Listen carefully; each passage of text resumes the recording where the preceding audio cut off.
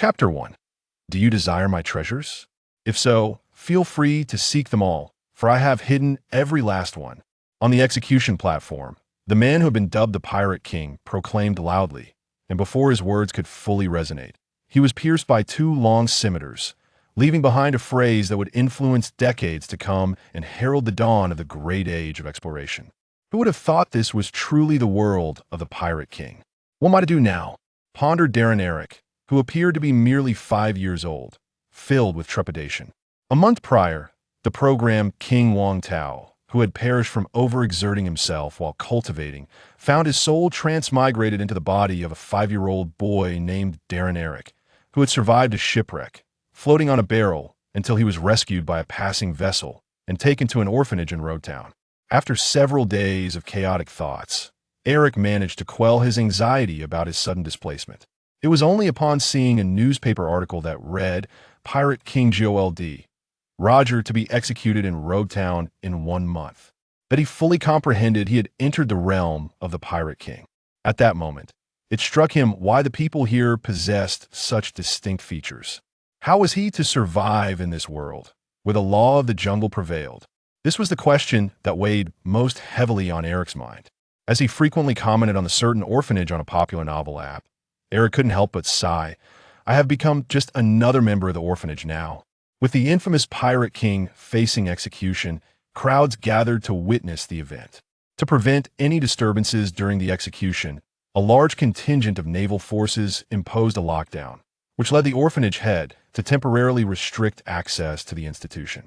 However, driven by the desire to witness the pivotal moment that would usher in the great age of exploration, and perhaps to catch a glimpse of a legendary figure, Eric slipped through a hidden passage in the orphanage without a second thought. Upon witnessing the execution of the Pirate King, Eric was filled with profound emotions. To conquer the grand line and face death with the poise of a king, truly worthy of the title Pirate King. Having witnessed the demise of the Pirate King and experienced the monumental event that marked the onset of the great age of exploration, Eric hurried back to the orphanage, drenched in torrential rain, his mind racing with thoughts of the future 7 warlords of the sea. He had just caught sight of the imposing figure of Gecko Moria, whose fierce demeanor starkly contrasted with the reclusive, slovenly nature he would later display in front of Luffy.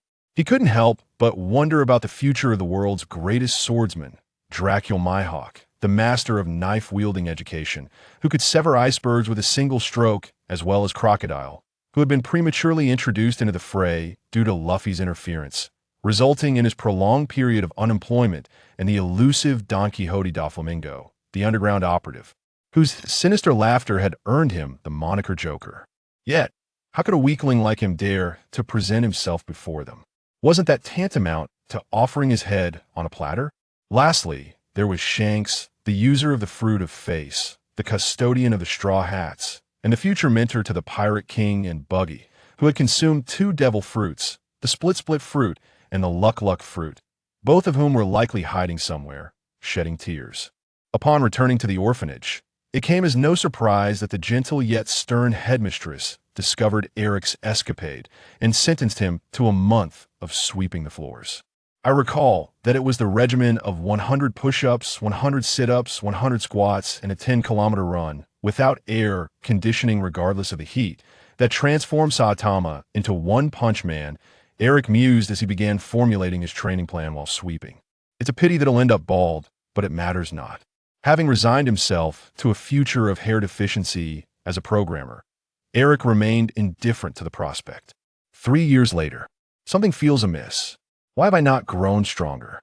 Why has my hair not fallen out? Eric, who had been excessively harsh on himself regarding his hair, remained oblivious, continuing his daily regime of training like One Punch Man for 3 long years. His unrealistic aspiration to knock out Haas, the king of the orphanage children who was 7 years a senior, with a single punch resulted in him being schooled to the point where even the headmistress could scarcely recognize him, his head adorned with lumps. Due to Eric's unique training methods, he stood out among the other children in the orphanage, earning him the title of the weirdo among his peers. Another 5 years passed, now appearing 13, yet with the mindset of an 8 or 9-year-old. Eric had long since abandoned his dream of becoming a bald warrior. However, He remained steadfast in his desire to grow stronger, engaging in increasingly rigorous training each day. During this time, he encountered other children who had lost their families to pirate raids or who aspired to join the Navy to avenge their loved ones. Yet Eric had no intention of becoming a pawn of the world government. If he were to encounter the cruel and malicious celestial dragons, merely refraining from striking them would be a victory. How could he possibly protect such imbeciles? With differing goals and no inclination to share his thoughts, Eric had no plans for deepening his relationships with them. They merely engaged in wooden sword duels to push one another to train harder. Shave refers to the technique of rapidly stomping the ground dozens of times within a fleeting moment 0.36 seconds to generate explosive reactive force for swift movement, making the user appear to vanish from the enemy's sight. But how exactly is force accumulation achieved? Are there truly no issues with the laws of physics in this regard? Eric, aware of the method for executing the shave, harbored doubts while practicing, yet he could only adhere to the prescribed training regimen. In a world where strength reigned supreme, Eric was compelled to train relentlessly to grow stronger, expand his influence, and ultimately aspire to become the emperor of the seas. Wealth, beauty, and power sought to amass it all. In the year 1510 of the sea calendar, 12 years had elapsed since the onset of the great age of exploration. Countless men, driven by dreams, boarded sailboats in search of the legendary One Piece. The actions of pirates grew increasingly brazen, with a multitude of heinous incidents occurring, and Eric had now been here for 12 years. Eric, you have reached adulthood. Although you have felt out of place in the orphanage, you possess a righteous heart, said the headmistress as she handed him a parcel. I hope you take good care of yourself and pursue your own path after leaving here. Inside, you will find 2 sets of clothing and 50,000 berries. Be sure to look after yourself, she reiterated, her concern evident. Got it, you're so naggy. After I leave, take care of yourself too, and don't overexert yourself looking after the children, Eric replied, embracing the headmistress as he received the parcel, stifling his tears and feigning nonchalance as he turned away, waving his hand behind him. Yet, once he passed through the doorway, the floodgates opened and tears streamed down his face uncontrollably. To prevent outsiders from witnessing his emotional breakdown, he spent a full 30 minutes squatting by the wall, collecting himself. The salty taste of tears mixed with the remnants of snot, which he wiped on a promotional stand outside a shop, only to be pursued by the owner for half an hour before finally evading him. Damn it, why doesn't that shopkeeper practice his eloquence? And the panel has been activated. The marketplace has been activated. The inventory has been activated. Loading complete, may you thrive redacted, and may you enjoy your gaming experience. Open character panel, Eric murmured softly.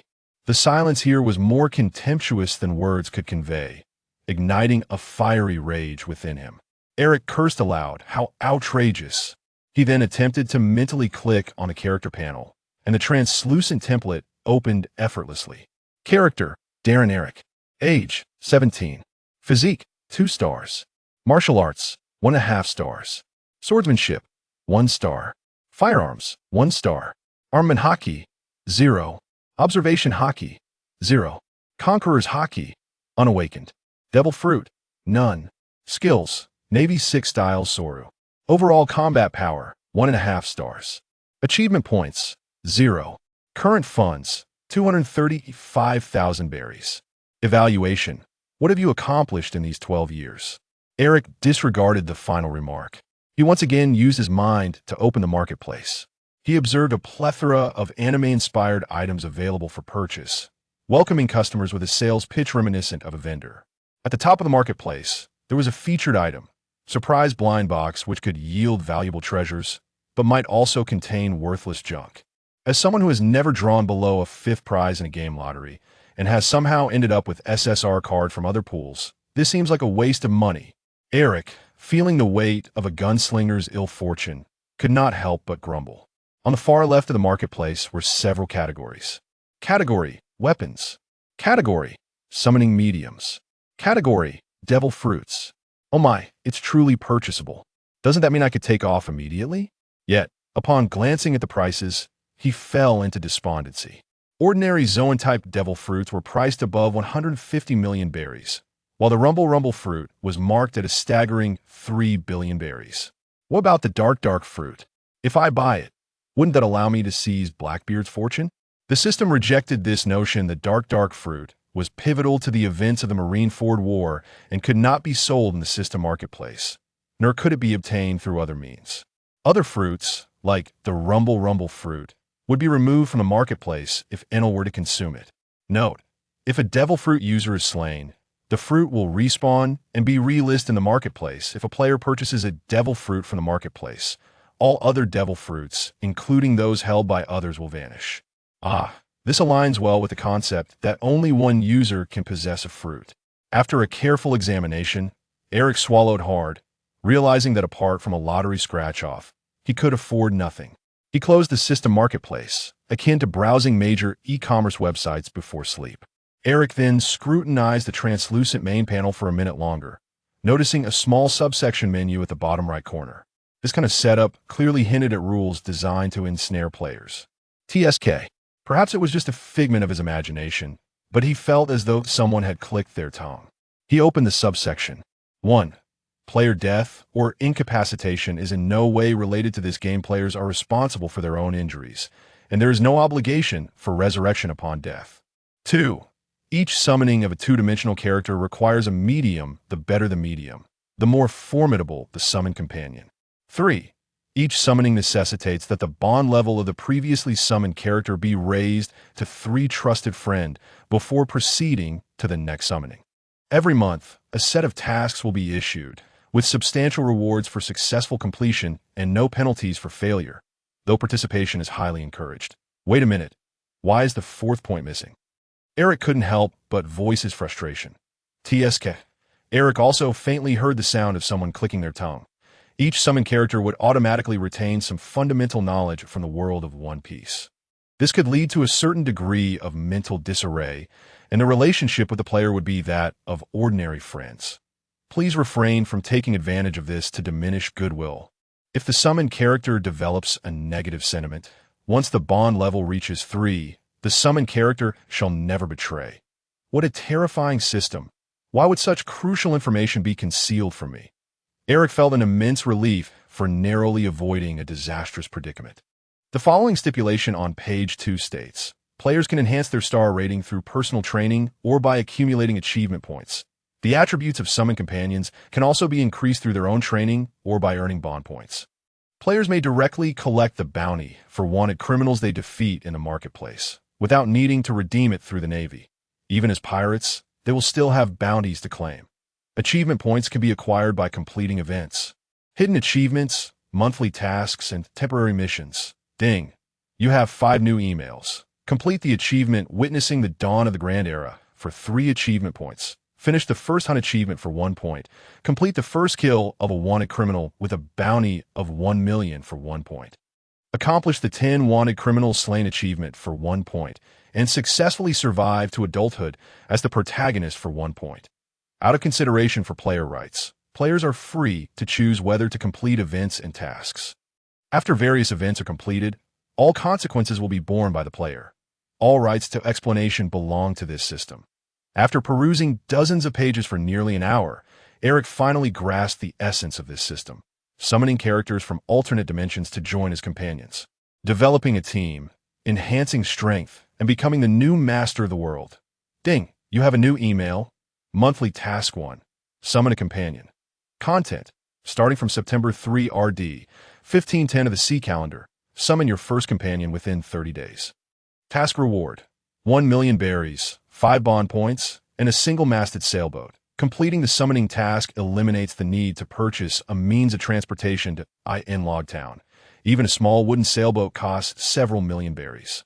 Looking around, Eric noticed the desolate alleyway remained devoid of pedestrians. He felt an urge to summon immediately. Let my first companion appear right here. He bit his finger, drawing a summoning circle with the blood that flowed from the small wound. After several attempts due to the wound size, he placed his newly acquired knife in the center of the summoning circle, stood tall, and extended his hand toward it. I summon you, my companion. In mere seconds, a faint glimmer flashed. Yet nothing appeared. A gentle breeze swept past, brushing aside a lock of hair from his forehead, leaving only an awkward atmosphere amidst the swaying weeds. The quality of the summoned item was too low. The summoning had failed. Eric silently covered his face, feeling foolish for his earlier pose. He picked up the knife and switched to a more expensive flintlock pistol, preparing for another attempt. I summon you.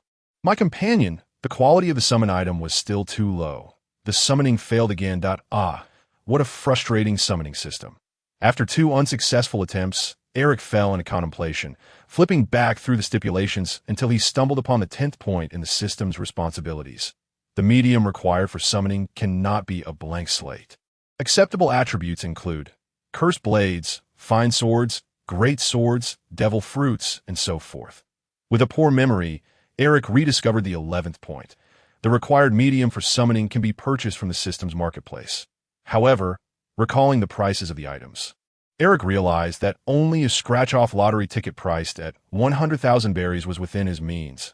All other valuable ingredients began at over 1 million berries. Players possessed the ability to identify the name, quality, and function of items, displayed just below the item itself. Eric's eyes widened as he noticed the nearly transparent display beneath his weapon.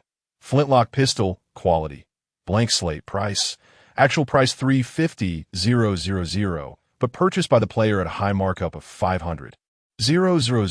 Fury ignited within Eric as he rushed to the deceitful weapon shop, only to be met with the owner's firm refusal, citing no quality issues and a no-return policy.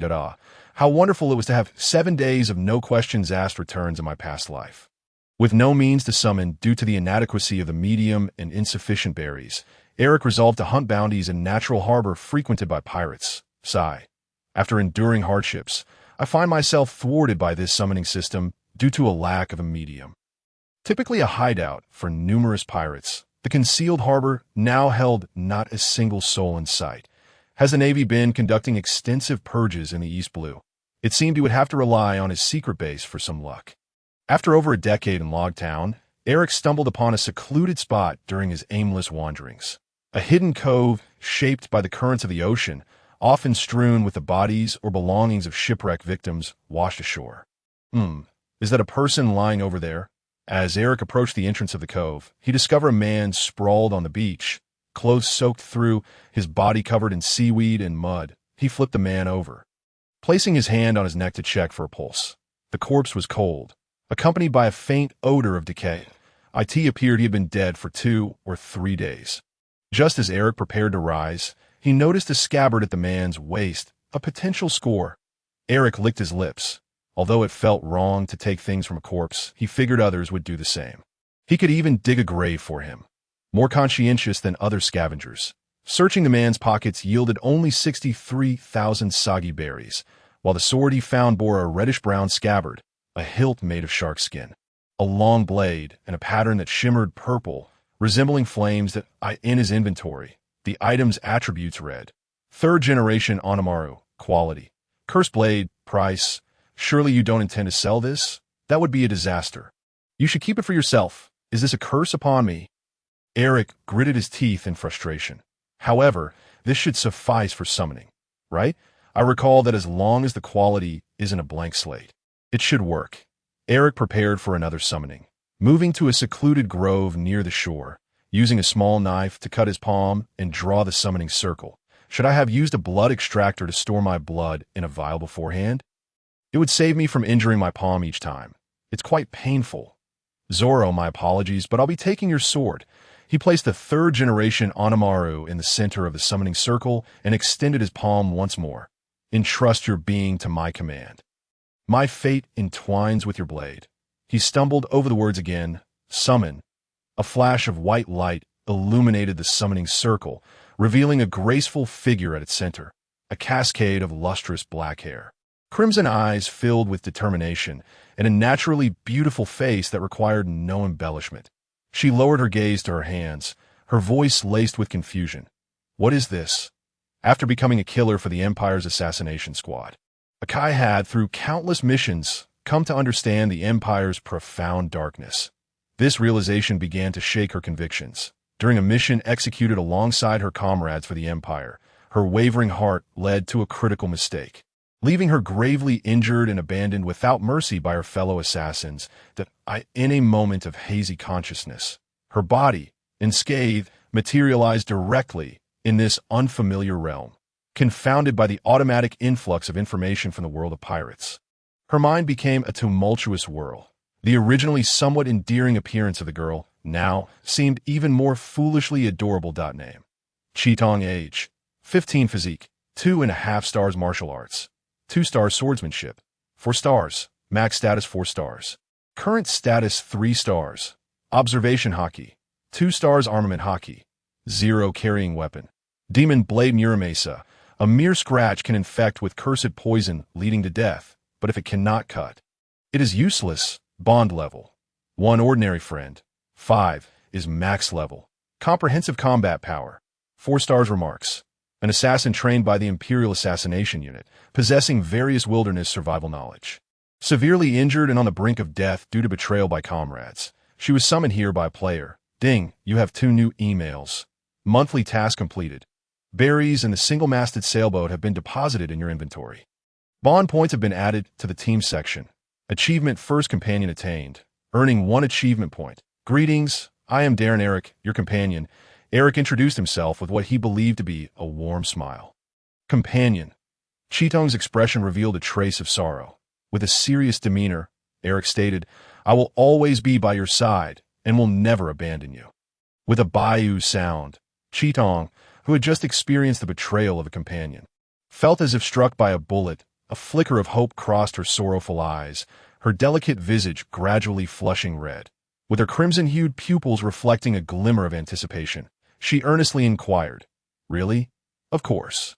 I would never lie to a companion, Eric replied, unwavering and composed. Ding, you have a new email. Chitong's affection has increased, and her bond level has risen from 1, ordinary friend, to 2, close friend, gaining 1 bond point. This is too easy to increase, isn't it? Eric internally scoffed, feeling a pang of discomfort. What kind of experiences had Chitong endured to invoke such profound sadness? Gurgle. The sound of a stomach interrupted Eric's thoughts, which were flooded with various images. Are you hungry? Eric asked aloud. I haven't eaten because of the assassination mission, Chitong replied, a hint of embarrassment in her voice. Let's go. The captain will treat you to a feast. With a generous spirit following the completion of a task that earned him 100,000 berries, Eric led Chitong to a rather upscale restaurant. However, he overlooked one crucial detail. While Chitong appeared slender, she was in fact a hidden glutton, particularly fond of meat, capable of devouring copious amounts while maintaining her stunning figure, much to the chagrin of those who merely gained weight from drinking water. Indeed, even a beautiful girl eating with gusto is a delightful sight, Eric mused as he watched Chitong devour her meal. Upon receiving the bill, Eric suddenly entertained the thought of what if I skip out on the bill? But then he saw Chitong, shyly retracting her neck and tucking her arms as she sat at the table, prompting him to readily produce 677,000 berries. Current funds, 620,000 berries. Let us earn some more money. Watching half of his funds vanish in an instant felt akin to a stabbing pain in his heart. With a forced smile, he said to Chitong, Let us prepare for departure. Chitong nodded vigorously, eagerly following Eric closely. After purchasing a sea chart of the East Sea, a compass, and various seasonings for cooking, they proceeded to the Navy to collect the bounty orders for the new team. Walking towards the coast, in Chitong's astonished gaze, Eric dramatically retrieved an item from his chest, causing the single-masted sailboat in his inventory to suddenly materialize mid-air, splashing down onto the CS surface. Oh, this is from a peculiar storage space, my chest. There is no need to be surprised, Eric explained. This is merely a tribute to the actions of beautiful women who can extract various items from seemingly non-existent spaces. Raising his fist to the sky, Eric proclaimed loudly, Set sail. Let us wipe out the pirate crews of the East Sea and leave no monsters for the protagonist to grind. Yay! Chitong immediately mirrored Eric's gesture. Raising her right fist to the heavens. I don't know how to sail. Eric suddenly remembered that he had never been out to sea and lacked any experience in sailing a ship. Not only is she beautiful, but also strong, Eric thought as he observed Chitong skillfully steering the ship. She can cook, adeptly handle a sailboat, and possesses a wealth of wilderness survival knowledge. Wait, I ascend Tsundere, a one-person crew? What use am I? Eric was struck with astonishment at the realization that he was merely a burden. Tsundere, do you need my assistance? Eric inquired, leaning towards her with a conciliatory demeanor, causing Tsundere to shiver unconsciously. Oh, you can keep an eye on the fishing rod and ensure that the hooked fish doesn't escape. She assigned him, delegating a task to him as a mere tool, while monitoring the fishing rod and learning to navigate the sailboat. Eric, juggling multiple tasks, opened his character panel and asked Tsundere, can you perform the flying slash? What is that? It allows one to unleash sword energy, launching slashes to attack enemies from a distance that I can't do that. That shouldn't be the case. Her swordsmanship has reached the level of a sword master, yet she cannot execute the flying slash. Is it due to being from a different world? Eric pondered, observing Chitone's full status of 4 stars, but current status of 3 stars. Why is it 4 stars at max status, but only 3 stars in current status? Must certain conditions be met to restore to max status? How about we head to Frost Moon Village to learn about the swordsmanship concepts here and perhaps meet the green-haired kid and his childhood friend? Kuina, what about observation hockey? The captain himself cannot use it, yet the crew member has already run ahead. Observation hockey. Have you ever experienced a moment when your 5 senses suddenly became acutely sharp, allowing you to perceive the presence and movements of surrounding enemies, enabling you to predict and evade their attacks? I have. After completing the undercover mission at the Sabbated Circus, I often encountered such sensations during subsequent missions. Tsundere reminisced that it helped me avoid several ambushes from behind. It seems that her long tenure as an assassin honed her instincts, which have now manifested as observation hockey in this world. Eric speculated. Tsundere, let us first head to Frost Moon Village. Are there any rumors of pirate crews along this route? Last month, it seems 2 merchant ships and a passenger ship were attacked by the Henry pirate crew. One merchant ship was intercepted, with the total bounty of the Henry pirate crew amounting to 4,600,000 berries. All right, our Dawn sailing team's first target will be them. Let me show you the true strength of the captain. Without consulting Tsundere, Eric, inspired by the Akatsuki organization for Naruto, decided on the name for their sailing team without fully replicating the original. Ding! You have a new email. Temporary mission. Understanding companions. The best method to deepen bonds is to jointly defeat formidable foes. Defeat, eliminate, all members of the Henry pirate crew. Reward, 2 bond points and 100,000 berries. Bored, Eric perused a new email while beginning to study his system. His attributes were somewhat low but could be improved through training. If he upgraded using achievement points now, future upgrades would become increasingly challenging. If he ran out of achievement points, it would be troublesome, so it was best to accumulate both achievement points and bond point for the time being. However, I summoned using the 3rd generation Onito, and this demon blade not only didn't disappear, but appeared in my inventory instead. He noted the 3rd generation Onito in his inventory, which indicated that it could no longer be used as a summoning medium. Appendix 19. Items used as summoning mediums will not disappear. However, if the corpse of a recently deceased devil fruit user or the devil fruit itself is used as a summoning medium, the newly summoned companion will acquire the abilities of that devil fruit. Ah, I see. They won't be able to comprehend how dreadful the devil fruits taste. Eric thought, feeling a sense of injustice, as he had long contemplated what devil fruit to consume. It should be a shared hardship. After 2 days of sailing, they fortuitously encountered the Henry pirate crew in the midst of looting. Look over there, a small boat. A pirate atop the lookout tower alerted to the single-masted sailboat. Not much profit there. Pirate B remarked, disinterested in a venture lacking in bounty. The money we might seize may not even be worth more than the cannonballs we've yet to fire, but there's a very beautiful woman on board. Lustful Pirate C replied that I'll go get the captain, the loyal Pirate D declared. All right, you lot, draw near, capture the man and woman, and sell them as slaves. Captain Henry of the pirate crew issued a command, embodying the ruthless nature of a pirate while also engaging in the nefarious trade of slavery. Positioned approximately 10 meters apart, Eric and Akatsuki furled the sails, preventing the ship from being swept away by the sea breeze, and leaped across the water, separating their vessels. Oh, quite bold to jump over here by yourself.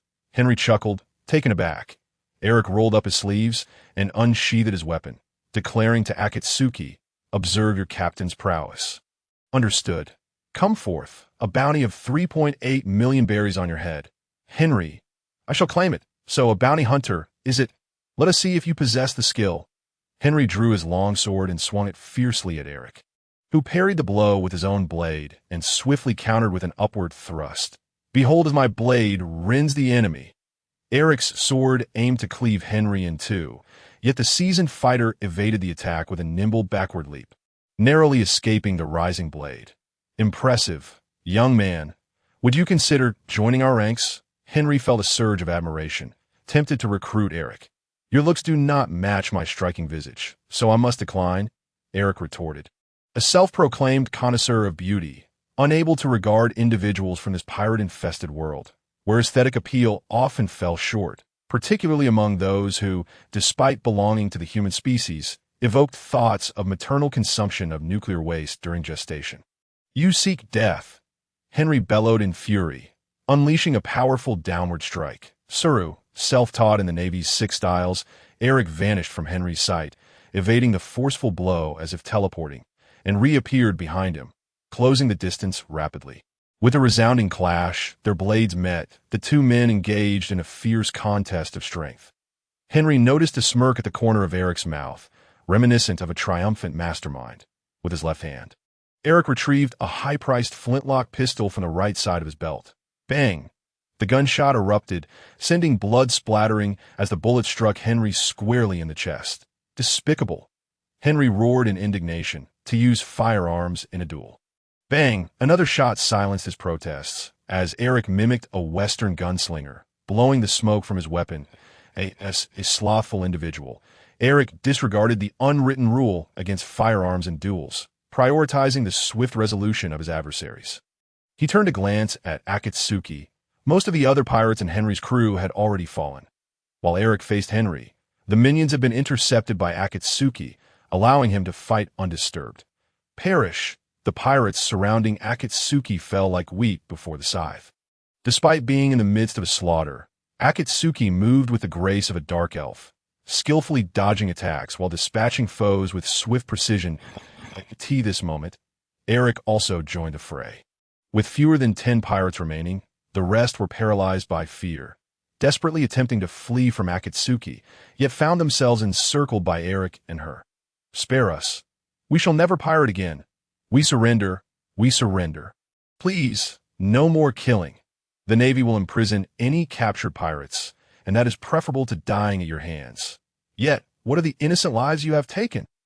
Eric scoffed. "To recklessly slaughter the innocent, you who indiscriminately seize lives and riches have no right to continue living." He resolutely rejected the pirates' pleas for mercy. Temporary mission reward: 2 bond points, 1 million berries. Achievement unlocked. First battle with companions. 1 point. So poor. After dispatching the pirates, the duo rummaged through the treasure room and storeroom, discovering a mere 810,000 berries. Well, pirates lead a hedonistic lifestyle and do not save, Eric mused, though they found plenty of food. "Let us take these back to our ship." Indeed, observing Akatsuki drooling over the meat, she quickly assisted with the task. "The pirate ship can be sold to the marketplace. Since we cannot sail this large ship ourselves, let us sell it." Eric, feeling financially strained, prepared to part with the vessel without hesitation. Revenue of 1.5 million berries. "Hey, I sold it for 1.5 million, and why do you sell it for 10 million? Isn't buying low and selling high a merchant's essential skill?" Eric, taken aback by the system's response, momentarily lost his focus. Days later, they finally arrived at Frostmoon Village. "Excuse me, how do I get to Master Gung Shiro's dojo?" "Oh, are you here to learn swordsmanship as well?" "Yes, I came out of admiration." "Just follow this road straight ahead." "Thanks." As Eric and Akatsuki proceeded, Akatsuki remarked, "What a peaceful village to it." Eric, who had not experienced the chaos and darkness of Akatsuki's empire, could not comprehend. Along the way, they encountered several individuals cloaked in gray robes, alongside one figure whose large face could not be concealed by the garment. "Wow!" Eric gasped in astonishment, not expecting to encounter the Revolutionary Army and the Okama King. Ivankov. He had merely perused the comics and anime, familiar with most of the plot, but neglected the cover pages, failing to recall detailed memories from over a decade ago. Please refrain from criticism. What's the matter, boy? Ivankov noticed Eric's gaze and expression. I was merely surprised to see such a large face, Eric replied, regaining his composure and apologizing. What a polite boy. No need to worry. This world is filled with all sorts of peculiar individuals. You should venture out to broaden your horizons, boy. Ivankov was unperturbed, knowing they would set sail that evening, and even if recognized, they couldn't report to the Navy in time. Indeed, I shall heed your counsel. Once they had distanced themselves, Eric glanced back at Akatsuki. Had it not been for him, Akatsuki would have left the Empire in the original story, joining the Revolutionary Army and becoming the ace of the Assassin's Squad night raid. In other words, Akatsuki harbored thoughts of overthrowing the decaying empire. What if one day she approached him, declaring her intent to topple the world government and join the Revolutionary Army, expressing gratitude for his previous kindness? What then? What is it? Akatsuki inquired, tilting her head adorably as she observed Eric's silence. Nothing. Eric, a terminally single man in his 30s, suddenly felt a wave of despondency. He lacked the ability to charm women, to utter flattering words, and to attract the opposite sex. If Akatsuki chose to leave, he would be powerless to bind her to his ship, obstructing her pursuit of her aspirations and goals. Sensing Eric's unease, Akatsuki enveloped his right hand with both of hers, offering him a smile. In that moment, even the sun shone brighter, and the air felt fresher. What were they doing? Until a voice shattered the moment. I don't know, a second child's voice chimed. Is it time for a kiss? A third child asked. Eric snapped back to reality, glancing at the 3 children clad in dojo uniforms wielding bamboo swords. TSK, he clicked his tongue, casting a displeased look at the trio who had interrupted them. Wow. So scary. Run. The 3 children scampered away towards the dojo. Let us go, agreed. As the 2 entered the dojo, they spotted a short-haired child in a white t-shirt, striking the straw-stuffed wooden dummy with a bamboo sword, producing crisp sounds. Little brother, is the dojo master here? Eric addressed him. The boy looked up, startled, and exclaimed, Huh. Eric was taken aback. Isn't that Oh no, I called her the wrong name. What kind of eyes do you have? Akatsuki remarked, bemused by Eric's inability to discern gender. Little sister, is the master here? Eric smiled and inquired again. Yes, follow me, Kuna replied, putting away her sword as she prepared to find Gung Shiro. Upon encountering Gung Shiro within the dojo, he asked, Who are you? I am Darren Eric, and this is Akatsuki. We have come to your dojo to learn swordsmanship. Eric introduced himself, producing 1,000,000 berries. This is the tuition. That's too much. You don't need to pay so much. Gung Sailang repeatedly waved his hands. This also includes our meal expenses. Please accept it. If it is insufficient, we shall supplement it.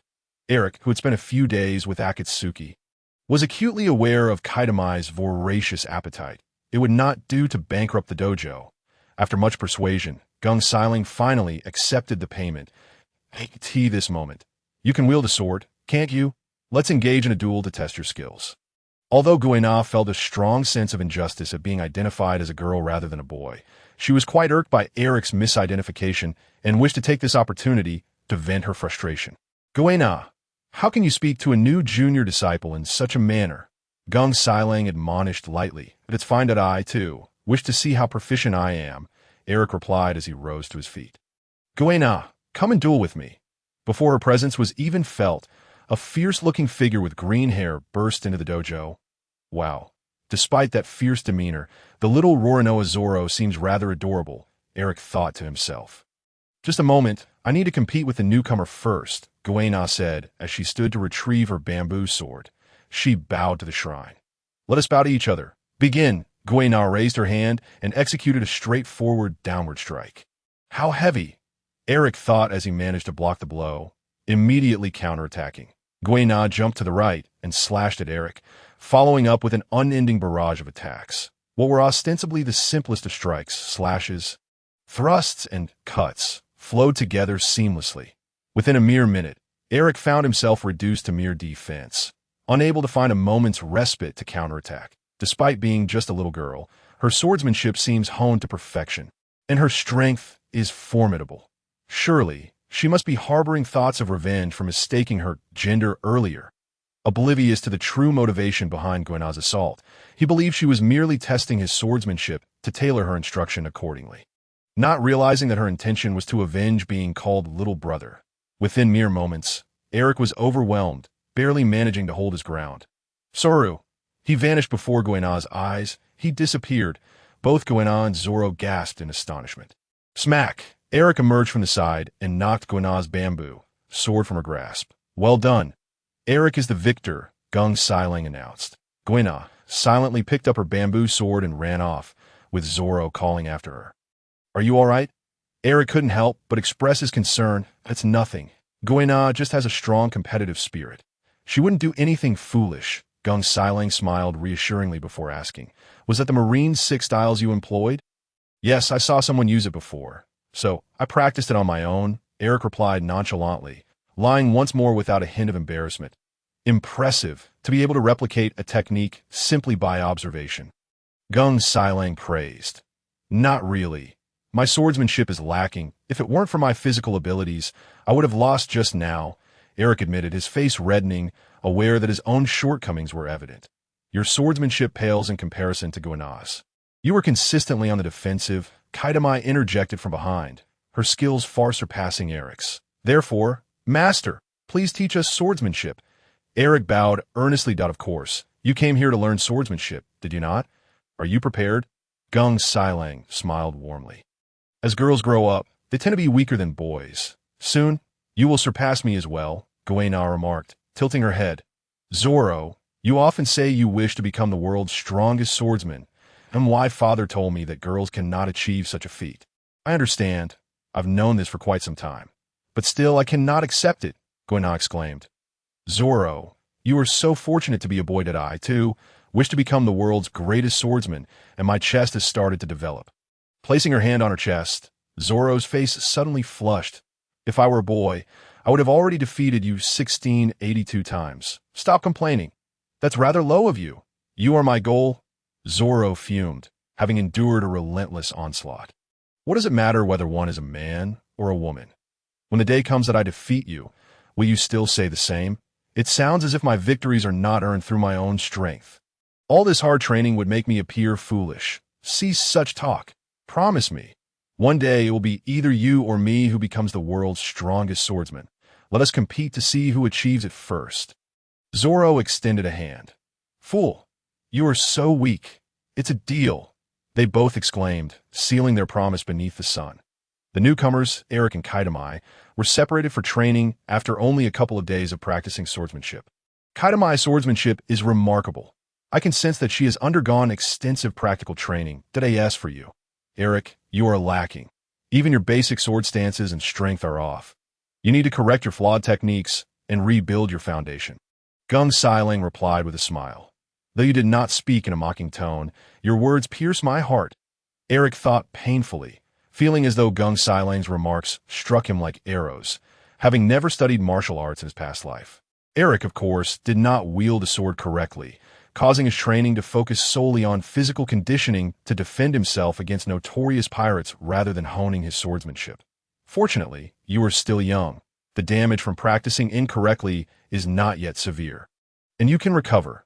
Otherwise, you would face ailments in your later years, Gung Siling said while applying ointment to Eric's injuries. Thank you, Master, Eric replied with great enthusiasm. Kaidamai, I sense your past experiences through your sword. Gung Siling began, raising his hand to interrupt Kaidamai, who was about to speak, that I understand that you may not wish to share your story, so I will not press you to do so. Gung Siling casually picked up a bamboo sword and smiled at Kaidamai that a sword can convey the emotions and words of its wielder. It is not merely an inanimate object. Speak to me through your sword. Kaidamai, listen closely, pay attention to this piece of paper. Eric and Kaidamai, Gung Siling commanded as he tossed a pristine sheet of paper into the air and then shouted, "Ha!" as he cleaved it with his sword. The blade sliced through the paper, yet it fell to the ground unscathed. Listen well, in this world, there are swordsmen who can cut through anything. Yet, these swordsmen can sever steel and any other material using the same blade. Gung Siling taught. The strongest sword exists to protect what one wishes to safeguard and to sever what one wishes to cut away. A sword that harms everything it touches, in my view, is not truly a sword. You understand? Isn't that something Zoro said in his memories? Eric mused, while Kaitami closed her eyes, sensing the breath of all living things around her. Not just Eric and Gung Sailang, but the very essence of everything in the courtyard. Not merely their breaths, but the breathing of stones, trees, earth, and walls. So soon, Gung Sailang remarked, surprised as he observed Kaitami. What? What is happening? Eric questioned, bewildered. Kaitami opened her eyes, gazed at the stone, and asked Gung Sailang, "May I give it a try?" Of course, Gung Sailang smiled. Oblivion. Kaitami drew her sword and struck the rock, unleashing a surge of dark sword energy from Yurikomo that shot towards the stone, cleaving it as effortlessly as tofu. Yet, the energy did not lose its momentum. It continued to fly straight back, carving a dark fissure into the wall. Peering through the gap, one could glimpse the scenery outside. Incredible! Kaitami! Eric exclaimed, applauding loudly. Oh my, has she achieved the ability to cut iron so quickly? Youth is indeed formidable, Gung Sailang expressed with pride. Eric glanced at Kaitami's stats and discovered that her swordsmanship had risen to 4.5 stars. Not only had she reached a full 4 stars, but she had also gained an additional half star, and her observation haki had improved from 2 stars to 2.5. Hey, how did her swordsmanship increase alongside her observation haki? This means I'm only falling further behind her in strength. My protagonist aura must be a sham. Eric couldn't help but envy Kaitami's exceptional talent, feeling as if he were experiencing plasmolysis. However, despite his envy, he was genuinely pleased for Kaitami's advancements in swordsmanship and observation haki. After all, the stronger his allies, the less pressure he would face. No one desired to be outnumbered in battle. Oh, by the way, Eric suddenly bowed to Gung Sailang, apologizing, "I am terribly sorry for damaging the wall. We shall repair it." No worries. Witnessing my disciples grow and improve brings me great joy, Gung Sailang replied, waving his hands dismissively. That will not do. I shall find some tools at once. After spending 2 hours, Qidong and Eric successfully repaired the wall on the 10th day of swordsmanship training. Eric managed to elevate his sword skills to 1.5 stars. It is not the effort that is to be feared, but rather the lack of progress despite that effort. Although his improvement was not as significant as Qidong's, Eric fully utilized his adult advantages to enhance his swordsmanship. Guena, let us duel. Zoro once again proposed a duel to Guena. Come on, Guena replied without hesitation, clicking the agree button. This marked their 5th duel of the day. What a spirited youth, Eric remarked, exasperated, having witnessed Zoro and Guena duel 5 to 10 times daily for the past 10 days. It was no wonder they had engaged in a staggering 2,001 duels within just a year, until Guena's untimely demise. Bang! A bamboo sword struck Zoro's head without hesitation, and Guena won once more. This marks my 1,735th victory, Guena exclaimed triumphantly. How infuriating! Zoro, ignoring his injuries, dashed away, presumably toward the specialized training base to work on his strength. Truly impressive, relentlessly training as a mere 9-year-old. Yet his determination far surpasses that of those idle keyboard warriors who can only vent online. Eric reflected as he watched Zoro's retreating figure. Having completely forgotten that he too had once been a keyboard warrior. Has it really reached 1735? In about half a month to a month, will we reach the fateful 2001st duel? Eric pondered, recalling the tragic separation between Guena and Zoro, resolving to avert such an outcome. Guena, engage me in a duel as well, focusing solely on swordsmanship, Eric said to Guena, who was preparing to strike a wooden post. Sure, Guena replied, eager to prove that her sword skills were not inferior to those of men, especially after her last loss to Eric due to his use of the shave technique. That a flurry of attacks ensued. With Guena's bamboo, sword landing blows on Eric's abdomen and head. Ouch, you're quite skilled. I concede, Eric admitted readily. Accepting one's defeat gracefully is far from shameful. It is the refusal to acknowledge it that truly brings disgrace. Your swordsmanship has improved, Guena murmured to herself before turning back to practice her strikes on the wooden post. These children are utterly relentless. They're far too dedicated, Eric muttered, his voice barely above a whisper. Chitong, let us keep a close watch on Guna for the next month, he instructed Chitong. Understood, Chitong replied succinctly, trusting the new captain implicitly without inquiring further. Guna, let us duel. Zoro challenged once more. Bang! This marks my 1957th victory. Guna smiled down at Zoro, who lay defeated once again. Eric, duel with me, Zoro demanded, unwilling to accept his losses. Indeed, with Eric's arrival, Zoro now had two new sparring partners, Chitong proving too formidable. Realizing the disparity in their levels, Zoro's frustration turned toward Eric, who felt a headache coming on. What if his presence skewed the count, preventing him from saving Guna? Fortunately, Chitong and Guna trained and slept together at night, alleviating his worries. He could only acquiesce to Zoro's request. Zoro, have you considered using the three-sword style? Eric inquired, noting that Zoro was still employing the two-sword style. The three-sword style would only come into play after Guna's death, symbolizing Zoro's commitment to carry forth Guna's spirit and dreams. Three-sword style. Let us not dwell on that. Fight me first. Zoro, captivated by the duel, raised his sword to strike at Eric. The crisp sound of bamboo, swords clashing filled the air as the two young men, one a boy, the other a youth, exerted themselves, their sweat mixing in the atmosphere, shouts echoing beneath the sunlight, their shadows entwined. Surely, some readers might comment on the frivolity of it all. 15 minutes later, Zoro, fatigued, found his bamboo sword knocked from his grasp. How frustrating! Losing to Guna was one thing, but failing against the new junior brother was another matter entirely. I only won due to my stamina. Your swordsmanship surpasses mine. That if you were 17, I would be no match for you. Eric reassured Zoro, hoping to prevent any lingering discouragement. Humph, I will defeat you, Zoro declared defiantly before rushing off for further training.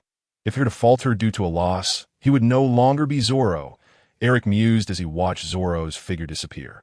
He then turned towards Guna's location to continue his own training. During the month spent training in the dojo, Eric felt a sense of fulfillment, yet his efforts seemed trivial compared to the relentless dedication of Guna and Zoro.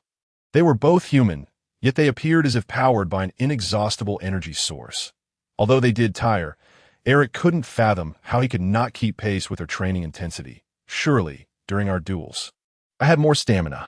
Eric gritted his teeth, feeling as though the world had conspired to grant them boundless energy. On October 1 SD, a notification chimed. You have a new email. Monthly Task 2. Swordsmanship Training. Content. For the 31 days of October, perform 1,000 downward strikes daily. Task Reward. 2 million berries. 1 achievement point. On October 3 RD, Eric achieved the milestone of spending a month with his first companion without them passing away, earning 1 achievement point and 1 bond point. What a ridiculous achievement, Eric scoffed upon reading the email. The system still favors me. This is utterly effortless. I wonder if relying solely on the system's monthly tasks will truly make me the strongest. Eric suddenly fantasized about becoming a sloth. Guna, I challenge you to our 2001st duel. This will be our final confrontation, Zoro proclaimed, brandishing 2 real swords as he faced Guna. Let us settle this. You have a real sword. Correct. Here it comes, Eric thought, excitement surging through him. However, he quickly realized that this duel was meant to occur at night. Puzzled, he wondered aloud. Oh well, I'll call Chitong and go watch. He turned to find Chitong. With me? Guna asked, astonished, before her expression shifted to one of competitive spirit as she replied, Very well. In the storeroom. A katana with a white sheath stood prominently in the center. Guna slowly drew a small portion of the blade. Wad Ikamanji. On the open grass, they took their positions, standing 5 to 6 meters apart. Real swords? These children are far too reckless. Chitong thought of intervening. Wait. Let them fight. We'll step in if things turn dangerous. With your speed, you'll make it in time, right? Eric restrained Chitong, who was ready to interrupt the duel. Fine. Chitong reluctantly agreed. A gentle breeze rustled as Zoro shouted, Ah! Signaling the start of the contest, lowering his stance as he charged forward with his left-hand sword aiming to slash at Guna. Clang! Guna effortlessly blocked the attack, while Zoro's right-hand sword swiftly swept toward her. Guna recoiled just in time to evade, several strands of her hair severed by the blade, cascading down like fallen petals. Guina retaliated with a horizontal slash at Zoro, but the training Zoro had undergone prevented him from being easily defeated as before. He raised his sword to block, their blades clashing with a resounding connection.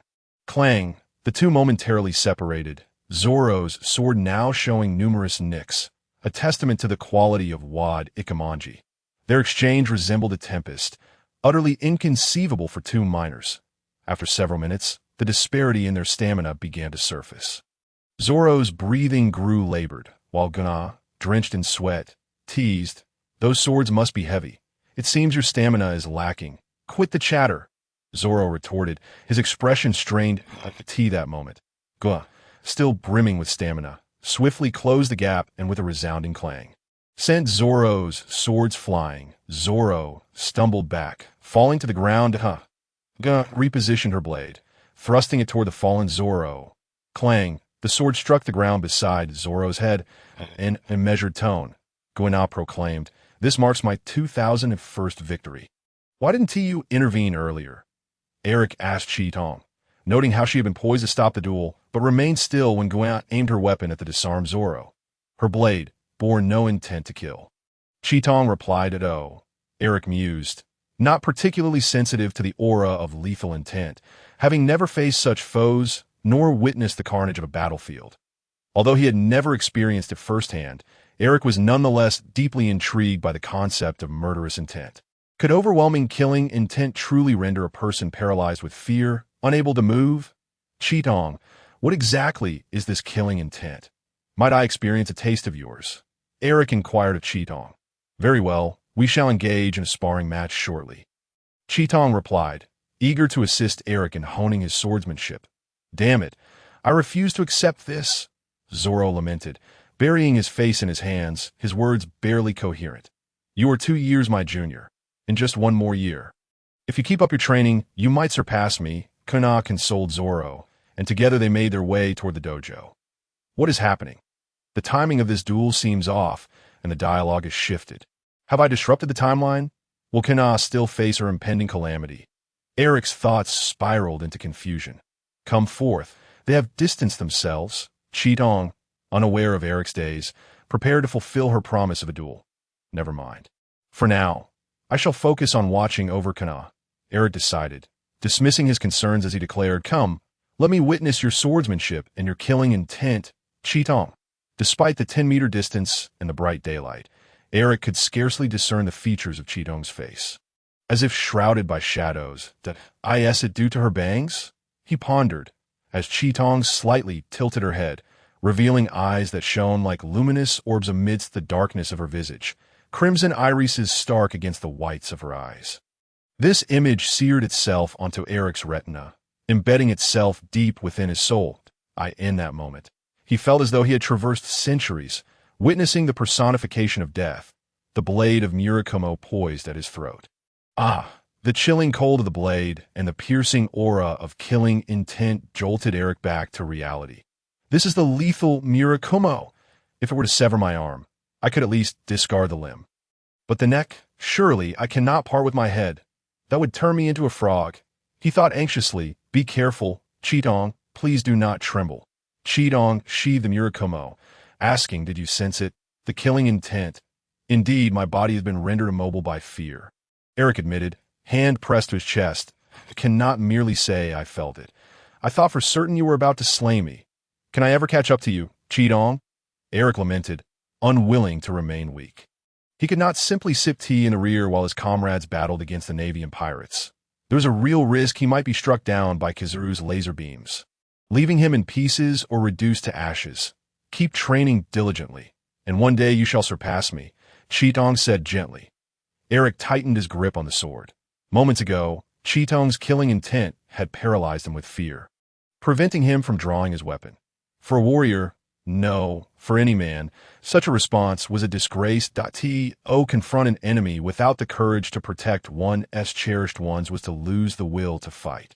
It made him realize that his own experiences paled in comparison to Chi-Tong's. Clenching his fists within, Eric vowed to grow stronger, to safeguard what he held dear, as he prepared to strike a pose and deliver a grand declaration.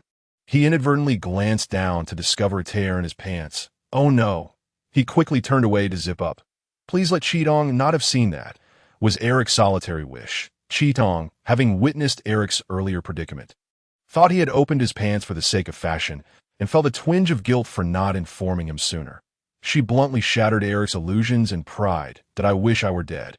He muttered, let us return to the dojo. Eric was acutely aware that Kun might soon face a grave ordeal. Indeed, Qitong nodded in agreement. After 5 days of alternating vigilance between Eric and Qitong, Eric exhaled deeply, feeling that Kuna's fate had shifted. Thus, he resolved to train hard and make up for lost practice on this day. The dusk sky blazed with vivid orange-red hues, bathing the ground beneath in a similar glow.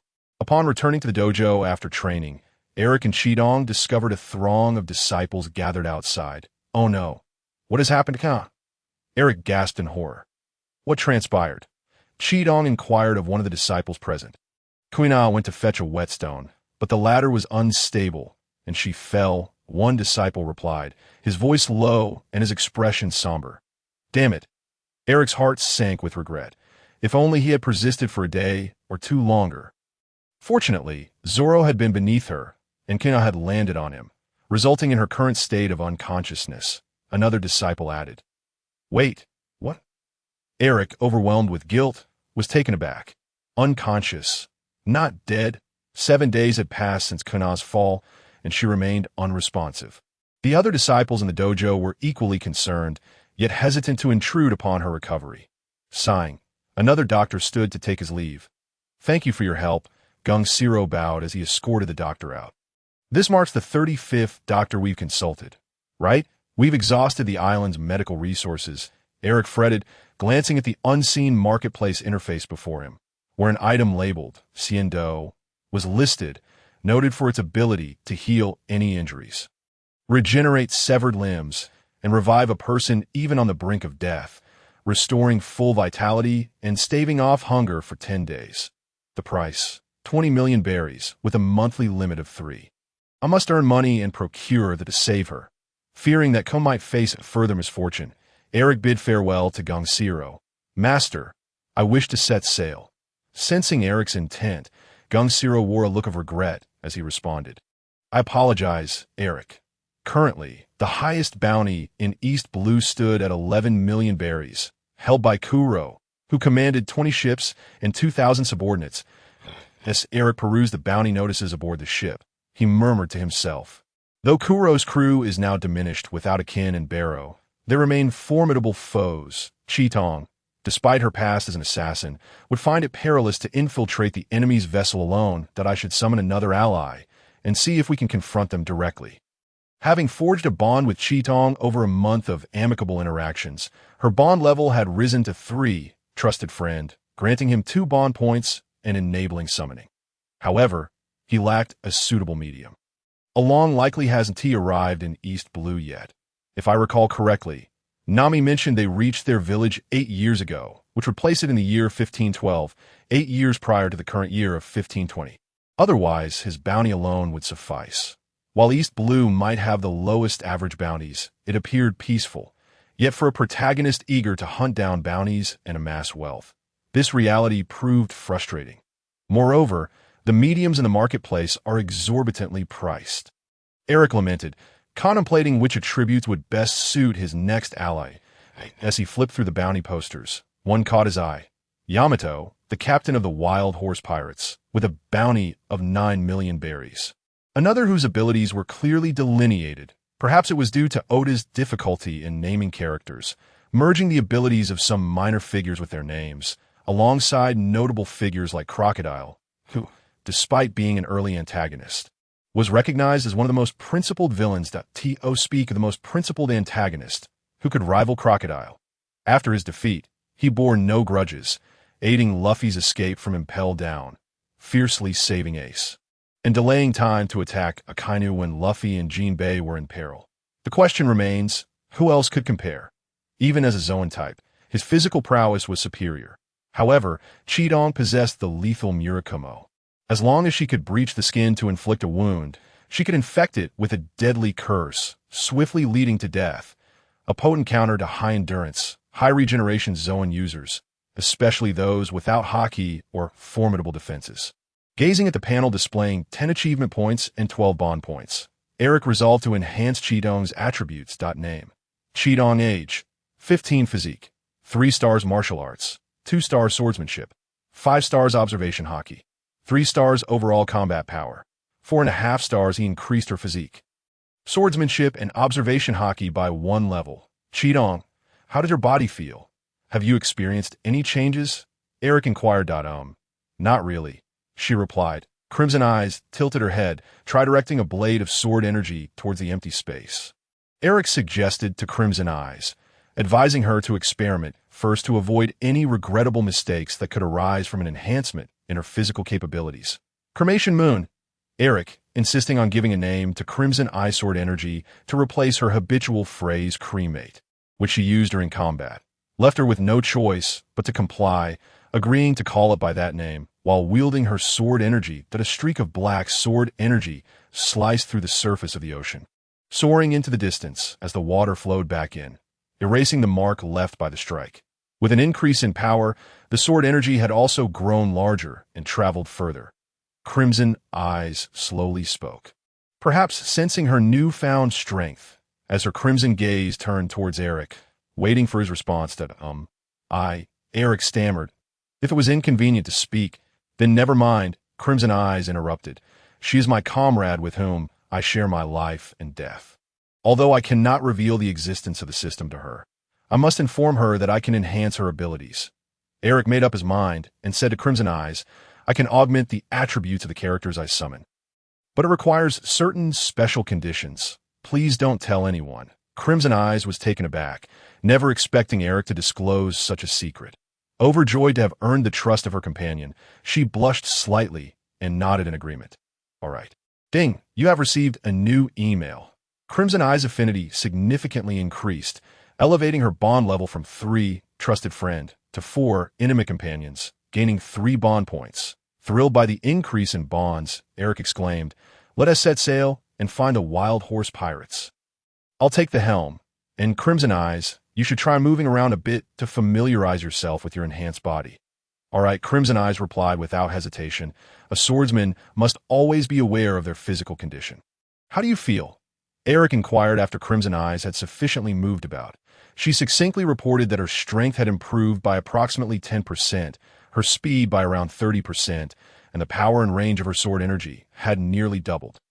Although she used approximations, Eric sensed that her figures were quite accurate.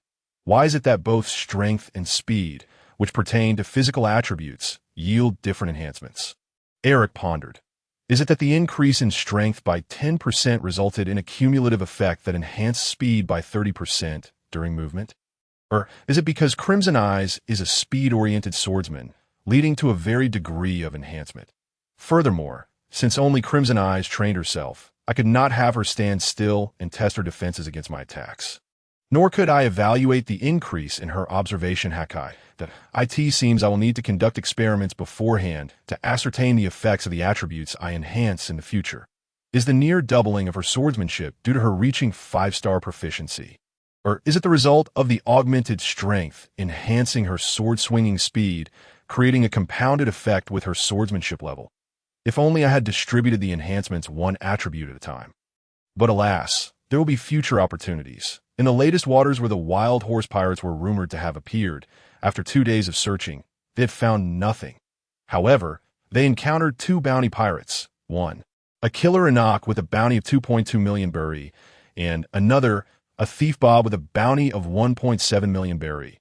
While docked at a restaurant, they stumbled upon a bandit known as Burning Mountain Chad, who attempted to rob the establishment, casually collecting their bounties in the pirate world. It seemed the bounties for land bandits in the East blew surpassed those of pirates. Ding, you have received a new email.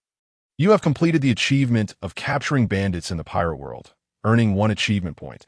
Just capturing the leader of the wild horse pirates is sufficient. Where are you? At an unknown location. Jiff felt a sudden chill run down his spine. Current funds, 14,046,000 berry. 11 achievement points for bond points, which is more valuable, 11 million or 17 million 10 years from now. This is a question of economics, Eric mused philosophically. Reflecting on his previous life, he recalled Zoro purchasing swords and the conversation with Daz's bounty regarding the worth of a legendary sword, which was said to be over 10 million. Yet, how much was it truly worth? 20 million is still over 10 million, and 100 million as well. With an annual income of several million, Eric thought to himself that he could still claim an annual income of less than 100 million. Digressing as they sailed the seas, the initial novelty had waned into monotony. Aside from his idle thoughts, practice with his swordsmanship began to wear on him. The tedious 1,000 downward slashes each day gradually frayed Eric's nerves. The single-masted sailboat glided steadily through the waves under the warm sun, leaving him with only the thought of a midday, and that moment, he caught sight of several large sailing ships engaging in combat in the distance. With cannon fire booming and smoke billowing. Was it pirates attacking merchant ships? He felt compelled to move closer to see if he could assist the civilians. With a sense of justice, Eric harbored a deep disdain for the ruthless pirates. Crimson Eyes, who had offered no response, was already preparing to approach. Upon closer inspection, Eric recognized that it was none other than the Krieg pirates and the Wild Horse pirates. Identifying the two pirate flags, he felt a sense of urgency. Ding! You have received a new email. Temporary mission. Defeat the East Blue Overlord Krieg. Mission reward. 5 million berry. 1 achievement point.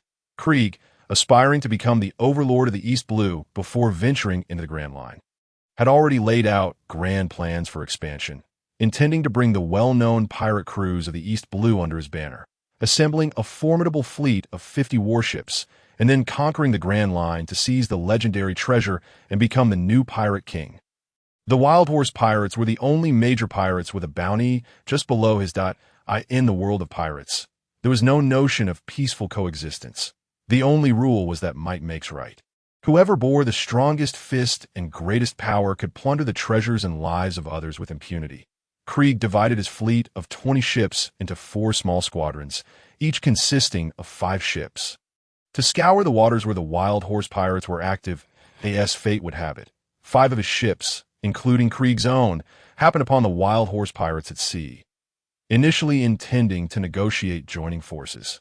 Jiff, the captain of the Wild Horse pirates, had a fiery temperament and believed that Krieg's high bounty was merely due to his larger fleet and crew, questioning why he should be subservient to someone of lesser strength. "Go to hell," he shouted, flipping the table, which instigated a fierce brawl between Jiff's crew and Krieg's men. With a sudden clatter, several of Krieg's large shields swung open, unleashing a barrage of gunfire from his shoulder-mounted guns. Waist-mounted guns and double-barrel guns, showing no regard for the underhanded nature of the ambush, as they targeted Jiff in a relentless assault. Smoke enveloped Jiff's original position. "No one is allowed to defy me. Those who resist will perish." Indeed, the ruthless Krieg had no qualms about executing a sneak attack. As the smoke cleared, Jiff, in his beastly form, appeared battered, though not severely injured, his clothing tattered and torn. "Your attack is inadequate. The power simply isn't there," Jiff taunted, then, leveraging his beastly form's superior physical prowess, charged at Krieg. "Taste my Wild Horse stomp." His hoof-like hand descended upon the stationary Krieg. Blade mountain cloak. Krieg donned a cloak bristling with spikes, enticing Jiff into close combat. With no time to retract his strike, Jiff's hoof struck the cloak, piercing through 3 wounds. "Impulsive fooled, Tito dominate the seas requires strategy. You think merely consuming a devil fruit makes you invincible? Fool!" Krieg sneered at Jiff, who relied solely on brute strength, drawing forth his massive war spear weighing a ton. "Refusal means death." He swung it down towards Jiff. Wild Horse leap. The war spear smashed against the deck, splintering it instantly. Jiff dodged and leaped around the ship, leading the battle onto the deck, as the explosions and smoke from the war spear threatened to engulf the entire deck, hoping to jump back to his own ship. However, in a 5-to-1 situation, his own ship was on the verge of sinking, forcing him to devise another plan. Seizing the opportunity, Krieg hurled his war spear. Boom! With a resounding crash, the spear struck Jiff mid-leap, sending him crashing to the ground. "What will it be? Will you join my crew?" Krieg urged once more. "Go to hell, Krieg!"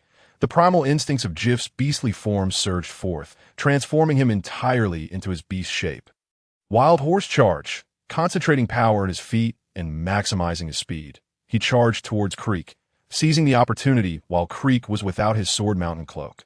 With a resounding boom, Creek was once again propelled out from the smoke.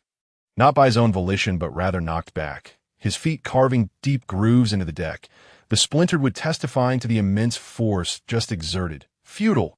The invincible defense combined with my strength makes me the strongest in the world. I'm the strongest person in existence, the unscathed Creek proclaimed triumphantly. As the smoke cleared, the imposing horse form of Jif, towering over the human shape, was revealed. Ah, you wish to engage me in a prolonged battle. Since consuming the horse fruit, Jif had never lost in endurance. Noticing that Jif's previously gunshot wounds had ceased bleeding and were beginning to heal, Creek remarked, the regenerative ability of Zoan-type devil fruits is truly troublesome. A drawn-out battle is not in my favor. Allow me to showcase my secret weapon. We're deploying poison gas. Quickly, don your gas masks. The crew of Creek's pirate band, understanding their captain's intentions, hastily donned the gas masks they had strapped to their backs. Alerting those who were unaware, deadly gas bomb MH5. The purple projectile soared through the air towards Jif in his equine form. Boom! A cloud of toxic purple smoke enveloped the entire ship, the noxious fumes swirling upwards. A passing seagull, upon encountering the purple mist, plummeted straight down. How terrifying! Eric and Akatsuki, who had just approached from a distance, quickly maneuvered their ship away. Creek's pirate crew had already detected their presence, but they remained indifferent, their primary goal being to sink the wild horse pirate ship. After all, with only 2 individuals, what threat could they pose? Approximately 10 minutes later, the purple smoke finally dissipated. The crew of the wild horse pirates who had boarded with Jif found themselves poisoned, foam spewing from their mouths as they lay incapacitated on the ground. Meanwhile, Jif, in his horse form, struggled to maintain his balance. His hind legs bent while his front legs strained to straighten, but he could not stand upright. His once glossy brown coat had turned a deep gray, a clear indication of severe poisoning. He was on the brink of death, requiring immediate arrangements for a coffin. Consuming a Zoan fruit has turned your mind into that of a beast, hasn't it? Unable to wield weapons, Creek sneered, removing his gas mask and ordering his subordinates, throw them into the sea. Those with devil fruit powers are all landlubbers. If they fall into the ocean, they are doomed. Indifferent to the plight of his men, Creek strolled towards his captain's quarters, which was on the verge of collapse. Wait, let me handle this task, he thought, as an unnoticed single-masted sailboat stealthily approached the pirate ship, allowing Eric and Akatsuki to leap onto the deck. What luck! This will save us a great deal of effort. Eric exclaimed joyfully, for the age-old adage of the clam and the heron rang true. Such fortune delighted anyone. Who goes there? The crew of Creek's pirate band gasped in surprise, demanding an explanation. We are merely law-abiding citizens who happen to pass by, seeking a bit of extra profit. Eric shrugged nonchalantly, having gauged his own capabilities through numerous battles. Aside from Creek, he found the rest of the crew to be beneath his notice. Ha! So it's a bounty hunter. Do you really think you two can defeat us all? A feast has come to us. Creek's crew, emboldened by their previous victory over the second-ranked pirate captain of the East Sea, Jif, remained blissfully unaware of any impending danger. After all, their encounters primarily involved brawls. The larger the crew, the stronger the faction. Hey, that pretty woman, leave her to me. A particularly lecherous pirate licked his lips, his tongue extending in a grotesque display that would make any ordinary woman pale. Bang! Before the pirate could approach, Eric shot him, creating a crimson hole in his head from which an unidentifiable mixture oozed. My apologies. He was simply too repulsive to endure. Eric's apology lacked sincerity. Could you refrain from casting those vile glances at my companion? He added sternly, then declared, only I am allowed to gaze at Akatsuki in such a manner. His unhesitating tone did little to mask the absurdity of his words. Ah, why did I say that? Has my intelligence been lowered by the average IQ of pirates? Realizing his blunder, Eric felt a wave of panic as he glanced at Akatsuki, relieved to see her unperturbed. What foolishness are you spouting? Quickly dispatch them, Akatsuki commanded in an unchanging tone, making it clear she had indeed heard his nonsensical remarks. Yes, ma'am. Confirming their hierarchy, Eric responded and began to eliminate the minor foes. How dare they underestimate us? Kill them. The crew of Creek's pirate band, enraged and humiliated, charged forth. With a blade in his right hand and a gun in his left, Eric faced them with ease. Not a single crew member could match him. He carefully maneuvered, ensuring he did not stray too far from Akatsuki and avoiding encirclement by the pirates. After all, he lacked the observation haki necessary to evade attacks from behind. That Akatsuki's strikes were even more forceful. Her seemingly petite figure belied the raw power she wielded as she cleaved enemies in half from the waist or severed their heads with brutal efficiency, relying solely on her swordsmanship rather than the lethal techniques of her sword. Muramasa. Creek, rather than retreating to his captain's quarters, stood atop the crumbling structure, assessing the strength of his adversaries to ascertain whether he possessed the capability to overcome them. Upon observing that they were inferior to himself, he felt no need to flee. Instead, he resolved to ensure they remained trapped here forever.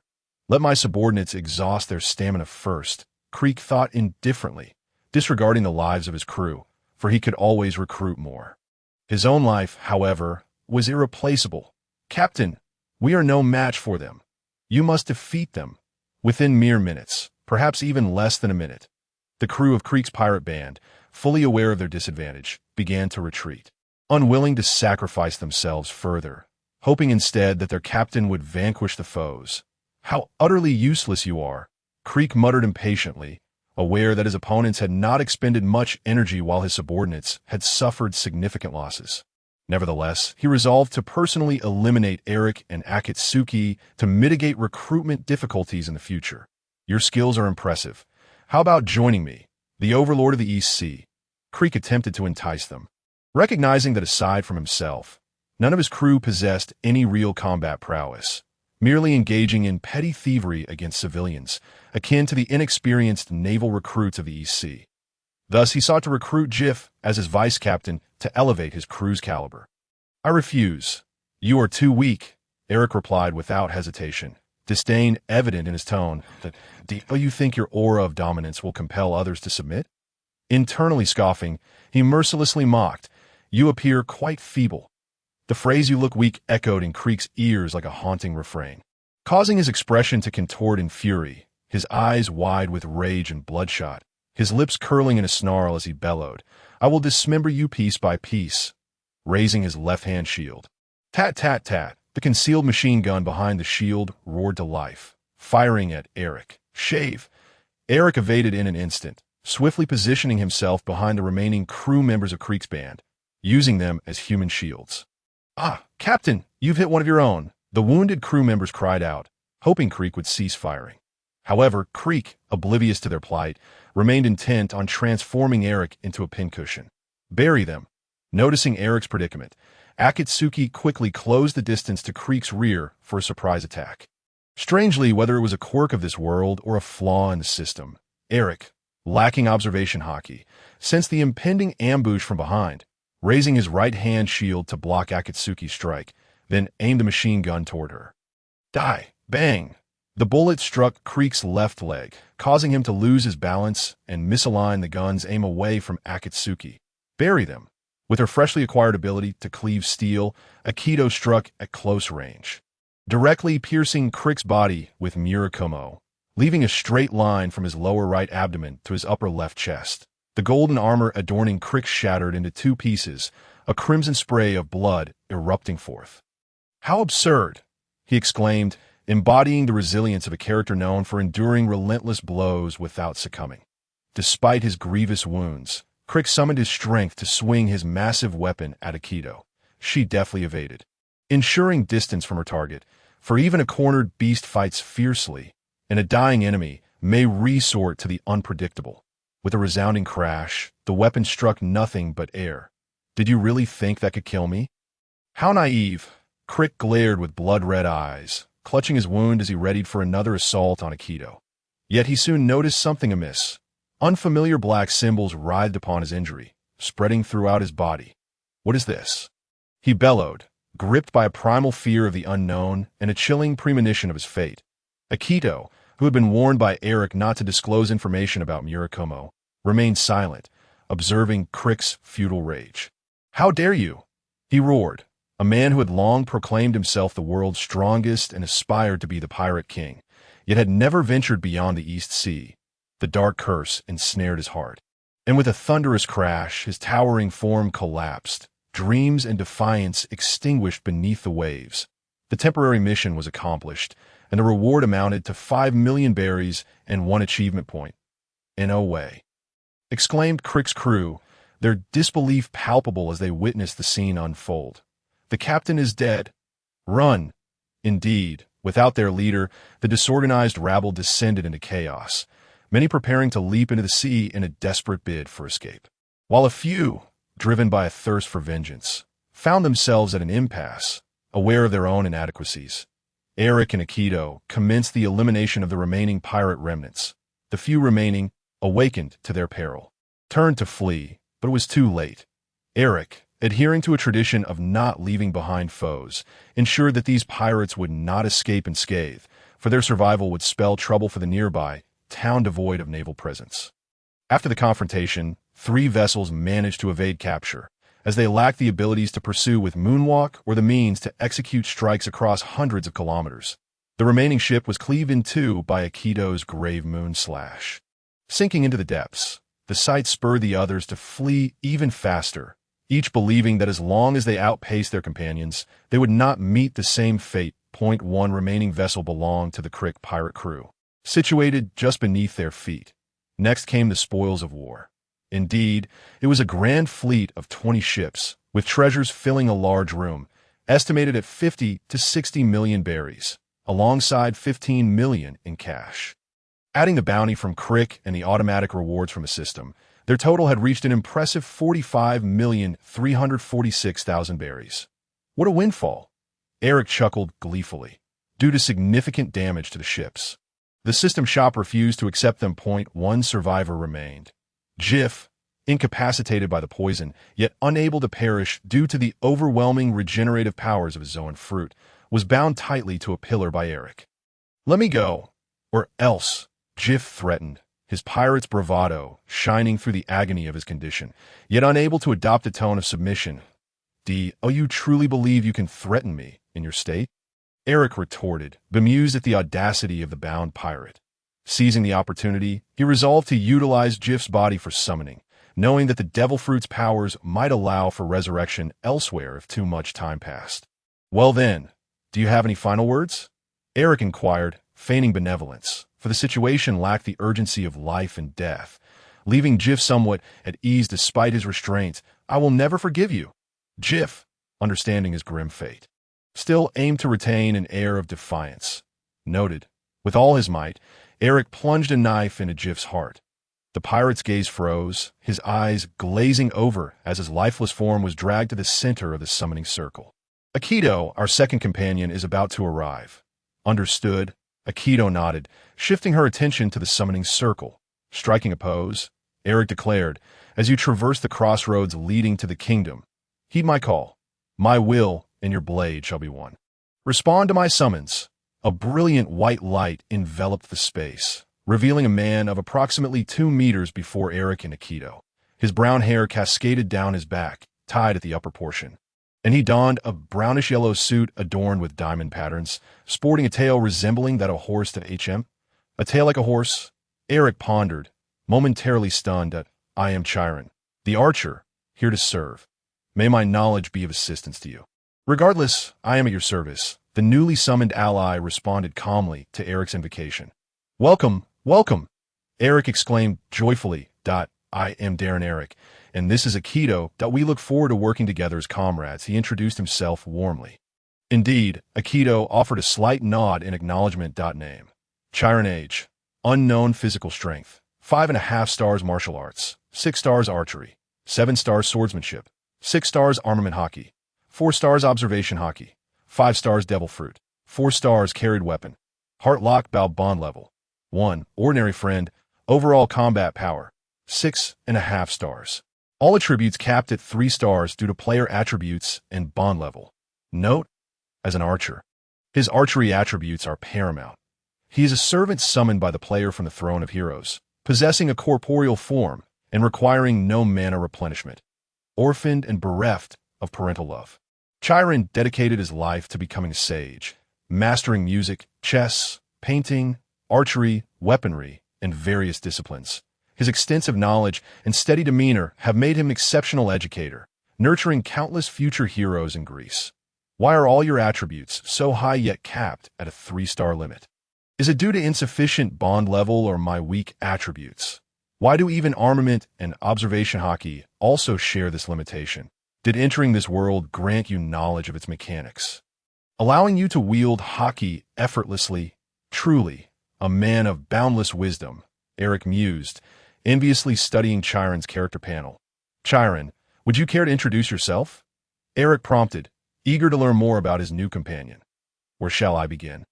I am the offspring of Cronus and the goddess Philyra of a certain island that I perished after being poisoned by an arrow, returning my immortality to the gods, thus becoming the constellation of Sagittarius. Chiron recounted. Wow. Eric and Akito's eyes widened in astonishment, sparkling with wonder as they gazed at Chiron. He chuckled softly.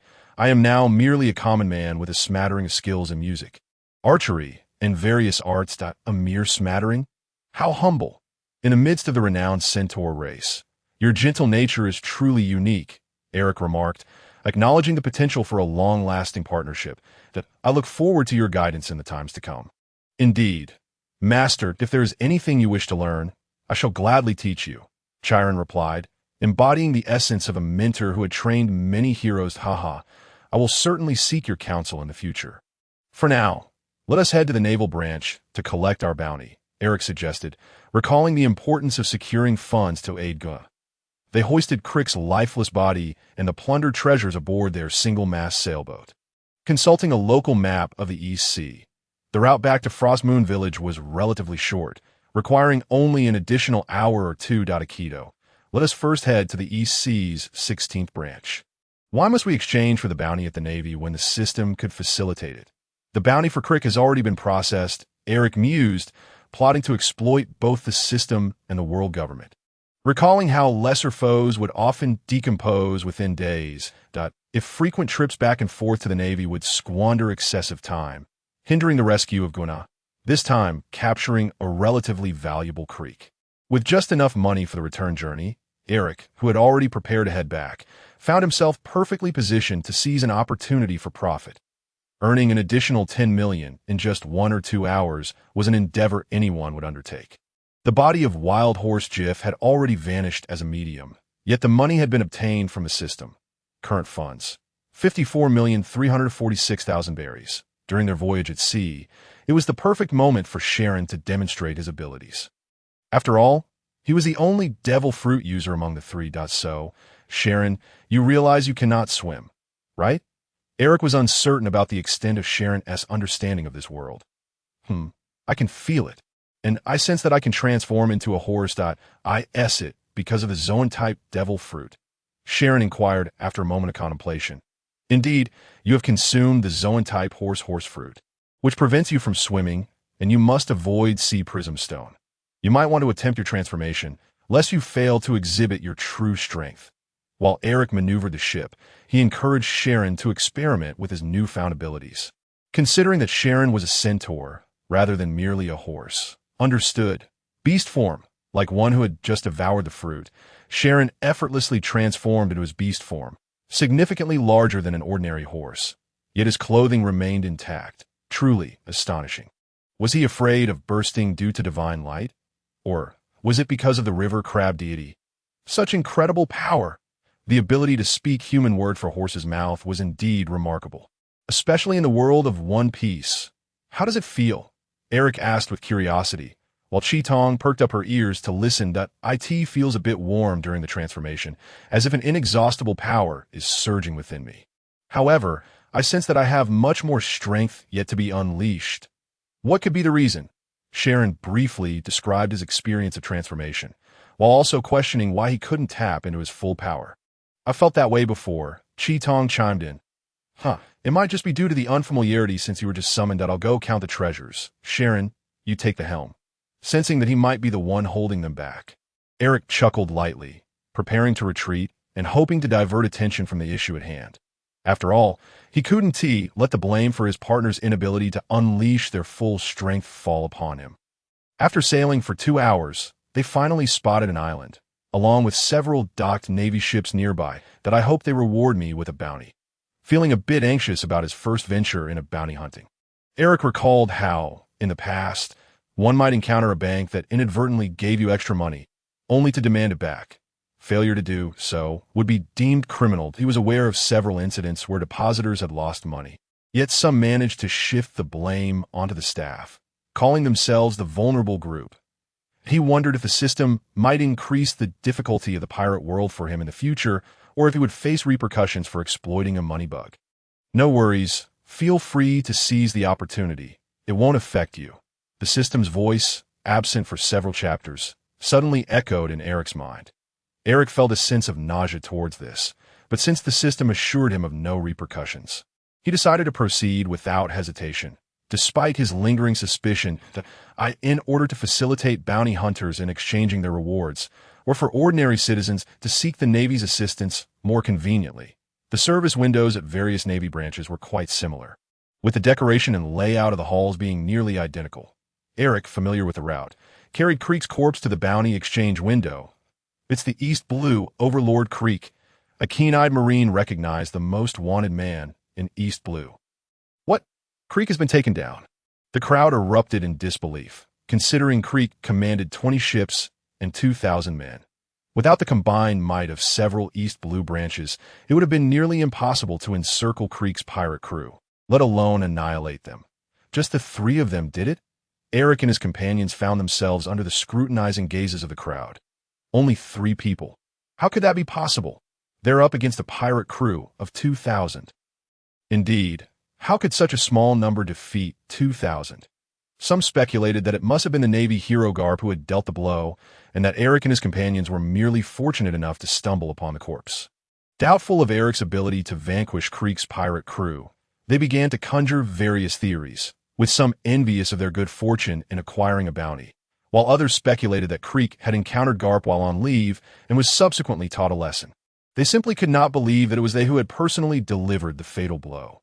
Initially basking in the attention and vanity, Eric felt his blood pressure rise sharply due to the various speculations and cold remarks. A throbbing vein appearing on his forehead, he wanted to vehemently chastise the onlookers but restrained his anger, reminding himself, why get upset over a crowd of bystanders? Remain calm.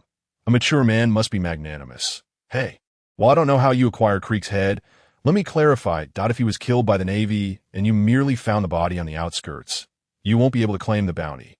A burly man interjected, his tone dripping with a provocation that could ignite a fiery rage in anyone, especially given his current appearance, his already unattractive visage marred by jealousy and resentment. Eric suppressed the urge to plant a fist in his face, replying with a forced smile, "Oh, understood. You little brat. What kind of attitude is that?" The bounty hunter, determined to stir trouble, along with his companions, prepared to close in for a piece of the action. "Hey, Navy, there's someone robbing a bounty criminal," Eric shouted, confident that he alone could handle them, yet concerned about the potential consequences of a brawl or losing the chance to claim the bounty. He decided to relinquish the resolution of the incident to the nearby Marines. Make way! Make way! Fortunately, the majority of the Marines held a sense of justice, parting the crowd to quell the commotion, asking, "Are you here to exchange a bounty?" "Yes. Follow me." The Marine led him to the exchange window. Wait, just as he was about to receive his payment, a voice interrupted them. "Lieutenant Rat." The Marine saluted upon seeing the newcomer, and upon hearing the name Lieutenant Rat, Eric felt a vague familiarity, only to realize it was the same rat-faced individual who had conspired with Arlong to undermine Nami's 8 years of hard work. "What is happening here?" Lieutenant Rat asked, feigning ignorance, and Eric noticed that the bounty hunter, who had previously tried to surround them, stood beside him, fearing that an additional problem might arise. The Marine recounted the recent events to Lieutenant Rat, only for the rat-faced man to respond, "Why do I hear a different version? Don't give them the bounty just yet. First call all the East Blue branches to check if there's any news about a joint operation to eliminate Creek." As expected, trouble was brewing. After wasting considerable time contacting the East Blue branches, They all reported no orders had been issued to surround Creek's pirate crew, nor had there been any battles. The rat-faced lieutenant's eyes darted as he said, "So, you were the ones who defeated Creek's pirate crew, but Creek has a bounty of 11 million and we don't have that much cash on hand. Why not leave Creek's corpse here, and when we gather the funds in a few days, I'll call you to come collect it?" "Nonsense. I saw that the money was sufficient just now." Eric thought to himself, but with a smile on his face, he replied, "Then please provide me with a bank deposit slip for 11 million berries, and I'll collect it elsewhere. But don't you trust the Navy? I've memorized your face. Just come back to collect it later." Lieutenant Rat vaguely threatened, intending to seize Creek's body and claim the bounty of 11 million berries for himself. "In that case, I'll head to Lowtown to exchange it." Upon hearing this, Eric resolved to shoulder Creek again, preparing to take his leave, determined not to allow this scoundrel to profit from the situation. "Stop!" Lieutenant Rat, realizing his intimidation had failed, angrily shouted, "Someone is stealing the body of a wanted criminal. Seize them." He ordered the Marines to apprehend them. "Lieutenant Rat, Creek is the one they brought." The righteous Marine stepped forward to defend Eric. "My word is military command. Private, first, apprehend them. No further discussion." Whether it was due to Lieutenant Rat's tyranny or the corruption of numerous Marines, or merely some Marines following orders, swords were drawn and rifles were raised, aimed at Eric and his companions. How did it come to this? Eric lamented, realizing he couldn't afford to be captured. Dying in a detention center without reason would be a disaster. "Defeat them, but don't kill anyone except Lieutenant Rat and those bounty hunters," Eric commanded. "Yes, sir," Chiron responded and charged at the encircling Marines, knocking them out with a single punch each. Akatsuki swiftly dashed towards the pirate hunters, where a cacophony of anguished screams echoed. Eric directed his gaze towards Lieutenant Mouse. "You have forced my hand." He slowly drew his blade. "You are attacking the Navy. You will be placed under a bounty." The utterly defenseless Lieutenant Mouse, taken aback, retreated in fear while still attempting to issue threats that Eric-san, "This is wrong."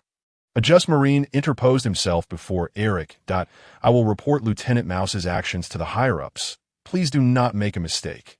In an instant, Eric closed the distance, delivering a powerful blow to the Marine's torso, causing him to double over and collapse to the ground. "Please, hold steadfast to the justice within your heart," Eric urged the Marine, for he held no disdain for those who possessed conviction. After all, such individuals were a rarity. I understand now. It is my fault. Here, take 1,100,000 berries." Lieutenant Mouse pressed his back against the wall, the force of his fear making it seem as though he might pass through it. "There's no need. Allowing scum like you to hold a position of authority will only lead your subordinates astray, endangering the very civilians they ought to protect." Eric, already disillusioned by the narrative of the original story, where the Straw Hats failed to eliminate the despicable villains, decided to amend that. He swung his blade towards Lieutenant Mouse, declaring, "Farewell." In less than 10 minutes, the entire contingent of Marines at the base lay defeated, sprawled on the ground from blows and the blunt edges of blades. Since we've already taken down the Marine base, we might as well plunder their resources. After all, we're to be placed under a bounty anyway. Eric resolved to continue his rampage, raiding the Marines' treasury, but leaving approximately 1 million berries behind to prevent them from starving due to an inability to procure food. The Navy is rather short on funds. In total, he seized 23 million berries, a map drawn by the Marines, a permanent pointer to the Marine headquarters, and 2 record pointers. The systems claim that it 1T affect me is clearly forcing me into piracy. He mused, recalling the system's voice that offered no opportunity for him to exploit. Ding! You have received 2 new emails. Achievement unlocked. Robbery of the East Blue Marine Branch, 1 achievement point. Achievement unlocked. Highest bounty criminal in East Blue, 2 achievement points. The report detailed the assault on the 16th Marine Branch, identifying the assailants as Captain Darren Eric, Akatsuki, and Chiron. The head of the branch was absent during the inspection, while Lieutenant Mouse bravely perished. With the remaining Marines injured and incapacitated, the strength of the 3 far exceeds the average in East Blue. It is recommended to assign a high bounty. A Marine tasked with reporting to the headquarters used a Den Mushi to relay the information. Hi. The Marine hung up the phone and sent photographs captured by a mysterious observer to the Marine headquarters that a new batch of bounty notices, along with the latest newspaper edition, was dispatched across the world. Though termed world, it merely referred to the East Blue and the first half of the Grand Line. Having spent 50 berries to procure the latest newspaper from the Newsbird, Eric gazed at the headline. Ruthless Pirates Assault Marine Branch. Lieutenant Mouse falls heroically. Nonsense. That coward nearly soiled himself in fear. How dare they claim heroism? Eric scoffed to himself. I could see that moment. Several bounty notices slipped out from between the pages of the newspaper, revealing his own bounty, along with those of Chiron and Akatsuki. Having been informed by the system the previous day, he was not surprised. Darren Eric, bounty of 25 million berries. Hunter Akatsuki, bounty of 11 million berries. Martial arts expert Chiron, who fought barehanded, without using a bounty of 8 million berries. Akatsuki, Chiron, it seems we have our bounties now. Eric waved the bounty notices in his hand, presenting them along with the newspaper. After reading the newspaper, Akatsuki appeared somewhat incensed. This is completely inaccurate. It was their fault. Being part of the world government, they could not allow the blame to fall upon themselves. It could only be cast upon them. Chiron calmly analyzed, there is no other choice. Once we heal Kana, let us avoid causing them any more trouble and then venture into the Grand Line. Eric proposed. The all-knowing Chiron suggested, however, before we enter the Grand Line, this ship needs reinforcement. How long will it take?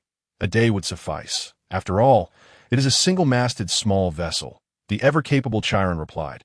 All right, upon our arrival at Frostmoon Village tomorrow, we shall proceed with the fortification. Master Chiron, please continue teaching me and Akatsuki how to utilize hockey. Since the previous day, their hockey training had commenced. Although Chiron could not exert his full strength, his knowledge and wisdom remained intact. He began instructing Eric and Akatsuki. Hockey is an innate power that lies dormant within all humanity. It encompasses aura, presence, and intimidation. These are attributes inherent to every individual. However, the majority remain oblivious to its existence or unable to harness it. Hockey is broadly classified into two categories. The power that enhances the perception of another's aura is known as observation Hakkai. Why honing this ability, one can sense the location and number of enemies hidden from sight, and even predict their next actions. The next type is armament hockey, akin to donning an invisible armor. When this armor reaches a certain level of hardness, it naturally translates into offensive power. Armament hockey can also counter the abilities of devil fruit users, even those with fluid bodies of the Logia type. Chiron then demonstrated by enveloping his fist with hockey. Although invisible, Eric and Akatsuki could feel its presence that why Black Arm Zephyr's hockey manifested in black, due to its overwhelming intensity. Eric pondered, extending his hand to experience it. Akatsuki closed her eyes, placing her left hand beneath her right, attempting to sense the hidden power within her, channeling hockey to envelop her right hand. Upon sensing Akatsuki's activation of hockey, Eric glanced at her panel. Armament hockey, half star. That was too fast. Eric was dumbfounded. Akatsuki truly possesses remarkable talent, rivaling my previous students, Chiron praised, offering words of encouragement to Eric, who was squatting on the ground in disbelief. You will undoubtedly master hockey, and I have a premonition that you will one day surpass me.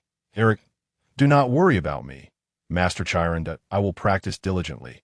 I refuse to concede. The following day, upon reaching Frostmoon Village, they decided to dock at an uninhabited harbor to avoid alarming the villagers. Akatsuki remained to guard the ship while Eric and Chiron went ashore. Master Yasuhiro, I have brought a doctor who can save Kuna. Upon entering the dojo, Eric immediately exclaimed upon seeing Yasuhiro. He will absolutely be able to heal her. Is that so? You have worked hard, Eric can. Yasuhiro replied with his usual squint, though it seemed his eyes opened slightly wider, perhaps out of joy. And who is this? He noticed the additional person beside Eric. This is Chiron, a highly skilled doctor and my newly recruited companion.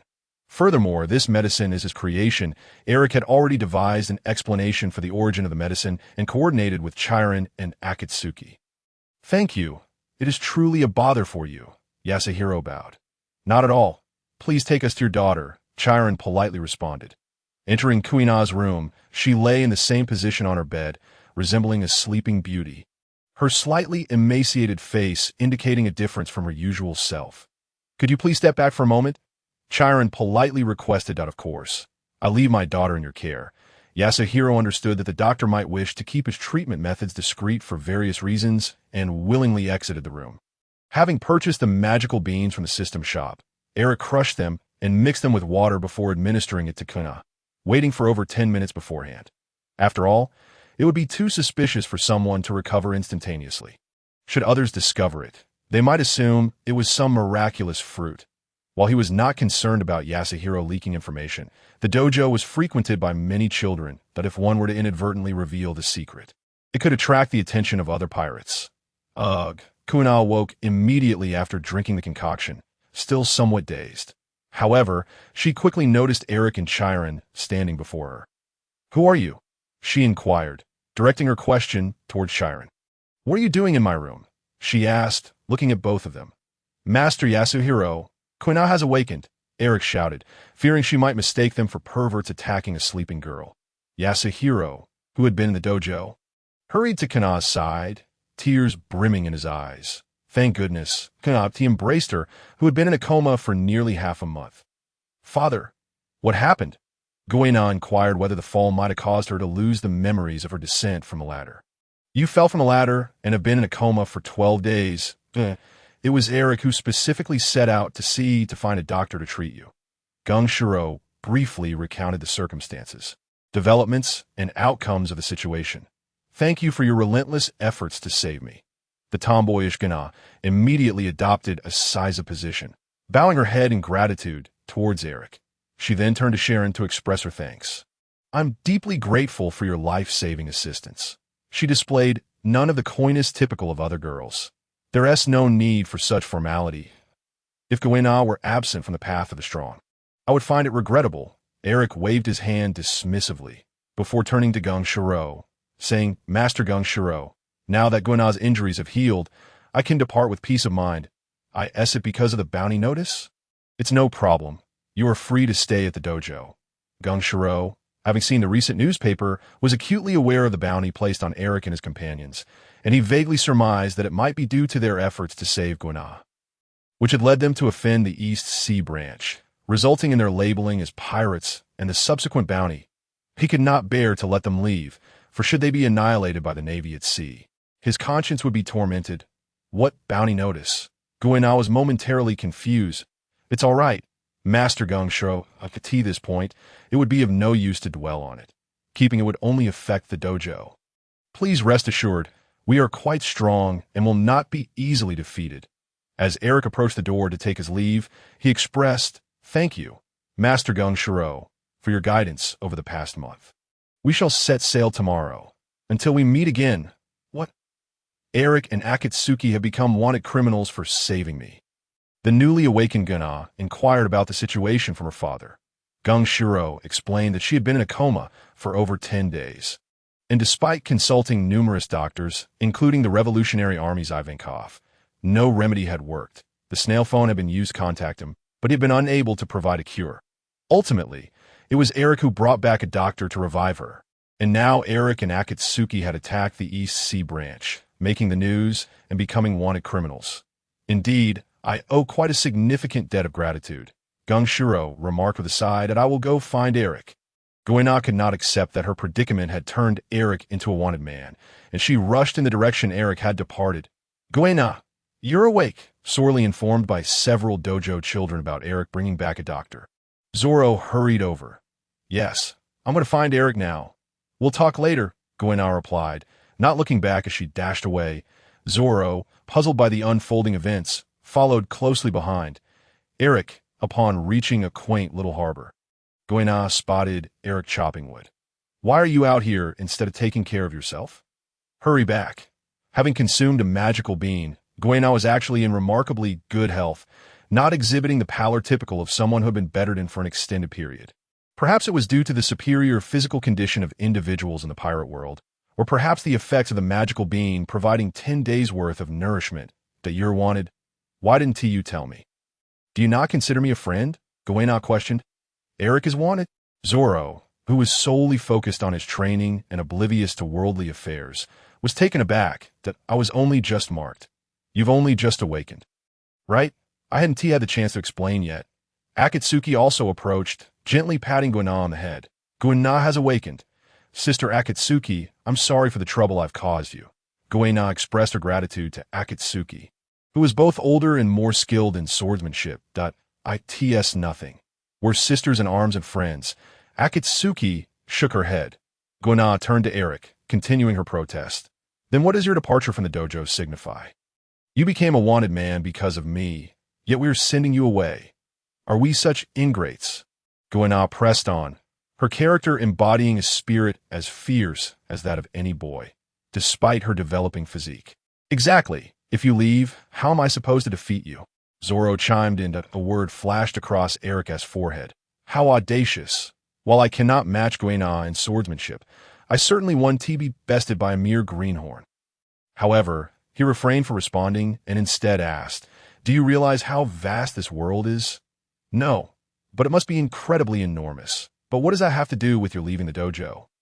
Guina insisted on keeping the conversation on track. After all, Guina was of a reasonable intellect, and Zoro, too, ranked among the higher echelons of intelligence within the Straw Hat Pirates, with his only notable flaw being his notorious lack of direction. I must witness the peak powers of this world to measure where I fall short. Your goal is to become the world's greatest swordsman, right? However, one cannot achieve that by remaining solely in the East Sea. Eric began to boast.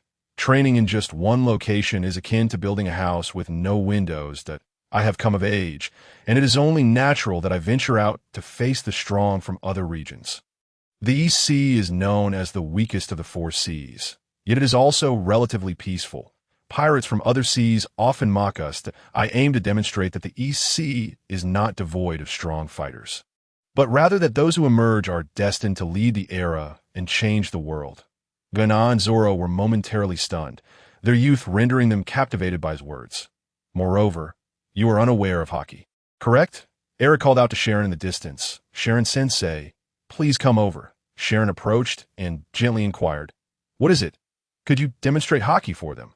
Can you envelop this wooden stick with hockey? Eric picked up a short stick from the ground and handed it to Sharon. No problem. Sharon accepted the stick and wrapped hockey around it, allowing Guina and Zoro to sense an unfamiliar power. Sharon then struck the stick against a nearby large tree, and with a resounding crash, the tree fell what? Guina and Zoro gasped in astonishment, realizing that an ordinary stick could break a tree.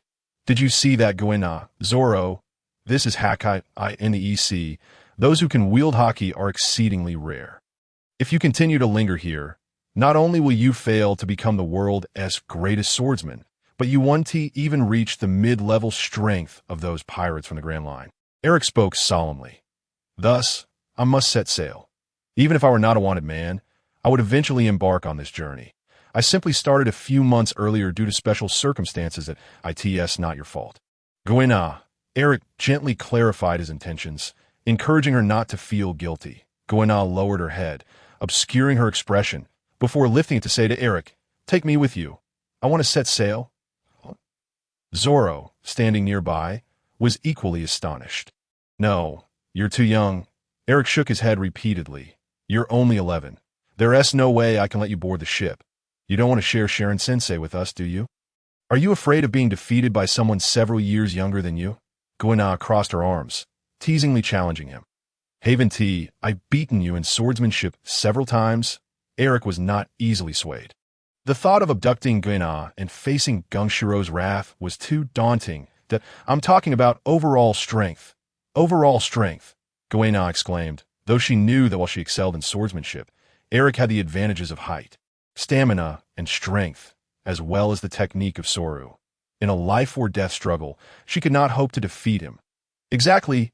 Eric, you're being stingy, Zoro, who had previously been silent, chimed in. All right, I understand, Eric sighed, realizing that dealing with persistent children could be quite troublesome. I make you a promise. In a few years, when you've grown older, I will return to take you with me. He extended his pinky finger. Really? You can't lie to me. If you lie to me, you're not a real man, Guina exclaimed, excitement bubbling within her as she hooked her pinky with his, then asked, how many years? 2 or 3.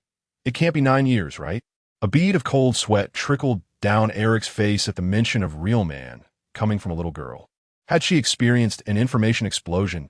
2 or 3 years. Rest assured, I am quite trustworthy, Eric thought to himself, though what he said was quite different. This is not easy to fool. And me.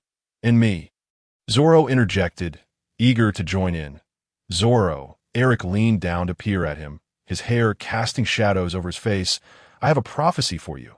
When you turn 18 and set sail, you will meet your destined captain, along with a few like-minded companions, but will not be me. Really? Zoro stammered, taken aback. Indeed, in your future crew, the captain will wear a straw hat, the cook will have curved eyebrows, and there will be a sharpshooter with a long nose. Eric spoke solemnly, adding, they are companions worthy of trust, so make sure to train diligently. I understand. Zoro nodded emphatically. All right, I've dealt with those two brats, he thought to himself with a quiet chuckle. In 2 years. Arlong will arrive in the East Blue, just in time for me to return and boost Nami's affection. Thus, Eric casually laid out his future plans, as for the promise with Kuna. He could only let Akatsuki accompany Kana and Zoro back to the dojo, explaining to Gung Shirlang. After all, such a handsome farewell, only to see the person involved within a day, would be too embarrassing. Eric couldn't afford to lose face. Left behind, Eric began working as a carpenter, assisting Sharon in reinforcing the ship, eager to complete the repairs swiftly and set sail for the Grand Line. After dropping Kana off, Akatsuki relayed a message from Gung Shirlang. Master Gung Shirlang has agreed and said he trusts Eric and Akatsuki to take good care of Kana.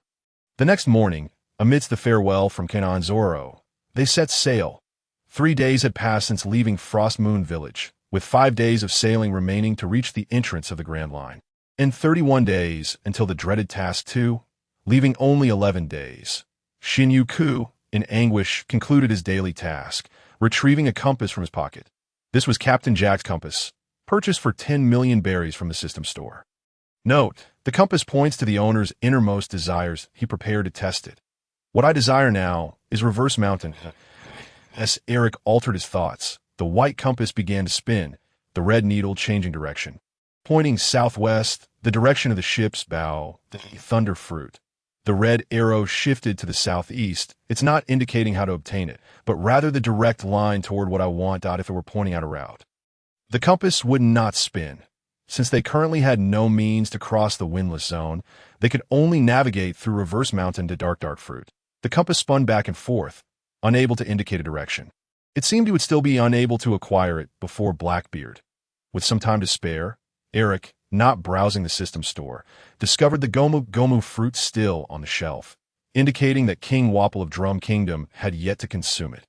Seizing the opportunity to acquire it before him, Eric, determined to advance technology, coveted the fruit's abilities, knowing that the various alloys it could create would significantly propel technological development. What man wouldn't he desire, a towering mech? Alas, the limitations of material strength prevented him from crafting one akin to those in anime. Even if Wapple consumed it, he could still be eliminated and used as a summoning medium. However, killing a king of a member nation would undoubtedly tarnish his reputation and bounty. Eric, wishing to keep a low profile for the time being, understood that the true victor is the one who endures till the end. With a clear goal, Eric sought to minimize wasted time, steadily making his way toward Reverse Mountain, only stopping in towns along the way to replenish water and food. Thanks to the calm weather, with the wind and currents well established, the ship's helm could be secured without supervision, allowing Sharon time to instruct 2 new students. Akatsuki, possessing a 3-star observation haki, could now use it with remarkable precision, easily dodging Eric's attacks, even with her eyes closed. Meanwhile, Eric, through sword training tasks, had elevated his physique and swordsmanship to a new level. Under the guidance of Sharon, who had educated many heroes, teaching the less perceptive Eric the ways of observation and armament Hakai. Name. Darren Eric Physique. 2.5 stars martial arts. 1.5 stars swordsmanship. 2 stars firearms. 1 star armament haki. 0.5 star observation haki. 0.5 star overall combat power. 2 stars seeing his character panel. Eric smiled contentedly. His days of training had not been in vain. He had finally learned how to wield haki. Though only 0.5 star, it was better than nothing. However, upon seeing Akatsuki's panel displaying observation hockey at 3.5 stars and armament hockey at 1 star, he fell silent. Despite being the same species, belonging to an elite team, the disparity with a homebound slacker like him was stark. As they approached the Grand Line's entrance at Lowtown, Eric couldn't help but sneak a glance back at the orphanage director who had raised him, slipping into the room to leave 2 million berries and a letter, simply stating that he had not committed evil, nor would he. Departing without fanfare, the journey to Reverse Mountain was pleasant in the absence of Monkey D.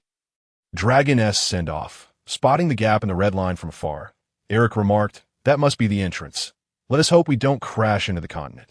Rest assured, Sharon at the helm replied, gazing at the immense red wall stretching indefinitely. One couldn't help but feel a sense of awe at the sheer scale, accompanied by a realization of one's own insignificance. That it was said that the red line soared 10,000 meters high, even taller than Mount Everest. One could only wonder if Oda had a poor grasp of geography, considering the temperature drops 6 degrees Celsius for every 1,000 meters. Yet, Mariewa seemed to enjoy a temperate climate year-round. Forget it, discussing science in a pirate world is futile. No need to overthink it. Eric decided to dismiss his musings. Due to the swift current, their ship sped along, and as Eric peered through the telescope at the massive upward-flowing water, he, Akatsuki, and Sharon were astonished by the sight of a blue dragon defying the laws of physics. Even the well-traveled Sharon exclaimed, "I've never seen anything like this." The tremendous roar drowned out all other sounds as waves surged against the red line. Without a doubt, if they miscalculated and collided with the continent, this single-masted sailboat would shatter into pieces. That I can trust your skills, right, Sharon-sensei? Eric asked anxiously. "We'll navigate through Reverse Mountain safely." Sharon skillfully steered the ship, unlike certain others who had managed to break their helm. Successfully passing the first challenge at the entrance of Reverse Mountain, the anime depicted a canal barely 3 to 4 times wider than the Going Merry. However, reality was far from that representation. It was at least 200 meters wide. Otherwise, the 50 ships of the Krieg pirates, far larger than the Merry, would not have made it through, and shipyards would not bother constructing such large vessels. We've passed the first small hurdle. Now for the second. I hope Laboon is asleep and doesn't block the exit, Eric mused, harboring a fondness for the whale that had remained loyal for 50 years. However, should it hinder his journey, it would be quite troublesome. Clearly, Eric's prayers went unanswered. Yes, they broke through the clouds. A massive, deep blue entity appeared before them. Sharon-sensei, can we evade this? Although Laboon was colossal, it did not obstruct the exit of Reverse Mountain, likely due to the overwhelming force of the current, which even Laboon could not withstand. Perhaps it had not yet grown to its full size, still maturing, leaving plenty of space on either side. Rest assured, I'm here. Karen's confidence reassured Eric. Unlike a certain 5-man crew who had broken their helm and struggled to steer, resulting in using cannon recoil to halt the Merry, a scene that surely inspired a cinematic moment of a woman falling from a plane, only to have an explosion propel her back into the cabin. Film title, Shadow in the Cloud. As they navigated past Laboon, they stopped nearby to witness the gigantic whale bellowing at the sky. "This is the first time I've seen such a massive whale. It's astonishing," Sharon remarked. "I wonder what it tastes like. Is it delicious?" Akatsuki pondered aloud. "Hey, why are you only thinking about eating it? If you heard its story, you might not say such things," Eric retorted. "What story does it have?" Sharon asked curiously. Let someone else tell it. I'm not entirely sure. I only recall that it is waiting for Brooke, who wants to see others' underpants. The rest has mostly slipped my mind. There should be a doctor on board. I wonder if he's vacationing in the whale's belly. Vacationing in a whale's belly? Is that even possible? Akatsuki's interest was piqued. "Well, you have to trust Oda's imagination," Eric responded earnestly. I could see that moment. Laboon began to collide with the red line, generating a continuous roar, and the sea surged with massive waves as the sailboat bobbed up and down. Is it really crashing into the red line? It can't possibly damage the continent. It would only hurt itself. Isn't that self-harm? The crimson-eyed individual, lacking a clear understanding of the habits of wild animals, could not comprehend that they would often attack creatures much weaker than themselves to ensure their own safety. After all, injuries to wild animals could pose a grave threat to their lives. Everything has its reasons. It is likely that it will soon recover. Eric, with an air of omniscience, remarked, "After all, the ship's doctor will administer a sedative." Moments later, as anticipated, the doctor had indeed injected a tranquilizer, and Labu gradually ceased its attempts to collide with the land, its body slowly rising to the surface. It seemed that the lighthouse keeper of Gemini Cape was inside the belly of the whale. "Let us venture in to find him." "But how shall we enter?" asked the crimson-eyed one. "There should be a door on its back. We shall approach the ship and search for it." Chiron transformed into his centaur form, carrying the crimson-eyed individual and Eric onto the whale's back. "Indeed, there is a door. I thought the captain was merely speaking nonsense," the crimson-eyed one candidly expressed. "When have I ever lied to you?" "My intentions have always been sincere," Eric replied. "Not to me, but you frequently deceive the children at the dojo, especially Guinan and Zoro. Was I lying?" "Adults jesting with children is merely playful banter," Eric retorted in a tone reminiscent of Kong Iji. Upon entering the whale's interior, it resembled a construction site. Steel plates connected the walls, reinforced with rebar, while dim lights illuminated the path below. "You all know the way, right?" "I'm somewhat directionally challenged," Eric inquired. "Can one truly get lost on a straight path?" The crimson-eyed one asked innocently. "No. I mean, if there are maze-like diversions, I might find myself lost." "Fear not. An old horse knows the way," Chiron assured. "It feels reminiscent of childhood adventures." Eric reminisced about his secret hideouts from when he was young. "What was that like?" Chiron, who was born a centaur and disdaining monsters, had his mother transform into a Bodhi tree, had never experienced childhood games with peers due to his diligent studies to become a sage. Having wandered the streets with his sister, the black-eyed one, in search of survival, he had no leisure for play, later being taken by the Imperial Agency and trained as an assassin, leaving him devoid of any childhood memories. Then Eric fell silent, as he, lacking in emotional intelligence and struggling with words, carefully chose his phrases. "The past is behind us. The future is ours or not dwell on it." We've reached a spacious area. Although the previous passage was not small, the low ceiling still imparted a sense of confinement.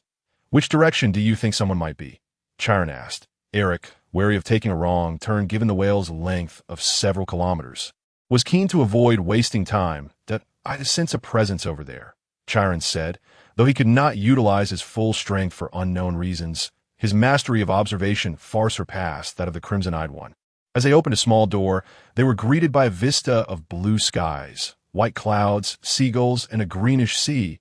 "It's all painted," Chiron, possessing the ability of distant sight, remarked. "But why is there light? A sealed space should be dark."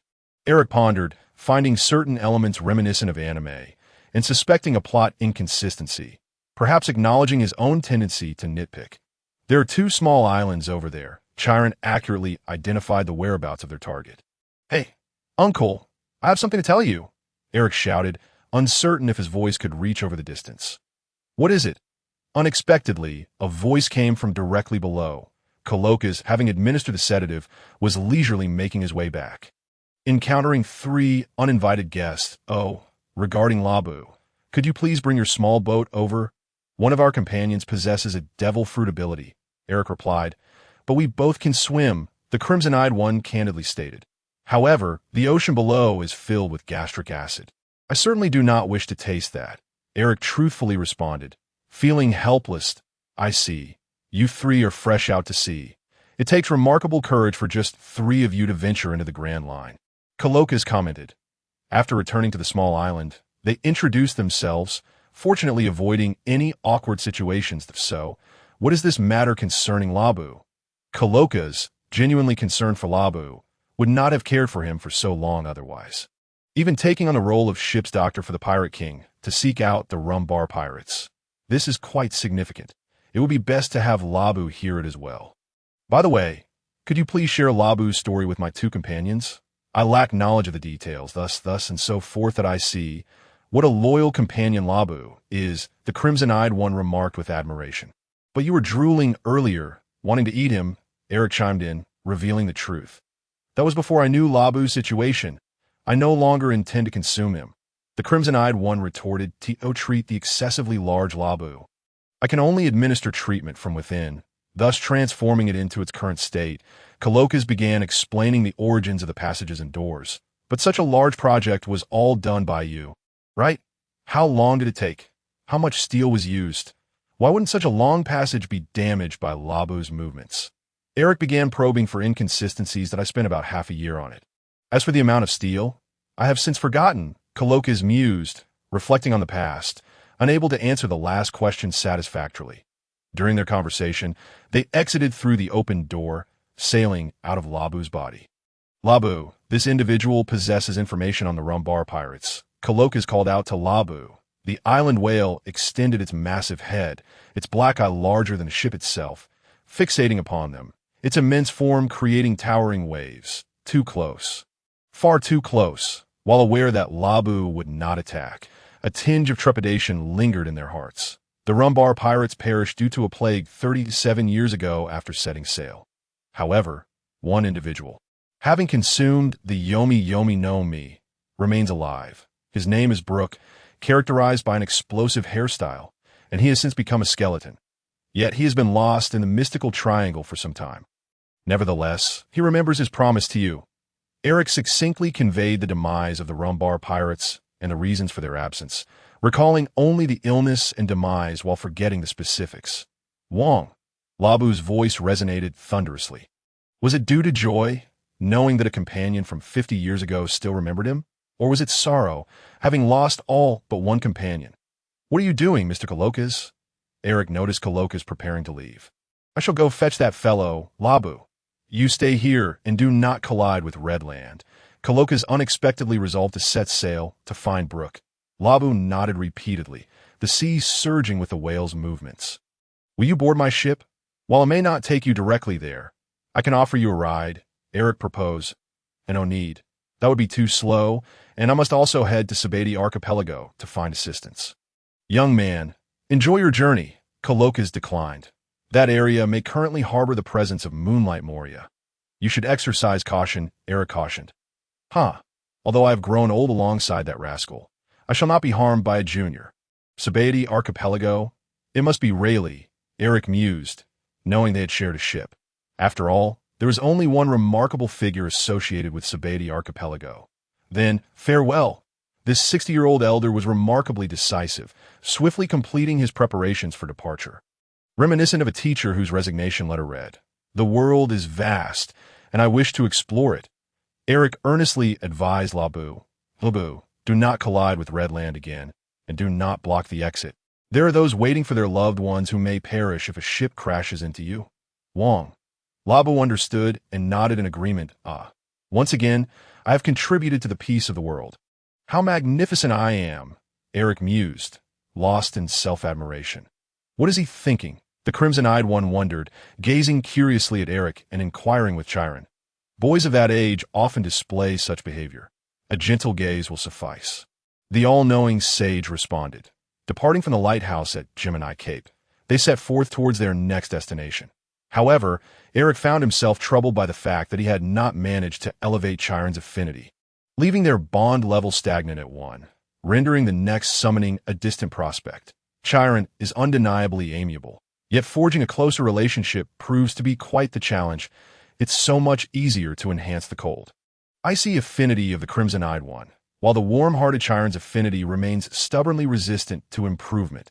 Feeling somewhat disheartened, Eric pondered whether he needed to breach Chiron's emotional defenses. Chiron, what is your wish?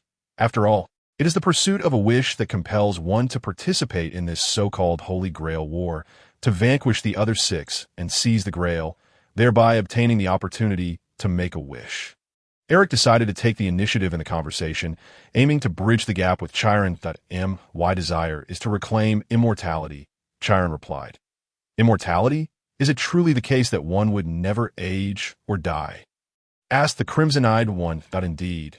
It was during a time when Heracles was pursuing a centaur bandit, utilizing the invincible arrows I had bestowed upon him. By sheer coincidence, I happened to pass by.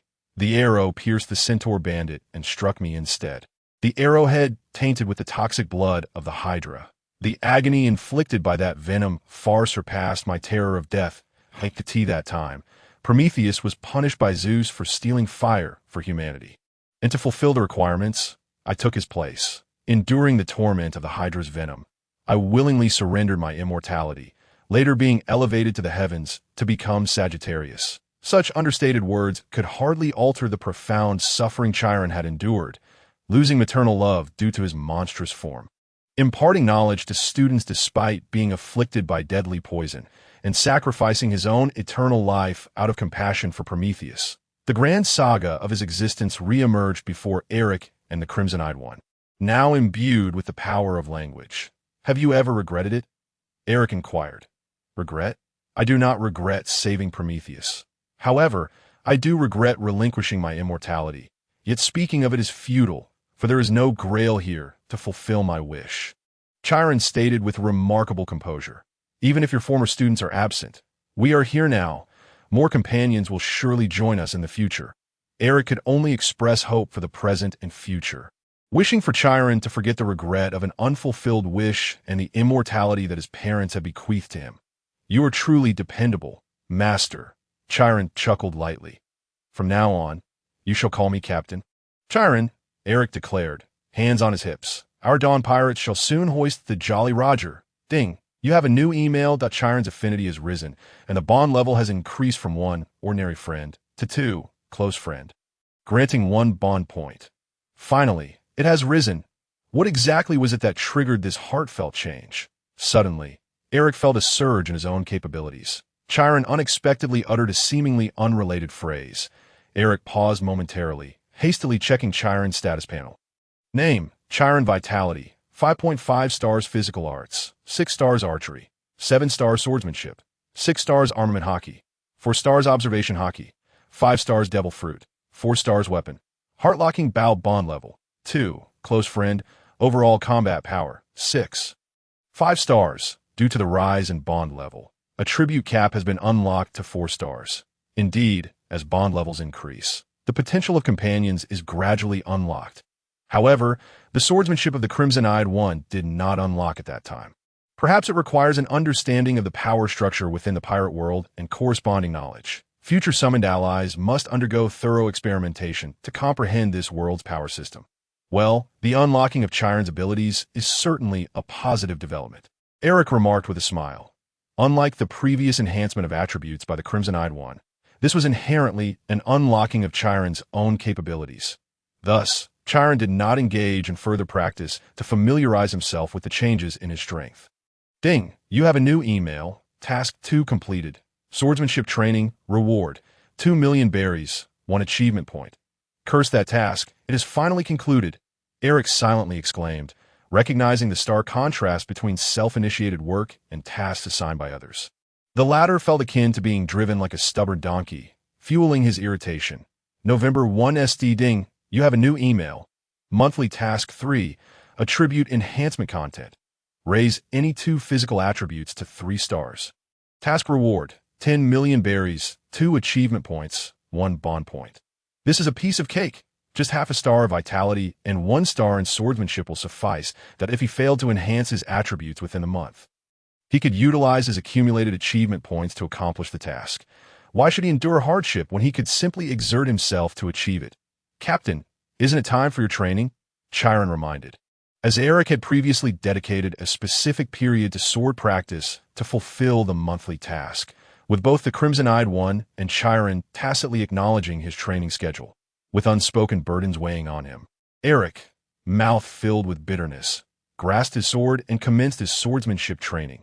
Days later, they arrived at Little Garden, and if one were to inquire about what piqued Eric's interest in the world of pirates, it would likely be the pacifist studied by Vegapunk, alongside the enormous creatures that could never exist in reality. Films like Jurassic Park had ignited his fascination with real dinosaurs, his only regret being that Oda, perhaps in a bid for expedience, had not satisfied Eric's curiosity with the depictions of dinosaurs in the anime and manga. Finally reaching Little Garden, they were met with colossal flora dotting the coastline, distinctly belonging to an era long past, uncertain whether it belonged to the Jurassic or Cretaceous period. These plants are ancient, unlike anything I have ever seen, Eric remarked. Not even the all-knowing Chiron is familiar with them? He teased. Please refrain from mocking me with that moniker, that I possess knowledge, but I have simply never encountered such wonders, Chiron replied to Red-Eyed One. Would you fancy consuming some meat you have never tasted before? Eric inquired, noticing the crimson-eyed one salivating at the sight of a large tiger by the riverbank. What kind of meat? The crimson-eyed one gulped, curiosity piqued. This island is millions of years away from the normal timeline, inhabited by dinosaurs you have never seen. Shall we go hunting together? With her eyes already envisioning meat, the crimson-eyed one nodded in agreement. Dawn's sightseeing team, onward. The pirate crew suddenly transformed into a sightseeing group as the three disembarked. Is it all right to dock the ship here? The crimson-eyed one asked. And oh worries, aside from two giants and some animals, there is no one else around. Boom! A resounding roar erupted from the island's center as a volcano began to emit a deafening sound. Though only noise accompanied the sight of red light and black smoke, not a trace of lava was visible on this island. The blue demon Dori and the red demon Bragi commenced their duel.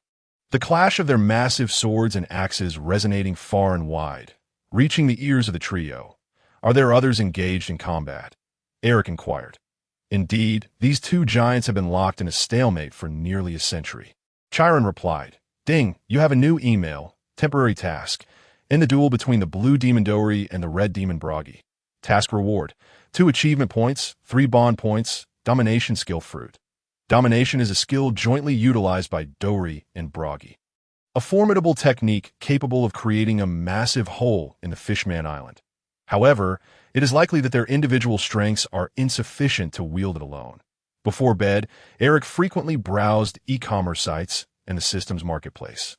Having seen this skill fruit priced at 150 million berries, being frugal, Eric resolved to seize this opportunity to acquire the skill fruit and learn the powerful technique of domination. With no offensive skills to speak of, as shave was merely a movement technique, and only capable of basic attacks or shooting enemies, Eric aspired to become a master of combat, shouting his techniques like Kizaru.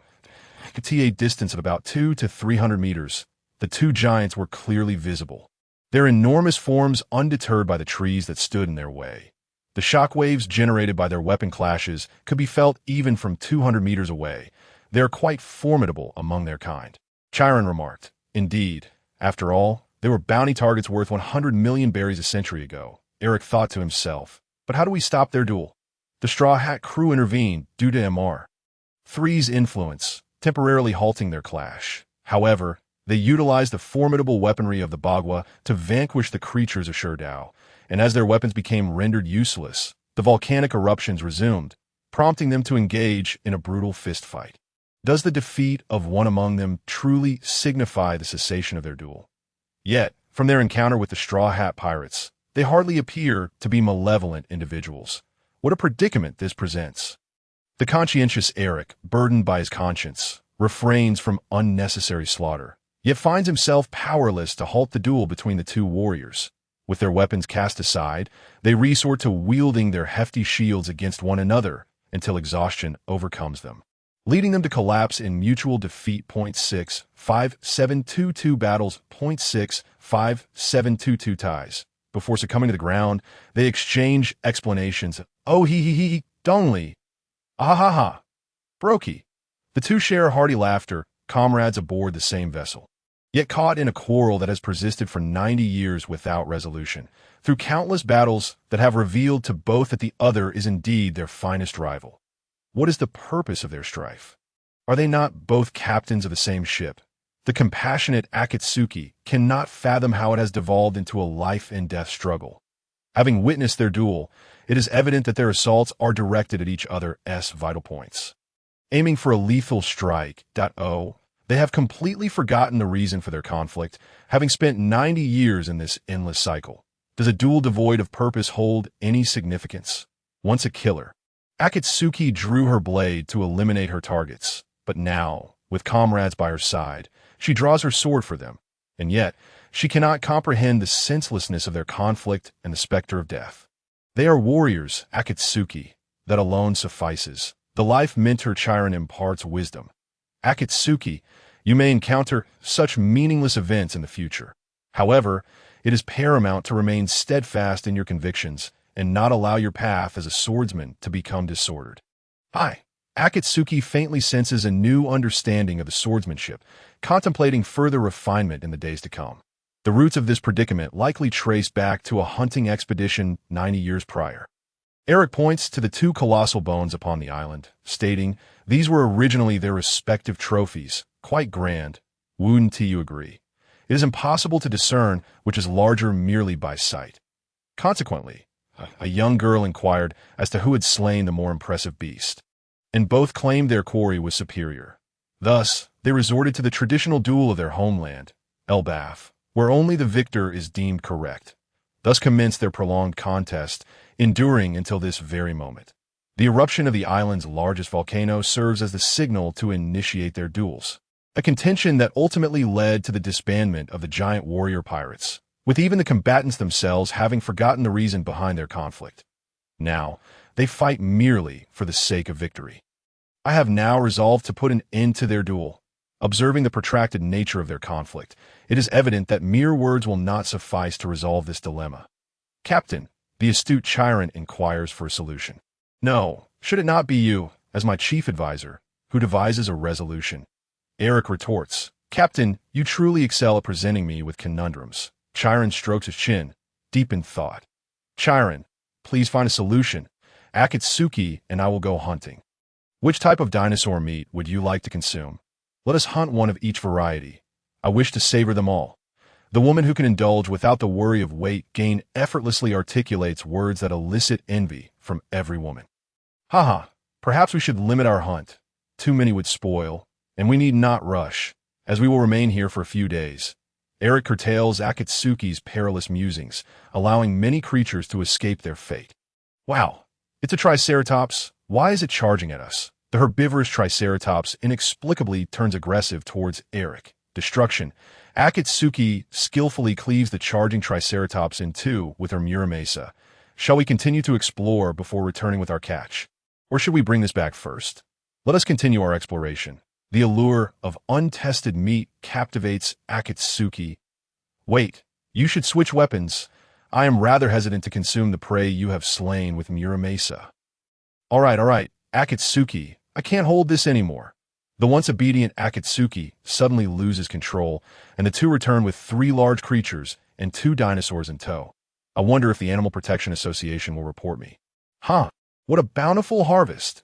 Chiron, who had been waiting, chuckles as he takes the spoils to prepare them. Boom, boom. The tremors intensify, and a colossal figure approaches from the distance. Ah ha ha ha. Upon seeing the trio, the giant with a round face laughs heartily and speaks. I did not expect visitors. Do you have any wine? We have some wine, replies Eric. Yes, that's so? You do. We have a few barrels, though they are not here. They are aboard my ship. I shall fetch them for you. Ah ha ha ha. Thank you ever so much.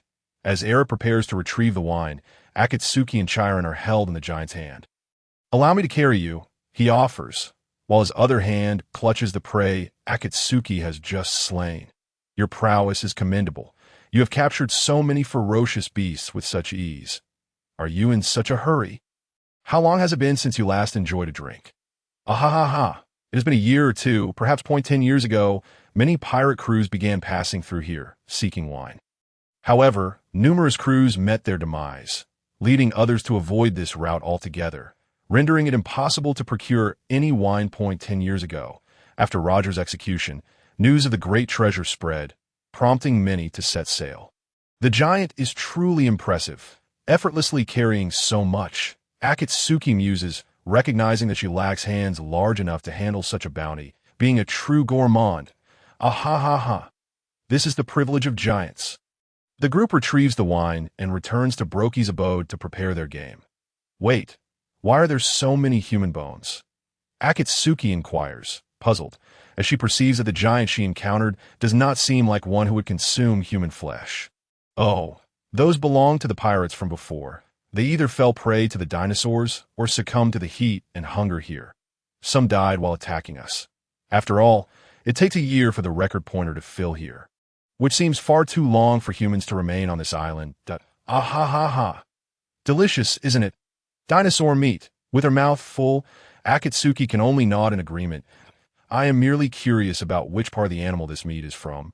as it possesses such a peculiar shape, Eric observes, noticing a bone running through the center of the meat that, never mind, why dwell on such details? Just embrace and devour it. To her surprise, the giant exhibits such refined culinary skills. It is indeed delightful. Acting as chef in Akatsuki's stead, Chiron offers high praise that, this is a secret recipe from our village of Elbaf. Boom! The massive volcano erupts once more. Here it comes. The signal for the duel. The red demon Brokey, in the midst of dining, discards his meat and seizes his weapon, heading towards the battlefield. Having already grasped the cause of this event, Akatsuki intends to inquire if he recalls the reason behind it. What is the reason for your duel? The reason has long been forgotten. The weapons of the two giants clash against their shields that, Exhausted from their battle, the giants lie on the ground, laughing heartily. Perhaps this is what it means to be a warrior. 65,723 battles, 0.65723 ties. They then burst into laughter once more. Dongli, a guest has brought me some wine. That is splendid. It has been ages since I last tasted wine. Share some with me. Oh, he. They are both adversaries and friends. Yet, Akatsuki hesitates. In her past as an assassin, it was a matter of life and death, with no concept of tie. Failure to complete a mission would result in severe punishment, making it incomprehensible to her how, after a life-and-death struggle, they can lie on the ground laughing heartily, without suspicion of poison in their drinks. Surely, they must revere the war god of this world. Fighting in fair conditions, where even in death, they disdain the use of treachery. This is the resolve of a warrior. As a creation of Greek mythology, Chiron can comprehend their beliefs and actions. After all, 1,000 interpretations of Hamlet exist. Individuals with different experiences perceive the same event in varied ways. It seems one among them must perish here. The victor will depart with Elbaf's permanent pointer, while the vanquished will remain forever. Eric sighed in resignation, lamenting the futility of their conflict, as they fought without even knowing the cause of their strife. That it was a senseless waste of time that only led to the disintegration of their pirate crew. With some comrades captured and others deceived into guarding the gates, I wonder if I should inform them that their crew has disbanded due to their actions, that their members have been apprehended, and that some have been tricked into becoming watchdogs. Would that make them cease fighting and march towards Judicial Island? It's highly unlikely. If they possess such noble intentions, they wouldn't be squabbling over who has the bigger prey. And they were even dissuaded by their comrades from continuing the fight. Yet they pressed on until they forgot the reason for their conflict and continued dueling. Resolute, Eric decided to reveal the current state of their subordinates to gauge the reaction. Approaching the two giants lying down. Are these the new guests from your side? Indeed they are. And there are two more. What is the matter? You giants of the giant warrior pirates have for captains. Correct? You two have been here for 90 years. What has become of the giant warrior pirates? Well, with Captain Yururu and Captain Yururu, it should be fine. Indeed, Captain Yururu and Captain Yururu are the oldest warriors in the world. Even stronger than us, so there is no need to worry about the giant warrior pirates. Yes, that's so. Yet I have heard that Yururu was killed decades ago by someone named Charlotte Linlin. And you know they were the oldest warriors at that time. Yururu must have passed away due to old age as well. All four captains of the giant warrior pirates are gone, leading to their disbandment. What did you say? The two giants leaned in closer. Too close. Too large. I said that Yururu fell at the hands of the three Emperor's Big Mom, Charlotte Linlin, and Yururu likely died of old age. The giant warrior pirates have crumbled, with several giants captured by the Navy, and two giants, Cassio and Imo, were deceived by the Navy 40 years ago, being told that if they guarded Judicial Island for 100 years, they would be released. Charlotte Linlin exclaimed dully, "How shameless of the Navy! How could they possibly capture us?" So, Eric stated with an air of civility, "Do you intend to continue this duel? You have fought to a standstill for 90 years. Continuing will likely yield the same result. Meanwhile, your crew is suffering under the Navy's oppression and deceit, and they may very well be discarded after 100 years of guarding. Surely, you understand what you ought to do. But we are in the midst of a duel. Abandon it now would be a betrayal of a warrior's code, and the god of Elbaf would not consent. Indeed, and we left the giant warrior pirates to engage in this duel." Exactly, so we must determine a victor. The one who prevails shall deal with the matters of the former crew. That's true. Their subordinates did desperately try to stop them from continuing the duel. Yet they remained unmoved and persisted. Resigned, Eric returned to Karen's side and sighed, realizing he could not persuade them. Understanding his captain's thoughts, Sharon remarked, "After all, these two giants have fought for 90 years, even forgetting the reason for their conflict. And for them, nothing could be more important than this. Sharon, do you think you could defeat one of them?" Eric inquired, hoping that if he could vanquish one, he could command them to cease the fighting by the will of Elbaf. "Based on their exchanges, I can currently match one of them at approximately a 37-63 ratio. 37. Eric's hopes surged that I would say 30. Perhaps it was due to his own limitations that Sharon could not unleash his full potential, leaving Eric too embarrassed to inquire further. Looking at his achievement points, which stood at 16, he resolutely spent 3 points to elevate his physique to 3 stars. "Let us conduct an experiment. Sharon, let us spar." "Very well, shave." Eric utilized the swiftest movement to close the distance with Sharon, aiming a punch at his side. Sharon caught Eric's wrist, yanked him upward, pivoted, and executed an over-the-shoulder throw, sending Eric crashing to the ground. "Ouch, Sharon, but didn't hold back at all. That hurt." Eric groaned. Having lost the first round, become an exceptional captain. "One must endure sufficient punishment to surpass other adversaries," Sharon explained, though he had tempered his strength in the end. Otherwise, Eric would have been rendered unconscious for the night. "Thank you for your advice. Why does this feel like a martial training in a past life where one must first endure blows?" Although the captain had been diligently training, he understood that to become the legendary Pirate King, he had to exert efforts beyond those of others, Sharon advised, recalling that in the Holy Grail War, he frequently offered counsel to elevate his master to the position of the ultimate master. "However, Captain, I sense that during your assault, both your strength and speed have increased when you executed the over-the-shoulder throw. It felt as though you could withstand even more punishment. Had it been the old you would still be lying on the ground, recovering. Is it really good for you to be so harsh on your captain?"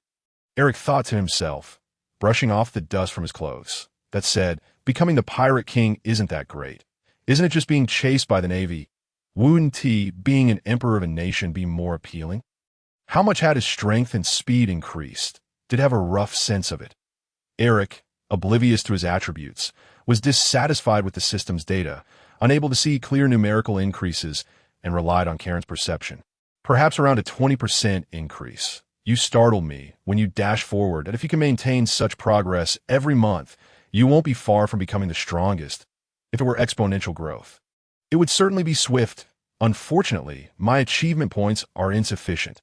Lately, aside from monthly tasks, there have been few temporary tasks, and I haven't achieved much recently. Am I reduced to seeking death to complete bizarre achievements?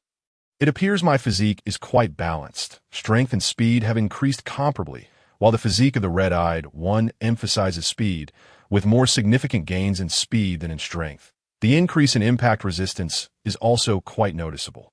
Eric spent 6 more points to elevate his swordsmanship to 3 stars. "Ding, you have received an email. Completing the task has granted you 1,000,000 berries, 2 achievement points, and 1 bond point."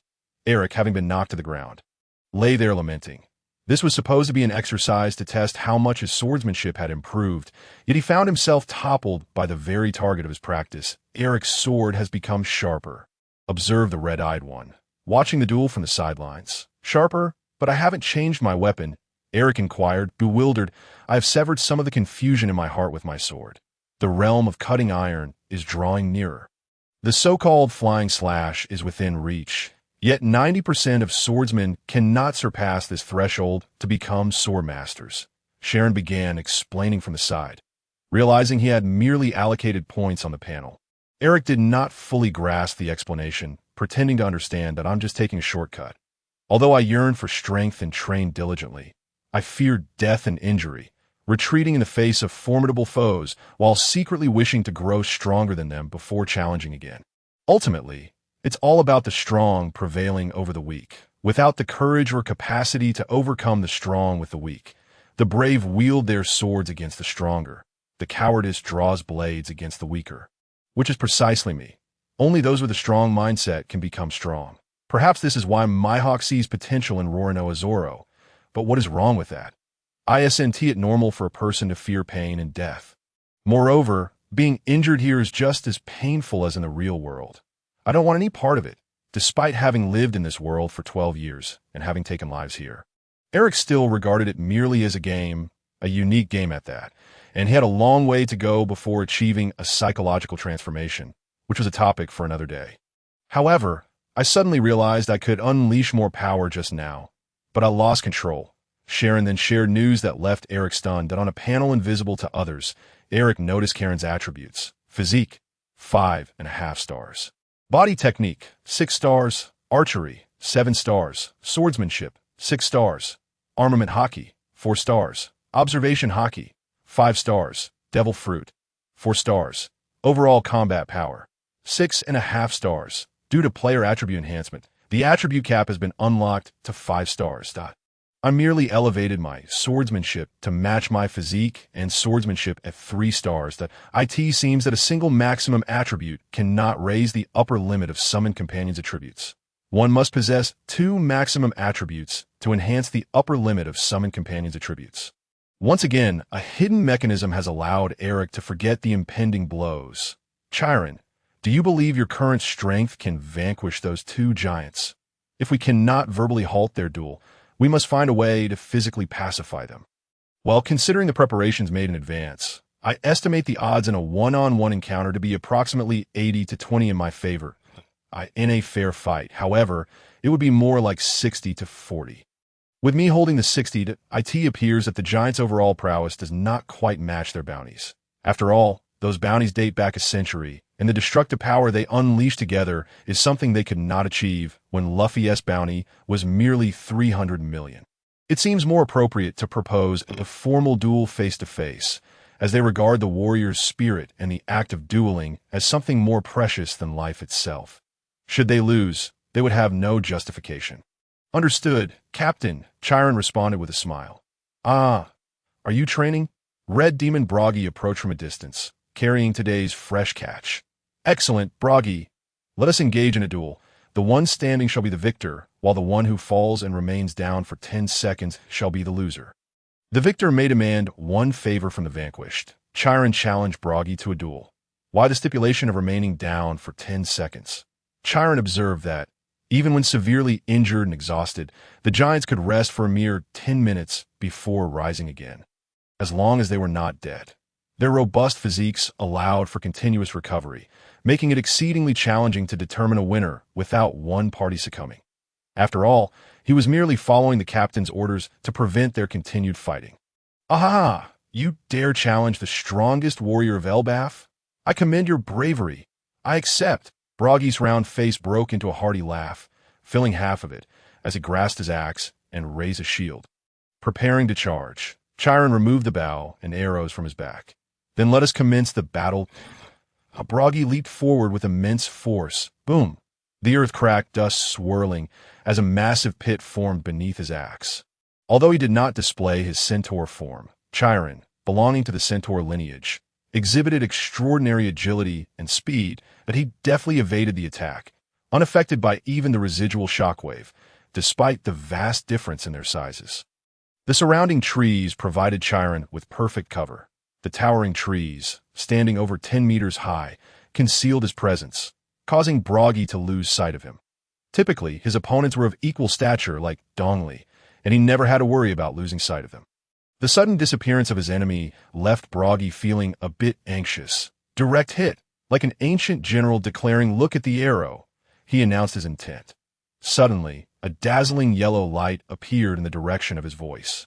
An arrow flashing towards Bragi and embedding itself deeply into his body, leaving only a small portion of the shaft visible. Fortunately, it struck a non-lethal area, causing no significant hindrance to his movements. Excellent marksmanship, Bragi exclaimed, but he knew this minor injury would not deter him. A true warrior, eager for battle, would not be pleased with a mere courtesy strike from his opponent. Chiron materialized in a blank space near Bragi. Drawing his bow, fire, It resembled a single strike, yet felt like a flurry of arrows launched in rapid succession, too swift to be seen. Dozens of arrows soared towards the charging Bragi, piercing not only his massive frame but also detonating upon impact, halting his advance and forcing him to stagger backward. Unlike Eric, Chiron was a master of haki, effortlessly enveloping his arrows in the powerful aura. Ugh! Although half of the arrows were deflected by the heavy shield, it could not shield his entire body. Several arrows struck him, and the haki-infused assault was not easily withstood. Blood stained Broggy's abdomen and legs, leaving him looking somewhat battered, yet he was not gravely injured. "It seems I can no longer approach you." "Archer," Broggy said slowly. "Then how about this?" As he spoke, he raised his axe high, crimson energy surging up its length. Eric, witnessing this, gasped, "Isn't that the combined attack of the two of them? How can one individual wield it?" He called out to Chiron, "Be cautious of that attack. It's incredibly powerful. You must evade." Chiron's expression grew serious as Broggy's aura intensified, indicating a formidable technique was forthcoming. Yet, he refrained from seizing the opportunity to strike while Broggy was charging his attack. Is this a warrior's obsession or something? Eric found it perplexing that in the anime, characters often miss prime opportunities to attack, choosing instead to wait until their opponent finished charging their ultimate move, standing idle in the meantime. Is this a waste of our time? However, Eric chose not to lecture Chiron, for it was the captain's duty to trust his crude, the crimson energy enveloped Broggy. He brought his axe down with tremendous force, the red aura spiraling towards Chiron. Haki, the axe's aura surged forward. Yet Chiron remained steadfast. What is he planning? Eric was taken aback. The red energy created a circular hole in the skeletal remains of the Sea King behind him, decimating a line of trees in its wake. A straight path marked the ground, cutting through the forest until it vanished from sight. Amidst the dust, Chiron's silhouette emerged.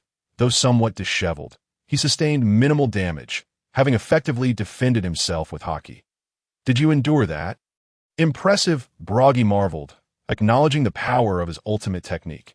"Now it is my turn to strike." Chiron's form began to rise slowly, transforming into a centaur shape, significantly enhancing his agility. Boom! The power of his hind legs cracked the ground, propelling Chiron through the sound barrier, leaving behind a series of air vortices. Chiron circled Broggy, swiftly drawing his bow. This time, he did not coat every arrow in haki, but awaited the perfect moment to strike. As Broggy searched for Chiron with his gaze, turning his head to fully expose his chin, Chiron steadied his aim. Focus on one point. He concentrated all his haki, enveloping the arrow before releasing it with precision towards Broggy. Boom! The arrow struck the giant's chin, causing his body to stiffen before he gradually collapsed to the ground. "Are you all right, Chiron?" Eric inquired, concerned after witnessing the devastating power of haki. The ensuing moments would not be easy. "I'm fine." Although the attack was powerful, the force was not concentrated in one spot. It was rather dispersed, and I managed to defend myself effectively with haki. Chiron, appearing relatively unscathed, turned to Eric and apologized. "I am sorry, Captain, for defying your orders. I did not evade the haki attack, but chose to withstand it. You must have your own reasoning. May I ask why?" "Yes, they both possess a warrior's dignity. If their strongest move is countered by another, and they suffer defeat thereafter, it would earn them greater respect. I feared that evading the attack would leave him dissatisfied with the outcome, especially since I have encountered those who refuse to accept defeat. Thus, I believe that enduring his strongest move and then defeating him was the best course of action. You have a better grasp of the battlefield. I will leave it to your judgment. My only request is that you return to me unharmed." "Understood, Captain." Ding! You have received a new email that Chiron's favorability rating has significantly increased, elevating his bond level from 2, close friend, to 3, trusted friend, earning 2 bond points, unconsciously raising my favorability again. It seems that conversation is indeed the best approach. Perhaps it is due to the mutual recognition among comrades, though that remains uncertain. "Captain, I feel as though I can unleash even greater power." "Oh, that is splendid."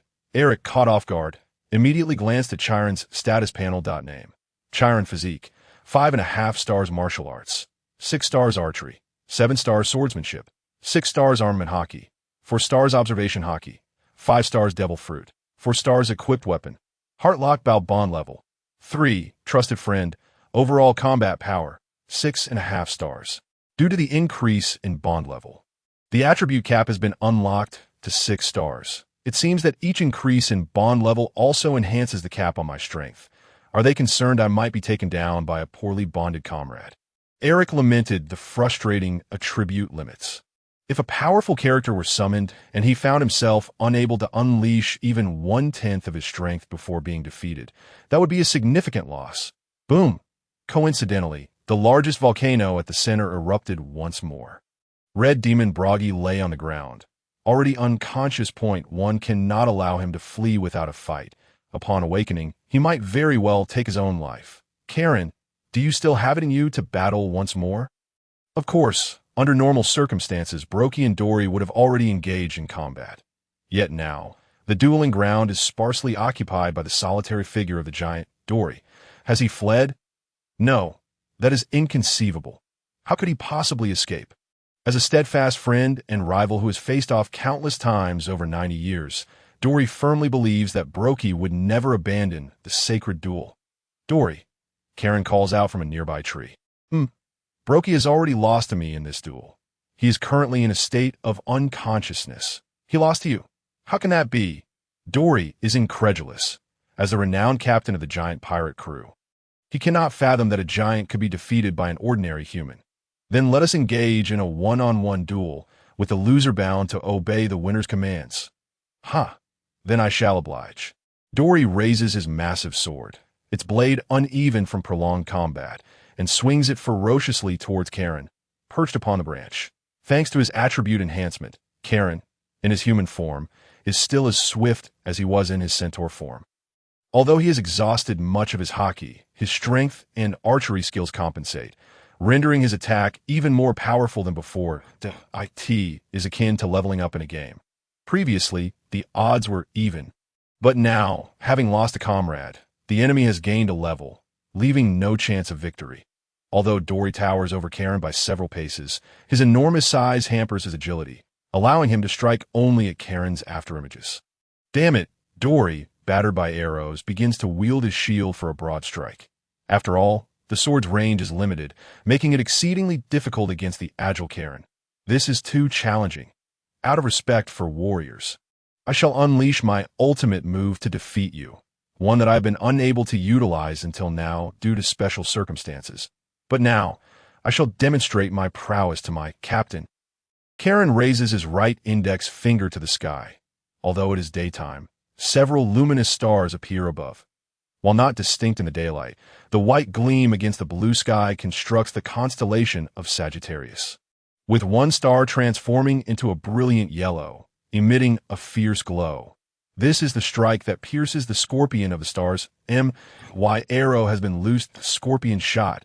A yellow beam descends from the heavens. Unavoidable and inescapable, though it may only be utilized once daily. It guarantees a hit as the yellow beam dissipates. Dory's body resembles that of charred wood, exuding wisps of black smoke, mouth agape, with only the whites of his eyes visible through his helmet's eye holes. Devoid of pupils, the second giant succumbs to Karen's treasure, collapsing to the ground. Since the onset of their duels 90 years ago, this ancient island has endured the ravages of their conflict, with the resident dinosaurs trembling from the tremendous sounds and shockwaves produced by the giants' battles. Yet now, this duel is approaching its conclusion, with both giants defeated by the same individual. Have you also fallen, Dory? Brokey laughs heartily. I was knocked unconscious by a single blow. So was I. The arrow struck my chin, and I lost consciousness. Oh ho. It seems I'm still stronger than you. He only defeated me using his ultimate move. What did you say? As the two begin to bicker once more, their argument escalating towards another duel, Eric interjects. You both lost to Karen, correct? Do you remember the agreement made before the duel? Indeed, both giants respond, heads hung low. They are men of honor and cannot breach the warrior's pact. Nor can they defy the will of the god Elbaf due to their defeat. Now, let us hear Karen's request. Eric grants Karen the opportunity to speak, for it was Karen who proposed the duel and emerged victorious. Should Eric speak first, the two giants might insist on battling him, leading to his downfall. That I suggest you cease your duel and reflect on how to rescue your deceived comrades. The duel has commenced and cannot be halted.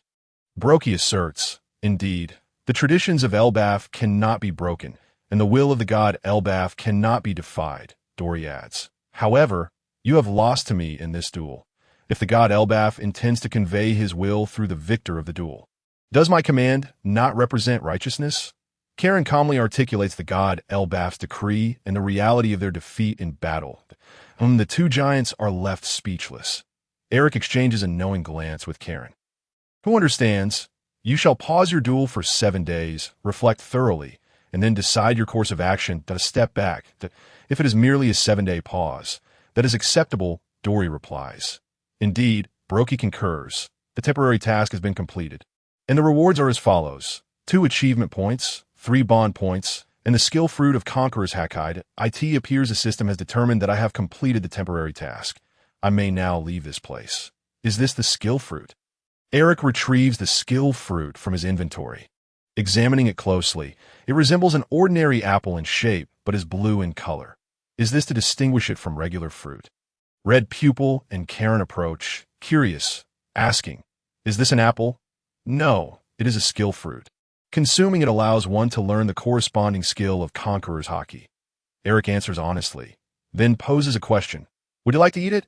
Red Pupil shakes her head, suggesting Eric consume it instead, declaring it too weak. Her words strike Eric's heart like Cupid's arrow, causing him to cough up a mouthful of blood. Red Pupil, your candor is rather blunt.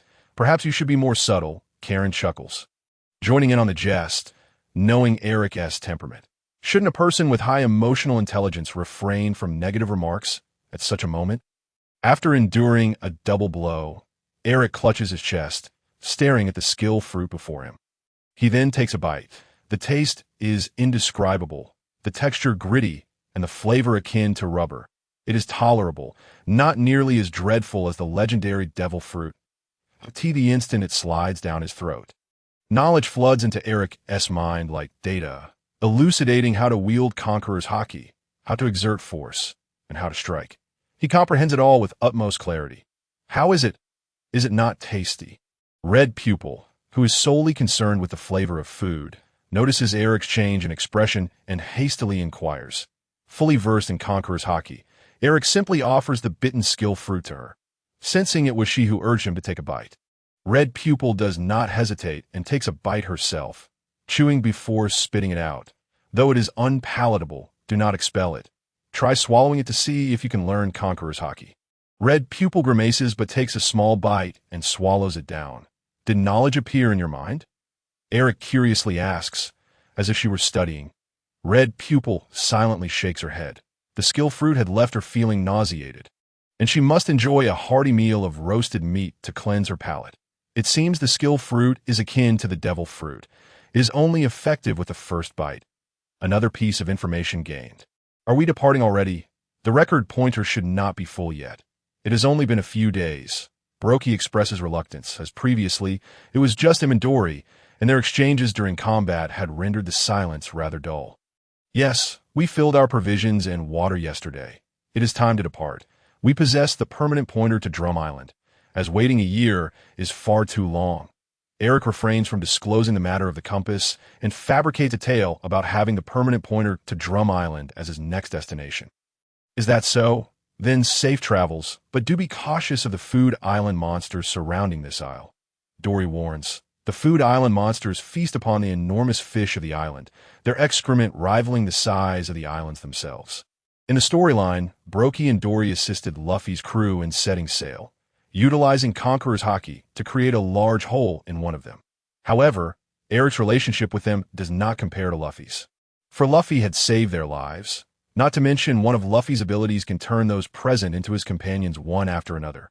Indeed, I have faith in my comrade's strength. Until we meet again. Eric bid farewell to the two individuals, while Chitong and Sharon exchanged gestures of acknowledgement. In more than 1,000 meters away from the small garden, a colossal water sphere erupted from sea, with water cascading off the newly emerged entity, revealing a gigantic goldfish before the ship. Despite its appearance as a goldfish, it possessed an extraordinary set of teeth, truly astonishing. Sharon, it's your turn. although Qitong wielded the lethal Muramasa. The curse of poison had its limitations. It might not reach the heart in time, and the three of them could be devoured along with the ship. Understood. Sharon struck a pose once more. Scorpio shot. A beam of yellow light descended from the heavens with such velocity that it appeared as if it materialized out of nowhere, piercing through the top of the creature's head and emerging from its lower half, delivering a fatal blow without leaving any sound of lamentation or movement. Wait a moment. Qitong halted the two, who were preparing to set sail. To their astonishment, Qitong donned a steel knife, typically used for bone carving, and leaped into the sea, busily working on the carcass of the creature, extracting various cuts of meat from different angles. Climbing back onto the ship, drenched and holding the freshly severed meat, Qitong declared, "All done." The scene was so enchanting that despite her youth, Qitong possessed all the desired attributes. Her wet clothing clung tightly to her form, evoking a sense of forbidden allure. Ahem. Next time, remember to wear a swimsuit. Eric slowly averted his gaze, exerting great willpower to maintain his composure. The ship was devoid of swimwear. Qitong replied in a neutral tone. Is that so? My oversight. I will prepare some for the next island. Also, hurry and change. Don't catch a cold that I will store the meat. You quickly take a shower and change. Observing Qitong's intention to tidy up the catch before bathing, Eric swiftly took over her task, for he could hardly endure the situation as it stood. Having already lost sight of the small garden, he intended to experiment with the new skill he had acquired, the Conqueror's Haki. The other two on board were also curious about the differences between the techniques obtained from consuming skills and those exhibited by the giant itself. Thus they gathered around Eric with keen interest. Eric gripped his knife with both hands, positioning it to the right of his body, the blade slightly angled backward, contrasting significantly with the downward slash executed by the giant Brokey. This was a horizontal cut. After all, Eric had thoroughly grasped how to exert force and execute moves with the Conqueror's Haki, while the downward slash merely allowed for a more effortless application of one's entire strength. With a resonant roar, Eric swung the knife forcefully towards the ocean's surface, but the resulting blade aura only traveled a mere 2 meters, dispersing into the air without completing a full rotation. The technique was similar, but the disparity in power between the captain and the giant was considerable, preventing the true form of the attack from manifesting. Sharon offered a candid observation, noting that Eric's limited strength hindered his ability to effectively wield the Conqueror's Haki. However, Eric remained silent, collapsing to the side, only to be caught by the quick-witted Qitong. Sharon, possessing medical knowledge, rushed over to assess the situation. Excessive use of the Conqueror's Haki had drained his stamina, leaving him in a state of exhaustion. And upon awakening, he would be plagued by a headache as a symptom of overexertion. After a thorough examination, Sharon shared his findings with Qitong. Qitong exhaled a sigh of relief, clearly concerned for Eric's well-being. Where are you going? I'm going to prepare a meal. He will surely be famished upon waking. Qitong intended to use food to alleviate Eric's fatigue. It hurts, Eric exclaimed as he regained consciousness. For the human body possesses self-protective mechanisms that induce a state of unconsciousness in response to overwhelming pain. Now, the discomfort had significantly subsided, allowing him to awaken. How do you feel? Qitong inquired with concern. Just a headache and fatigue. How long was I unconscious? Approximately half a day. The headache is from overusing the Conqueror's Haki, and the fatigue stems from excessive energy expenditure. Here, Qitong transitioned into a caregiver role, presenting a large piece of meat before Eric. In this situation, you should be fed easily digestible food. Sharon wisely opted for silence. Eric, unaccustomed to being fed by the opposite sex, felt his face flush, unable to move his mouth. Your current strength is insufficient to use such intense techniques. Focus on training your strength and Haki to enhance your capabilities. Please refrain from using it again. Excessive energy expenditure poses a risk to your life. True to his role as a strategist, Sharon's advice came swiftly. Eric mumbled in response, still under Qitong's attentive care. Eric had only rested for half a day. After all, it was merely a case of excessive fatigue. Perhaps it was due to the fact that in the world of One Piece, individuals possessed exceptional stamina, or perhaps the food consumed was rich in nutrients to sustain significant energy expenditure. Eric was uncertain, but as long as his body had recovered, that was sufficient. While resting in bed, Eric noted an increase in his attributes. Physique, 3.5 stars martial arts, 1.5 stars swordsmanship, 5 stars gunnery, 1 star armament hockey, 1.5 stars observation hockey, 0.5 stars. Not only has my physique and swordsmanship improved, but even my hockey has risen. Is it due to nearly perishing from overexertion? I'm not some tale-bearing race. Perhaps every brush with death enhances one's attributes. Or it could be that the excessive consumption of stamina and hockey raises the upper limits of both. This warrants further investigation. And my sword energy has increased by a star. Could it be that the Conqueror's hockey serves as a form of flying slash? Successfully executing a flying slash means I have broken through the barrier to becoming a sword master. Has the system recognized that I can perform a flying slash now? I should thoroughly test my capabilities later. As snowflakes began to drift from the sky and temperatures dropped, they had entered the realm of Winter Island. Remember to keep warm, Chi-Tong, Sharon. Already dressed. That was quick, Eric remarked, retreating indoors to don his clothing. Although the Grand Line's weather was unpredictable, the climate near the islands was not so capricious. Thus, if the weather at sea became remarkably calm, it indicated the proximity of an island. They should be nearing Magnet Island shortly.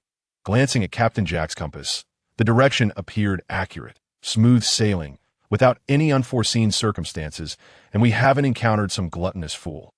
Oh, he hasn't consumed the gulp fruit yet, and Blackbeard hasn't acquired the dark fruit, still under Whitebeard's domain. Therefore, Wapol must still be oppressing his citizens. Eric scrutinized the section of the marketplace displaying the devil fruits. The gulp fruit and the thunder fruit remained available. There's an island ahead. Chi-Tong, who had been scanning the horizon from the lookout tower, leaped down to report. All right, let us circle the island first and see if there are any suitable docking spots. Eric cast another glance at the compass. Uncertain if the gulp fruit lay along this route, they circled the island roughly 1/8 of the way around, discovering that the compass shifted its direction slightly with the change in course. Upon mapping it on the nautical chart, they found that the compass's intersection was located within the island itself. Lower the sails, drop anchor, Eric commanded. Coco Vite Village, have you heard? The newly enthroned king has enacted a new law. Ah, I heard. He only retained 20 skilled doctors, expelling all the others. What will happen to the patients? That's outrageous. In the tavern, the patrons were abuzz with discussions regarding the king's new decree. Paying no heed to the unfamiliar face that had arrived that bastard has ascended to the throne, Eric discerned Wapol's assent from the conversations. What is going on? Chi-Tong, enjoying her meal, was also curious, as the volume of chatter in the crowd grew louder. A scumbag has become king, and upon his ascension, he announced a decree allowing only the 20 most skilled doctors to exist, forming his medical team, while all other doctors were expelled. Those who fall ill can only seek his treatment. And in the future, those who fear illness will dare not defy his commands. How can such a despicable person exist? I will see to his demise. Chi-Tong could no longer contain herself, wanting to eliminate the tyrant immediately. Indeed, he is quite the scoundrel. However, the citizens here will likely endure his rule for several more years. Eric offered a reluctant consolation, unsure if it was encouragement or a mere statement of reality. Relying solely on your strength, you could eliminate Wapol and bring happiness to the citizens here. But Chi-Tong, what will happen if the citizens encounter another scoundrel of a king in the future? Can you always protect them? Have you considered this matter? Indeed, merely eliminating one scoundrel does not fundamentally resolve the issue. Chiron, possessing knowledge unparalleled by the vast majority, concurs. Hence, it is imperative that they endure their suffering and rise against the tyranny of Wapol themselves. Only they can rescue their own fate, for no one else can take their place. Should they genuinely desire to overthrow the king in the future, yet find themselves lacking in strength, they may contact us. And I shall lend my assistance, Eric suggested to the silent Akane. Have you had your fill? Indeed. The meal cost 980,000 berries. Thank you for your patronage. In the realm of the Grand Line, prices are indeed significantly higher than in the East Blue. With a single meal costing nearly 1,000,000 berries. By the way, is there a place to exchange treasures here? There's a currency exchange just down the street. Thank you, sir. I'm only 30. This place, it seems, can only exchange half of the treasures due to insufficient funds. although I have not forgotten the treasure of 50 to 60 million acquired from Creek upon entering the Grand Line. The first destination was the uninhabited island of Little Garden, leading me to this Drum Island for currency exchange. However, the town's exchange office lacked sufficient cash, and to accommodate potential future needs, they only exchanged 30 million berries. Should we head to the next town to exchange our treasures, or seek the fruit? Captain, let us first follow the compass's guidance. Perhaps that direction leads to a town. Here, allow me to practice on the way. Although the remaining weight of the treasures might not suffice for Eric's training, the desire to grow stronger at any moment is not misguided. On their journey to the next town, they indeed encountered the peculiar creature. Raven, resembling a rabbit yet larger than a brown bear, these social beings are known for their ferocity and propensity to attack others. Dalton, having consumed the NYU fruit, remarked, "It is merely a rabbit." Do you say this creature deserves a beating? Indeed, it does. Not only does it initiate attacks, but can also trigger avalanches, burying the entire town. However, this creature seems to possess a sense of gratitude. Far superior to some treacherous human beings. Very well, let us teach them a lesson. Eric resolved, "Do not interfere. This is my trial." Setting down his treasures, Eric charged toward the nearest raven, which in turn leaped at him, brandishing claws that should not belong to a rabbit. Rising dragon fist, ducking to evade the raven's strike, he followed up with an uppercut that sent it flying like a tea. That moment, the raven horde appeared to receive a command. Surging toward him, Eric drew his cutlass. Hurricane slash. A small blade of air was released from his swinging sword, striking the snow before the raven, sending it flying and obscuring the visibility between both parties.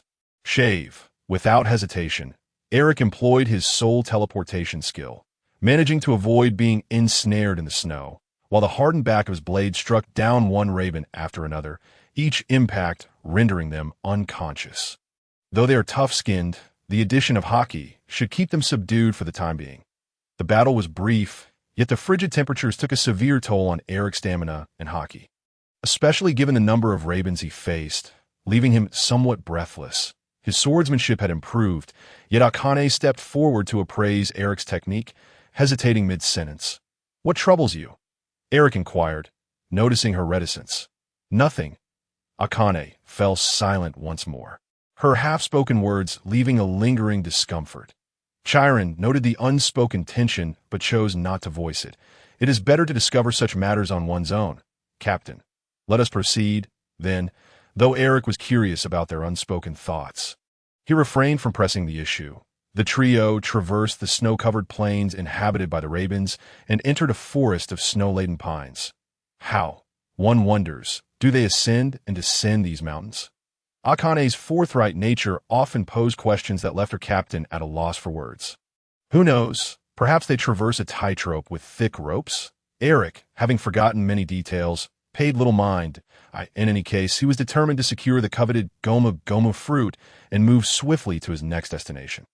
"I sense it is nearby."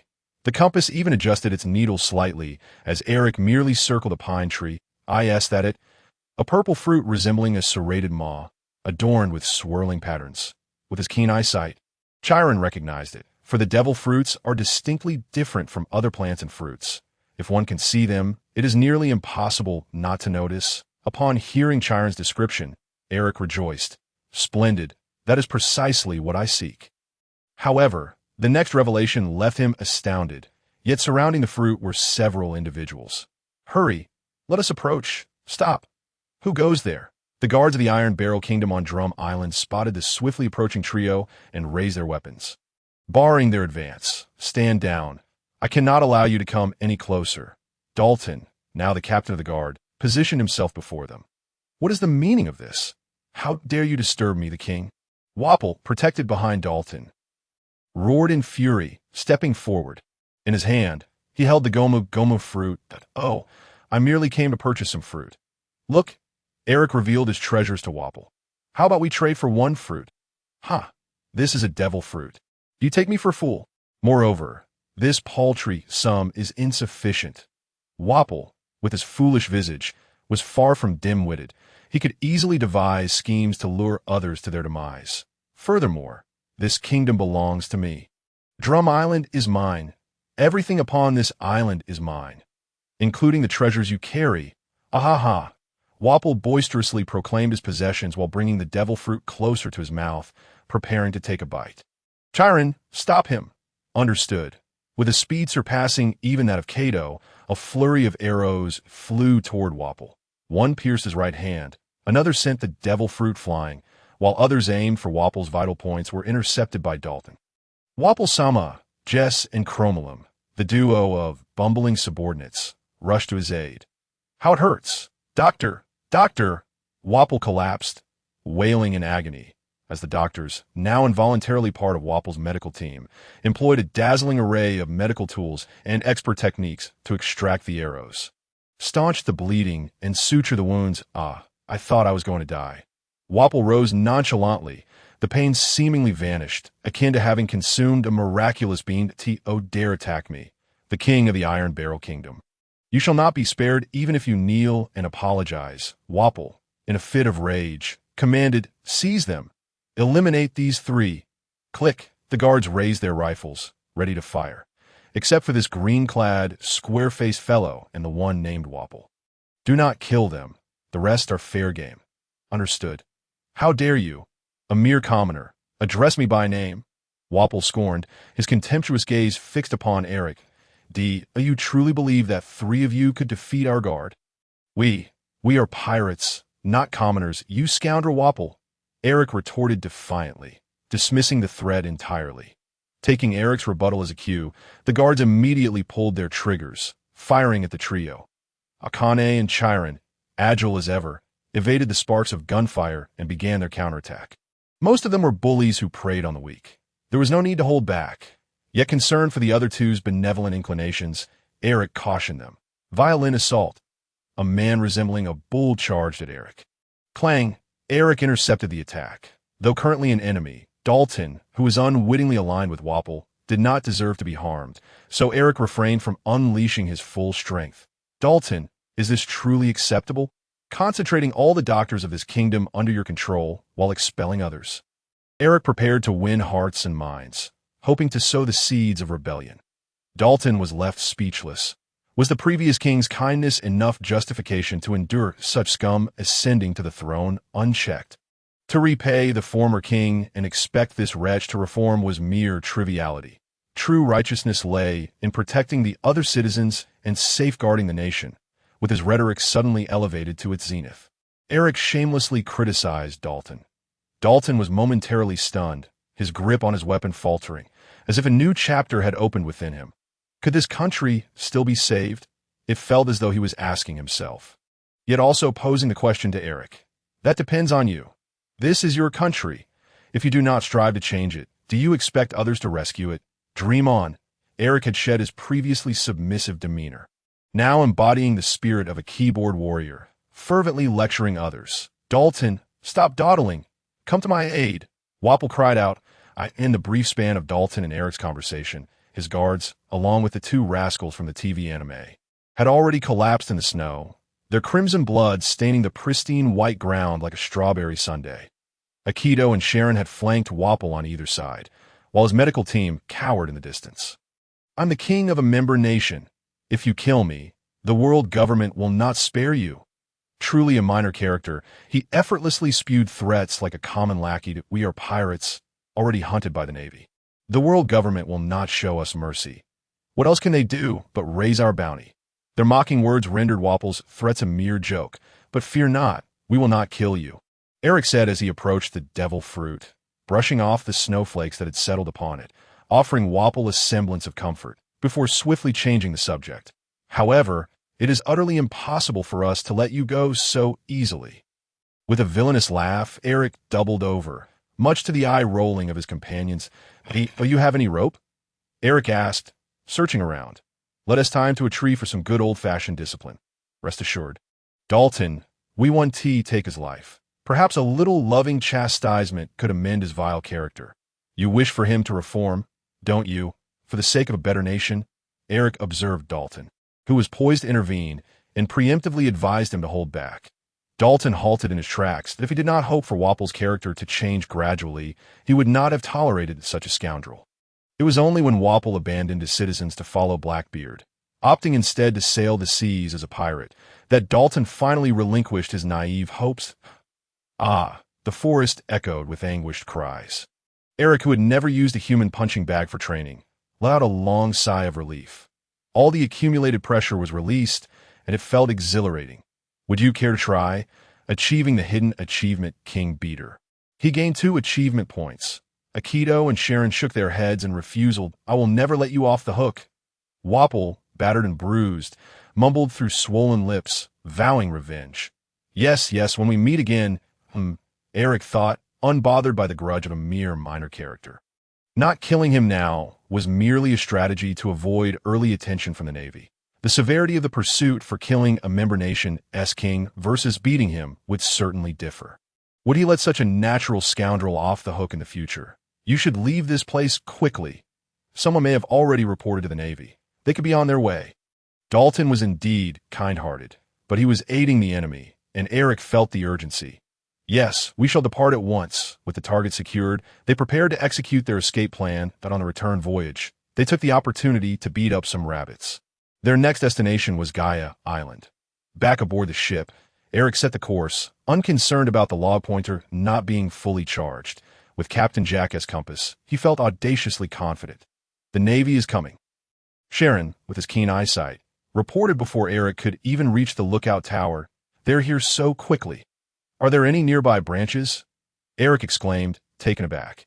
After all, most ships at sea were sailing warships with a speed of around 9 knots.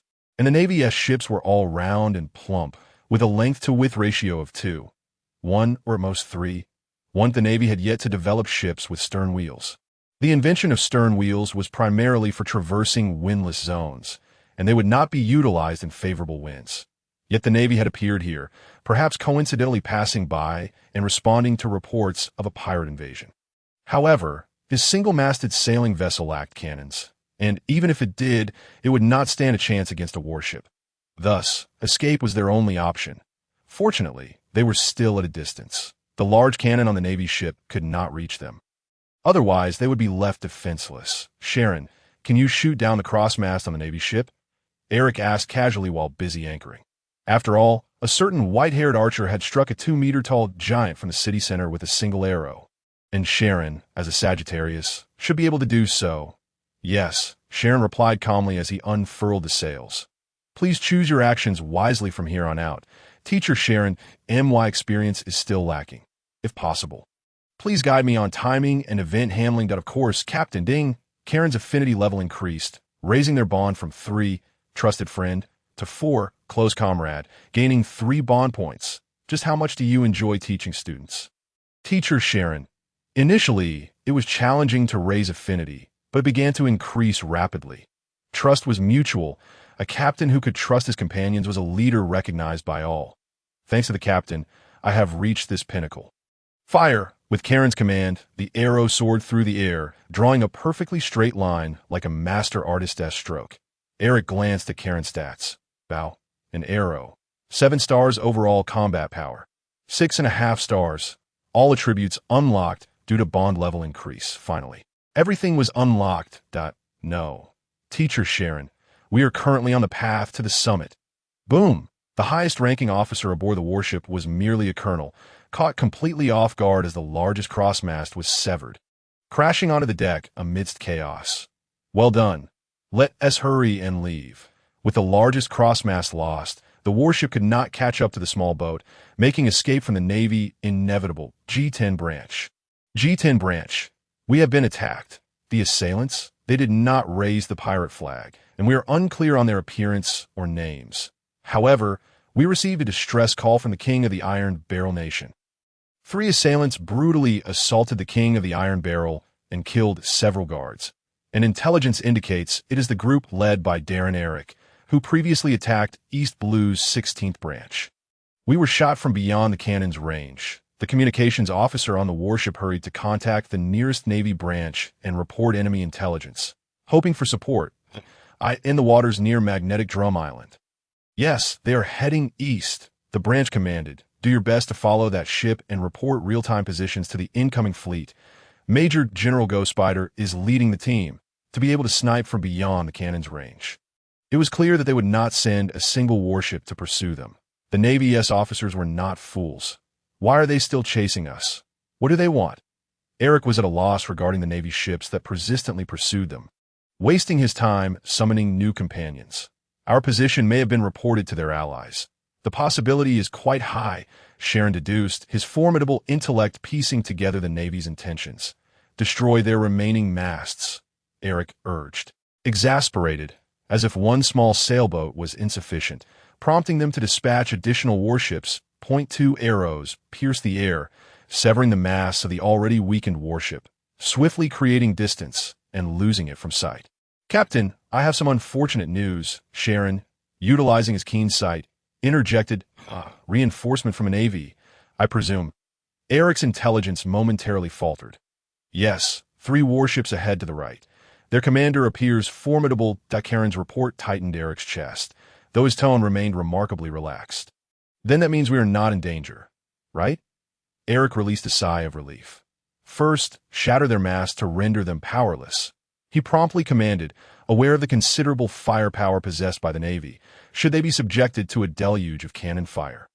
His small vessel would surely not withstand the assault. Understood.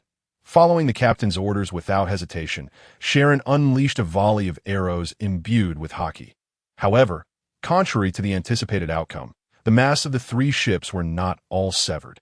Only the 2 adjacent warships had their masts broken, while the arrows aimed at the central vessel were skillfully intercepted by the officers on board. What do you think of this tactic?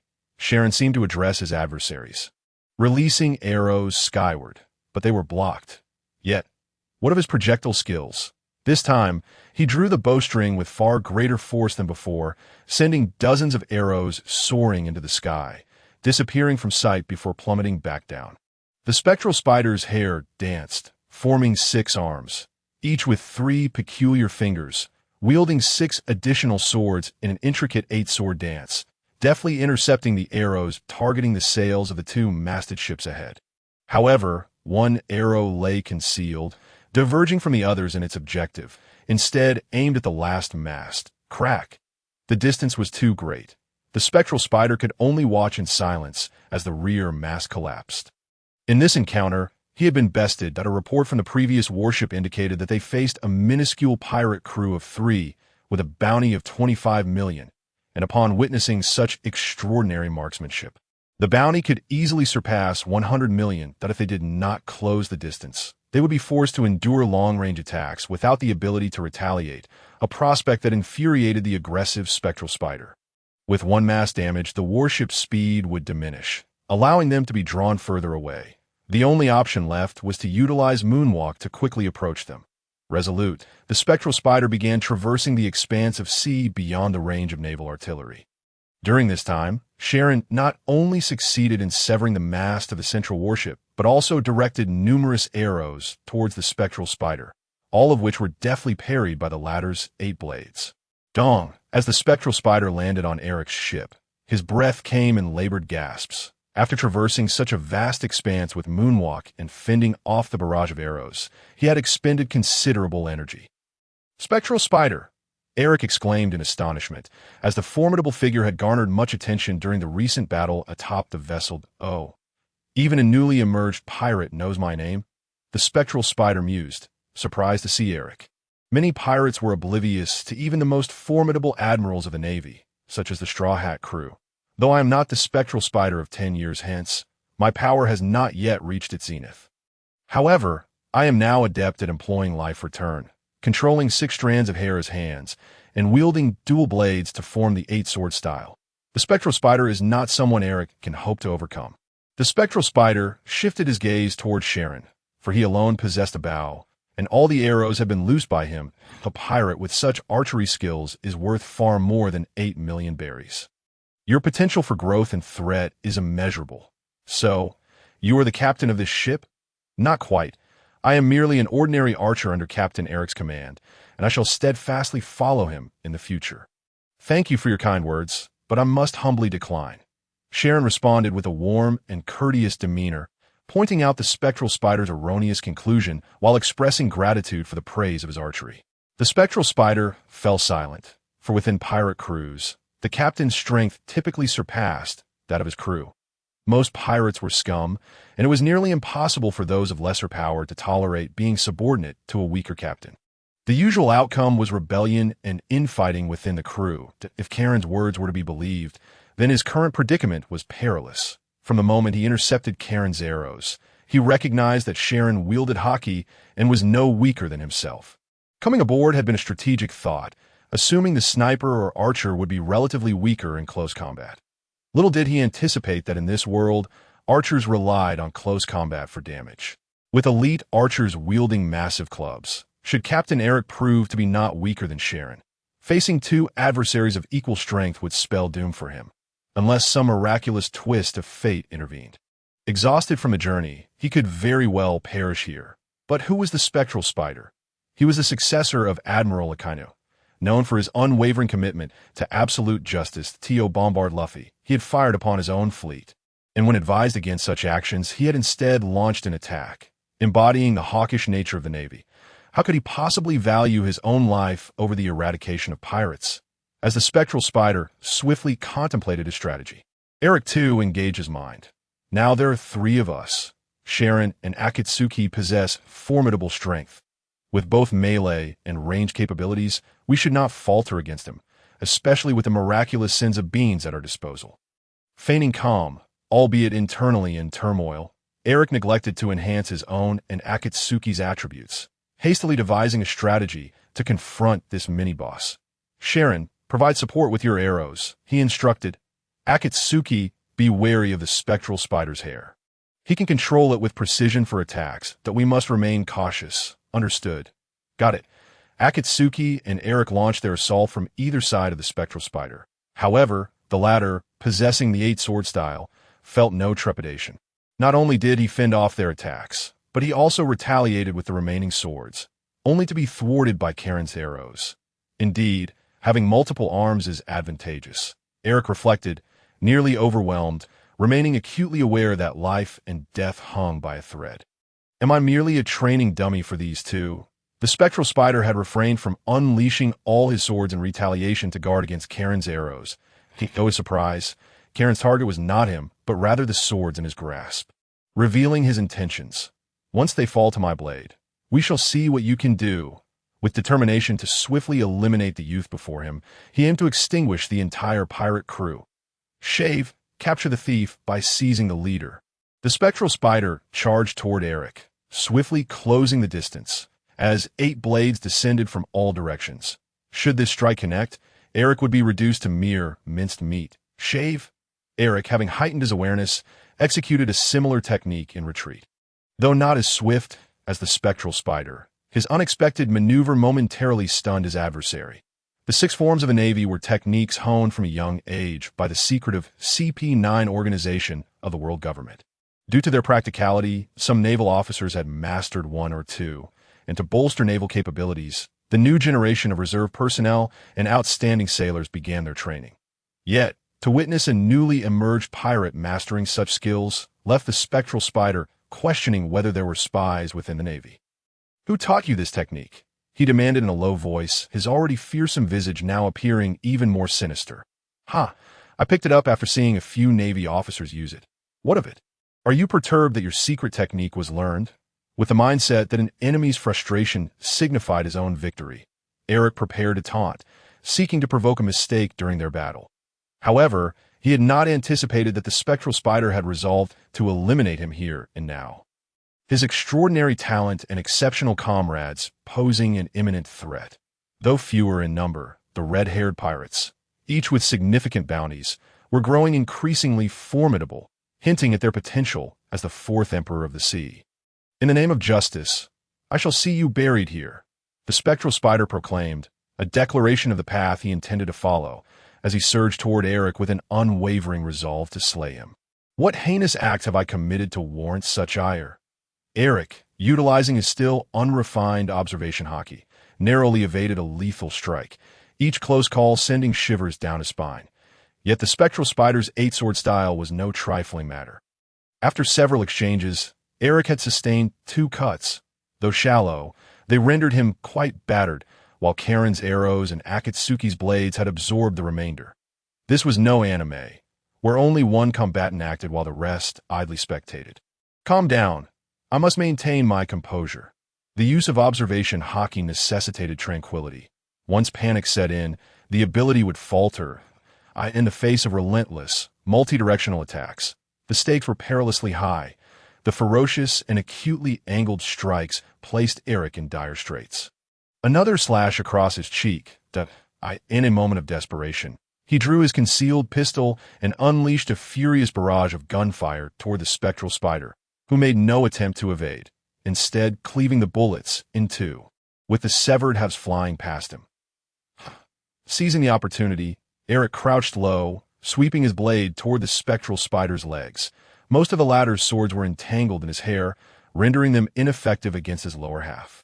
Without the need for crouching motion, the spectral spider leapt high, showcasing the extraordinary capabilities of a user of life return, his muscularity and skeletal structure surpassing that of ordinary beings' eight-sword style.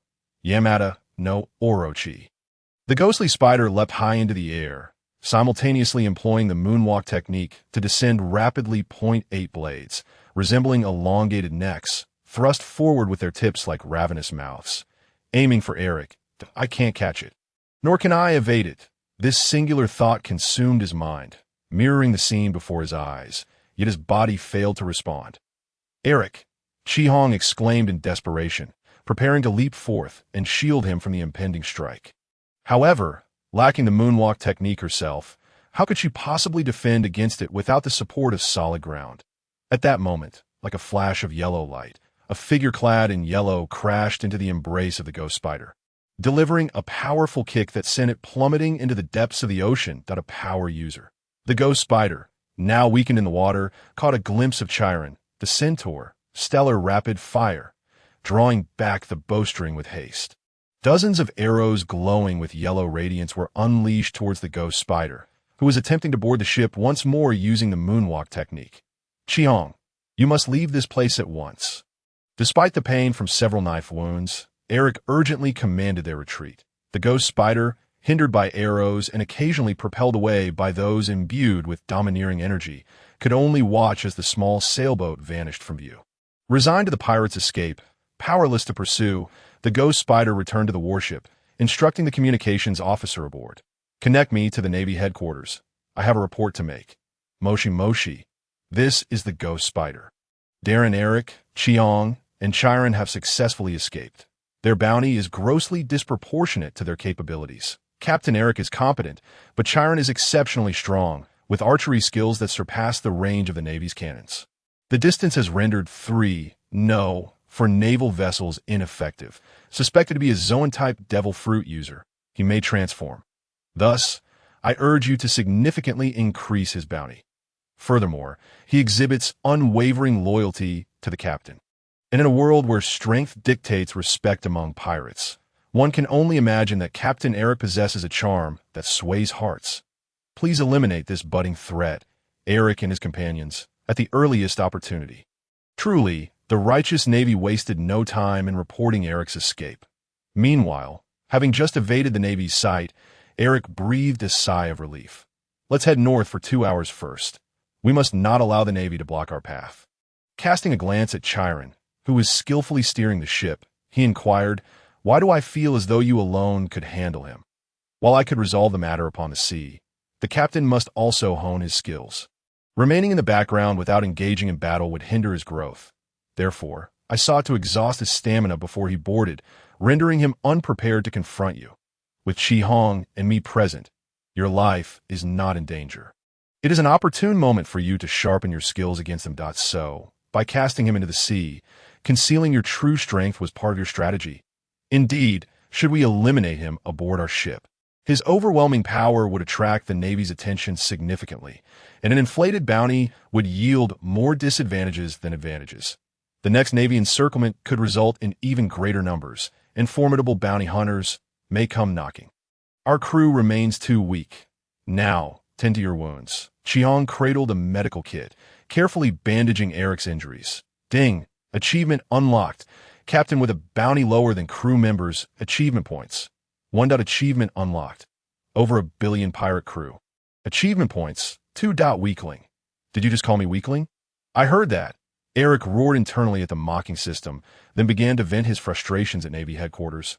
Why is it that as soon as I escape, my bounty increases? If the Navy's efficiency is so high, why not clean up the trash within your ranks? It's as though you turn a blind eye to everything else but my endeavors. A sudden pang of pain interrupted Eric's thoughts that IT will hurt for a moment, but it will pass. Chi-Hong reassured him, delicately and attentively binding his wounds. Eric found himself entranced. Thus, the appropriate pressure and trials serve to refine one's potential. Facing death can greatly aid in strengthening one's abilities. That Chiron's words snapped Eric from his reverie, for he was indeed a sage. All done. Chi-Hong tied a bow with a bandage. Eric gazed at the bow on his bandage, lost in thought, contemplating both his own and Chi-Hong's status panels. Character, Darren Eric. Age, 17. Physique, 3.5 stars martial arts, 1.5 stars swordsmanship, 3.5 stars gunnery, 1.5 stars armament hockey, 1.5 stars observation hockey, 1 star name. Chi-Hong. Age, 15. Physique, 3.5 stars martial arts, 2 stars swordsmanship, 5 stars observation hockey, 3.5 stars armament hockey. 1 star. Eric's skills in gunnery and observation had improved, while Chi-Hong's physique had also enhanced. Indeed, it seems that battles fought with utmost effort are the quickest means to fortify one's strength. And oh wonder the Straw Hat crew expends all their energy in every confrontation they face. Furthermore, Chiron's attributes were fully illuminated, indicating his strength had returned entirely. Next, let us prepare to welcome our 4 companions. Drawing a summoning circle with his own blood, he placed the recently acquired devil fruit at its center as a medium. Come forth, giants of human history, great scholars, heed the call. A flash of white light enveloped the scene, and amidst the white mist, a graceful figure emerged, dominated by hues of red, adorned with blue gloves and knee-high boots. A gauntlet resembling iron encased her left hand, wielding a staff topped with 2 intersecting circular frames, within which a blue polygon hovered. Greetings! Master Leonardo da Vinci has arrived. From this moment on, I am your Da Vinci. Oh, it's a pleasure to meet you. Eric beamed at the newly arrived companion. And who might these 2 be? The new Da Vinci surveyed Chi-Hong and Chiron. Chi-Hong. Chi-Hong shyly nodded. Chiron. Chiron transformed into his centaur form to present his identity, as his appearance was easily recognizable, compelling him to remain in human form for interaction. Oh! Da Vinci's eyes sparkled as she circled Chiron, exclaiming, the legendary sage who has educated countless heroes, the centaur, Chiron. This is my first encounter with a member of the centaur race. I am quite curious to examine your anatomy. Such a chilling statement delivered so casually. Ah, I cannot consent to that.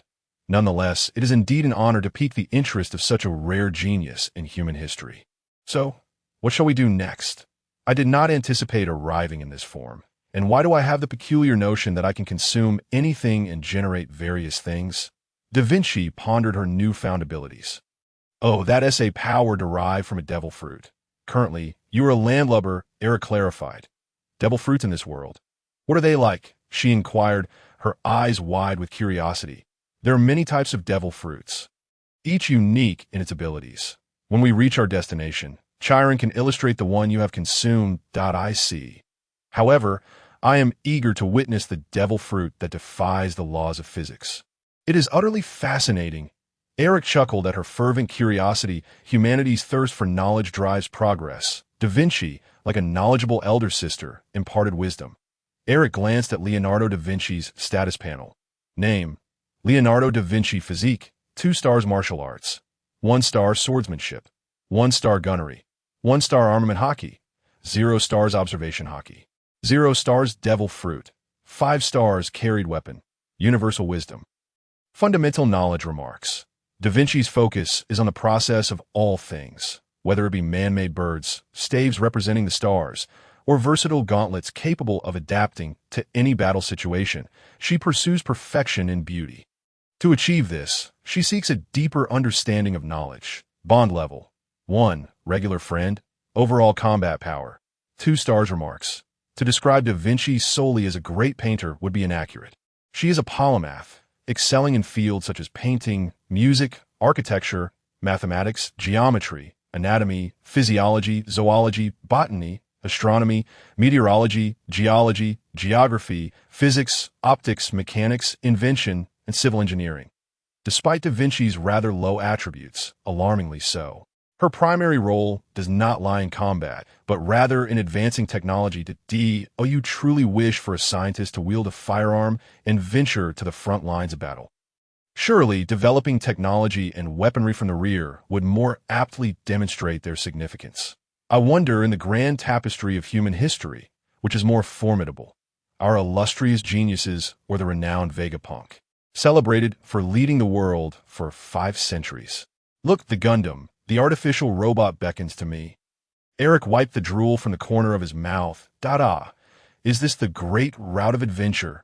Indeed, the climate and ocean currents are capricious, rendering the knowledge of Earth utterly useless. On the very day Leonardo da Vinci arrived in this world, he faced both waterspouts and hail within a mere 3 hours. The geomagnetism, celestial phenomena, oceanic currents, and airflows were all in disarray, creating a microcosm of chaos. One cannot ascertain what instruments Da Vinci held, yet he was undoubtedly enthralled by this world. How delightful it must be for you.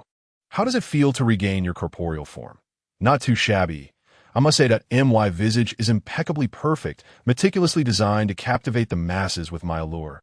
Unlike in history, where my appearance transformed into the renowned painting Mona Lisa, my gender has also shifted to female.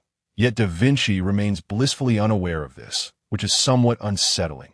Due to the unavailability of suitable materials, I cannot experiment with the capabilities of your devil fruit. Are you concerned? The perfect me harbors no worries about such trivial matters.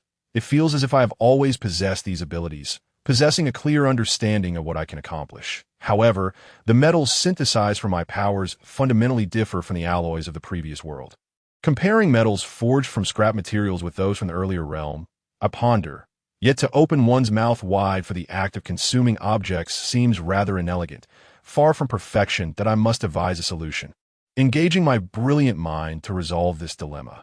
Thoughts like these, however, cannot be shared with the captain, for every individual harbors their own little secrets. Nautical log. November 14th. Having spent a month with Sharon, I have gained 1 bond point. Unbeknownst to me, my second companion Sharon has also graced this world for a month. The voyage across the seas easily causes one to lose track of time, necessitating the recording of events in the nautical log. Due to the unpredictable weather of the Grand Line, newspapers sometimes fail to arrive on time. After a 2-day delay, Eric purchased 2 newspapers for 200 berries. The new trio pirate crew attacks the king of the Barrel Kingdom. Rear Admiral Ghost Spider in pursuit. The new trio pirate crew retreats in disarray.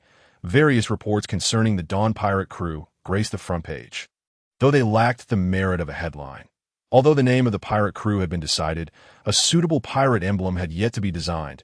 Hence, they had not hoisted a pirate flag or publicly declared their crew's name. With only 3 members, this fledgling pirate crew could only be referred to as the new trio pirate crew. Silently sneaking into the village, Eric resolved not to draw attention. After all, he possesses no background like Monkey D. Luffy, whose grandfather is a naval hero, whose father is the leader of the Revolutionary Army, and whose future as the Pirate King is assured by his guide.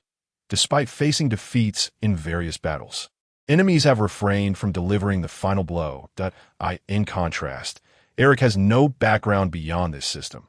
Should he be frozen into a popsicle by a passerby on a bicycle, there would be no mercy or consideration for his life, nor any notion of a pirate flag being his lifeline. Wouldn't it be far more appealing to secretly cultivate a peaceful life?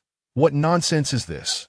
Eric gazed at the newspaper with indignation, which reported the king of the Barrel Kingdom, in an effort to protect his subjects from pirate attacks, has been gravely injured by pirates. Rear Admiral Ghost Spider happened to pass by Magnetic Drum Island, driving the new trio pirate crew to flee in disarray.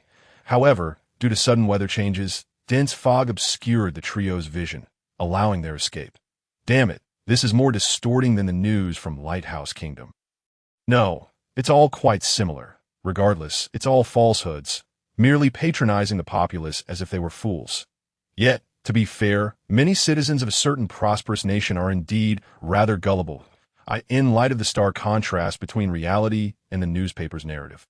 Eric unleashed a tirade of curses. Consequently, several new wanted posters tumbled from the newspaper. The notorious pirate Darren Eric, bounty of 45 million berries. The hunter Scarlet Eye, bounty of 23 million berries. And the archer Sharon, bounty of 98 million berries. That Karen's moniker had also changed. Both he and Scarlet Eye saw their bounties increase, with Karen's rising dramatically. Ah, so you have all been placed on a wanted list. That Da Vinci marveled at another newspaper. After all, he had experienced the interdimensional phenomenon himself. It's merely a setting, not very suitable for summoning Lily. Having been pursued by several authorities from various dimensions, thus he was not particularly astonished. Moreover, the report was quite entertaining. Indeed, intelligent individuals are seldom deceived. Scarlet Eye, I'm coming for you. As the two melee fighters, with the navigator being the astronomer and meteorologist Da Vinci, and the lookout possessing the gift of foresight being Sharon. The pair decided to utilize their free time to diligently enhance their skills, believing that the best method for improvement lay in practical combat. Be vigilant of your surroundings. Do not swing your sword with excessive force. Sharon simultaneously increased the difficulty of their sparring by discreetly tossing small stones, one of which struck Eric's head, leaving a small bump.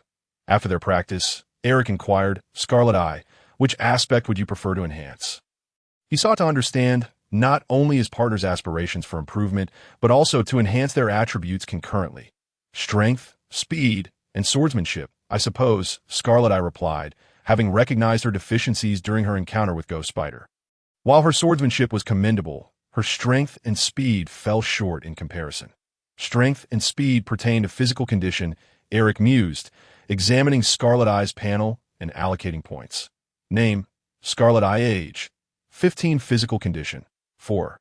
5 stars martial arts, 2 stars swordsmanship, 5.5 stars observation hockey, 3.5 stars armament hockey, 1 star overall strength, 5 stars. He allocated 2 levels to her physical condition and 1 to her swordsmanship.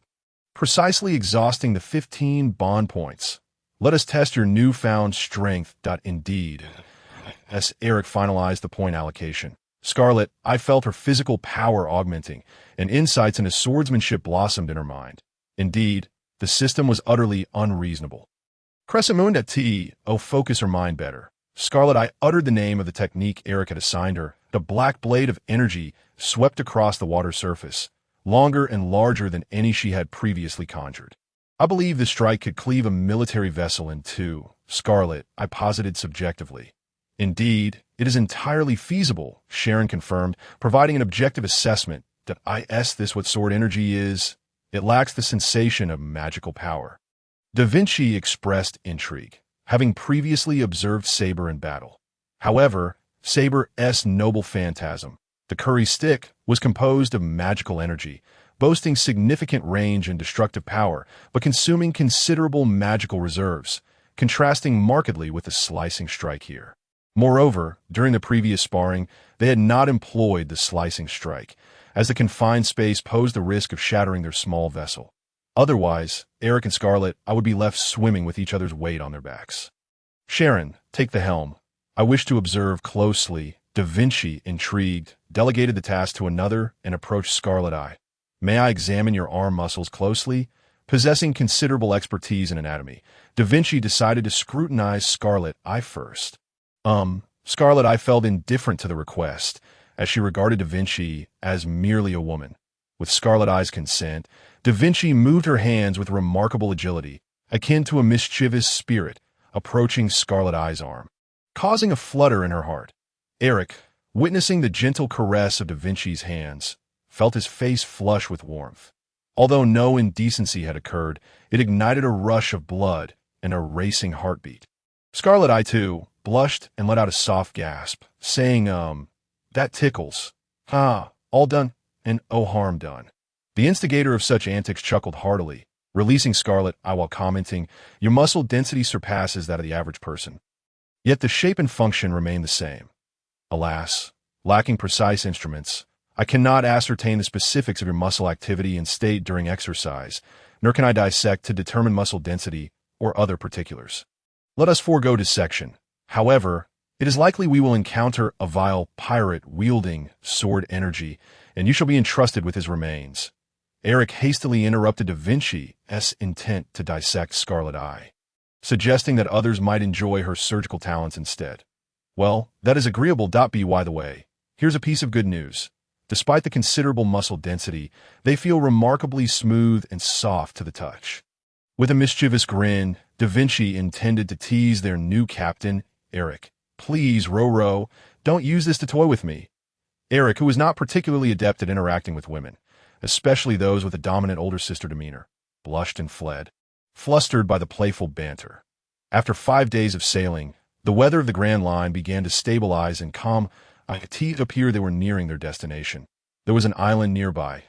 In just a few days, they had roughly discerned the weather patterns of the Grand Line, proving the genius of humanity to be truly deserving of its acclaim. I hope this island is our destination, Jaya Island, Eric concurred. Suddenly, the sky darkened, as if fast-forwarding to 8 or 9 o'clock at night. What could be the cause? A solar eclipse. The speed of the darkness was astonishing. Had the weather shifted? That shouldn't be the case. Da Vinci pondered as she began to document the changes in the maritime logbook, seeking the reason behind the transformation in the sky. That moment, on the horizon where the sea met the sky, shadowy figures emerged, resembling silhouettes cast against the clouds. Their forms were reminiscent of ordinary people, wielding long spears roughly equal to their height, with decorations resembling small wings upon their backs. If one were to describe their scale, they seemed to tower immensely, their bodies so colossal that one might question their vision. What is that? Everyone except for Eric was taken aback, though they quickly regained their composure. The captain appeared to possess knowledge about this phenomenon. Sharon noted that Eric's expression remained unchanged. It seems the captain knows what this is, Da Vinci inquired with curiosity. Even the usually silent Akane turned to gaze at Eric. Oh, it's nothing, just the shadows of people. Eric replied nonchalantly. Due to the distance between their bodies and the shadows cast upon the clouds, the resulting silhouettes appeared exceedingly magnified. That a thought crossed his mind. This reminiscent of the scene where the Straw Hat crew encountered the salvage crew? Have I also stumbled upon such an encounter? Am I, too, a protagonist? It was a mere distortion of light that enlarged the shadows, with the clouds acting as a canvas. Thus, he realized he could not sense their presence ahead. The erudite sage clarified, it is simply the propagation of light that has magnified the shadows. However, given the size of these shadows compared to that of ordinary humans, it suggested that these individuals were at least 10,000 meters high in the sky. Judging by their appearance, they should be standing on the ground, yet the size of their wings could not support their immense bodies without any means of transportation at such altitude. This seemed implausible. As a physicist with expertise in optics, Da Vinci began to calculate the likely position of these figures, casting doubt upon the scenario. Eric placed a hand on Da Vinci's shoulder and exclaimed, "Ha, Da Vinci-san, you must trust in the light, for it has crossed wires. You need to have faith in this world, and in the creator of this world, Oda." Then turning serious, he addressed his 3 companions. These are the inhabitants of the Sky Island. The wings on their backs are proof of their existence in the sky. Our next step is to find a way to ascend. Moreover, Da Vinci-san, while the physics of this place may relate to your previous world, do not be too quick to trust the appearances of the beings you see, as they may upend all your previous understandings. I suspect you will find yourself intrigued by the biology and botany of this world. After all, there are far too many individuals whose upper bodies are more robust than an elephant's. Yet their legs are as thin as toothpicks, Eric mused, recalling certain combat champions and a certain Bartholomew who had escaped from prison and was now on equal footing with Rayleigh, if such sights could be observed. It meant they were not far from Jaya Island. An hour later, the group spotted the island. The inhabitants of this place appeared rather unsavory. For someone as perfect as I, this was rather daunting. Da Vinci feigned fear, leaning closer to Eric. "Captain, please protect your older sister well." "Yes, I shall protect you diligently," Eric replied, gradually becoming immune to the teasing after several days of it. That same little brother who blushed easily was still quite endearing. "Then please reduce the frequency of your teasing. This way, my immunity can lessen as well, and I might slowly transform back into that blushing little brother." not denying the title of little brother, he thought. Originally intending to retort by calling Da Vinci Auntie, he reconsidered, aware of how much women valued age, and opted to remain silent instead, wishing to avoid being rendered unrecognizable, even to his own mother. Sharon, please keep an eye on the ship. Is there anything you need us to bring back? Yes, here is a shopping list. We require some essential medical supplies. Sharon had prepared the shopping list well ahead of time, truly deserving of the title of strategist. Having considered every detail, Mocha Town on Jaya Island was a haven for profligate pirates, a gathering of the most vicious ruffians in mere moments. Two groups embroiled in a chase dashed past Eric, Da Vinci, and Akane, while a nearby tavern erupted into chaos, its contents smashed to smithereens by the combatants. Is this the true nature of pirates in this world? Da Vinci inquired, having never encountered such a scene before, knowing that future pirates and navy would be adversaries. Well, they shouldn't be considered true pirates. Some among them may be ruthless enough to raid the town and plunder others' belongings. However, the real pirates are truly terrifying, for mere delay in delivering pastries. Charlotte Linlin obliterated a nation, and then there's Shiki the Golden Lion, who spent 20 years plotting to annihilate the world. Compared to them, these pirates are merely engaging in petty mischief. Here, I note that most pirates engage in bullying ordinary people, robbing money and resources and destroying small-town structures, but they do not massacre innocent civilians. After all, if all pirates were merciless killers, the population would have long since vanished. Additionally, I find it challenging to write overly dark narratives, so certain necessary plot points are glossed over. In other words, the pirates here are merely petty thugs and scoundrels, only capable of bullying the common folk. Da Vinci rephrased it. While you may think so, please refrain from voicing it. Did you just call us petty thugs? Scoundrels? You seeking death? The trio of children playing at being pirates had come to Mocha Town with some agenda. Were they too frightened to move? Akane, use the back of your blade. Understood. Bang, bang, the surrounding pirates were swiftly dispatched to the ground. Yikes, the last remaining pirate, petrified, sat upon the ground, unable to perceive the rapid movements of Akane and Eric, who had vanished from sight before the others had even hit the ground. TSH, a bunch of broke fools. Were they here to rob us? Eric mused, having rummaged through the fallen pirate's pockets, discovering only 30,000 berries. Wait, can't leave the money lying around. That is all the money I have on me. The pirate obediently surrendered his funds, leaving one to wonder who was robbing whom. 15,000.1 Last question. Where is the currency exchange here? There's no currency exchange here. If there were, it would have been raided long ago. After all, this was a pirate-infested area. You have a map of this island and town. Where is the apothecary? Maps are sold in shops by the dock. The apothecary is at the second intersection on this street.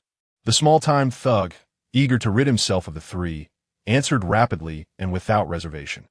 After acquiring all the items on the list, they also treated Akane to a hearty meal, packed a bento for Sharon, and at Da Vinci's request, purchased a variety of metals, returning with their haul. By the way, the items on the list amounted to 500,000 berries, the food to 1,700,000 berries, and the assorted metals to 5,000 berries. Indeed, scientific experiments do require substantial funding.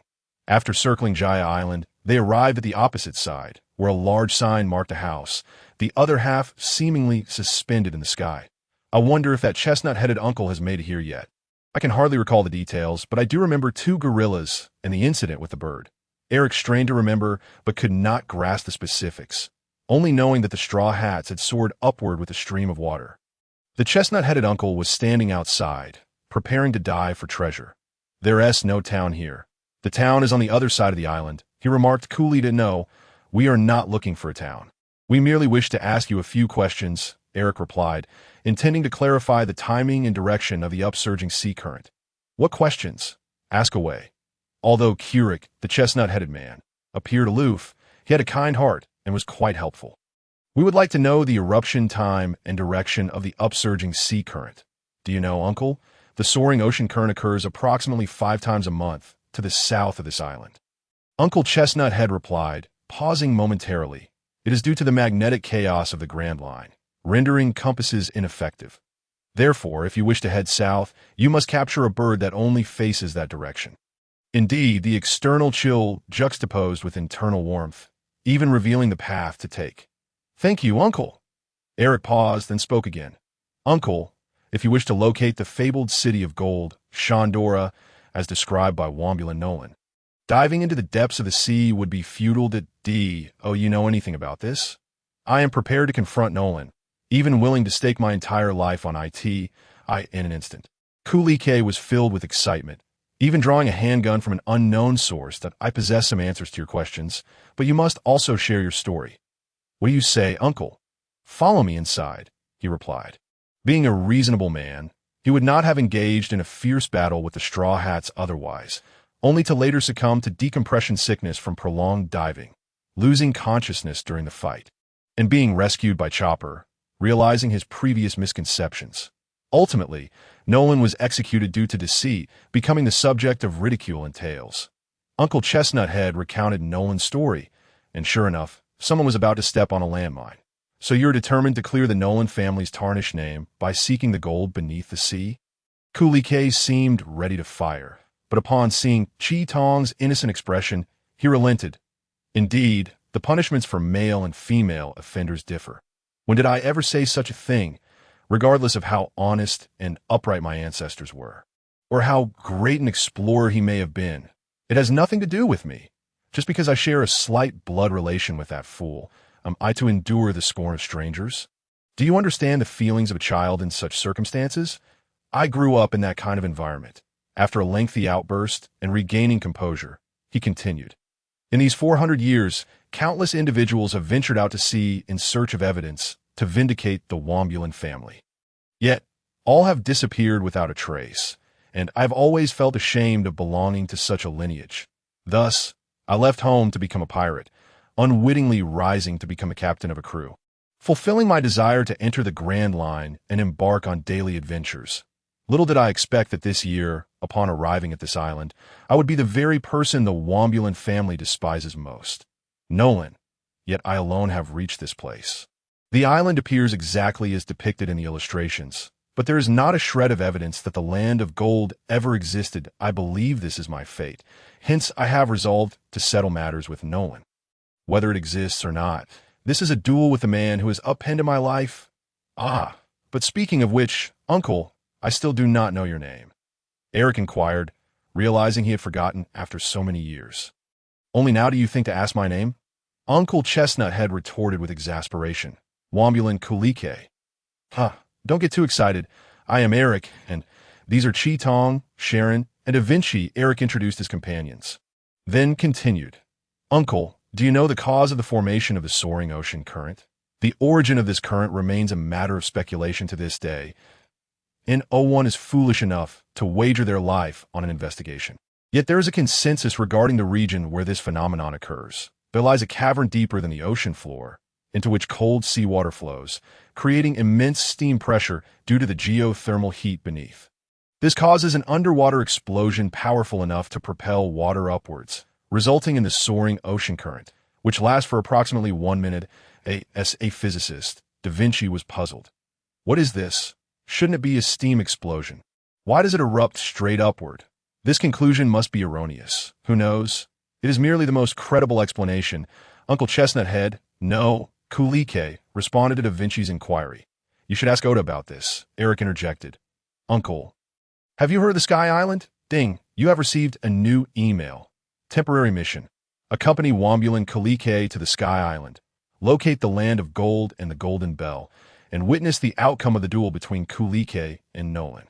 Reward: 3 bond points and a Golden Bell, identical to the Golden Bell of Shandora, provided by the system, unrelated to the real Golden Bell. Sky Island? Although I have never been there, it was mentioned in Nolan's logbook, where he spoke of something called Wooden Sky Fish. In any case, he firmly believed in the existence of Sky Island. Uncle, have you considered an alternative possibility? What alternative possibility? The other possibility regarding the land of gold. What do you mean? What if the land of gold did not sink to the ocean floor, but instead ascended to the sky due to the underwater explosion? Do you have any idea how much energy is required to launch an island into the sky? Da Vinci expressed skepticism. How could this be possible? Uncle Chestnut had exclaimed. Trust Oda. Anything is possible, Eric declared mysteriously. What do you say, Uncle? Shall we wager? Those who can stake their lives on their aspirations can also unhesitatingly wager their lives. How dashing, Chi-Tong remarked sincerely. Yes, that's so. Eric blushed, scratching the back of his head. Hey, why do you blush when Chi-Tong praises you, but when I, the perfect big sister, compliment you? You brush it off? Da Vinci suddenly expressed her displeasure to, thank you for the compliment. Perfect big sister, Eric replied dismissively. The land of gold did not sink to the ocean floor, but ascended to the heavens. The shocking truth left Kulike in a state of bewilderment. Nolan's logbook mentioned Sky Island, right? If it ascended to the sky, the other half of Kaya Island would remain there, fused with Sky Island, and that half of the house would be there. A phenomenon of day turning to night occurred. And the following day, the southern sky was adorned with cumulonimbus clouds. Calculating based on the 5 occurrences per month, the next soaring ocean current would likely occur the day after tomorrow, necessitating reinforcement of a ship's structure. Kulike, a man of dreams and determination, resolved to accompany Eric's ship to the sky. As for Kulike, he would not remain until the Straw Hat Pirates' arrival in 10 years, unable to assist them in ascending. He would leave that to fate. Our next destination is Sky Island, Eric announced loudly. Sharon, you go to the southern forest to catch a south-south bird. Eric began assigning tasks. How do you know it's in the southern forest? I never mentioned the location of such a bird. Kulike questioned in confusion. Because its head faces south, right? According to biological neck structure, it generally wouldn't turn its head 180 degrees to fly backward. So this bird will gradually move southward. Though Eric's IQ was below 180, his logical reasoning, honed through excellent education, was sound. I see. Such a line of reasoning exists. Chi-Tong and I will go chop wood. While Da Vinci will design a more suitable model for flight, and will also create a parachute for 5. Leave it to the perfect me. Wait a minute, kid, what about my work? Should I hand over my task to you? I'll go with the archer to catch the south-south bird. It would be troublesome if we caught the wrong one. All right, please guide me, Sharon gently said. Che. Eric clicked his tongue in frustration. Ding, ding, ding. After a day of hard work, everyone finally completed the reinforcement and modification of the sailing ship, that a pair of main wings and a pair of auxiliary wings were added. The main wings utilized the differing airspeed above and below to create downward pressure. Yes. You heard that right. Downward pressure. As the soaring ocean current ascended, they would press the ship firmly into the water, allowing it to rise with the current toward Sky Island. The auxiliary wings were designed to regulate air pressure and lateral deviation, steering the ship straight toward Sky Island. Both sets of wings were constructed using an alloy synthesized by Da Vinci for the skeleton and wood as supplementary material, due to time constraints. Da Vinci only experimented with 53 alloys, selecting one that was relatively lightweight yet highly durable. His evaluation was, time constraints have led to the creation of this imperfect alloy by the perfect me. But the abilities of the sway fruit are incredibly useful. It is as if it was prepared specifically for an inventor like me. The perfect ability combined with the perfect me is truly perfection within perfection. It is simply perfection, the epitome of perfection. Eric silently added a thought in his mind. Furthermore, everyone donned their parachute packs as a precaution against potential failures from above. Remember, the red pull ring is for deploying the parachute. After opening it, the yellow ring on the right hand will turn you to the right, while the white ring on the left hand will steer you to the left. Da Vinci began to explain the usage of the parachute she had invented.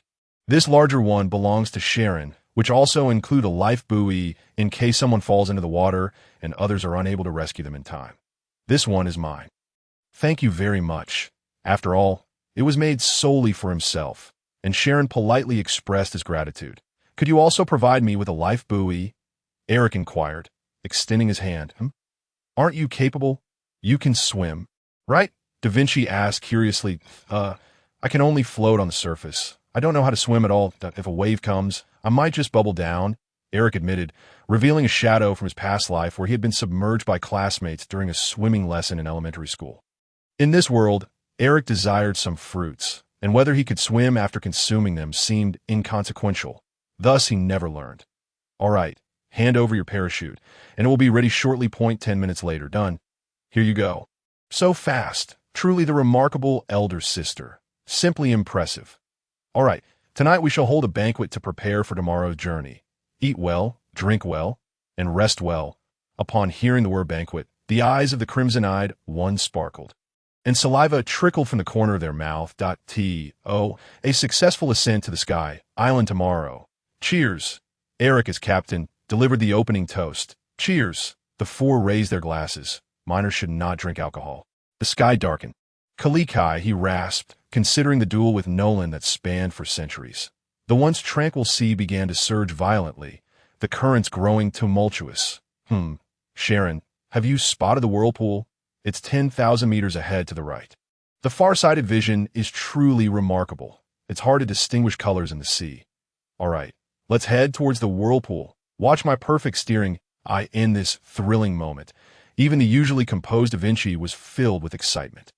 The whirlpool, previously indistinguishable due to the color of the water, now loomed before them.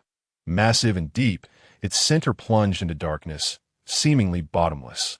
Hey, are we really going there? Uncle Kalikai, despite having dived for only half a year and planning to devote his life to it, had never engaged in such a reckless endeavor. Of course, this is the only way for everyone to reach the Sky Island. It's either total annihilation or total survival. Eric shouted, his voice rising above the growing sounds of the sea breeze and crashing waves. The sky was ominous. The ocean roared as if heralding the apocalypse.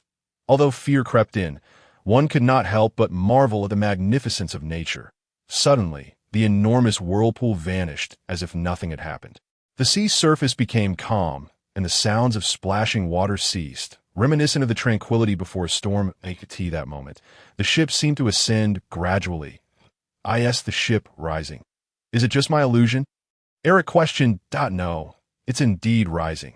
An explosion is imminent. Hold on to a stable point on the ship. Da Vinci confirmed Eric's perception and prepared her teammates for the impending explosion to prevent being thrown overboard. The circular surface of the sea lifted the ship dozens of meters, and then, with a violent eruption, the sea exploded. Before them appeared a path of ocean leading up to the sky. Their vessel had already ascended to 200 or 300 meters, sailing straight upward along this current. The ship is now advancing vertically with the water column. Da Vinci reported loudly as she steered the helm. This is astonishing. Kalikai thought he had lost his wits, only to realize there were even greater fools than himself. There truly is an updraft. Could it be due to steam from the seabed? Da Vinci mused, feeling the wind, as a geologist and meteorologist. She possessed an insatiable curiosity, but this was not the time for exploration. She focused on controlling the helm and stabilizers to ensure the ship's steady navigation through the soaring ocean current. Now that the ascent speed has decreased, the pressure from the air on the water column is diminishing. We might detach from the column due to gravity, Da Vinci exclaimed, saying things that the excited crew could hardly comprehend. Speak plainly. Eric's head was spinning. Having never flown before, he felt a tinge of acrophobia. Da Vinci's implication was to unfurl the sails and utilize the updraft for additional thrust, true to her sage title. Sharon grasped Da Vinci's intention and set to work. Captain, this won't do. How can my perfect captain be so uncomposed and uninformed? Da Vinci remained cool and collected, for her image as a perfect genius must not be compromised. We're about to break through the cloud layer. Uncle, hold tight, Sharon. That's the sea. Eric suddenly recalled, loudly reminding Kalikai to protect the capable one. Then he rushed to Da Vinci, clutching her tightly between himself and the helm. The mist enveloped them. Although it could not compare to seawater, it still made breathing difficult, and Eric instinctively held his breath. It was only when the sunlight bathed him, providing warmth, that he released his grip and mouth. Gasping for AIRS, the capable Sharon and Da Vinci also regained their color after a moment. Eric exclaimed, Captain, your protection just now was quite gallant. You scored high. Da Vinci, now with a softened expression, smiled at Eric, signaling her good spirits. Is that so? Have you fallen for me? Eric playfully teased the elder sister. Indeed I have. Eric spun around, shouting, We've arrived at the Sky Island, panting heavily. Breathing is a bit difficult. Da Vinci, whose constitution was relatively weaker, remarked. Well, considering we just ascended to 7,000 meters, let's take a moment to acclimatize that it was akin to how the three main members of the Straw Hat crew were down by a single warrior from Sandia in 3 rounds. They felt utterly drained. However, the relatively stronger Crimson-Eyed one and Sharon appeared to be faring much better. I never expected you all to be so winded. Kalikai sat on the ground, propping himself up with one hand on his knee. Ha ha ha, Uncle Kalikai. Maybe you should rest before speaking. Eric teased him, punctuating his words with breathless laughter that aren't you the same? This time, Kalikai's retort flowed smoothly, devoid of any pauses caused by the thin air, proving that perhaps banter is indeed a fundamental aspect of humanity. Why can't I feel that? Eric vaguely understood that his stammering was due to oxygen deprivation, yet he stubbornly held his ground. Hey, here are the breathing masks I prepared earlier. After all, it's common knowledge that the air is thin at high altitudes. Da Vinci retrieved several masks from the ship's cabin and distributed them among the group. This will slightly reduce the oxygen concentration, allowing our bodies to adapt. The perfect Da Vinci not only resolved the oxygen shortage crisis caused by the captain's error, but also devised a method to acclimate to the Sky Island's environment. I want tea needed. It doesn't affect me much. The strongest Sharon declined the mask, having battled in the airship before. The Sky Island Mask Corps has been formed. Eric, who was spouting nonsensical remarks, seemed to have regained his vigor. After all, he couldn't adapt as quickly as Monkey D. Luffy. To be honest, the Straw Hat Pirates truly seemed like a group of monsters. The Sky Island was shrouded in whiteness. Kid, do you know which way to go? Kalikai inquired. This is my first time here, too. Wait, let me check the compass. Although he felt weak while passing through the clouds, this sensation was milder compared to falling into the sea.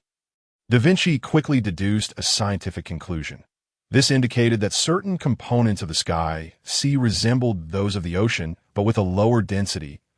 If Da Vinci were to live in this world indefinitely, she would likely unravel all its secrets little by little. Just then, a colossal octopus appeared beside the ship, extending its massive tentacle towards them. Fire! Sharon shot an arrow at the octopus's tentacle, which exploded like a balloon. It seems the creatures in the sky sea have evolved to adapt to the significantly lower buoyancy compared to the ocean, Da Vinci discerned, being an animal biologist herself. So, where do we head next? Kalikai felt a sense of urgency, for it was a matter that had thrown his life into disarray 4 centuries ago, and his agitation was entirely understandable. Let us proceed in that direction, Eric proclaimed, gesturing towards the path indicated by the compass. Should they err, they could simply retrace their steps. Before them stood a grand gate inscribed with the words Gateway to Paradise, accompanied by a cascading waterfall behind it. Sharon continued to serve as the lookout for the group.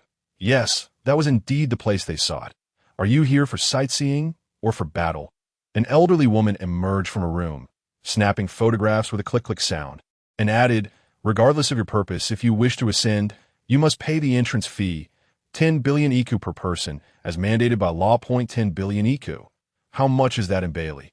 The sheer magnitude of the sum did not daunt them, for they had previously encountered the Zimbabwean dollar.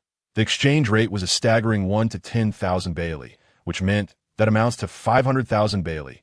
Eager to avoid any trouble with the seemingly ill-intentioned old woman, Eric readily paid the fee. It appeared she had not anticipated such prompt compliance, leaving Amazon speechless. So, can you take us directly to Baika Island? Eric inquired again.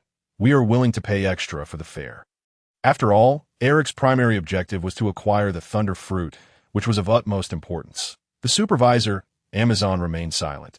Suddenly, 2 large pincers emerged from the clouds, clamping onto the wings of their vessel. Following that, a massive red shrimp ascended onto the ship, swiftly transporting them towards the waterfall clouds. The serpentine path formed by the clouds, coupled with their rapid speed, created a refreshing breeze that swept over them. Proving the shrimp's speed was indeed legendary, it felt exhilarating, akin to riding a roller coaster. This must be the upper level. Let us find an islander to inquire about our location. Before them lay a vast expanse of white, devoid of soil yet dotted with verdant plants. Da Vinci, spotting greenery across the way, became intrigued by the flora capable of taking root on a cloud island. This must be the island cloud.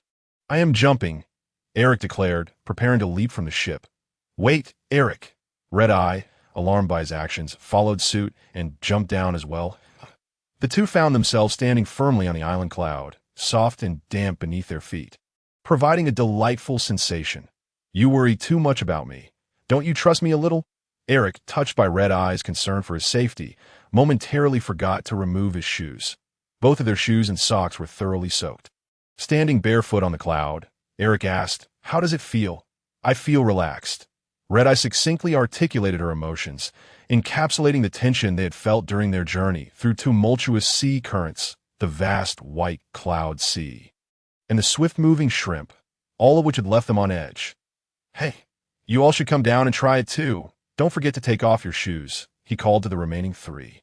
"I thought you would continue to be all lovey-dovey," Kalikai remarked, having picked up Eric's teasing manner over their days together. "Oh, thank you for the compliment," Eric replied sheepishly, scratching his head that I wasn't complimenting you. Came another sharp retort. "There's a little girl over there. Let us ask her for directions." "Also, are you from the Blue Sea?" The little girl, still quite young, asked curiously, though Eric found her somewhat familiar. "Blue Sea? We come from the ocean below. I suppose we're what you refer to as Blue Sea people." The earnest-looking Sharon took on the responsibility of asking for directions, while Da Vinci examined the local plant life. And Red Eye was not particularly skilled with words. "You really are Blue Sea people. It's been so long since I've seen any. Welcome to the Angel Beach of the Divine Nation. My name is Cornus," the girl introduced herself. "This is the girl that the Straw Hat crew just encountered." Cornus, I saw down in the distance a man approached, riding an electric scooter, or rather a powerful vehicle. "Father," the girl cheerfully responded. "I am sorry, I must stop now," she said, before crashing into a tree by the beach, scrambling to her feet while still inquiring, "Is everyone all right?" "No, you should take care of yourself, young lady." Eric took over the teasing. Sensing that Kalikai was only commenting on his own quirks, "I haven't introduced myself yet. I'm Padra, my apologies." "Not at all. It is we who should apologize. By the way, would you all be interested in visiting our humble abode?" Cornus's father invited them warmly. Yes, that all right. "We truly appreciate your hospitality." Eric accepted, eager to glean more information. Yes, there's something we've forgotten." Eric suddenly felt a sense of unease as they walked, though he couldn't quite pinpoint what it was. "Kid, are you referring to that southern bird?" Kalikai exhaled a puff of smoke. "The archer from your crew has already let it go. Oh, that's a relief. I sense that the island clouds and the sky seas are formed from similar substances, yet they manifest in two distinct forms that... Oh, you know why." Da Vinci inquired the man, with two small spheres atop his head. "Nature's clouds are classified into two types: the sea clouds, which are navigable, and the island clouds, which float above the sea and are soft enough to walk upon. The reason lies in the differing condensation nuclei. You Blue Sea people seem to possess a mineral known as sea tower stone, which contains a component we refer to as pyrobroin. This keratinous ion is propelled into the sky by volcanic eruptions, and, when it condenses with water vapor, alters its density, resulting in the formation of island clouds and sea clouds. The chairs made of clouds by the beach and the cloud river path are all crafted from harvested island clouds, further compressed and altered in density through human processing. Here we are. This is my home. This house is also made of island clouds. I wonder about its sturdiness. Let us give it a test." Da Vinci suggested, voicing a rather alarming thought. "Ordinary people's fists cannot damage it. It's quite sturdy," Cornus replied, though she was unaware of Da Vinci's mechanical claw's power hammer function. "There are all sorts of shells here."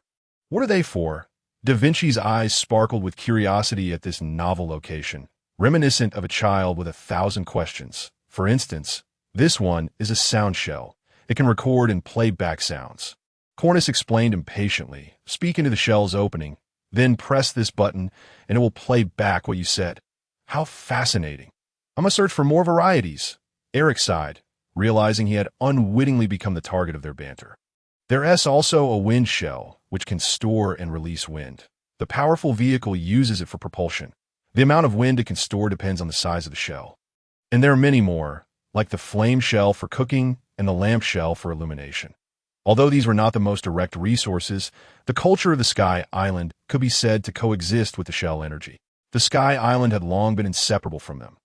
All set, a feast of locally sourced fruits and seafood. Red-Eye announced, wiping her mouth of any remnants of food.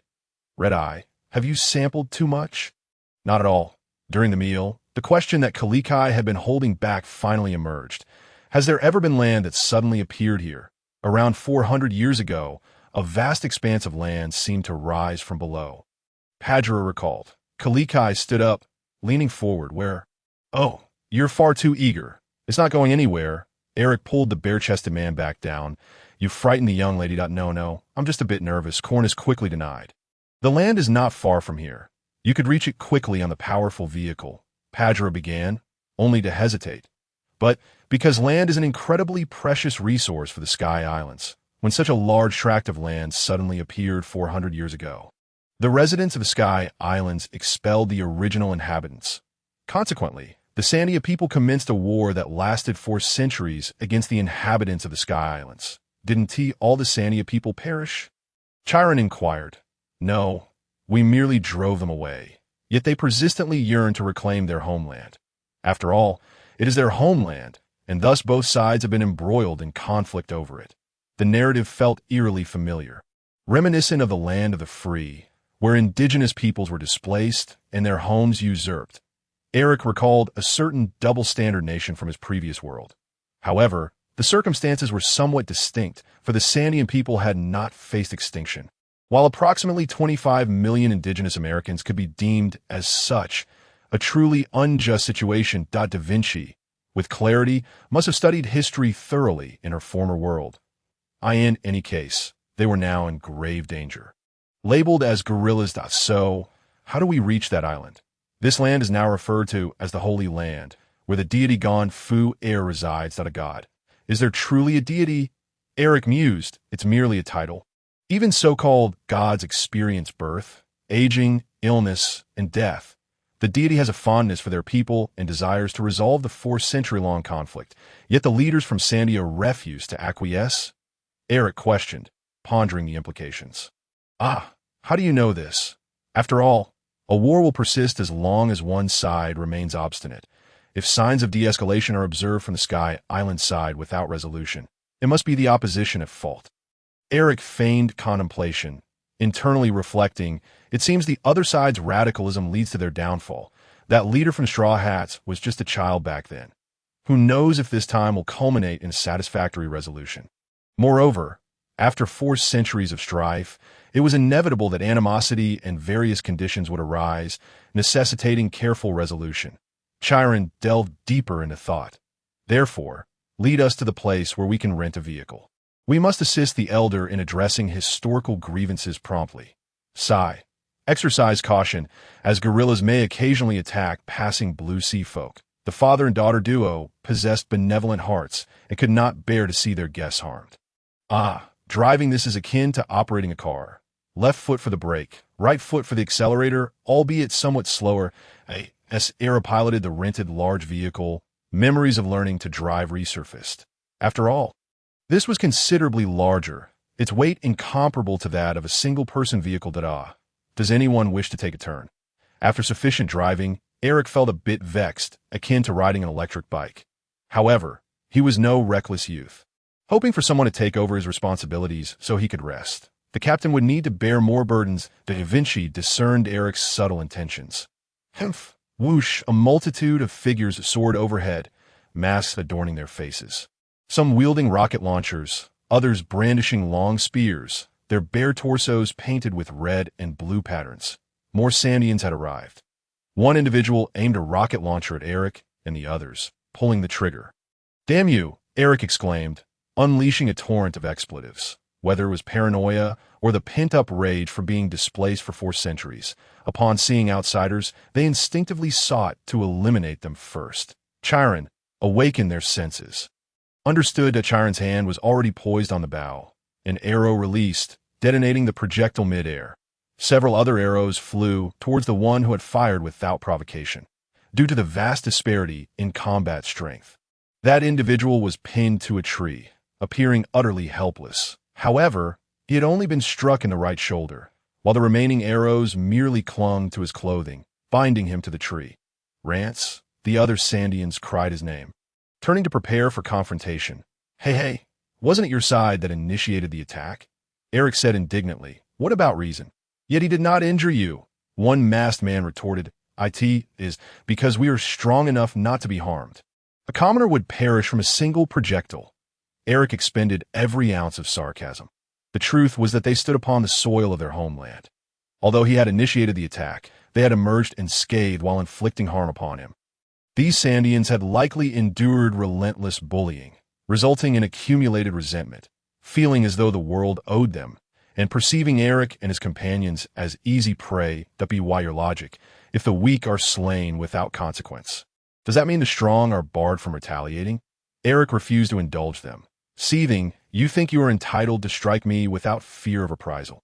Who do you think you are? What did you say? The Sandians were incensed, and their pride as minor players was ignited by Eric's words that I see. In the anime, I felt pity for you, having been driven from your homeland, but now it seems you are quite despicable.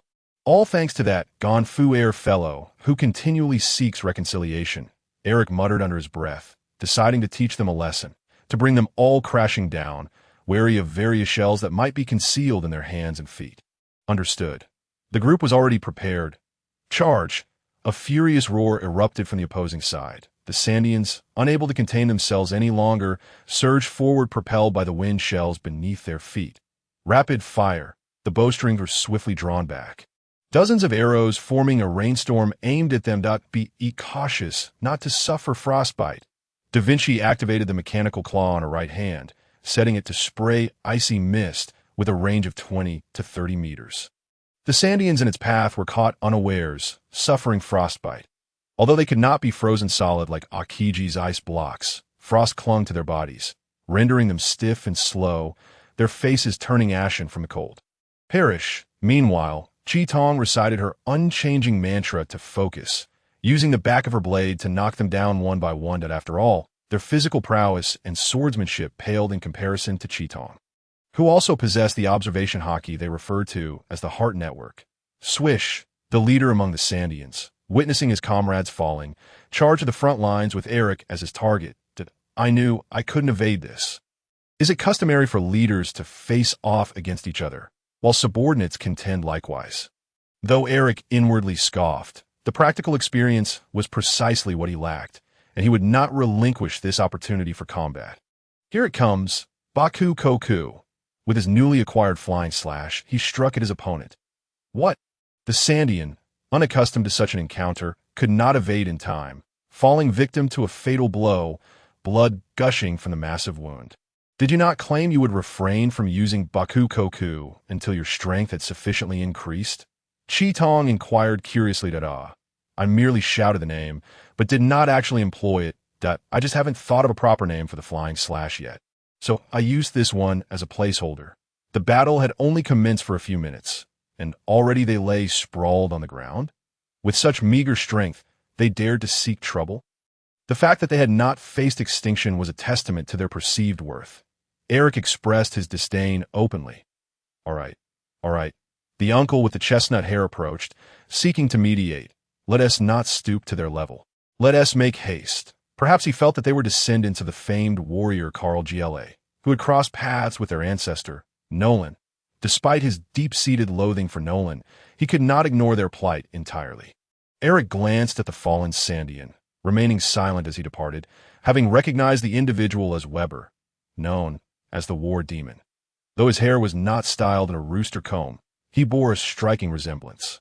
That fellow was tenacious, able to rise again after numerous defeats, and even death would not concern him.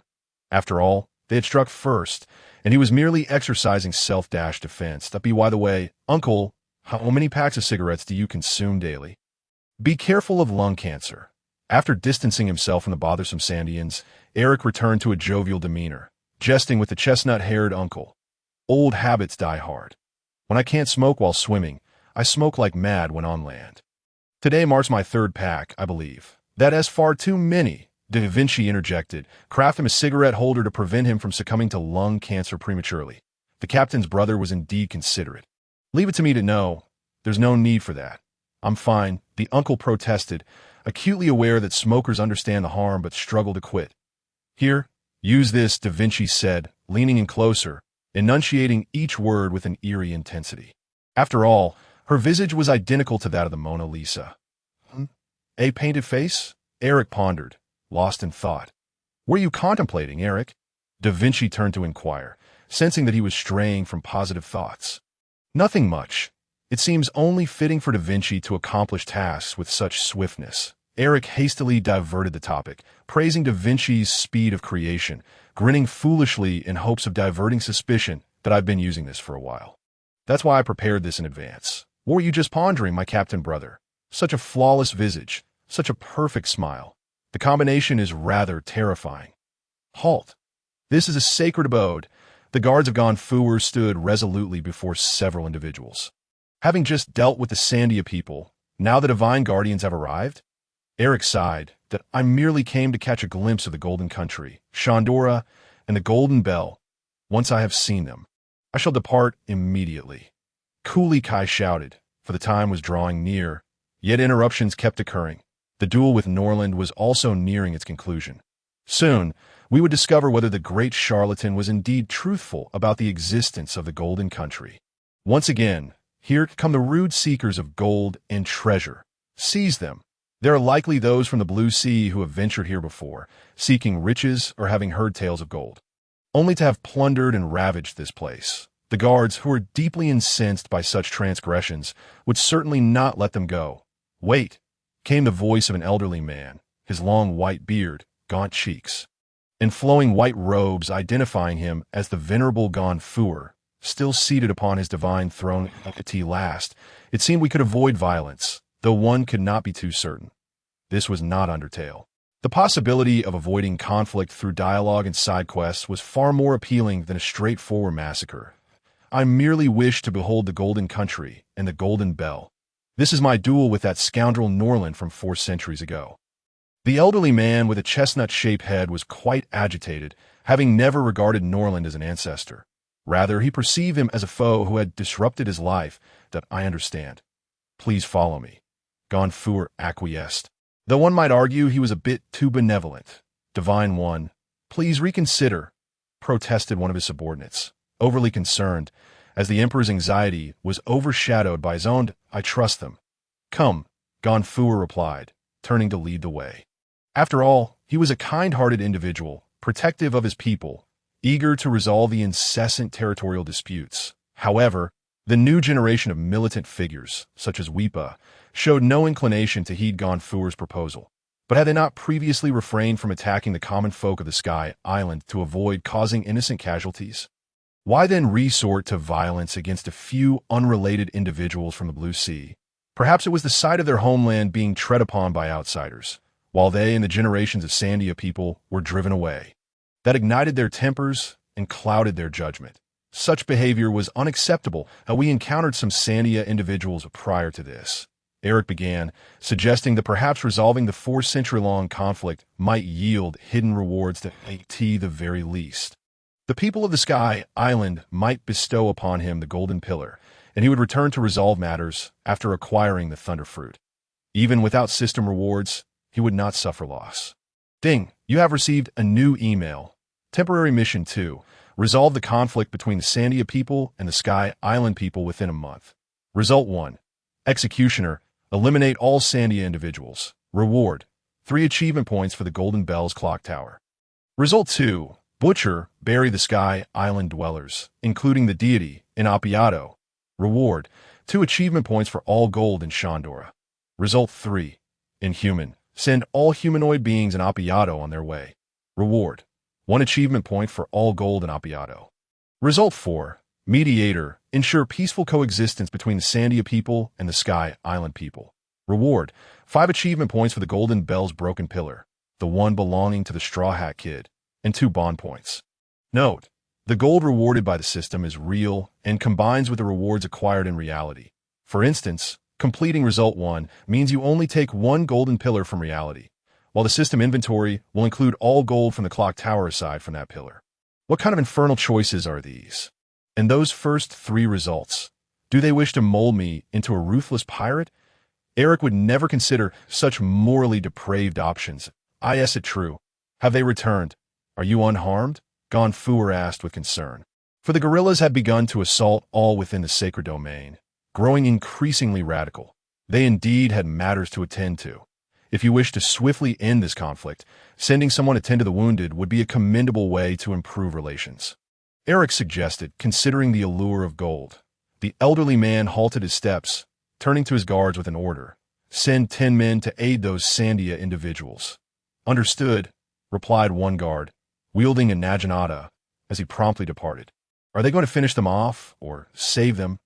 Eric, having been through the trials of society, couldn't help but speculate with a hint of malice. But then again, over 80% of pirates are fools. They likely wouldn't conceive of such a good plan, would they? Yet, what is this gold you speak of? Gonfuer, who had been quietly leading the way, suddenly turned and asked this seemingly nonsensical question. Huh. The elderly man with the chestnut head nearly lost his composure upon witnessing the other half of Gaia, island soar above, confirming that his ancestor, Wunbulan Norland, had spoken the truth. Yet he was taken aback by this abrupt inquiry, akin to a programmer who had labored for days only to hear their project was cancelled. No, it was even worse. Hey, there is... Eric quickly consoled the chestnut-headed elder. Gold is a yellow metal that glitters brilliantly. After reassuring Kuli Kai, he turned to explain the nature of gold. I have never seen such a thing. Within this sacred domain, there is none. Appiato possesses soil, along with flora and fauna, and our conflict with the Sandia people revolves around the soil. What is soil? Da Vinci inquired, moving closer to probe further. This, Gonfuer replied, bending down to grasp a handful of earth. This is soil that a profound silence enveloped the group. After all, living in different environments, the Sky Island lacks land to cultivate new plants, placing immense value on soil capable of nurturing new life. Meanwhile, in our realm, soil abounds. By contrast, gold, as a precious metal, serves to adorn and create valuable items, signifying status. Hence it is regarded with greater esteem. After all, rarity begets value. Eric could empathize. If a starving individual were given the choice between a piece of gold and a loaf of bread, they would undoubtedly choose the bread. Those who chose gold to purchase a multitude of bread were merely clever tricksters. Could you provide me with a map of this place? Eric inquired, for it seemed the deities here were oblivious. With such a vast golden country concealed beneath a cloud of island mist, remaining undiscovered for 4 centuries until Enel stumbled upon its gold. Upon acquiring the map from Gonfuer and merging it with his own map from Gaia Island, he exclaimed, "Look!" All eyes were drawn to the 2 maps, which, when combined, formed a skull. Do you recall Norland's navigation log? Eric asked. The final page bore an incomprehensible phrase. Norland had left a message stating that within the right eye of the skull lay gold. Kuli Kai, having perused Norland's writings countless times, finally articulated this revelation that I see now. The reason everyone failed to grasp this phrase was due to the island being split in 2 by the surging sea currents, resulting in the distortion of the image that rendered the message indecipherable. Eric pointed to the ground, indicating the location of the skull's right eye, and said to Gonfuer, "Therefore, dear elder, please take us there." This is the location of Shandora. The group arrived at the position of the skull's right eye, standing atop a patch of white island mist, scattered with fragments of stone and remnants of structures. Is this truly it? Is this the golden country? Gonfuer remained skeptical. Obtain tools and excavate this portion of island mist, Eric instructed, exasperated by the deities who had overlooked this peculiar situation for centuries. Have your eyes been blinded by dung? It is one thing for the gods to be oblivious, but how could generations of guards also remain unaware, solely due to this area being shrouded in island mist? Do you not find this deeply unsettling? After spending some time clearing the mist without resorting to violent means, to avoid damaging the structures below, the group finally entered the legendary Golden Country, Shandora, where a radiant ancient city unveiled itself before them. The crowd fell in a stunned silence, rendered speechless by the breathtaking and overwhelming sight, while Eric's eyes gleamed with the allure of riches. This is... Gonfuer, too, was a loss for words, collapsing to the ground in disbelief. The Sandia people had safeguarded this place across generations, not merely for the sake of soil.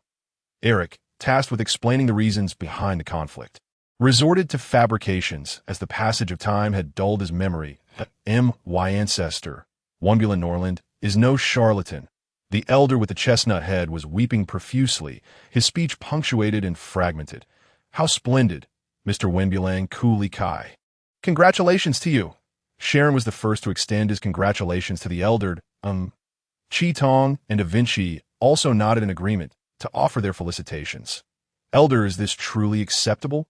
Eric exclaimed loudly, leaving the crowd puzzled, their heads adorned with question marks. Ignoring the others, Eric directed his voice towards Cooley Kai. What the golden bell? Must it not be witnessed with one's own eyes? Is a symbol of the esteemed friendship forged between Wimbulang Nolan and the valiant Karl Jelov Sandia for centuries ago. Shall we not bear witness to it? Eric's concern arose not from his own desire, but from the system indicating incomplete tasks, with only Golden Village marked as finished, while the Golden Bell remained devoid of any completion status. Indeed, the rugged elder wiped his tears and inquired of Gonfuer, "Pray tell, where might the Golden Bell be? I wish to behold it." The old man had never laid eyes on the bell. But records from 400 years ago suggested that when the holy domain ascended, the sound of a melodious chime was heard. The chime's resonance implied that the golden bell had also risen. Yet it was absent here, with a vine conveniently piercing through the structure. Da Vinci took on the role of a detective. Alas, the detective's duties are about to be usurped. Darren Charlotte Airy Mose interjected immediately. The vine has traversed the structure, dislodging the golden bell atop it. The chime you heard was a result of the bell being struck by the vine. Truly, the captain's intellect shines brightly. Come to my sister's chamber later. Da Vinci jested with a smirk that Eric's forehead glistened with beads of cold sweat. May we ascend? After all, we tread upon their territory, beneath the so-called holy domain. We ought to first seek the opinion of their deity. Gonfuer, ascend we may, but I must ask for your assistance, came the caveat after he consented. What is it? Eric, his mind solely fixated on the golden bell, inquired curiously, astonished that a god on the floating island could not accomplish such a task. You wish for us to mediate the discord between you and Sandia, do you not? The genius Da Vinci surmised, as Gonfuer's singular concern had indeed been this matter. Yes, I yearn to bring an end to this enduring conflict of 400 years. Yet alas, I lack the strength to achieve it. The celebrated genius, capable of discerning every thought, had laid bare the truth. Embarrassed, the elder confessed, thus, I humbly request your aid. If it proves too arduous, I shall not press further. Grateful for his kind-hearted nature, Eric feared that failure in this endeavor would only prolong their plight. We may attempt it, but before addressing this matter, we must first journey to Baika and return to assist you. Is that agreeable? Eric stated his intent that, of course, I must trouble you for that. The consensus was indeed a joyous occasion. Kindly assist us by hailing a taxi. No, a Super Express shrimp to take us to Baika. Not wishing to squander time on the journey, Eric requested, we shall cover the fare. The sooner we depart and return, the better we can assist you in resolving the territorial disputes with Sandia.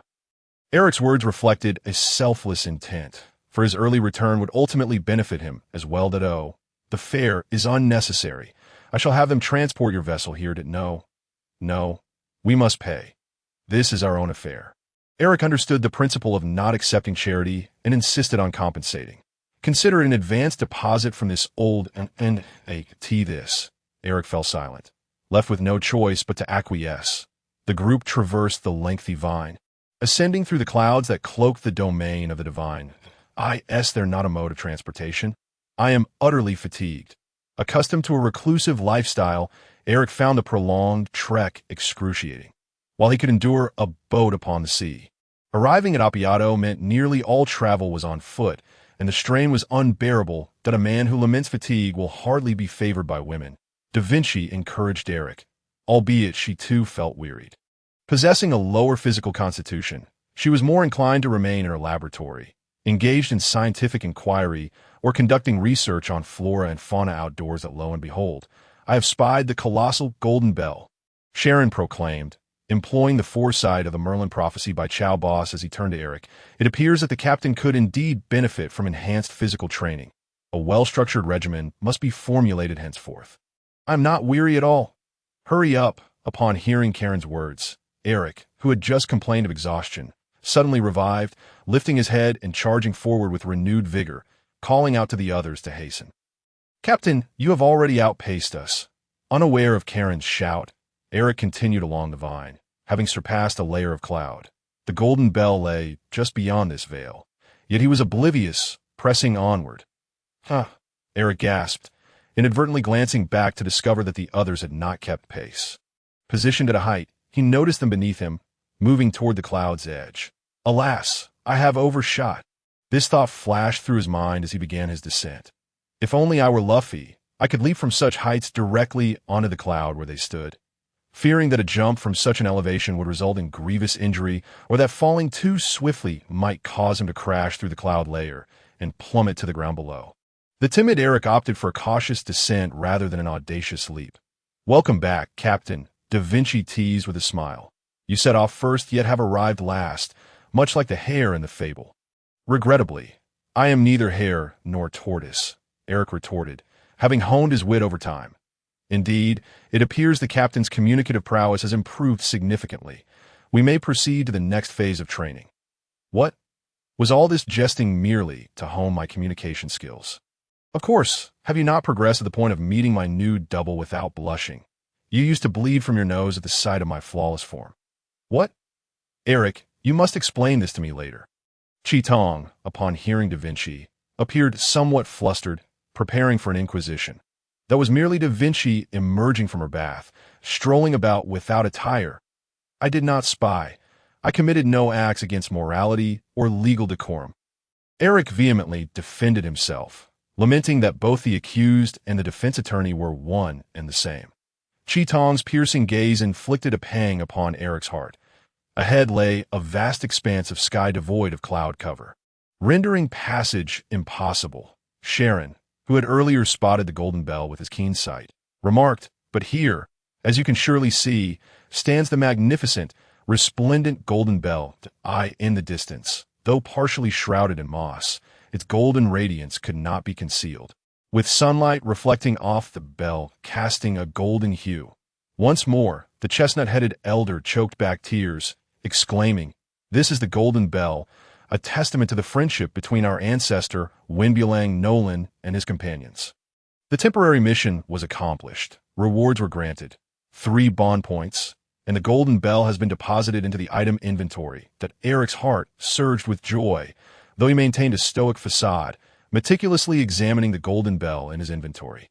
Standing 10 meters tall, with a circumference of 10 meters at its base and a 1-meter thick wall, the interior housed a 1-meter diameter pendulum, as if he were drafting a CAD diagram, the various dimensions dazzling his senses while igniting his adventurous spirit. What a fortune! Yet why is there only the golden bell, devoid of the 2 golden pillars that should support it? Ah, it matters not. I never intended to sell it. When I establish my own nation, I shall erect this golden bell atop my realm as a national treasure. Eric refrained from cursing the system for its stinginess, for such thoughts would only bring misfortune upon himself. What occupies your mind?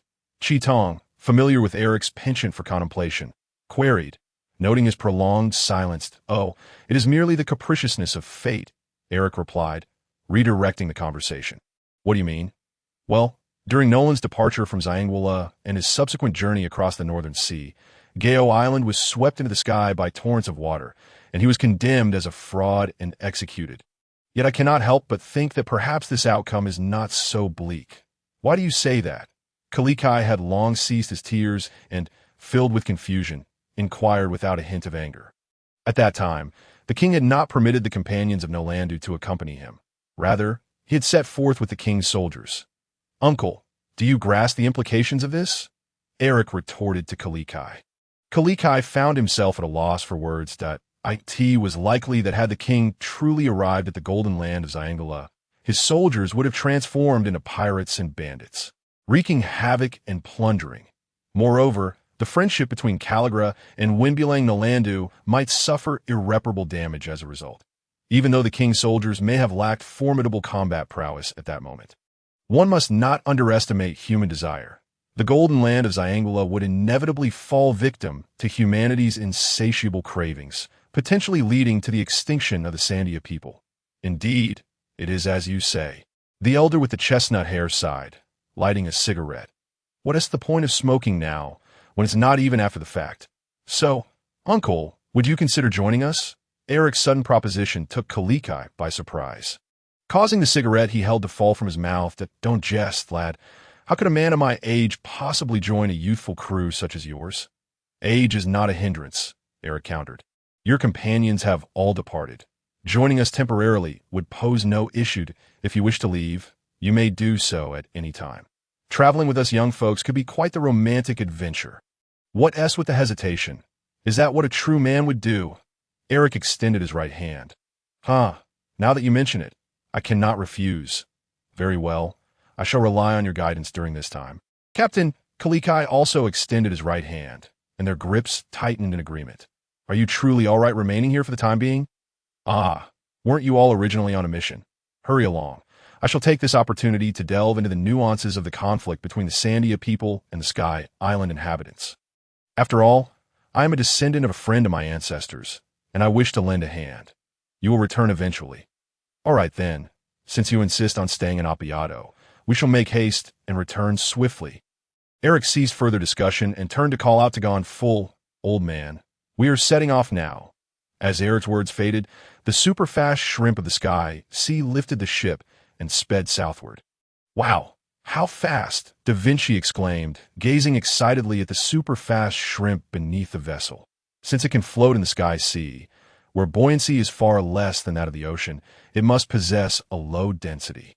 Yet, it has a sturdy shell and powerful muscles. I long to dissect and examine its anatomical structure. Perhaps having grasped Da Vinci's perilous musings, the super-fast shrimp appeared to swim even more swiftly. Its singular thought was clear, to escape from this creature that wished to dissect it. It seems to understand. There is more than one perfect lady that fears. Indeed, Eric cheerfully remarked, inadvertently caught by someone's ears. Which one of those not just one is it? Do tell me. I wish to understand better. Da Vinci leaned in once more. Why did he lean in again? My admiration for you flows like an unceasing river. Akin to the Yellow River's floods, uncontrollable in its fervor, Eric began to jest, as long as one spins flattering tales. Women are sure to listen, aren't they? Captain Brother, you truly are amusing. I shall let you off this time. Da Vinci replied with mirth. Ding, you have received a new email. Leonardo da Vinci's affection has increased, and the bond level has risen from 1, ordinary friend, to 2, close friend, earning you 1 bond point. Indeed, women do enjoy flattery. Even the geniuses of human history fall prey to it. Eric chuckled to himself. Foolish women. Captain Brother, come learn about electrical knowledge and physics. Da Vinci prepared to teach Eric modern physics. Why? Didn't you just let me off? Eric gasped in disbelief that I don't know why, but my mood soured suddenly. Didn't you have thoughts about the thunder fruit? Learning about electricity and physics will benefit you. Though it felt like an act of retaliation, Da Vinci maintained an air of kindness, which only served to infuriate Eric further. Yet, the practicality of it left him unable to argue against it. I know. Current equals voltage divided by resistance. Surely, I needn't study any further. Eric hastily recited the physics knowledge he had gleaned in middle school, hoping to evade the lesson you know about electromagnetic fields. Electromechanical effects, piezoelectric effects, inverse piezoelectric effects, Seebeck effects, Peltier effects, as well as wired and wireless communication. All these will be on the test. No, you must learn them. You said there would be a test, right? You mentioned the word test. Eric pointed out the sensitive phrase, by the way. Why do I need to learn all this? Isn't it up to someone as brilliant as you to advance technology? It's merely to ensure that Captain Brother can wield his powers effectively without causing future electric ships to explode due to excessive energy. I think I just heard the word retaliation, Eric remarked skeptically, yet he followed Da Vinci into his studies. This day would remind Eric of the dread associated with the college entrance examination. Thanks to the speed of the super-fast shrimp, they reached Baika Island in merely a day, utilizing the artificial canal between the Sky Islands. Eric was fortunate to have endured just 1 day of hellish cramming. They lowered the ship. The super-fast shrimp dove into the sky sea, swiftly vanishing from Da Vinci's view. I wish to buy it some food to express my gratitude. Da Vinci lamented regretfully. I suppose I'll just have to invite another super-fast shrimp upon our return. No need for regret. Captain Brother truly does not understand the hearts of women. My apologies, that was my fault. Eric immediately offered an apology, not quite aware of where he had erred. The houses on the Sky Island all seem quite similar. Da Vinci remarked while exploring Baiko Island. Though they are quite distant, their design styles are uniform, entirely distinct from the architectural styles of European nations. IT must be due to environmental factors. After all, they are in the sky, and as long as the houses ensure safety, that suffices. The styles likely reflect the diverse characteristics of various cultures. The Sky Islanders should be considered a single nation. Correct? Eric replied, that be by the way. Da Vinci, have you not yet designed the pirate crew's flag? Given Da Vinci's prowess in painting the Mona Lisa and the Last Supper, he was undoubtedly the best candidate for designing their pirate flag. However, after more than 10 days without any progress or sharing of ideas, Eric felt compelled to offer assistance, hoping to spark some inspiration in Da Vinci. Well, even the perfect me can experience creative droughts. This flag, which will represent a lifetime of following the captain, must be designed flawlessly. Then I eagerly anticipate this perfect pirate flag designed by the perfect Da Vinci. So, Da Vinci, what has happened to your stamina? Following the compass's direction, they entered a small jungle on the outskirts of Baiko Island, and Da Vinci was already bent over from exhaustion. Sigh, during my time in Chaldea, I required magic power rather than physical strength. Yet now, having gained a physical form, I find myself lacking in stamina. Da Vinci began to excuse his fatigue. So, do you require a princess carry? Or do you need me to carry you? Then let us go with a princess carry. TCH, does that mean I'm still carrying you? Eric exclaimed. No, because a princess carry would be rather taxing. Your weight is quite painful. Eric cried out in pain as Da Vinci pinched his tender flesh with 2 fingers. My exterior has undergone perfect design. It was constructed according to my vision. How could I possibly be heavy? This is a normal weight. A normal weight. The multitude of exclamation marks was sufficient to convey Da Vinci's indignation. Indeed, even the most easygoing of women tend to take the term weight very seriously. Should one imply she is overweight, a volcano would likely erupt. IT is your mechanical arm and staff that are heavy. Your figure can only be described as a golden ratio. The sensation of someone roaring in his ear was lost on others. Yet Eric could distinctly feel the harshness of the words, causing his head to throb. Now that is more like IT. As they advanced, they reached the heart of the small jungle, where trees stood about 10 meters tall, waist-high shrubs surrounded them, and the ground was blanketed with vines and moss-like greenery, filling the island clouds. The only distinction from the ground was the absence of grass. With each shift of their footsteps, the compass needle would waver. We are getting closer, until they reached a bush, where the compass needle began to spin erratically. This is the spot. Eric was overjoyed, finally able to grasp the long-coveted fruit. He then began to clear the moss from the ground, digging into the island cloud with his bare hands. Although the island cloud was soft, the labor was quite strenuous. After digging half a meter deep, he found nothing but the same soft island cloud. Damn, what was going on? At that moment, Sharon suddenly interjected. Captain, this experience has taught you not to hold preconceived notions, but to always consider different circumstances. Huh, what does that mean? Eric was puzzled. Look above, Sharon pointed. Following his gesture, Eric's gaze fell upon a branch of a crooked tree, where a fruit adorned with peculiar blue patterns hung directly above his head. So, you all saw that devil fruit earlier, and let me foolishly dig the ground. Eric felt a bit disgruntled. Having wasted time playing the builder while being watched by several onlookers, ASA, the great educator, Sharon understood the rebellious mindset of his student. He quickly offered comfort. After all, Eric was not a child, and with his mental age of 8 or 9, he soon let it go. It was indeed his own preconceived notion that the devil fruit was buried beneath the island cloud. He resolved not to act on such assumptions in the future. Holding the thunder fruit in his hands, the crowd gathered around Eric, marveling at the fruit's distinct patterns and shape, which certainly differed from ordinary fruits. Da Vinci spoke up. Leave some for me. I wish to study it. With her profound knowledge of botany, she was eager to understand the composition of the devil fruit. Of course. After all, there was enough to share, and before tasting it, he cut the fruit in half. Retaining a portion of the devil fruit's abilities, he took a bite of the other half, exclaiming, "Ugh, it's horrendously unpalatable." He could not articulate the taste, as he had never eaten something as foul as excrement. "Akatsuki, would you like to give it a try?" He offered the half-eaten fruit to Akatsuki. Driven by her gluttonous nature and curiosity for the unknown, she took a small bite, only to tear up and cover her mouth. Her pitiful expression eliciting sympathy. "So, Captain, how do you feel now?" Da Vinci inquired, voicing the curiosity of the group.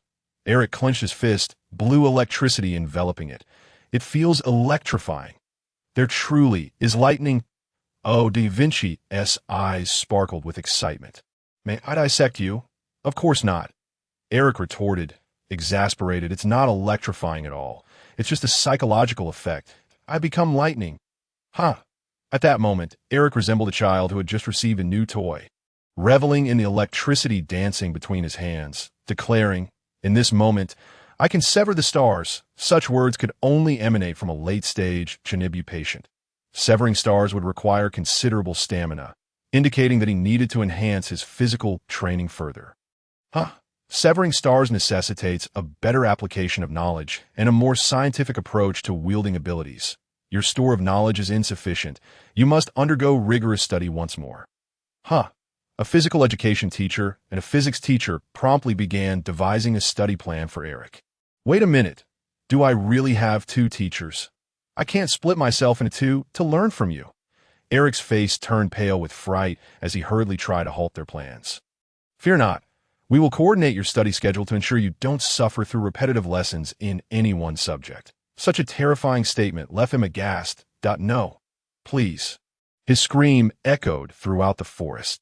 Taking a moment to check his status panel, he noted, Physique, 3.5 stars martial arts, 1.5 stars swordsmanship, 3.5 stars marksmanship, 1.5 stars armament hockey, 1.5 stars observation hockey, 1 star devil fruit, 2 stars overall combat power, 5 stars indeed. He was worthy of being among the strongest of the natural types, and his combat power had surged rapidly, increasing by 2 stars. Now that our goal has been achieved, shall we head back?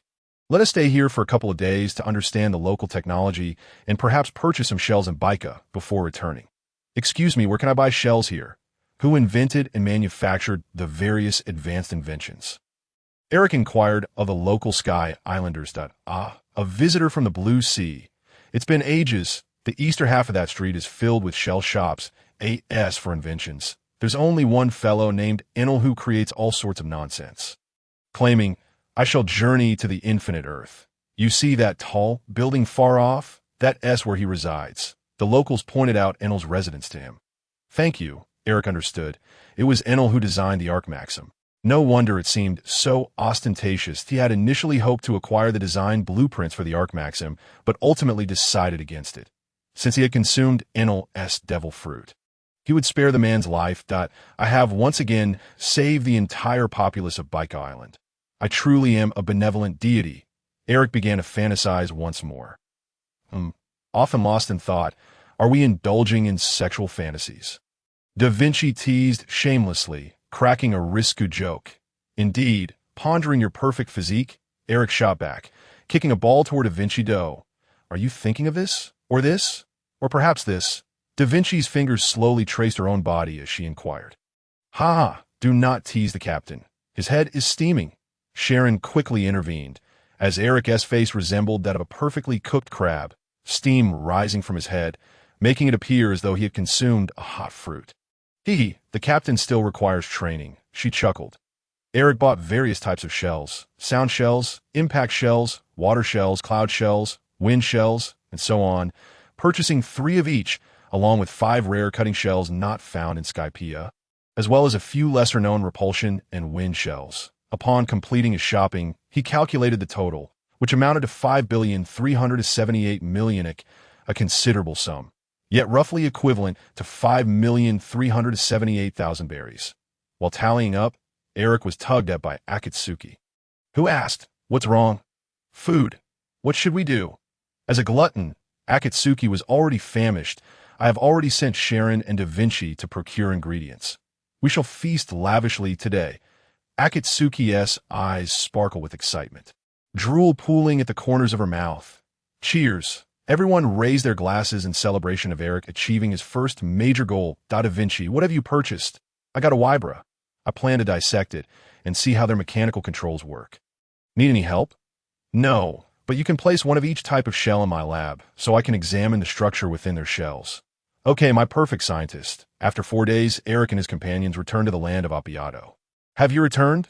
Kurikai, who had been learning about resolving the disputes between the two tribes, approached to greet them. I'm back. Uncle, how have you been? Eric exclaimed with a smile, rushing to embrace Kurikai, giving him a slight electric shock. Ouch! The uncle with the chestnut hair's yellow locks frizzed up, though due to the thinness and shortness of his hair, it did not resemble an explosion. I see you've eaten a devil fruit? Kurikai, though stubborn, was not foolish. Having sailed for a long time, he was aware of the devil fruits. Yes, I have acquired the fruit of my dreams. Uncle, do you have a devil fruit you wish to eat? Me? I wouldn't dream of it. I refuse to be a landlubber. Oh, then how are things between the Sandia people and the Sky Islanders? Oh, the conflict has ended, and they are now living in peace. Huh. Everyone gasped in astonishment. Indeed, I share my sketches and the ideas of Gone Fuel, clarifying previous misunderstandings, as well as my identity. The battle demon, Weepa, embraced me with tears in his eyes. Now they are diligently producing island clouds, intending to transport the Golden Bell to the Golden Land of Shandora. He planned to position himself as their common enemy. I destroy worlds and create worlds, seizing the opportunity to help them let go of their hatred and unite against Eric, who stood in place, thinking, is the system offering benefits? What? No. Yes. Eric promptly replied, why not earn some money? It's nothing to scoff at. After 3 days of arduous effort from the two peoples, the majestic bell tower of the Golden Clock was finally transported to the heart of Zyangula. Eric, employing the art of lightning metallurgy, crafted 3 pairs of load-bearing wheels from the gold within the architecture of Zyangula, thus alleviating much of the burden. I am truly grateful. Not only did you bring the esteemed descendant of the great warrior Karl Jela here, but you also assisted us in transporting the Golden Clock. The chieftain, adorned with several feathers atop his head, expressed his thanks to Eric. Oh, it is nothing that I merely wish to help clear my ancestor's name.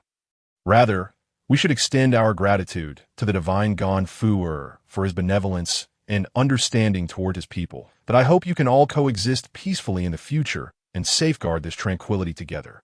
Eric felt a twinge of embarrassment, for he had initially come in search of the Thunder Fruit, while escorting the elder with the chestnut head to fulfill a temporary task, as they ascended on the Apaidoan sky current. The Golden Clock chimed due to the impact of the vine, signaling the end of a 400-year-long conflict. Now it is your turn to toll the Golden Clock, heralding the conclusion of this enduring strife. Eric encouraged them, emphasizing that this was a tradition of Zyangula. Indeed, the elderly chieftain nodded in agreement. But who shall strike the bell? Gone Fuer, who had tirelessly sought to resolve the disputes and cherished his people as his own children, was set to become the leader of both tribes. Therefore, I believe Gone Fuer is most fitting. Wimbulang Kulikai is also a suitable candidate, as he was instrumental in resolving the conflict and is a descendant of the great warrior Karl Jela. After all, there is no one who can rival the strength of the Straw Hat Kid, who enveloped the gold with a single punch. Thus, a decision on who would ring this momentous bell had yet to be reached. Why not have Gone Fuer, Wimbulang Kulikai, and Wei Pa all grasp the chains together to sound the bell? It would symbolize both the end of the conflict and the reunion of dear friends. Furthermore, there is no rule against multiple individuals ringing the bell at once. Eric could no longer contain his frustration. Did such a simple matter truly require deliberation? Indeed, the gathered crowd suddenly brightened at the suggestion. Let us do it. Eric thought to himself, I feel rather clever.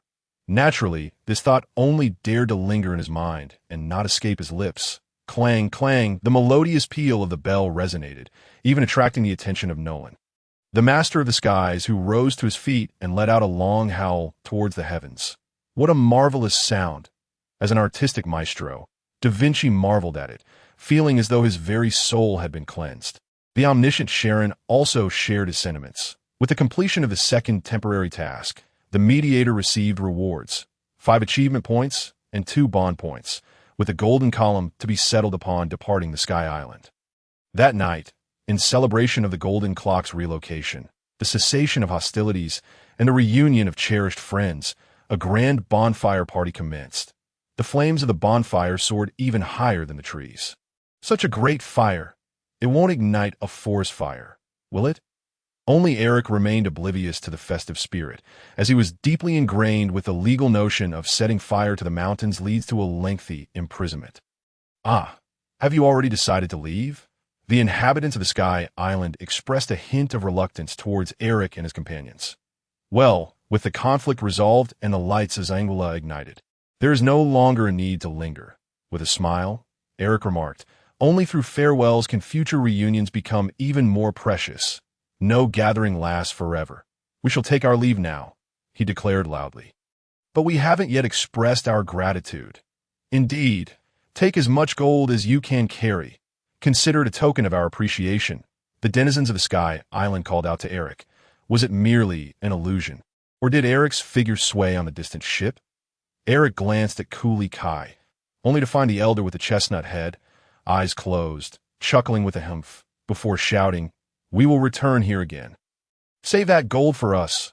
His heart wept. This is what Akihito said. "It feels as if it is still bleeding." Da Vinci remarked that by the way, has the parachute been prepared? Da Vinci inquired. Eric nearly burst into tears before interrupting the conversation. Of course, Sharon has secured it. Thanks to you all, let us set forth on our next adventure. From the entrance of Sky Island, perched 7,000 meters above, chirp, following Eric and the others, a large south-south bird from the Sky Island swooped down, colliding with Eric and landing atop him. What? Am I being bullied by the great south-south bird of the Sky Island? Eric pulled the bird off and placed it on the ship's railing. Chirp! The south-south bird flapped its wings rapidly, as if in denial. Everyone be cautious during the descent. This time, it is not Cornus bidding farewell, for she is still young. It is another gentle elder from the Sky Island. The group experienced the sensation of freefall, savoring the feeling of weightlessness. Before the 4 large parachutes attached to the ship deployed, the sudden deceleration caused Eric's face to collide with the deck, followed by another impact, as if someone had sat upon him. Oh dear, did you take it upon yourself to use your body as a cushion to prevent me from injury? How tender and considerate you are. Captain Brother. Now that you've had your fill of sitting, may I ask you to rise? But what shall we do? It seems I've twisted my ankle. Allow me to fetch the medicine, Akihito offered, assisting Da Vinci as Eric rushed to retrieve the medicine box. After much commotion, Da Vinci finally relented. Clang, clang. The resounding chime of the golden bell echoed above their heads. Akihito truly felt like a cycle repeating itself. The last cycle lasted 400 years. I wonder how long this one shall take. Do not fret, uncle. We shall return here in 4 years. Ah, since the captain has set a specific sailing plan, I have no further objections. Whoosh! An arrow pierced through Eric's body, merely as he contemplated the timing of their return to the Sky Island, without having thought of their next destination. Beads of sweat trickled down his face. I haven't decided yet. Akihito, fully aware of Eric's thoughts, spoke the truth aloud. Oh, the scenery here is so beautiful. One cannot encounter such sights regularly. Avoiding topics he wished not to discuss had become a habit. In about 2 hours, we shall return to the ground. Let us cherish this view. Descending at a speed of 1 meter per second due to the parachute designed by Da Vinci, the descent from 7,000 meters would take approximately 116 minutes, or about 2 hours. A gentle breeze brushed against their faces, instilling a sense of indescribable ease and joy. Splash! The single-masted sailboat made contact with the sea surface. This time, they were not blown towards the central region of the G8 Navy base like the Straw Hat crew, due to the wind direction. Phew! What an unforgettable adventure! After 2 hours of descent, Eric had already devised his next target, pulling out Captain Jack's compass. The next destination. The Foxy Pirate crew. Ding! The golden column provided by the system has been added to the inventory. When we return to the Sky Island in the future, I can collect more gold from the Sky Island people, which could be considered an additional token of gratitude. You truly are a crafty little sprite. Haha, thank you for the compliment. So, shall we raise the difficulty then? Thank you, Lord System, for your generosity. On December 1 SD, the system issued the fourth monthly task. Monthly task for assemble a team of 5. Don't we already have 5 members? Eric pondered aloud. Content.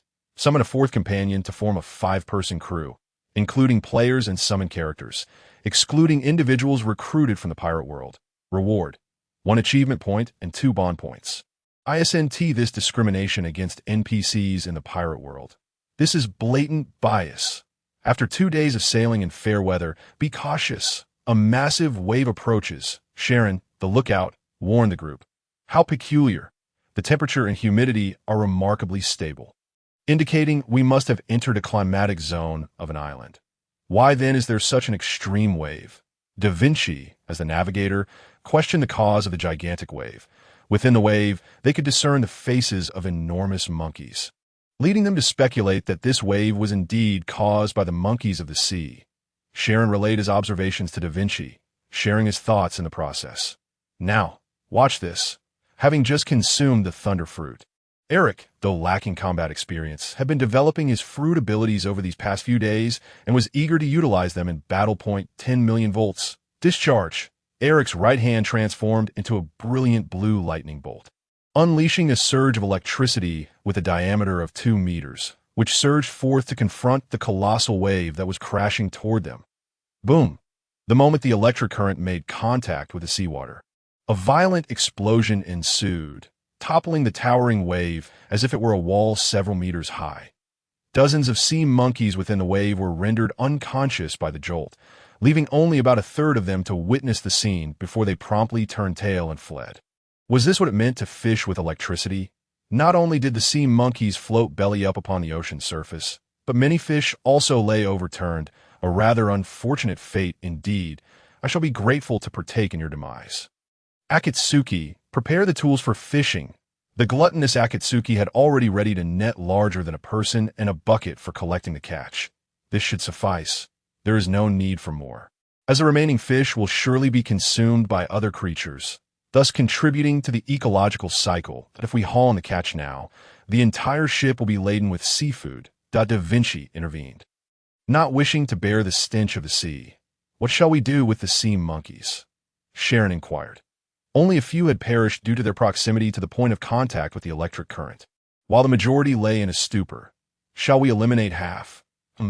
Sharon expressed confusion, for Eric rarely engaged in the mass slaughter of animals. Even Akatsuki's excessive hunting would be curtailed under the pretense of protecting the ecological balance. Consider this, Sharon. If an ordinary person were to encounter such a monstrous wave, they would undoubtedly be overturned and meet their end in the belly of a fish if we allow too many of these sea monkeys to remain. Incidents like this may recur. But what purpose does killing half serve? Kurikai questioned, pondering why not simply eradicate them all, thus eliminating the risk of giant waves and maritime disasters. However, excessively reducing the population of sea monkeys could potentially disrupt the environmental balance and lead to ecological collapse, ultimately impacting humanity as well. After all, these sea monkeys have existed for a reason, having not been entirely eradicated that I see. Kurikai responded with sudden clarity. Could it be that their continued existence is due to their troublesome nature in the sea? Crow cawed as it flew by. Ahead, an island came into view, with 2 pirate ships anchored nearby. They appeared to be engaged in some sort of lively activity. In the distance, the camps of the 2 pirate crews were adorned with numerous stalls, and the ropes overhead were festooned with colorful balloons, creating a festive atmosphere akin to a carnival. Hey, we are in the midst of a davy-back fight among pirates. Ordinary folk, do not interfere. Surprisingly, the lackeys did not attempt to rob them. Instead, they urged them to leave. We are also a pirate crew, merely here for sightseeing. You are a pirate crew? The pirate lackey glanced at the mast of their small sailboat, then at the position of the main sail. You don't even fly a pirate flag. And with so few of you, you couldn't possibly have lost in the davy-back fight. We are an elite team. Far above your petty ilk, Eric retorted, provoking the ire of the opposing pirate. What did you say? The adversary roared angrily. Just then, a wave of cheers erupted from the enormous structure resembling a stadium. Haha, we won again, Haven Tiwi. Indeed, we are the Foxy Pirates, undefeated for 257 consecutive matches. The opposing pirate lackey brimmed with confidence regarding his captain's participation in the Davy back fight. Not only could they gain worthy companions, but if they were unsatisfactory, they could also seize the pirate flag of their opponents, with the defeated losing their flag forever. Haha, with this, your pirate flag will also belong to me. The cunning Foxy, with his distinctive laughter, stripped the flag from those who regarded it as their very lifeblood. Ordinary folk? Foxy spotted Eric and his companions. No, wait, it's that new trio of pirates. The fierce pirate Darren Eric.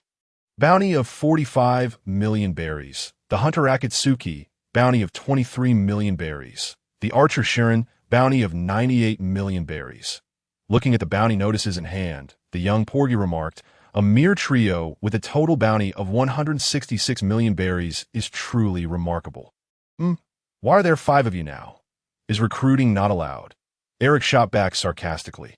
Annoying, came a sweet voice that made Eric's bones quiver. Porgy, now around 14 or 15 years old, still bore the appearance of girl. Her nose not yet elongated from time spent with Foxy, giving her a delicate and appealing visage. Just Eric's type. The 2 women on the ship fixed their gaze upon Eric. Foxy extended his right hand, 4 fingers pinching 3 coins, declaring, "We, the Foxy Pirates, challenge you," since Eric did not display a pirate flag, nor had he publicly declared the name of his crew. Foxy was at a loss for how to address them. "What is the name of your pirate crew? Why do you not fly a pirate flag?" He demanded angrily. "We have yet to decide on a name for our pirate crew or a flag, and we were issued a bounty before we could do so. What can we do?" Eric explained helplessly, as the system was urging him to become a pirate. "Oh, you have any objections?" "None, boss. I hereby challenge your 5-person pirate crew to a Davy back fight with 3 coins," he proclaimed. This Davy back fight involved the seizing of companions and pirate flags. How should they respond?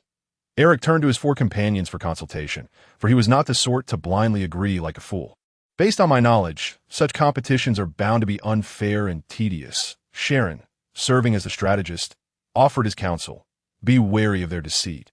Indeed, that leader over there is quite treacherous. I am well aware." The sly Foxy knelt before them. "Captain, can you even speak?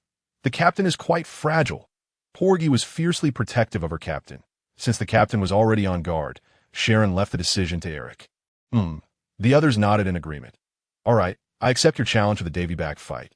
With ulterior motives in mind, Eric turned around to accept the match. "Humph, I shall show you my true strength." Foxy wore a grin that made one want to punch him. A few fireworks soared into the sky, making the opening ceremony appear rather grand, more so than the Tokyo Olympics. The opening ceremony is about to commence. Everyone, quiet down. Brothers, let us not make noise, be silent. Porgy, the little beauty, shouted from the audience. Now, I shall announce the 3 major treaties that the defeated party must abide by. First, any personnel and symbols seized during the Davy back fight shall be considered spoils of war. Second, those chosen by the victors must immediately pledge allegiance to their new master.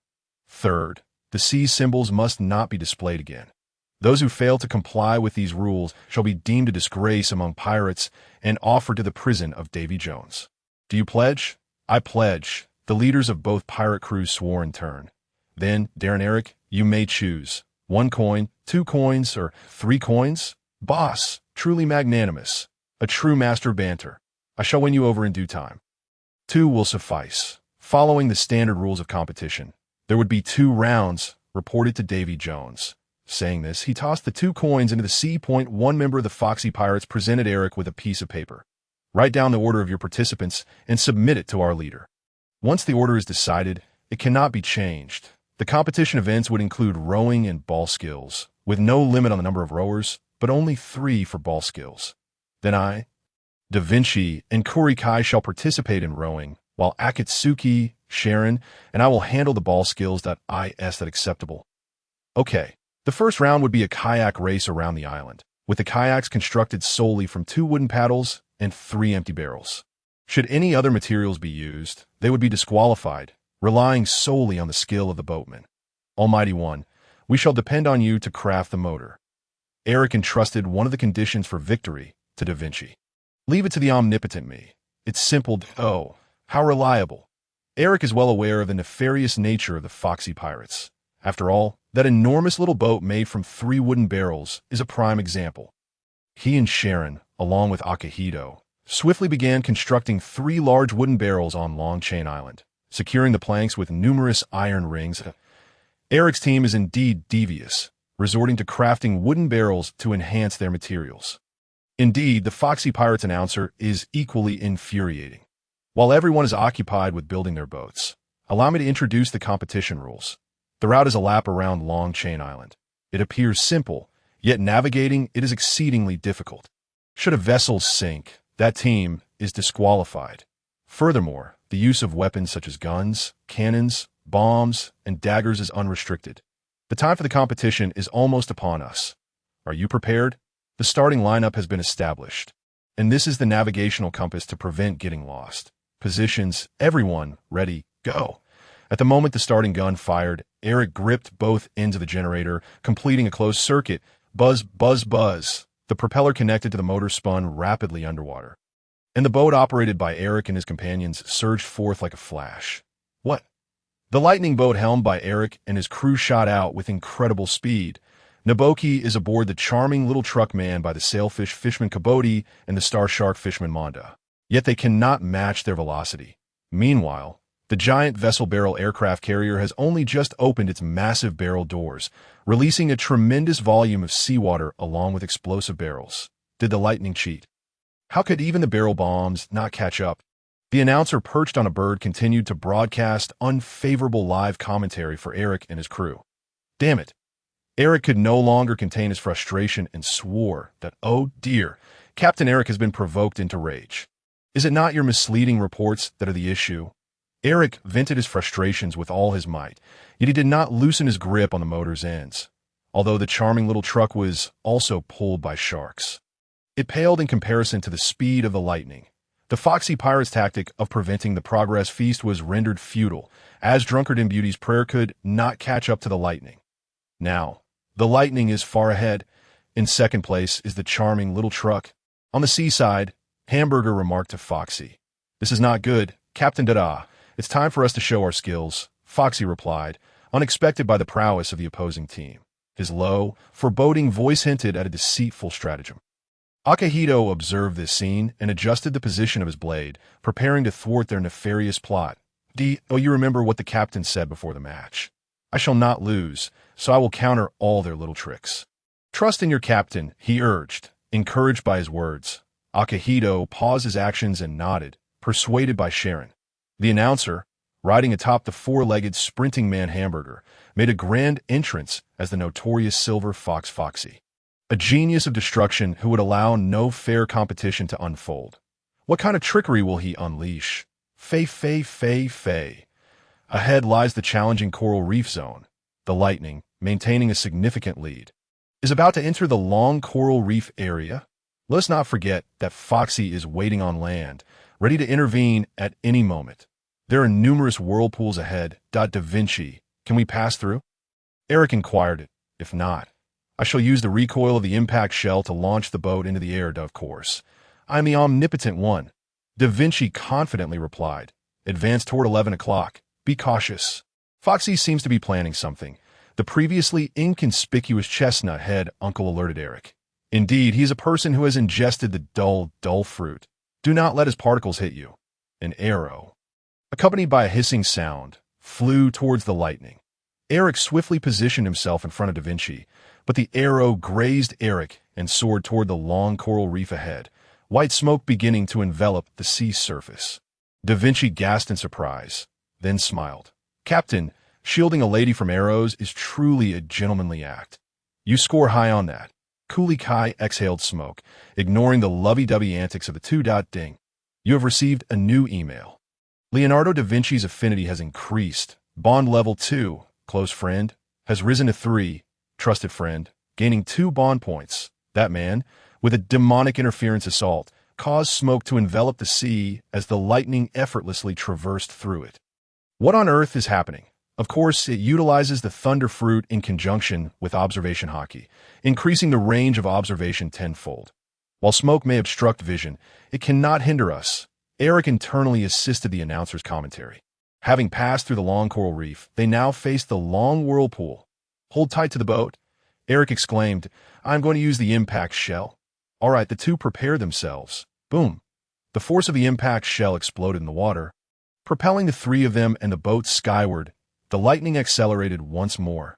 With their speed increasing, even the boat lifted off, soaring past Long Cape. The lightning has now established a significant lead. Meanwhile, the charming little truck is still spinning in front of the long coral reef. Will the invincible charming little truck truly face defeat? How infuriating! I underestimated them. Miss Palki, hold on tight. The mustard-coated green-skinned fishman Kabodi resolved to unleash his ultimate move. It's up to you now. Feeling helpless, Palki could only cheer on her teammates. Combination: Sailfish Fishman's swimming style. The Starshark Fishman Monda bit onto the lower half of the Sailfish Fishman Kabodi, resulting in a bizarre fusion.hm. The race sign indicates a right turn. Da Vinci, observing the sea currents ahead. Noted the sign. Just go around it. Do not disturb the sign. Eric commanded. They were not deceived. The captain's proud trick, the deceptive operation, was uncovered in front of Eric's lightning. The disguised figures of Foxy and Hamburger emerged. "Grandma, Captain, no, Grandma, Hamburger. I can't go on." Foxy. Next comes the third attempt of our captain's diabolical grasp. Announcer. "Oh dear, could someone on that boat please save this old lady?" Foxy. Eric ignored their pleas and charged forward. He completely disregarded the disguise as a critically ill elderly woman, caring nothing for the lives of others, only concerned with his own well-being. This is the cold-hearted and unfeeling Captain Eric. "You are quite noisy." Eric's temples throbbed. "What is this?" The charming little truck has inexplicably veered to the right. Straying from the course, they have fallen for the captain's false sign. What a dazzlingly pure heart. This is a false sign. I hope Miss Palki quickly returns to the proper course. The lightning is about to reach the finish line. While the charming little truck is nowhere in sight, his victory already determined. At that moment, riding atop the four-legged sprinting man Hamburger, Francie formed a peacock's head gesture with his right hand, preparing to unleash the dull light beam. Boom! A blue bolt of lightning struck Foxy, causing both him and Hamburger to collapse, enveloped in smoke. What? Our Captain Foxy, as he attempted to utilize his devil fruit ability, was struck by lightning. Is it because he is so despicable that even the heavens could not bear it? Resulting in his punishment, simultaneously, the lightning sword passed the finish line. The victors are the Lightning. The winner of the first round of the David Championship is Eric's crew, who proudly bear no pirate flag. How could this be?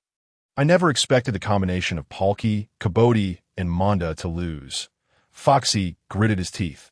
The first round concludes with Eric's pirate crew emerging victorious in the Round the Island kayaking competition, granting them the opportunity to choose a crew member from the Foxy Pirates or to seize their flag. Given that Eric's crew lacks a pirate flag, will they opt for the pirate flag? Certainly not. That ridiculous design, with a silly red nose, is a product of some fool's imagination. Your pirate flag is utterly hideous. Eric, fully aware of the consultant's subtle jabs aimed at Foxy, observed the latter's increasing despondency as he knelt upon the ground. Alas, the captain, burdened by a heavy heart, found himself on his knees, a nameless extra. "Captain, how annoying! Can't you even speak?" The spirited Balky retorted sharply towards Eric. "Humph, is it truly wise to address me in such a manner?" Eric revealed a wicked grin. Balky felt a twinge of fear at his expression, instinctively hugging her shoulders. "I have chosen you, Navigator Balky." What? The crew of the Foxy Pirates was devastated, lamenting loudly. "Return Balky to us." While such pleas were made, the piercing gazes of Akitomi and Da Vinci were somewhat unsettling. Akitomi remarked, "Lolita complex." Da Vinci quipped, "Oh, so you fancy this type, Captain's little brother? What do you mean by Lolita complex? How old are you, Balky?" Eric retorted loudly, turning to inquire about Balky's age. 15. Balky replied, her shoulders drawn in. Observing Akitomi's panel that displayed her age as 15, he exclaimed, "Akitomi, aren't you the same age as her?" Da Vinci cautioned Akitomi, "Do be careful while you sleep tonight." If he comes to raid at night, I'll cut him down." "Cut what?" What do you mean by that? Eric exclaimed, exasperated. We've been together for so long, and nothing of the sort has ever happened. He struggled to suppress his irritation. Navigator Balky, you have already become our companion. Will you not pledge your loyalty to me? Eric turned to Balky, who had been defeated. I pledge my loyalty to you, Captain Eric, Balky said, her eyes glistening with tears as she spoke hesitantly. Oh my sadistic soul is igniting. Eric felt a sudden warmth within. The intense gaze of the two women caused a pang in Eric's heart. He removed the foxy mask from Balky's face, revealing a much more appealing visage. Wow, Captain's little brother has quite the charm. Da Vinci began to stoke the flames of rivalry. Now, for the second round of groggaging, let both sides take the stage. Allow me to clarify the rules of the groggaging match. There are 2 goals on the field, and tossing the ball into one signifies victory. However, the ball is not an ordinary object, but a person. The teams must first decide who will take on the role of the ball. I shall be the ball. Eric volunteered eagerly. How reliable, Captain, came the reply. What followed was the entrance of the elite team, the wobbling monster squad, who had never lost in groggering. Leading the charge was the 4-legged speedster, Hamburger. Next was the interception specialist, Picurus, and finally, the fishman and giant duo, Fish Giant Bicapanda. Each member appeared larger than the last, utterly shameless. Hey, bringing weapons is against the rules. Put down the bow and knife, reminded the red-nosed referee on the sidelines. Oh, what if they bring them anyway? Eric, having watched the animation, understood these ruffians' tactics and inquired preemptively. Look, they aren't carrying any weapons. The black referee clearly knew they were sneaking in weapons, but insisted otherwise. Being more contemptible than the blind referees of the Tokyo Olympics, Eric silently approached Kurikai and Da Vinci, whispering, when I give this signal, you both take Balky back to our ship. Understood, Captain. Now let's flip a coin to determine the choice of sides. The red-nosed referee declared. Tails, Hamburger called. What about you? Wait, can we choose tails? Eric asked it. No, you cannot. Then why ask? Doesn't tea that leave only heads? Eric retorted, inciting a yellow card for his insolence. This is just the beginning. My blood pressure and anger are rising at rocket speed. Tails, do we get the serve or the field? Starting off with cheating. You scoundrel. The wobbling monster squad is now vying for serve, the announcer declared. Please have Eric, the ball person, position himself in the opponent's serving circle. Eric stood silently in the circle, confronted by 3 towering giants, making him appear as though he were surrounded by 3 hulks. Evoking a sense of impending doom, use a fast attack and crush them, Bicapanda. Beep. The whistle blew. The match begins. Watch my charge. Picurus, clad in green and towering at 10 meters, charged at Eric like a wild boar. Oomph. Eric swiftly dodged to the side, the green-clad boar barreling past him towards the 2 behind. Chiron stepped forward, readying himself. Boom! Picurus collided with Chiron, but was caught and thrown over Chiron's shoulder, landing head first and knocked out on the spot. Akitomi, be careful. Their strength is considerable. She was reminded that, Captain Hamburger leaps towards the ball person, preparing to launch an attack. Akitomi, catch! Eric swiftly moved beneath Hamburger, delivering a powerful punch that sent him flying directly towards Akitomi's position. Here it comes. Akitomi executed a flying kick, sending Hamburger flying again. Eric and Akitomi exchanged blows like a game of badminton. Captain Hamburger had fainted. Now only Bicapanda remains among the 3. How do we deal with this guy? Chiron inquired of his captain. Let us wait until they reveal their weapons. Eric held back, allowing them to commit more shameless acts before he would act without moral qualms. Aren't weapons prohibited? Akitomi asked. Puzzled. Indeed, but many have no shame, and there's little we can do. Boom, boom, boom. Bicapanda approached, his shoes concealing hidden blades, charging at Eric and his companions. Did you see that, Akitomi? Eric remarked, then called out to the referee on the sidelines. Hey, referee, didn't you say weapons aren't allowed? The sideline referee turned away, feigning to whistle. Eric signaled to the 2 on the sidelines that Da Vinci and Kurikai understood and led the watching Balky away. Are we continuing to watch the match? The young Balky asked, confused. We're just going back to the ship to grab something. Da Vinci reassured the slightly anxious Balky with a sisterly smile. Isn't it okay not to cheer for Eric and the others? Balky asked. Worried. That's fine. Just trust them, Kurikai replied, Exhaling smoke with a manly demeanor, I could see that moment. The fish giant brandished a massive axe, chasing the three in a wild frenzy. The two previously unconscious competitors began to regain consciousness, appearing somewhat different than before, with Captain Hamburger now adorned in iron gloves and elbow pads, while Picura sported long, iron-spiked shoulder guards. "Using weapons violates the rules," the announcer exclaimed. "However, how fortuitous that the referee is busy exercising with his back turned. By the way, in Grogearing, it's permissible to kill your opponent," the announcer added. Eric halted, declaring, "Enough. Let me handle this." "You all refrain from intervening." Boom! The fish giant, wearing shoes with concealed blades, stomped directly on Eric. "Oh no! Eric has been hit!" The announcer's voice continued to infuriate. The crowd gazed in awe as blue lightning enveloped Eric, gradually revealing his form. That a devil fruit? A Logia-type devil fruit? What? I can't believe he is a Logia-type devil fruit user. Announcer, in a flash, harnessing the electric field released by the thunder fruit. Eric transformed into a current, moving through the electric field to suddenly appear at the giant's feet, placing his hand upon the giant's foot, unleashing a staggering 20 million volts of discharge. A thunderous clap echoed. The fish giant, a charred carcass akin to Capanda, lay lifeless on the ground, utterly defeated by a single blow. Such terrifying power. 30 million volts of Thunderbird, a massive avian figure forged from blue lightning, spread its wings and soared toward the hamburger. 30 million volts of Thunderbeast, another creature formed of blue lightning, opened its maw and lunged at Picurus. Billy. As the blue flash faded, the remaining two collapsed to the ground, their bodies scorched upon impact. Their severely charred forms shattered. The trio from the shaking monster team fell in an instant. The architect of this destruction was none other than Captain Eric, standing opposite. "Announcer, are you tired of living?" Eric had long been patient with this scoundrel. Foxy's eyes widened, blood vessels crisscrossing his irises, as his elongated red nose dripped with mucus. It was Eric who had unleashed the lightning upon our Captain Foxy during the first round of the island rowing competition.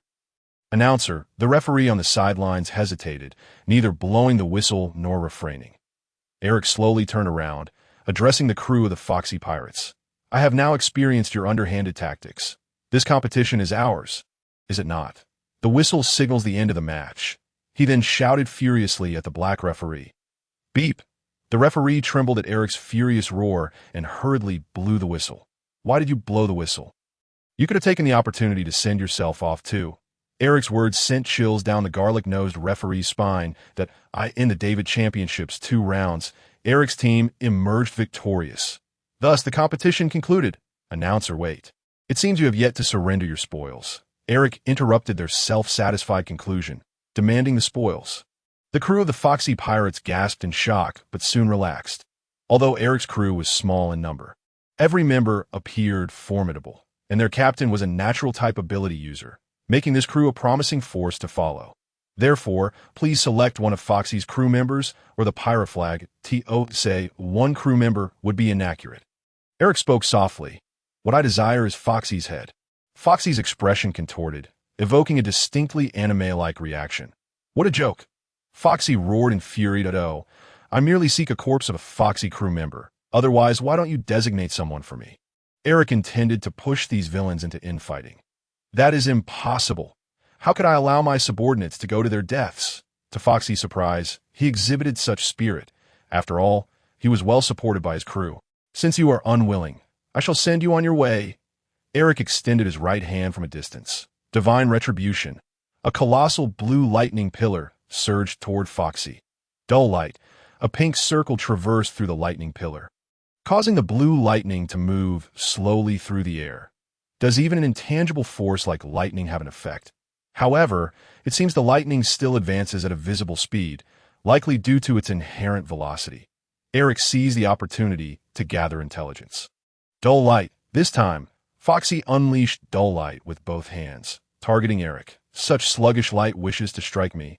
Eric transformed into blue lightning, vanishing from his position and reappearing behind Foxy. "Captain, watch your back!" Foxy's crew members shouted in alarm. 1 million volts of discharge enveloped Foxy, who, cloaked in smoke, lost consciousness, and collapsed. No wonder he has clashed with King Luffy twice. He remains alive, that of course. Eric had shown some restraint. Otherwise, with attacks reaching tens of millions of volts, others would not survive. Captain, the surrounding foxy pirates prepared to rush to his aid. Hey, you all, Eric called out to them. Now is the opportune moment to break free from the foxy pirates and return to your former companions or face death. Make your choice. We swore an oath to remain loyal. Even as he faces death, Eric's right hand crackled with lightning, drawing near Foxy's body. You are too late to save him. Consider it as if your master has already perished. What nonsense! Those who spoke such words, before they could finish, were struck by the descending lightning pillar, turning to char with a flick of his right hand. Another bolt of lightning incinerated the garlic-nosed referee into a pile of ash. To speak frankly, although I have always eradicated pirates upon sight, without mercy, today, in consideration of a newcomer Palki, I shall refrain from a massacre. Get lost! With a roar, the other members of the foxy pirates trembled, shouting run, as they turned to flee. Just like that, a bunch of nameless pirate extras attempted to engage in the protagonist mode friendship of the Straw Hat Pirates with me, that a pirate is still a pirate. Karen and Chidong approached, retrieving their stored weapons. What use is it to capture him? Karen questioned, suggesting that if they wanted him as a companion, they could have chosen him after the second round of the David Championship. Besides, he appeared to embody the image of a villain. Eric would surely not be fond of such a character. The next companion is on the way. I shall be right back. Eric turned to fetch his stored blood. With the blood, he inscribed the summoning array, at the center of which lay the still unconscious Foxy, shrouded in darkness. Eric stepped forward and slapped him awake. Wake up! What? Upon seeing Eric before him, Foxy raised his hand, intending to unleash dull light. I knew it. Prepared, Eric seized both of Foxy's hands, preventing him from making any gestures. But you have any final words? Eric sought to grant the dying man an opportunity to leave a final message. A last act of mercy towards an adversary. What about my other crew members? They are all dead, right? In a fleeting silence, he exhibited concern for his abandoned crew. Though despicable, he cared for his crew. Indeed, even the most wicked individuals possess some semblance of conscience. Point two have perished. The others I have driven away. Eric informed Foxy of the true situation. Take good care of Palki for me. His next line, entrusting the care of his lost crew to Eric, could be seen as the dying man's final act of kindness. After all, she is now my crew member. Foxy was momentarily taken aback by Eric's response. Pirates do not fear death. Dying at the hands of a master is also a form of glory. This time, Foxy displayed remarkable resolve, seemingly having come to terms with it, leaving him without words. So, no final words? You may depart now. Blue electric light surged around Eric. Wait, shouldn't one say he is truly a man, worthy of the name Great Pirate? Shall I spare you this time? It turns out this fellow had such intentions. Billy. The scene before Foxy transformed into a blinding white haze. Foxy's bounty of 21 million berries has been deposited into the item slot. I had thought he genuinely cared for his former subordinates. But it was all a ruse. Eric lamented, exhausting himself with sarcasm. In the future, we may encounter even more cunning and devious foes. Captain, keep your eyes sharp and do not be deceived. Karen, serving as the strategist, always summarized and offered advice to the captain after each encounter. Chitong nodded in agreement, as she had also been involved in numerous assassinations and witnessed those who begged for mercy only to retaliate fiercely. I understand that being overly merciful to enemies is tantamount to cruelty to oneself. Eric replied, when the moment of death arrives, their last words will merely be excuses for their defeat against me. Now, let us summon the fourth person. Time is gentler than anything. Even the sorrow of two individuals missing their singular opportunity each year will eventually heal, right? Time is harsher than anything. Even the eternity sworn between two will one day be weathered away, right? Having missed confirming each other's feelings for so long, how long can they still exist in each other's thoughts? Summon. A flash of white light illuminated the summoning array, where stood a young girl. Although no music played, a saxophone's BGM wafted through the air, casting a bewitching and ambiguous atmosphere over the scene, while the music gradually unfolded into a sense of lonely sorrow. Where am I? with long and short black twin tails cascading down either side. Her left eye gleamed golden, while her right shone crimson. Those striking heterochromatic irises, capable of ensnaring any man with a mere glance. Paired with lips as delicate as cherry blossom petals and skin as smooth and pale as pearls, together painted a portrait of her astonishing beauty. Clad in a Gothic Lolita dress interwoven with hues of crimson and black. Her slender waist appeared fragile enough to snap with the slightest pressure. Enveloping her thighs were enticing black stockings, leaving one to ponder what sensations lay within the delicate toes of her black knee-high boots. Eric gazed at an invisible interface. Name, Tokisaki Kurumi. Age, 16. Physique, 2 stars martial arts, 2 stars marksmanship, 5 stars observation hockey, 0 armament hockey, 0 devil fruit. 6 stars. The sluggish abilities of the devil fruit have been transformed into the temporal powers of an angel. Accompanying angel, Kakadai, whose long and short needles represent a vintage rifle and pistol, respectively, capable of launching Kakadai's abilities as projectiles, with the clock's numbers bestowing various formidable powers. However, utilizing these angels consumes substantial time value, lifespan.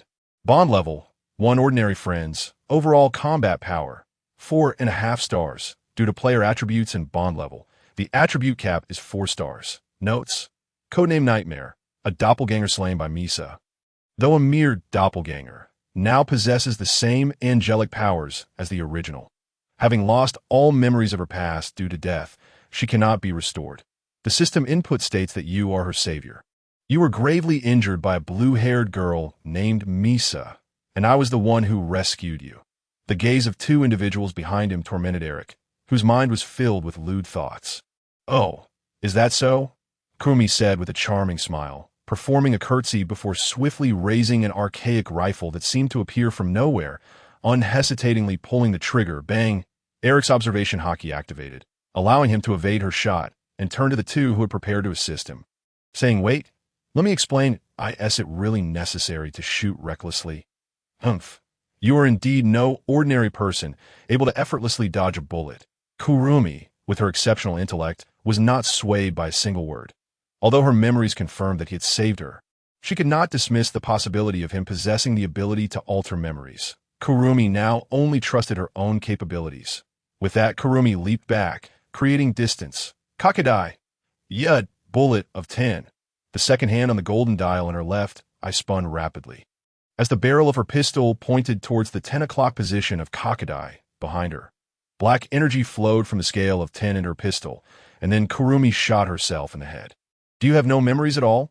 Kurumi, fully aware of her abilities, displayed a hint of panic. "Well, to be honest, you died in the previous world, and I summoned you from the realm of the dead," Eric stated plainly. "How is that possible?" Kurumi retorted loudly. "Do you truly possess such power? Your Kakadai is no less extraordinary. It can control time and even traverse the past and future. You seem to know a great deal about me."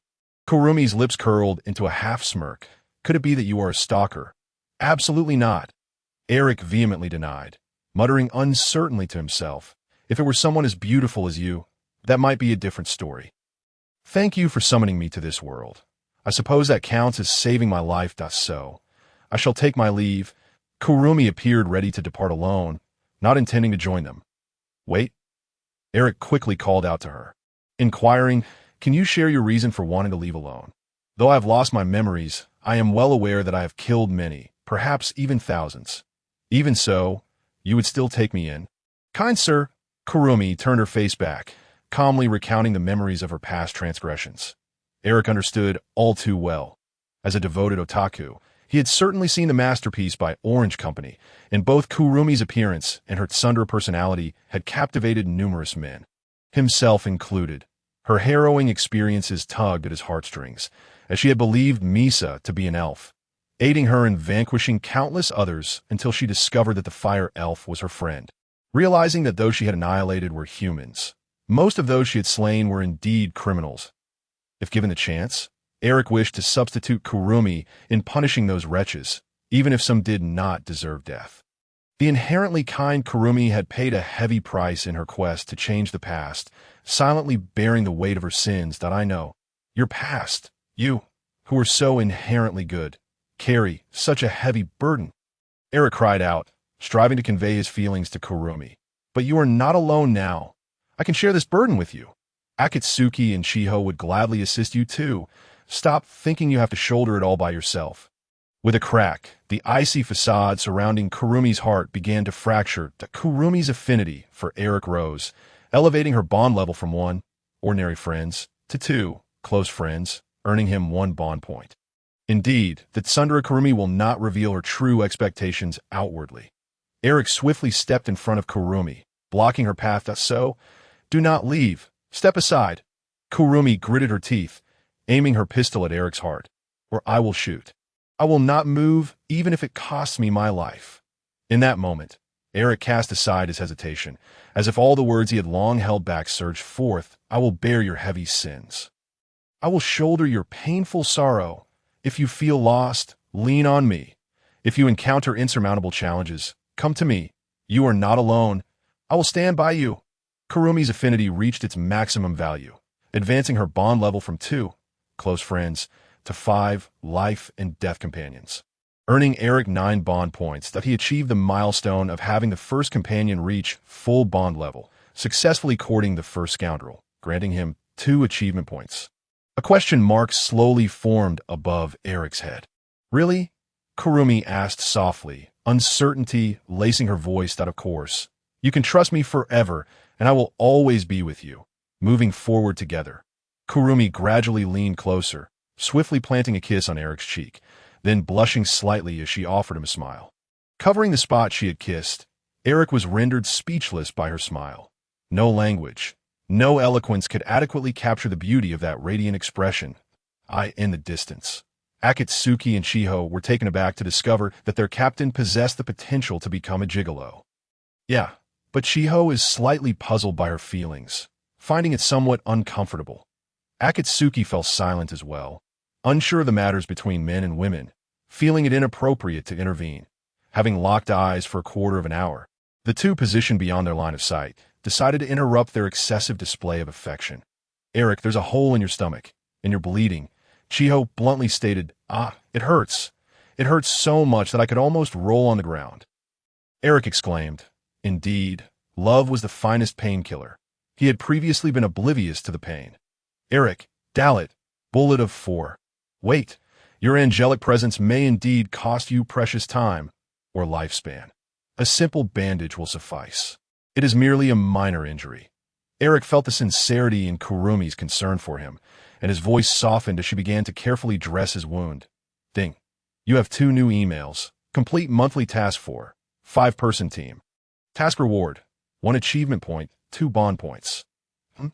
"Captain, you've been injured? What happened?" Da Vinci inquired, observing Eric's bandaged wound. Without the sea prism stone and hockey, it should have been impossible for him to be harmed. Yet, judging by the appearance of those pirates, they didn't seem to possess hockey. It was my fault for following too closely." Kurumi prepared to explain it. "I was careless and got hurt." Eric interrupted Kurumi's forthcoming explanation, turning to the other 2. They too did not wish for the newcomer to bear the blame of injuring the captain. "I see. Please take a good rest." Captain Da Vinci, having grasped the gist of the situation from their conversation, sought to help the newcomer integrate smoothly, addressing Kurumi. "Welcome to our team. I am Da Vinci, serving as both scientist and doctor here to..." Kurumi, feeling a bit anxious about having harmed Eric, quickly straightened her posture and performed a formal curtsy. "Good day, everyone. I am the newly joined Kurumi Tokisaki. I look forward to your guidance." Da Vinci's eyes lit up at her formal etiquette. Could she be a lady of a noble house? Kurumi grasped her left hand with her right, shyly explaining with a slight blush. "I may have been one before, but my memories faded with my last death. Now, I am merely someone who will walk alongside Eric for the remainder of my life." At a crisp sound akin to shattering glass echoed, and the warm atmosphere of the welcome gathering dissipated. Kurumi's words swept away the cordial ambience like a fierce gale, leaving only awkwardness, silence, and tension. "Yes, that's so. Big sister wishes you well." Da Vinci managed to salvage the moment, albeit somewhat obliviously to the mood. "Thank you very much," Kurumi replied with graceful humility. The fellow newcomer, Polka, could find no words, retreating to a corner, trembling. The chain smoker, Kalikai, exhaled a puff of smoke, indifferent to the young one's romantic entanglements, preferring to mind his own business. The remaining crew members introduced themselves to one another. Logbook, December 3 RD. The day after departing from Longchain Island, the ship heads towards Winter Island, Future Nation. Eric, hoping to obtain research data from Vegapunk, is unaware of the location of Future Island. However, since it is a winter island, it indicates that it lies within the Grand Line, and the Navy's ability to secretly capture Vegapunk suggests a significant naval presence in that area, which will be improbable in the New World. Thus, Eric surmises that Future Island is most likely located in the first half of the Grand Line, Paradise. Fuming, Kurumi approached Eric, who was adjusting the course. You could have avoided injury. Why did you take that shot? Having recently joined the team, Kurumi earnestly sought knowledge from the most informed members, Sharon and Da Vinci, only to learn that her attacks were entirely ineffective against Eric. Yet he had still sustained injury from her gunfire. I could die for you. What does it matter if I take a little hurt for Kurumi? It was unclear whether Eric had activated some kind of bad boy switch. But his words were truly difficult to describe. Wah, that Tsundere Kumi blushed at such directness. Please do not disregard your own safety in the future. Her endearing Tsundere remarks were utterly charming. Eric gently placed his hand on the headband adorning Kurumi's head. Speaking softly, isn't it only right to risk one's life for someone important? And no. Kurumi found herself at a loss for words. After all, she was merely a 16-year-old girl, and young hearts are often poetic. Her cheeks flushed as she dashed back to the cabin. How kawaii. Adorably explosive. How could someone be so cute? The contrast is sublime. Tsundere is the best. Ji, who was fishing by the ship's edge, gazed intently at Eric's face. Unfortunately for him, Eric interrupted his daydreams. Logbook, December 9th. Ji caught a sea king, a rather large sea creature. This was the first time encountering such a sizable prey, making it difficult to determine its exact species. Nonetheless, its meat was exquisite, and everyone relished it. After spending a month with Da Vinci, I gained one bond point that on the 15th day of sailing, thanks to Da Vinci's developed seawater desalination device, they avoided a freshwater crisis. However, they finally arrived at the outskirts of Future Island. It's so cold. Being a winter island, the temperatures were low, and the surrounding waters were encased in thick ice, with no icebreaker available to clear the way. Eric had no choice but to use electric heat to melt the ice. By the way, can't we just dock the ship at the edge of the ice? There's no need to pull it right next to the land. Is there? Da Vinci came to Eric's aid, who was struggling with the electric heating. Eric realized that since arriving in this world, he had become increasingly more grounded, approaching the intelligence level of an ordinary person. I thought this world was quite primitive. I never expected to encounter such advanced technology. This disparity was likely due to the chaotic magnetic fields within the Grand Line, leading to minimal communication between islands and varying degrees of progress. Captain, does this island boast advanced technological development? Indeed, particularly a genius scientist born here previously to IT is said he is 500 years ahead of contemporary technology and is referred to as a scientist who surpasses human intellect by 500 years.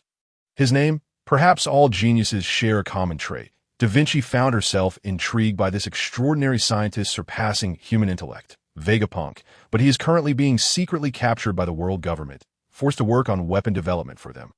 Well, it's only natural. How could they let someone with such advanced intellect roam freely? Just like Nikola Tesla's various inventions and documents, which are sealed by the FBI in Future Nation, the group marveled at the futuristic architecture commonly seen in sci-fi films.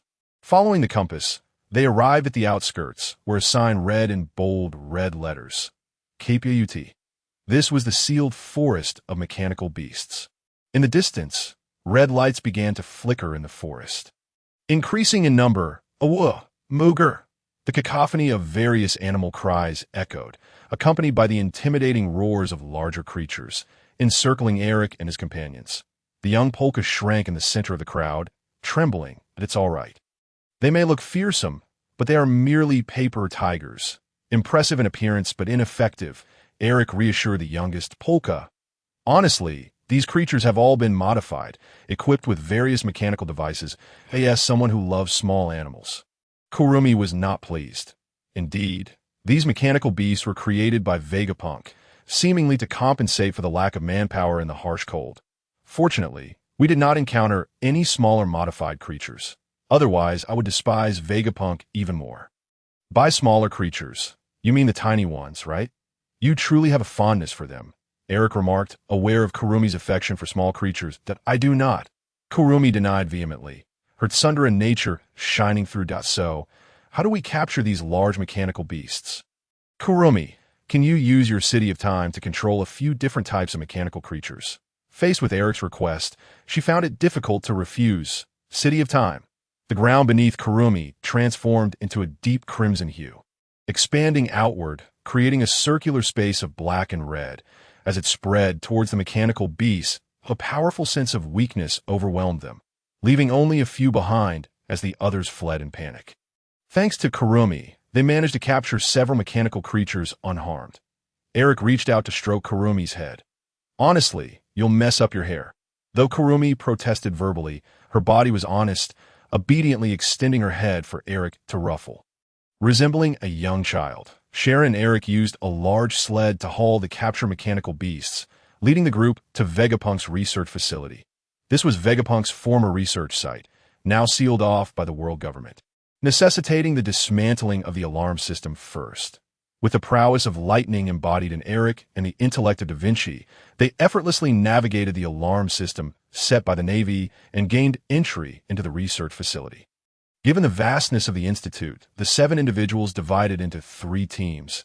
Eric and Kurumi, 2 individuals searching the first floor, Chiron and Borki exploring the second, while Akame, Da Vinci, and Kulike examined the third. They agreed to reconvene at the entrance in 2 hours, cautioning one another to avoid contact with any peculiar items, should they come across a storage room containing vital blueprints and other significant materials. They were to note its location.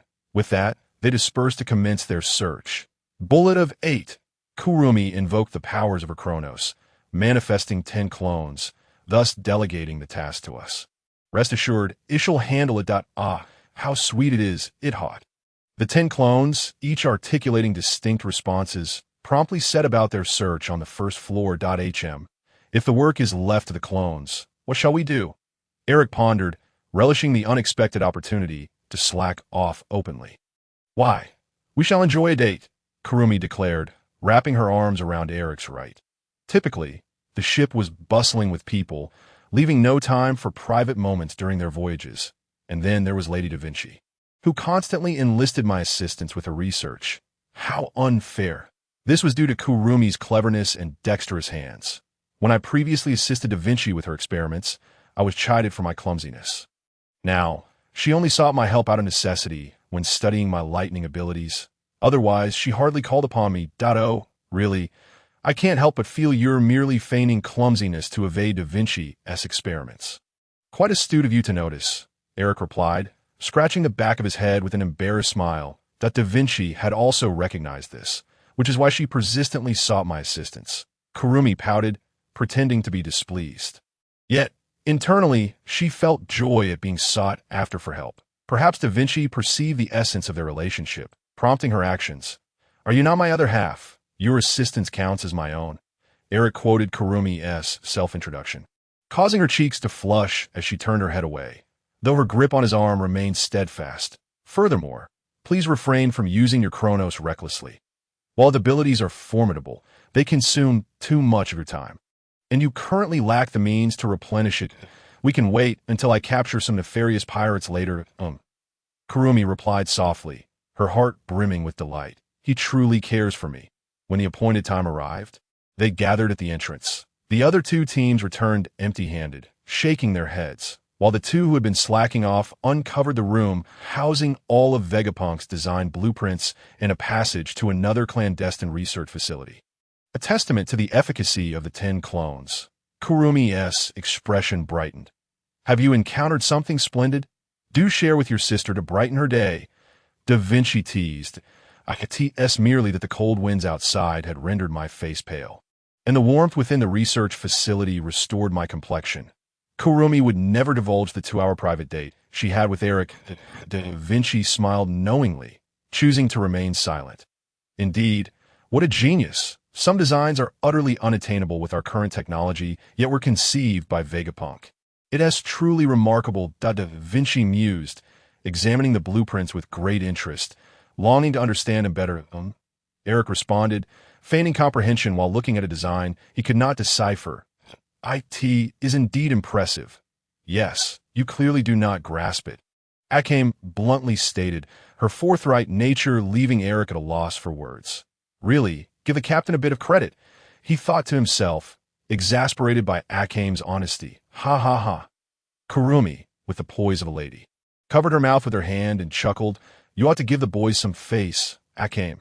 Shall we start distinguishing ages then? Akame inquired, fixing her gaze on Kurumi. How old are you? I am 16 this year. After a brief pause, Akame replied, I am 15, Kurumi was about to respond cheerfully when Eric interjected, there is no need to take age distinctions so seriously. If that is the case, then Da Vinci's age will inevitably draw another character into this chaotic fray, muddling the waters even further. What do you mean by that? Captain S. little brother. Although his tone mirrored the playful banter he had with Eric before, it carried an undercurrent of menace. Do not mention age in front of older women. Important matters must be reiterated thrice. It's nothing.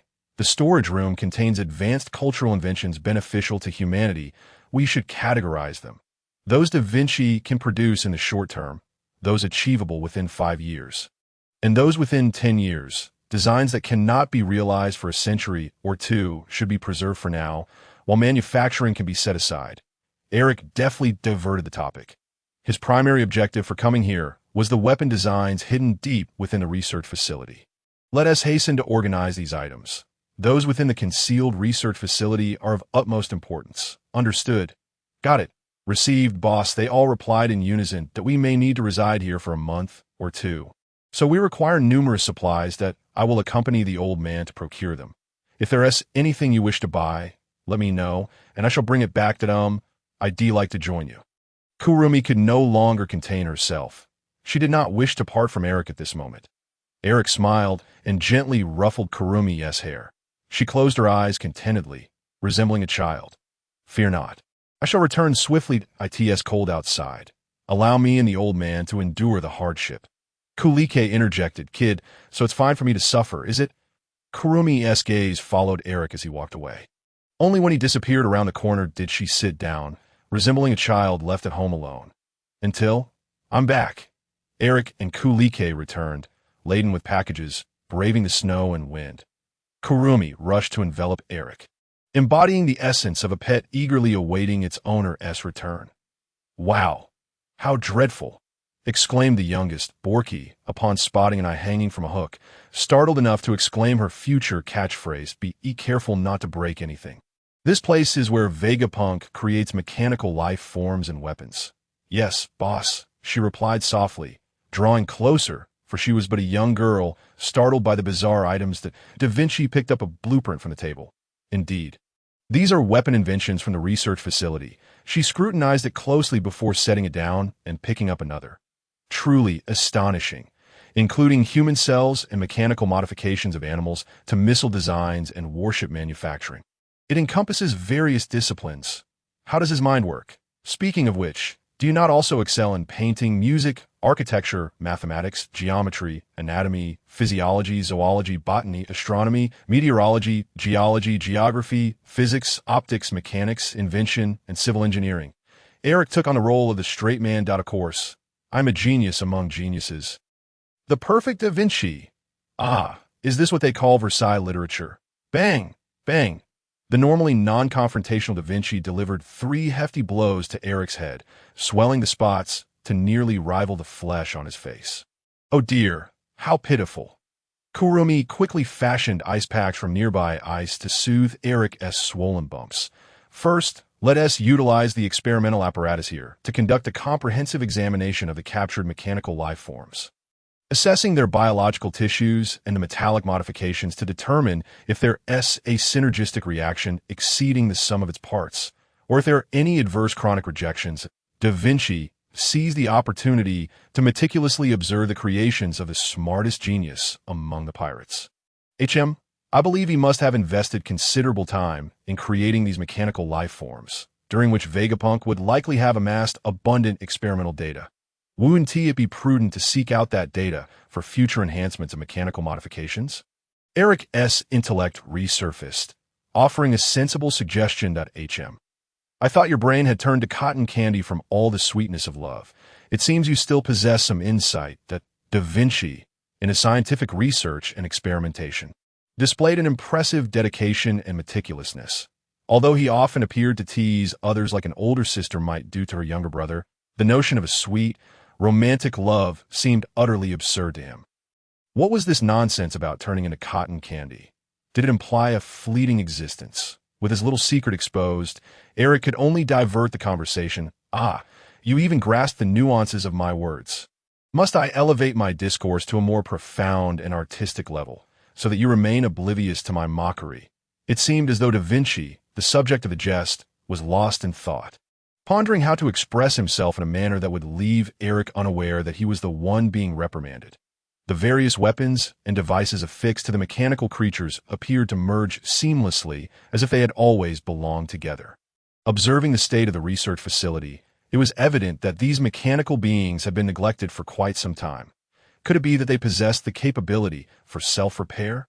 Each creature, categorized by size, the massive mammoth, the medium-sized tiger, and the smaller wolf, and by their modes of locomotion, the bipedal chimpanzee, the slow-moving rhinoceros, and the swift leopard, was subjected to a thorough examination. That I shall equip these creatures with tracking devices. Captain, you can damage an inconsequential internal component with lightning, while Chitong, you will use a blade to make superficial cuts on the exterior, ensuring not to harm the interior. Sharon, you will inflict penetrating wounds with your arrows, damaging both the exterior and the interior. Understood, the trio replied, striving to control their strength to the best of their abilities. Now, release them. Given the rate at which wounds heal in this world, daily inspections will be necessary, and the task of capturing them will fall to you. Kurumi.ic. I shall have Eric join me. As laborers, we cannot forget to enjoy some quality time together. And what task do I have? The transparent figure, Pol Chi, hesitated to raise her hand too high, eliciting a knowing smile from the others. Well, come and give me a back rub, Da Vinci proposed, seizing the opportunity while everyone was inclined to heed her commands, relishing the moment of being served while indulging in some light-hearted banter. Hey, why are you acting so strangely again? Eric interjected, turning to address Pol Chi, who appeared to take the jest seriously and was preparing to fulfill Da Vinci's request for a back rub. Dante, listen to her. You are not a servant and need not cater to anyone. Come, listen to your brother and give me a massage. With a resounding thud, Eric, already sporting 3 bumps on his head, received another blow from Chitong, who remarked, You too, acting oddly. Chitong took Pol Chi's hand. Come, let's prepare a meal together. Sure. Chitong truly had a knack for looking after her sister. Eric suddenly recalled his previous world, where he had a soul sister, Haydong. Perhaps he would summon her when the opportunity arose. During their time in the future nation, Sharon assumed the role of a teacher, instructing others on how to harness their haki. However, since Pol Chi and Winbulankly were not summoned by Eric, but were instead natives of the pirate world, it was impossible to ascertain their proficiency in haki through the system panel. They could only be described as having just begun to learn and barely capable of utilizing it. Meanwhile, the talented and intelligent Kurumi was mastering haki at a pace not much slower than Chitong's earlier efforts. Name: Kurumi Tokisaki. Age: 16. Physique: 2 stars martial arts, 2 stars marksmanship, 5 stars armament haki, 1 star observation haki, 1.5 stars devil fruit, 6 stars even Da Vinci.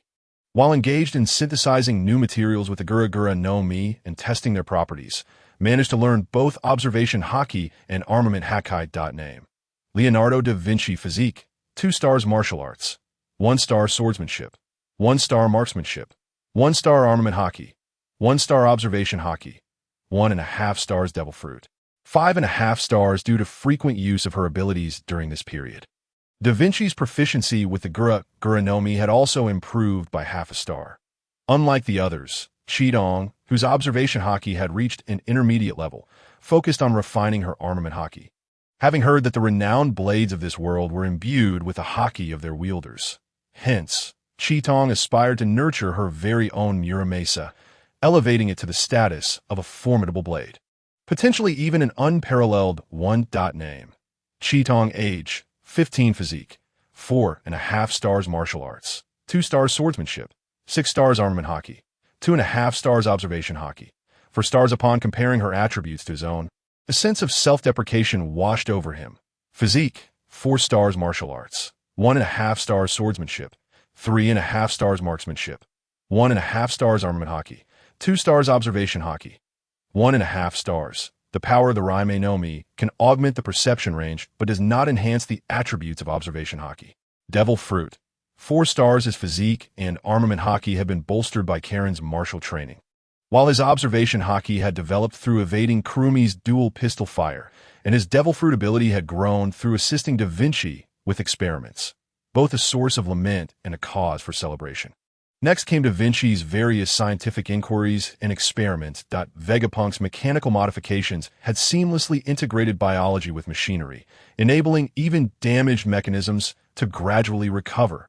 After several days of experimentation, Da Vinci discovered that the initial subjects captured had fully healed, except for the mechanical creature that had sustained severe injuries from Karen's attack, which was still in the process of restoration. Was the healing facilitated by iron elements delivered through the extensive vascular network? Although Da Vinci had spent 5 days studying and reviewing Vegapunk's blueprints, the sheer volume left much unexplored. To fully comprehend biological modifications and achieve successful creation would require a minimum of 3 years. Da Vinci estimated. Well, let's not rush the mechanical modifications. Just preserve your experimental data, and you can take all of Vegapunk's designs and research with you, Eric suggested. Indeed, it seems I ought to create a copying machine to make duplicates for transport. Da Vinci resolved. Why not simply take the originals? They are treasures. Moreover, should anything happen aboard the ship, like leaks, the originals would be lost. Additionally, the dampness on the ship is not conducive to preserving paper documents. Da Vinci, being an inventor, wished to safeguard these invaluable human treasures as much as possible, despite the designs being primarily for weapons of destruction. Why not construct a computer using several high-definition cameras to photograph the documents? Storing them all in the computer? It would allow for organized storage, making retrieval much more convenient, and save considerable space that would otherwise be occupied by copied documents. Eric's sudden proposal left everyone momentarily stunned. Haha. As expected, Captain, I too had fallen into rigid thinking. What a brilliant idea! She playfully slapped Eric on the shoulder. That hurts. After 3 full days, they finally managed to preserve all the designs.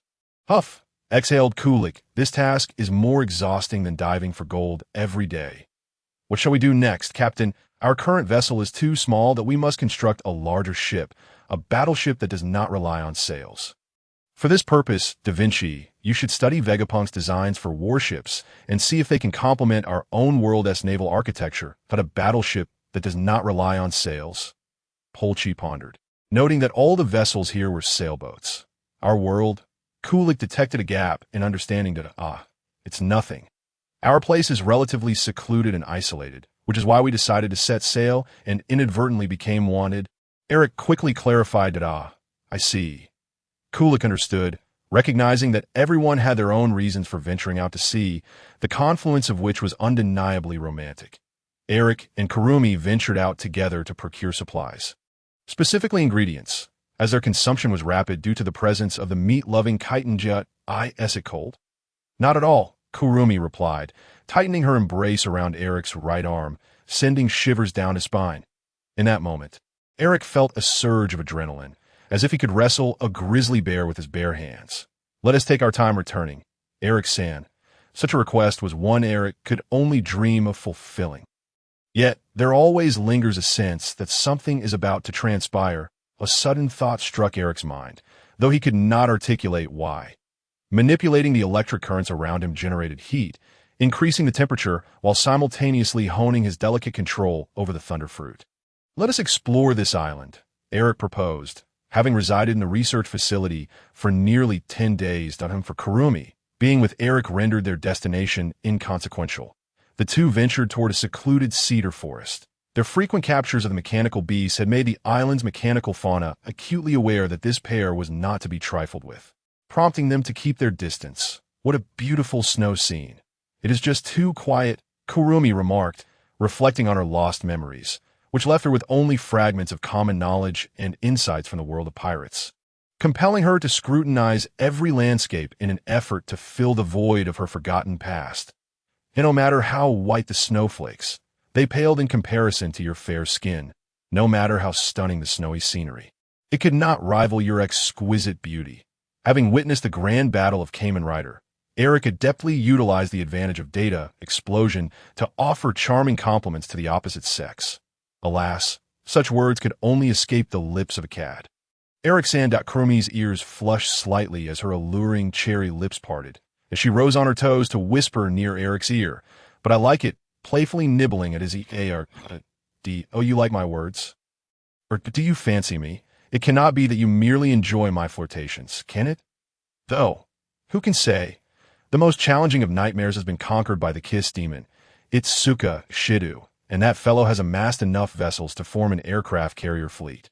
Oh, how remarkable that you remain unflustered, Eric said confidently. You have proclaimed yourself as my other half. How could you blush at half of yourself? As long as I am not embarrassed, it is others who should feel awkward. Indeed, Kurumi's cheeks tinted red as she lowered her gaze, muttering softly, "Fool." Time was of the essence. They could not linger much longer, lest those remaining at the research facility come searching for them, as the frigid temperatures of Winter Island posed a grave threat to human life. Just as he prepared to turn and procure food, a fruit, transitioning from blue to white and adorned with peculiar patterns, captured Eric's attention.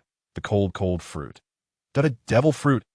Eric exclaimed in astonishment, feeling as though fortune had smiled upon him, allowing him to stumble upon a treasure worth 100 million.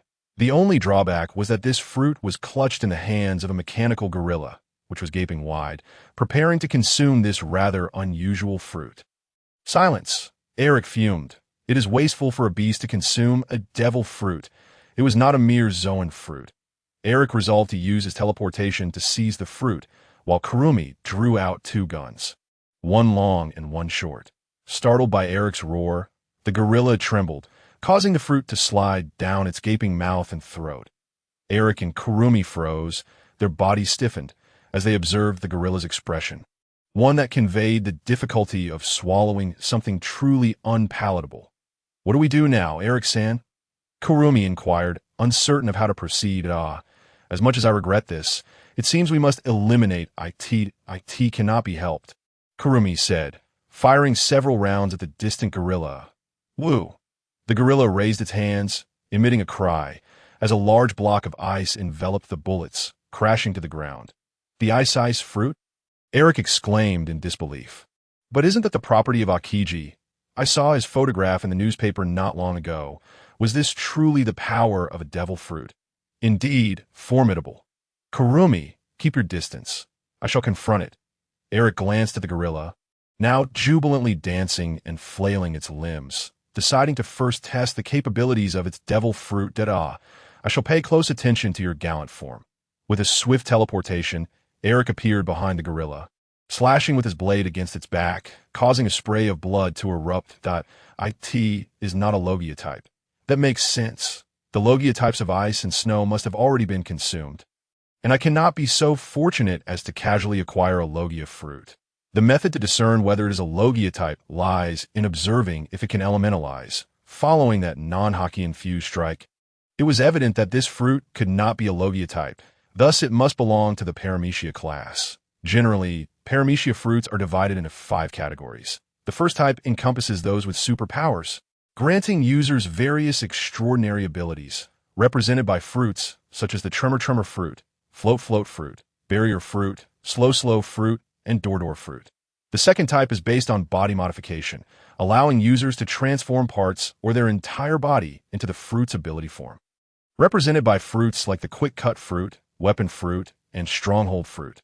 The third type entails bodily transformation, completely altering the user's flesh and blood into specific forms or materials, represented by fruits like the Rubber fruit, Split fruit, Bean fruit, and Sticky fruit, though this fruit also contains creation. The fourth type is the creation type, which cannot alter the body but can continuously produce a certain substance. represented by fruits like the poison fruit, thread fruit, candle fruit, and biscuit fruit. The fifth type is the control type, which allows the user to manipulate a certain substance, with this type heavily reliant on the environment's quality for combat advantages. Represented by fruits like the stone fruit, gold fruit, and fusion fruit. Observing its ability to condense ice in the air indicates it possesses a superpower that lowers temperature. Woo! The wounded gorilla emitted a roar, displaying a countenance that conveyed both anger and intimidation. I apologize, though we bear no grudge. Today you must meet your end here. Eric's left hand transformed into lightning. Divine judgment. A column of blue lightning surged toward the gorilla. Woo! The gorilla bellowed, stretching its long arms forward. The blue lightning column slowed, and the gorilla deftly rolled away from the attack. The temperature is dropping, and the intensity of molecular movement is decreasing. Even the charges are affected? Eric mused, it appears that I can only strike where it cannot react in time. Woo! This time, the gorilla did not remain still. Its hands danced, summoning a massive diamond-shaped spike in the air, which it then hurled toward Eric. It seems even animals are adept at employing large objects for assault. 30 million volts. Thunderbird. A colossal bird of blue lightning charged toward the ice spike. Boom! The lightning shattered the ice, and the explosion sent shards flying in all directions. While the heat generated by the lightning melted and evaporated some ice, creating steam that mingled with the swirling snowflakes, obscuring the view between the gorilla and Eric. Sensing this opportunity, Eric, endowed with observation haki, prepared to teleport. By the time the mechanical gorilla noticed Eric behind it, it was already too late. 50 million volts. Discharge. Blue currents surged forth, sending a tingling sensation through the gorilla's mind before it lost consciousness. Collapsing to the ground, charred and twitching. Billy. Small arcs of electricity flickered across the various mechanical components of the gorilla before vanishing. As expected of Eric-san. You resolved that swiftly. Kurumi elegantly approached. What shall we do now? If we return to the ship for a container now, we may not make it in time. The devil fruit's power may regenerate, leaving us with no choice but to extract blood now. Eric gently sliced his wrist with a blade, blood flowing from the wound. Does it not hurt? Kurumi asked, suddenly feeling a pang of sympathy upon witnessing the scene. Not at all. It is merely a small cut to draw some blood. The blood streaming from his wrist flowed down his palm, trickling onto his index finger as he drew a summoning circle. All done. Eric straightened after completing the circle. Kurumi tore a strip from her clothing to bandage his wound. I truly apologize for ruining your garment, Eric said sheepishly. The clothes matter not. Your well-being is what is paramount. Kurumi replied nonchalantly, her enchanting heterochromatic eyes locked onto Eric, causing his heart to race. Indeed, though our companions are absent, this shall be a testament solely between Kurumi and myself. My fifth partner, Summon. Upon hearing this, Kurumi murmured softly, our child, Eric. A flash of white light pierced the air, dissipating the smoke. At the center of the arena stood a woman adorned with a white military cap and clad in a white military uniform. Her long blue hair cascading past her knees, her azure eyes complementing her striking features, embodying both beauty and valor. To be precise, if one were to meet her terrifying gaze, an involuntary shiver would run through their body. Instilled by an innate fear, the woman in the arena tilted her head towards the sky. Is this truly hell? Eric and Kurumi. Eric glanced upward, noting the overcast sky, and approached the woman with a greeting. The woman, with her enviable physique and military attire, cast a sidelong glance in their direction. It appeared this was not hell. Where then could this be? The winter island of the Grand Line, in the future nation of Barkamer. It seems I can extract information without the need for interrogation. What a pity. So, what else do you wish to know? As Eric inquired, he turned his gaze towards the panel. Name, Isteth age, 20 physique, 5.5 stars martial arts, 6 stars swordsmanship, 6 stars armament haki, 0 observation haki, 5 stars conqueror's haki, unawakened devil fruit, 8 stars equipped weapon, western sword, a high-quality western sword, slightly longer and wider than a standard rapier, bond level, 1, ordinary friend, overall combat power, 6 stars. Due to player attributes and bond level, a tribute cap is 4 stars. Remarks. possesses a somewhat sadistic personality, enjoys interrogation, and is ruthless towards enemies. Yet, she is remarkably benevolent towards her subordinates and the populace.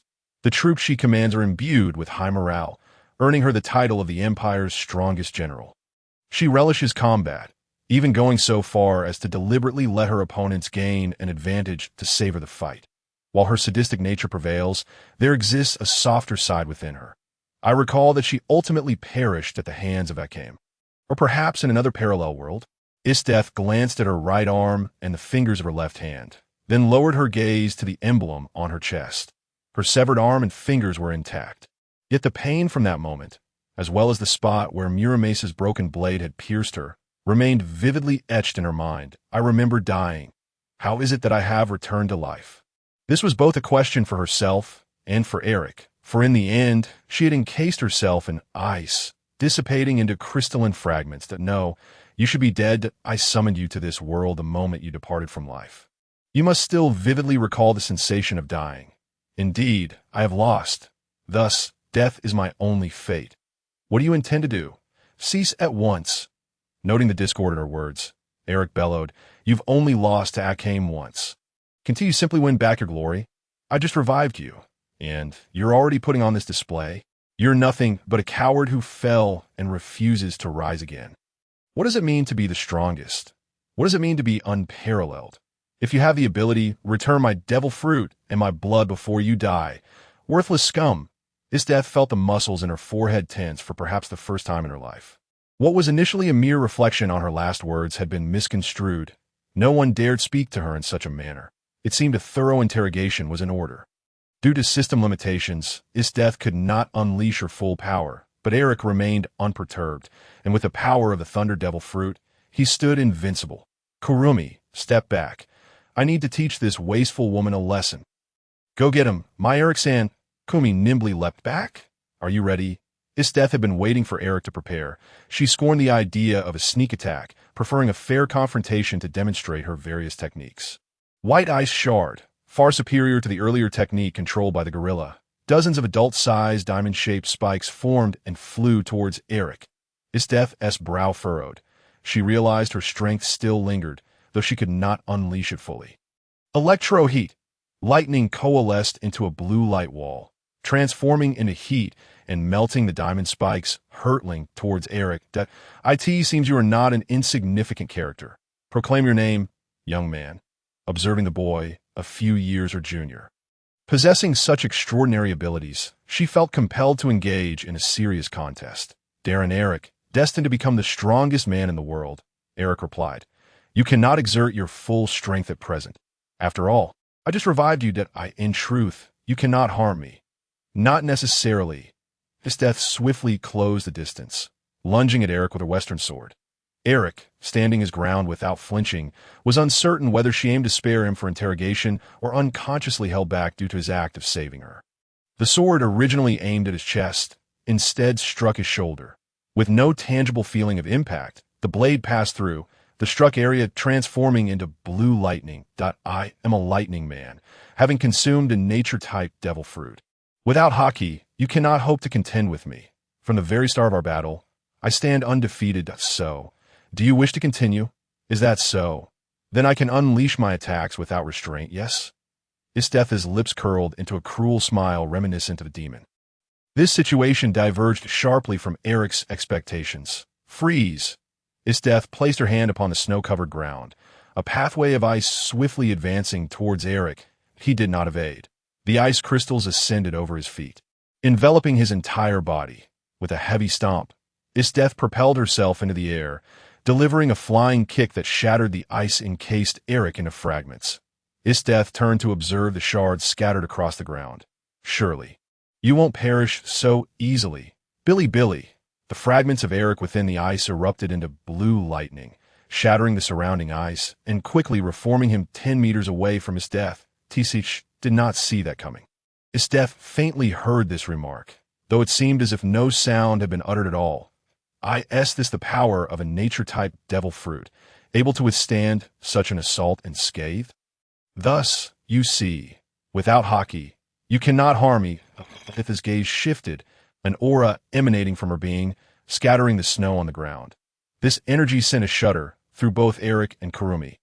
Isteth unsheathed her long western sword, its tip directed at Eric, who felt the armament haki beginning to envelop the blade.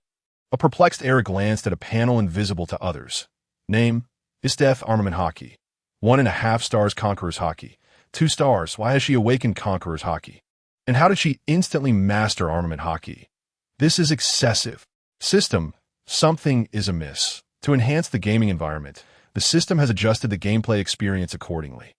What the hell? Since what does a battle trigger an increase in the boss's strength? Is this what Haki is? Suddenly acquiring the ability to strike me? Isteth's words interrupted Eric's silent exchange with the system, causing him to shudder. I'm coming for you. Isteth adjusted her military cap to obscure her vision and charged towards Eric. Thanks to his frequent high-speed training with Chiron, Eric reacted promptly, blocking her horizontal slash with his sword. Whoa. Isteth was slightly taken aback, having assumed Eric dared to challenge her solely due to his devil fruit abilities. He had been relying on them thus far. After all, many individuals who gained immense power or formidable weapons often became overly reliant on them, leading to their demise in battle due to insufficient basic training. Yet, Eric's reaction speed and swordsmanship were impressive. What about this? Although unable to exert her full strength, the knowledge of battle and movements was ingrained in Isteth's mind and body. Her techniques were simple, direct and devoid of any flamboyance, forcing Eric into a defensive position. 10 million volts Chidori.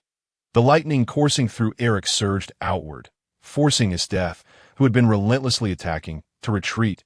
Solid fundamentals, commendable reflexes, and reasonable responses. It seems you have indeed trained diligently. As Isteth leapt back, she spoke as if critiquing a student, outlining Eric's shortcomings. But it is still not enough. Both your fighting spirit and desire for battle are severely lacking. Great Ice Giant Horn. A colossal icicle erupted from beneath Eric's feet as he harnessed the power of the Thunder Fruit in conjunction with his observation haki. With his precognitive abilities honed to perfection, he evaded the imminent threat with instantaneous movement. Thunder Spear. Eric, now airborne, waved his hand, unleashing a torrent of blue, lightning-infused needles towards his death. Those afflicted with a fear of dense crowds would surely feel a shiver down their spine at this sight. Ice Wall. In a striking parallel to the earlier scene, the electricity-laden needles lacked the potency to penetrate deeply, leaving only a series of small holes in the ice barrier. The area of effect is substantial. Yet the individual power of each needle is insufficient. It seems I can only clear out the minions, Eric mused, seeking to innovate new techniques to avoid redundancy in combat. 1 million, 10 million, 100 million volts of lightning discharge would be far too pedestrian. Is that all you can muster? Isteth pondered, finding the assault rather lacking in strength. However, to Eric, her words resonated as a challenge. You are inadequate. When a woman declares a man to be lacking, he must rise to the occasion. 60 million volts. Thunder Dragon. He bellowed as a colossal blue dragon coiled through the air, charging at his death. Now, this is more like it. Such an opponent invigorates the spirit. Isteth, a battle maniac, barely spared a glance at the weak. How could a lackluster skirmish pique her interest? An ice giant enveloped Isteth, its fists raised in an assault, as the icy punches collided with the oncoming dragon of lightning. The sound of cracking ice echoed, and the intense electric heat caused the shattered ice to rapidly transform into water, which then swiftly evaporated into steam. The towering ice giant shrank dramatically, leaving behind a 2-meter-high block encasing Isteth. Can't utilize Moko Bottomore? The lightning ability is indeed troublesome, far surpassing the might of Bud's Artemir. Although she could not employ her cultivation technique that freezes all, Isteth remained undeterred in battle. Hailstorm Leap. A massive ice block materialized above Eric, plummeting towards him like a meteor. Should he evade this attack, it would feel akin to conceding defeat. Resolute, he prepared to withstand the brutish onslaught. 100 million volts. Kirin. Inspired by a technique used by Sasuke and Naruto, Eric unleashed a mighty roar. The lightning-formed Kirin barreling towards the similarly sized ice block. Bang! Crack! The resonating sounds echoed as the enormous ice fragment shattered into countless twinkling ice crystals. which transformed into high-temperature steam, only to condense into visible mist in the surrounding cold air. The combination of ice crystals and fog rendered the scene ethereal, prompting even the distant observer, Kurumi, to exclaim, "What a beautiful sight."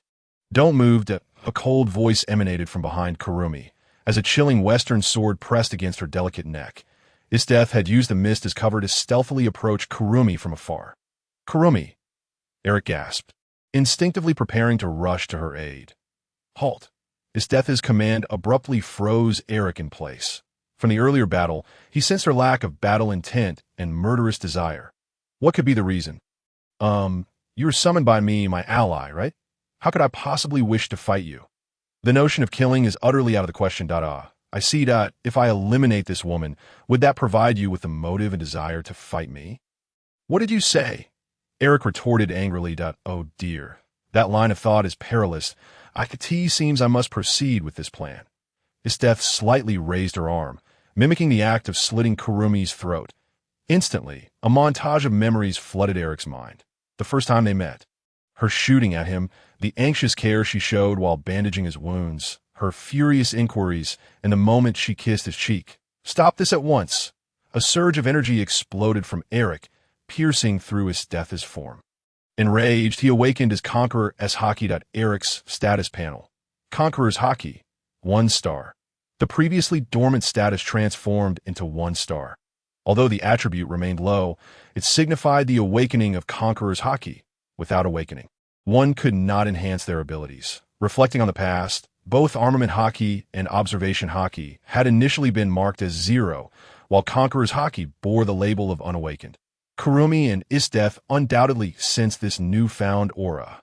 Though its intensity paled in comparison to Isdeth's battle-hardened Conqueror's Haki, it nonetheless hinted at Eric's potential and disposition to ascend as a ruler. Are you finally prepared to reveal your true capabilities?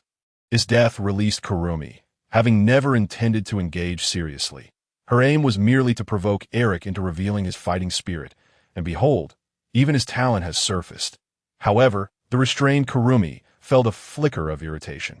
While she appreciated Eric's awakening of Conqueror's Haki for her sake, it did not alter the fact that Isdeth held her captive. Oh dear, since you initiated a surprise attack on me, I suppose I can join forces with Eric to confront you. Kurumi remarked with a charming smile, drawing forth 2 firearms, 1 long, 1 short. Despite her radiant smile, an intense killing intent radiated from her. Of course, this was still a manageable number. Isdeth had faced countless assaults from revolutionary armies and numerous imperial weapon wielders before her demise. Had it not been for a twist of fate, where Akame pierced her chest with her western sword, the outcome would have been quite different. Come now, let us engage in a hearty battle, declared the battle maniac. Indeed, it is as it should be. Once weapons are drawn, one must be prepared for the possibility of their own demise. The act of aiming a firearm at life is precisely this. Kurumi, too, felt exhilarated. When Kagaya appeared, she eagerly battled alongside her, likely harboring a warrior's spirit deep within her essence. Let the carnage commence. Kakadai. Aleph, first bullet. Black energy surged forth from Kakadai, entering the barrel of her handgun. Bang, bang, 2 shots rang out, aimed at herself and Eric, accelerating the flow of time. Kurumi's speed of movement approached the realm of instantaneous travel. Bang, bang, bang. She unleashed 3 rapid shots from behind, yet they were thwarted by the ice barrier conjured by Isdeth, accelerating her time to enhance her movement speed. Isdeth, adept at gathering intelligence and analyzing abilities, quickly deciphered Kurumi's combat prowess. Isdeth launched a kick towards Kurumi, summoning a series of ice spikes to burst forth from the ground, forming a treacherous path of frost. 30 million volts. Thunderbird. A colossal blue bird obliterated the ice spikes in its path, its maw agape as it barreled towards the Ice Queen. Your ability truly is fascinating. You can manifest creatures from lightning.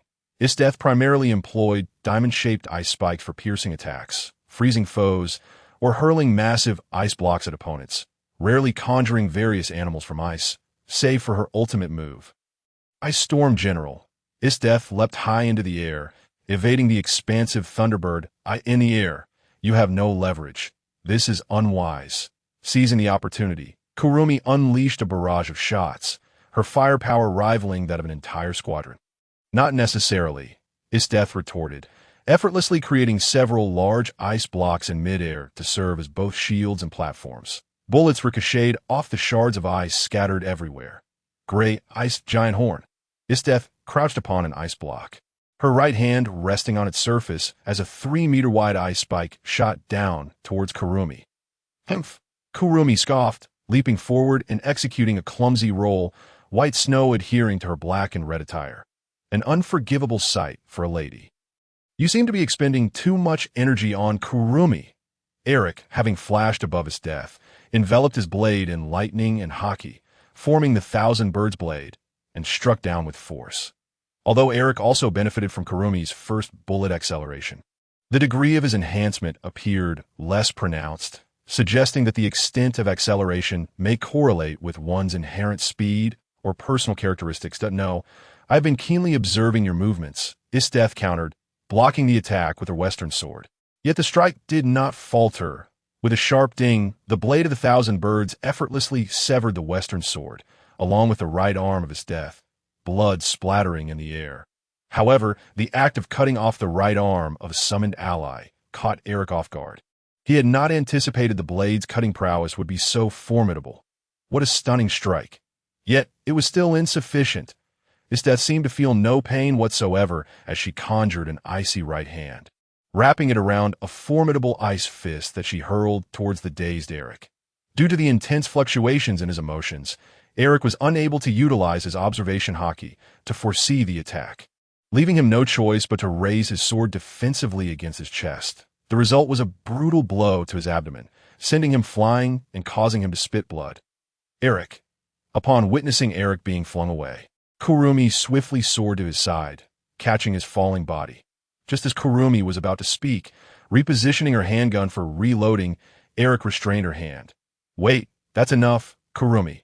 Rising from Kurumi's embrace, Eric remarked, it's just a minor injury. I'm not a child. A man must endure various trials to truly be a man. You wouldn't want me to become someone who hides behind you all the time, would you? Leave the rest to me. As Kurumi sat on the ground, a shadow appeared before her. General Isdeth, now is time for my most powerful move. Eric steadied himself, his body swelling to 4 meters, transforming into a miniature giant of blue electricity, a modest giant by pirate standards, but a significant increase from his previous height. Buzzing, the crackling electricity reverberated around him. Had it been anyone else, they would have fled, but across from him stood the battle maniac, Isdeth, upon witnessing Eric unleash this move. An expression of sheer exhilaration lit up her face. Thunder Spear, channeling nearly all her electrical abilities into her right hand, she formed a spear of lightning, its tip radiating a blinding white light. Eric, leveraging his towering stature, exerted all his strength to hurl the spear. Ice Mountain. Isdeth also summoned her full power in defense, erecting an ice mountain several meters high. Yet, it was still insufficient to withstand the onslaught of the lightning spear, which pierced through the ice mountain, creating a 2-meter-wide hole, with boiling water cascading from the edges. The Thunder Spear continued its relentless charge towards Isdeth, who attempted to leap to the left to evade the strike. However, she could not entirely escape. The spear grazed her right side, erasing part of her ice-formed right arm and a section of her abdomen, sending her crashing onto her back. Surely you do not wish for death. Yet to succumb to suicide is an act of cowardice. The proud and self-reliant, you would never resort to such a thing. Thus, you must long for a death in battle. Even so, Isdeth's survival despite such grave injuries attested to her formidable strength. However, her words came out in fragmented bursts due to the severity of her wounds. You must have regrets. You had the chance to live again, yet you did not cherish it, Eric exclaimed in confusion, bewildered by her apparent lack of appreciation for her second chance at life. Indeed, how I long to experience a genuine romance. Isdeth mused silently, her unfulfilled desires lingering in her heart. Are you not yearning for love? She envisioned the qualities she desired in a partner. Above all, a focus on future possibilities, a determination to reach the rank of a general, courage to hunt dangerous beasts even unarmed, a shared upbringing in border regions rather than the imperial capital. a younger age for easier subjugation, and ideally, a pure smile. Having articulated his death as 5 criteria in one breath, Eric paused to catch his breath before asking, "Do you not feel regret? Have you never seriously pursued a romantic relationship? You have even meticulously considered the qualities you seek in a partner." Kurumi, unable to contain herself, chimed in, "Ah, how insightful you are. However," Isdeath replied with resignation, "what does regret matter? I have already taken too many lives, and I am acutely aware that my current condition is beyond salvation. All you need to do is answer whether you have regrets. Anything is possible." Kurumi interjected again. "This sounds like a cult recruiting followers." With her memories of Tasmi erased, Isdeath finally confessed, "I suppose I have a slight regret, having never experienced love or had a romantic interest." Eric, having procured magical beans from the system shop, placed one into Isdeath's mouth. Holding minus 20 million berries, Kurumi's 4th bullet was rendered ineffective as it was necessary for Eric to gain favor. In an instant, Isdeath's right side and severed arm were restored to their original state. Her injuries completely healed. She abruptly sat up, fixing her gaze on Eric, and remarked, "Humph, so you were prepared all along? You little." She recalled her previous standards for a partner, possessing the Conqueror's Haki, meeting the first criterion. His strength was sufficient for hunting dangerous beasts alongside her, 2nd criterion met. This world was entirely different from her own, fulfilling the 3rd. "How old are you?" 17.y. Although he was slightly taller than her. The 4th criterion was also satisfied. Alas, he lacked the 5th. "Since I have always lived according to my desires, and having lost to your willingness to fight for your comrades, I shall acknowledge you as my master and become your blade." "No, you will not become my blade. You will be my companion," Eric countered, extending his right hand towards her, revealing a heartfelt smile. The Ice Queen was finally recruited successfully. With a bang, Cupid fired a Barret, launching a bullet of love towards Isdeath. Suddenly, Isdeath displayed a bashful expression akin to that of a young girl, stunning Eric. "Ding! You have received a new message. Could you both stop gazing at each other?"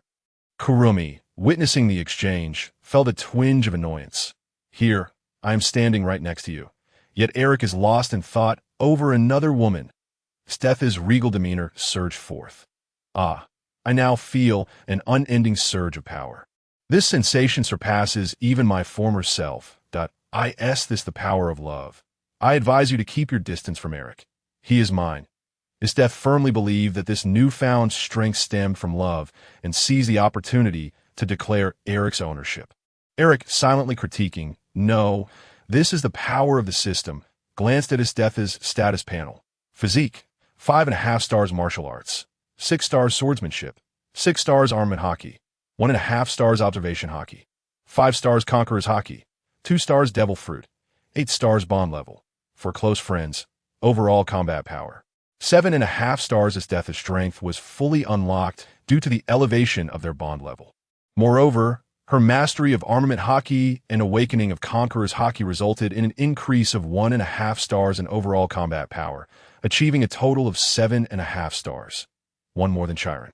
Her combat prowess was now on par with Katakuri, truly deserving of her title as the Empire's strongest general. Noticing the escalating tension between Kurumi and Isdeath, Eric hurriedly intervened. "We are all companions. There is no need for further discord at Eric-san. You promised we would always be together. You wouldn't go back on your word, would you?" Kurumi clutched Eric's right arm tightly with her left, while her right hand gripped her rifle, exuding the aura that a mere no from Eric would result in a bullet being fired at him. Yet all of Eric's senses were fixated on his right arm. "I've touched it." "Humph, still trying to use Eric's previous words to bind him to you? Is this a sign of your insecurity? No wonder, considering your opponent is me." Little Isdeath puffed out her chest, using her height advantage to look down at the comparatively petite Kurumi. "Hey, petite, at least you are not looking down like the Empress." With a crack akin to shattering glass, or the snapping of reason, Kurumi retorted, "I'm still in my growth phase. I will continue to grow taller. That does not change the fact of your current short stature." "Ugh." Kurumi emitted a sound of indignation, turning to Eric and questioning, "Does Eric prefer someone like me, petite and gentle, or does he favor a tall, violent woman like her?" Indecisive Eric struggled to reply, silently adding, You aren't exactly gentle, Kurumi. Indeed, you must be enamored with an exceptional woman who possesses such a regal demeanor, right? Isteth elegantly swept her long hair back with one hand, showcasing her impressive figure. Her lengthy legs were encased in thigh-high boots, and a tantalizing expanse of skin left much to the imagination, with a figure boasting golden proportions and a chest that surely measured at least a D-cup. The combination with her beauty was breathtaking. Ouch, ouch, ouch. Kurumi tugged at Eric's right ear, pulling his gaze away. Is it possible to disrupt the judge's line of sight and influence their decision? Isteth's expression darkened. She had been quite pleased with Eric's fervent gaze until it was interrupted by another woman pulling her ear. After all, they were comrades, and there was still ample time ahead. Moreover, they had been out long enough. If they didn't return soon, others would come looking for them. Cowardly Eric decided to pause the confrontation. Humph, it appears we have no choice. Let us depart. The resolute Isteth relinquished this duel, yet her thoughts lingered. I never imagined I could be swayed by another. Eric, I must capture your heart. Isteth believed that genuinely pursuing love was a time-consuming endeavor, one that required patience. Beyond ensuring Eric fell deeply in love with her, she had other objectives, such as warding off any female rivals vying for Eric's attention. Like thwarting potential homewrecker. Kurumi interjected. What is it? I forgot to purchase food. We must acquire some ingredients. Alas, or else Akane might become upset. Akane, Eric recalled Isteth's previous demise and glanced at her. Do not worry. Those are merely bygone events, Isteth remarked nonchalantly, for having faced death twice had rendered certain matters as fleeting as smoke. While it might be a convenient argument, she likely wasn't the same Akane from Eric's previous timeline. She hailed from a parallel world, having been gravely injured at the age of 15 during a mission before being summoned here. The current Akane was also merely 15, while the Akane from Eric's world was at least 17 by now. That is indeed true. After a moment's contemplation, Isteth continued, Worry not for me. Having already suffered 2 defeats, I shall not live solely according to my desires this time. Besides, the potent strength I've gained through loving Eric is rather delightful. Isteth felt a sense of joy in gaining power through her affection for Eric. Oh dear, it seems my life philosophy has shifted. Experiencing death truly is a frightful affair, Kurumi remarked lightly, having lost all memories of her former self. Though her personality remained largely unchanged. Humph, I sled, Isteth retorted, ignoring Kurumi's jibe and instead conjuring an ice sled to transport their newly acquired ingredients. Surely, having faced death had subtly altered her character. You all have returned. Akane was about to set out to find you. It was only with great difficulty that I managed to dissuade her. Do not make us worry, Da Vinci exclaimed as she approached, noticing an additional person. Who might this be? This is Isteth, our newly joined comrade.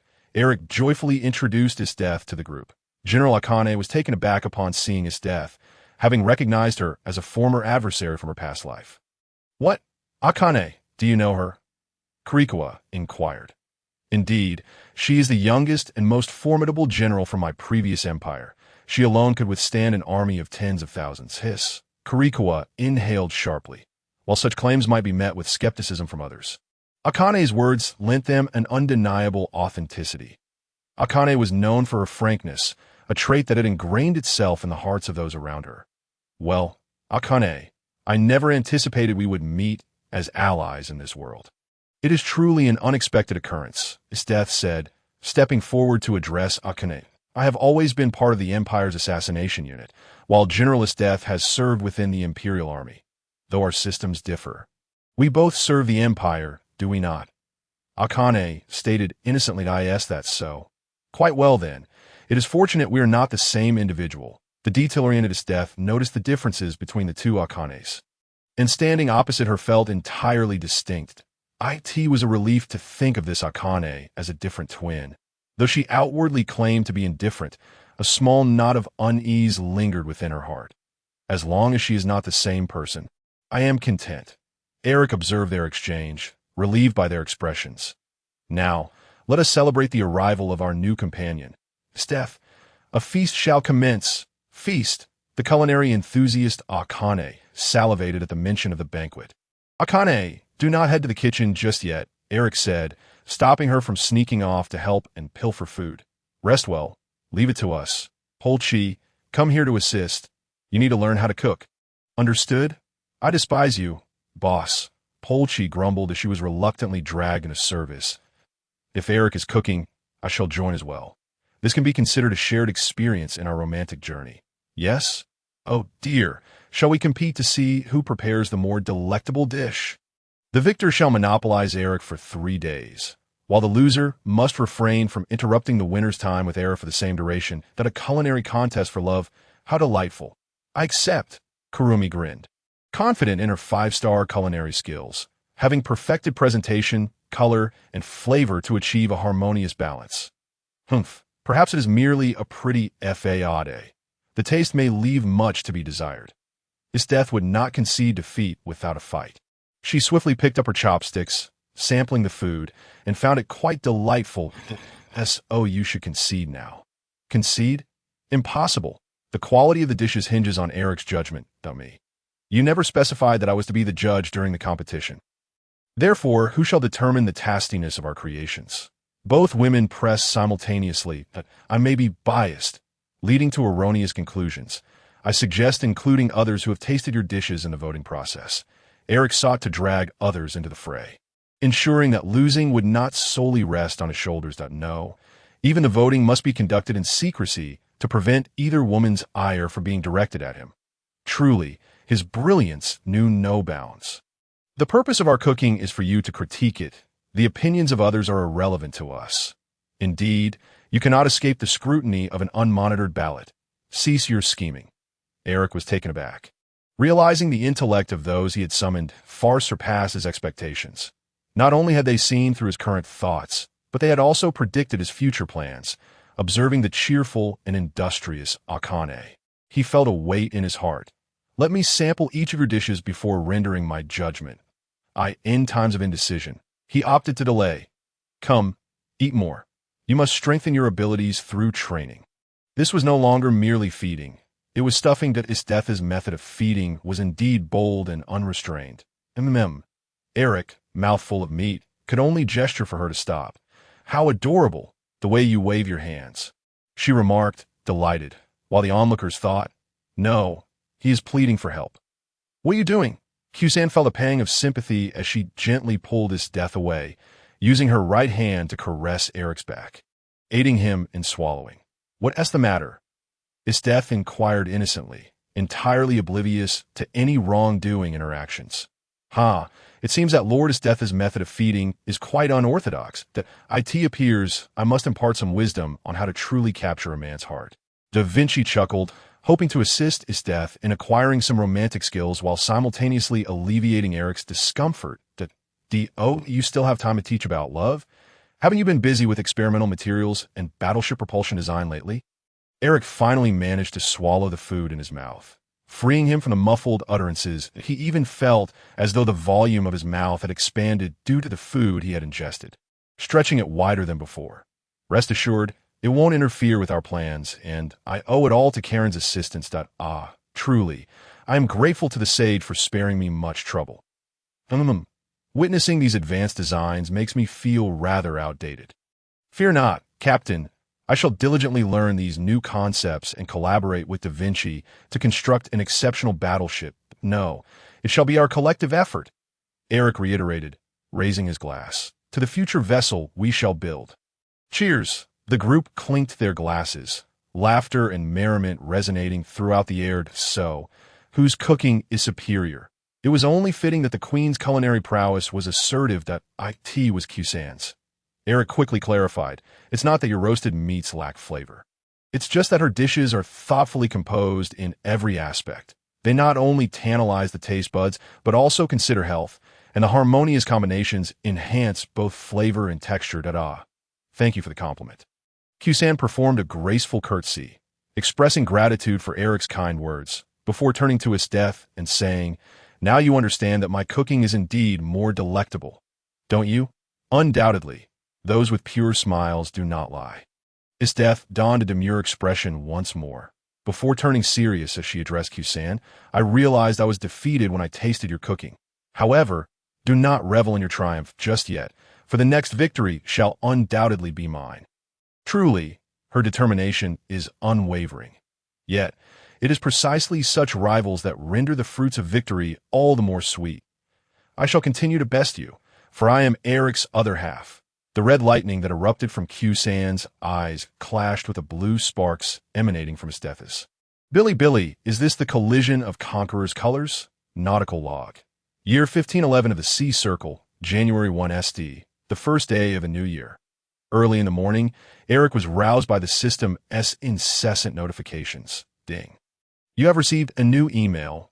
Monthly Task 5. Pirate Cleanse. Content. There's an excessive amount of debris in the ocean that I, in collaboration with your companions, eliminate at least 3 pirate crews within the month. There is no upper limit on the number of pirate crews you can eradicate. The more you vanquish, the more substantial the rewards.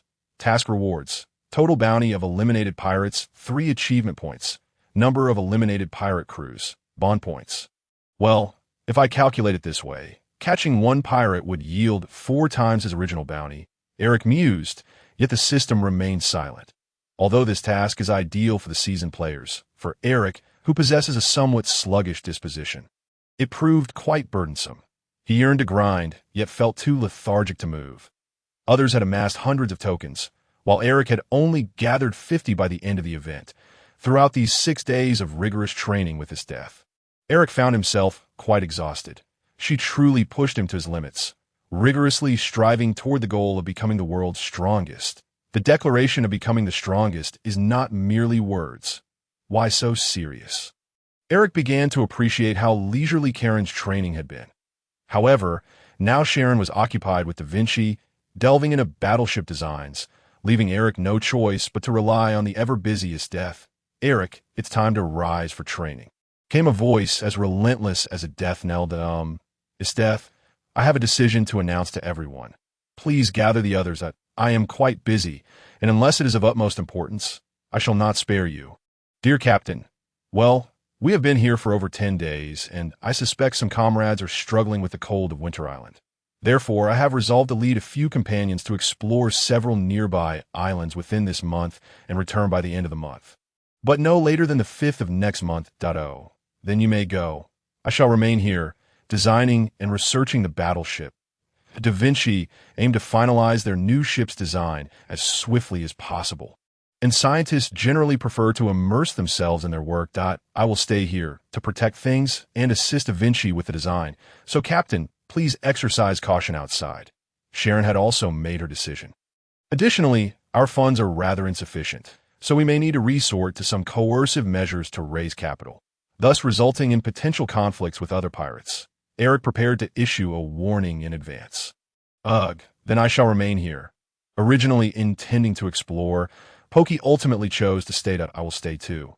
Kuroki, puffing on a cigarette, glanced at Eric, Q-San, and Isdeath, deciding to steer clear of this turbulent situation. So, it is I, Akitomi, Q-San, and Isdeath who shall set sail, while Da Vinci, Sharon, Kuroki, and Pokey remain behind. Indeed, I have no objections. Let it be so. The group agreed. Then we shall set forth. Leaving half of their funds behind, Eric and the 3 others departed for the Vegapunk research facility, making their way toward a small boat anchored at the edge of the ice. Sailing the ship, with the sea breeze in their hair, it felt akin to a date, were it not for the presence of these 2. Isdeath embraced Eric from behind, and though Eric was taller, his head was nestled comfortably in her embrace. Feeling the softness at the back of his head, Eric wore a rather entranced expression. The other 2 watched intently. Ahem, please refrain from such conduct in public. Eric stated with a sense of righteousness. Such actions should be reserved for moments when only 2 are present.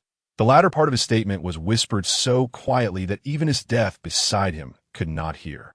Are you implying that it is acceptable when no one is around? Kusan took on the role of the playful critic, her once haughty demeanor slowly being swayed by Eric. Ahem, due to the exceedingly frigid weather in the future nation of Barkamoya, the newsbirds cannot arrive on time, leaving us reliant on external fax insects for communication. Additionally, we must avoid the island's navy, resulting in a scarcity of information. Thus, we shall first visit the nearby islands to see if we can gather sufficient intelligence. A judicious assessment indeed. It appears Eric is well suited for roles in intelligence or as a scout within the military. Is that so? By the way, is that a compliment? Eric questioned, perplexed. Is it not? Isteth tilted her head cutely. Huh. Observing the exchange between the two, Kusin nearly burst into laughter, covering her mouth to stifle a chuckle. Then let us head to the island preceding Mechanism Island. Why not the island that follows? Akitomi asked innocently, still clutching a piece of roasted meat, having devoured half of what was intended for lunch. Most pirates on the Grand Line utilize log poses. Upon reaching an island, they record the magnetic force of the next island before embarking on their journey. Thus, the 7 routes of the Grand Line are akin to 7 one-way streets. Only onward tickets. None for the return. We have lingered on this island for half a month, yet not a single pirate has docked to record the magnetic force. This suggests that the next island will remain devoid of pirates from Mechanism Island for at least another half-month, which effectively wastes our time at I see. Although her demeanor is somewhat naive, Akitomi is quite astute. She grasped the situation immediately upon explanation. Relying on Captain Jack's compass allows for unrestrained navigation across the Grand Line, thereby preventing the Navy from laying traps on the subsequent island along this route. One has to wonder why, despite their absolute advantages in systems, manpower, resources, and finances, the Navy can never seem to capture all the pirates on the Grand Line. Is it truly due to the overwhelming number of pirates? Due to the fact that the overwhelming majority of pirates possess other permanent memory pointers or alternative methods of navigating their routes. The system information indicates that after spending a month with Kurumi on January 2nd, I acquired 1 bond point. After a day of sailing, we arrived at Drum Island, a bustling town in the Grand Line. What a lively town! Kurumi was not clad in her divine attire, but rather wore a flowing black gown. The voluminous sleeves concealing her fair arms, with only her hands and head visible. Her long bangs obscured her left golden eye, presenting her as a gentle and demure young lady. Akane responded succinctly, casting her gaze towards the street food stalls. You really love to eat, don't you? Isteth pondered during this time how she had lost to such a glutton in her previous life. Let us hold off on eating for now. First, we should exchange the treasures we preserve on the ship for some money at the exchange, that a town as prosperous as this surely has an exchange. For various reasons, half of the treasures plundered from the Krieg pirates still remained aboard the ship. Bang! Eric feigned a fierce demeanor, slamming his hand on the table. I am Eric, the notorious pirate with a bounty of 45 million. If you dare to swindle me, I will set this place ablaze. I wouldn't dare, the counter-attendant replied, feigning fear. There will be 28 million berries. Please take it to Eric, utilizing his youthful charm, assumed a boss-like posture, nodding imperiously as he accepted the money. Upon exiting, Kurumi remarked, Wow, Eric-san, your performance was truly entertaining. Although I don't quite understand acting, your portrayal hardly resembled that of a true villain, Isteth concurred. Each of you will receive 2 million berries, by whatever you desire, but remember to gather on the ship by 5 o'clock in the afternoon. Eric distributed the pocket money, planning to buy a book on performance skills to enhance his talents, with aspirations of winning an Oscar someday. Ding! The system recommends a master-level performance skill fruit from the shop, priced at 30 million berries. Note, consume it, and the next Oscar-winning actor will be you. The system's announcement popped up like an unsolicited advertisement that I'm not heading to Hollywood. I refuse to spend 30 million on a worthless performance skill fruit. Eric vented his frustration towards the system. Come on, let us go on a date, Eric-san. Dating is an essential part of romance. Both Kurumi and Isteth chimed in simultaneously. Upon hearing each other, they turned to stare, their eyes clashing in a visual spectacle of chaos to Kurumi-san. Where has your Tsundere personality gone? Eric lamented, trying to prevent a potential altercation between them, as it would not bode well in public. Well, let us go together. I can buy you some clothes. Since you've only been to Winter Island, you've only purchased winter attire, so you need spring, summer, and autumn outfits. That is true, although I am unfazed by the cold and didn't buy winter clothes. I do lack variety in styles. Humph, you only need 1 military uniform. You have no interest in clothing or appearance. If a single military uniform can win Eric's heart, do you plan on it all dressed in various outfits? What are you saying? Do you need me to repeat that?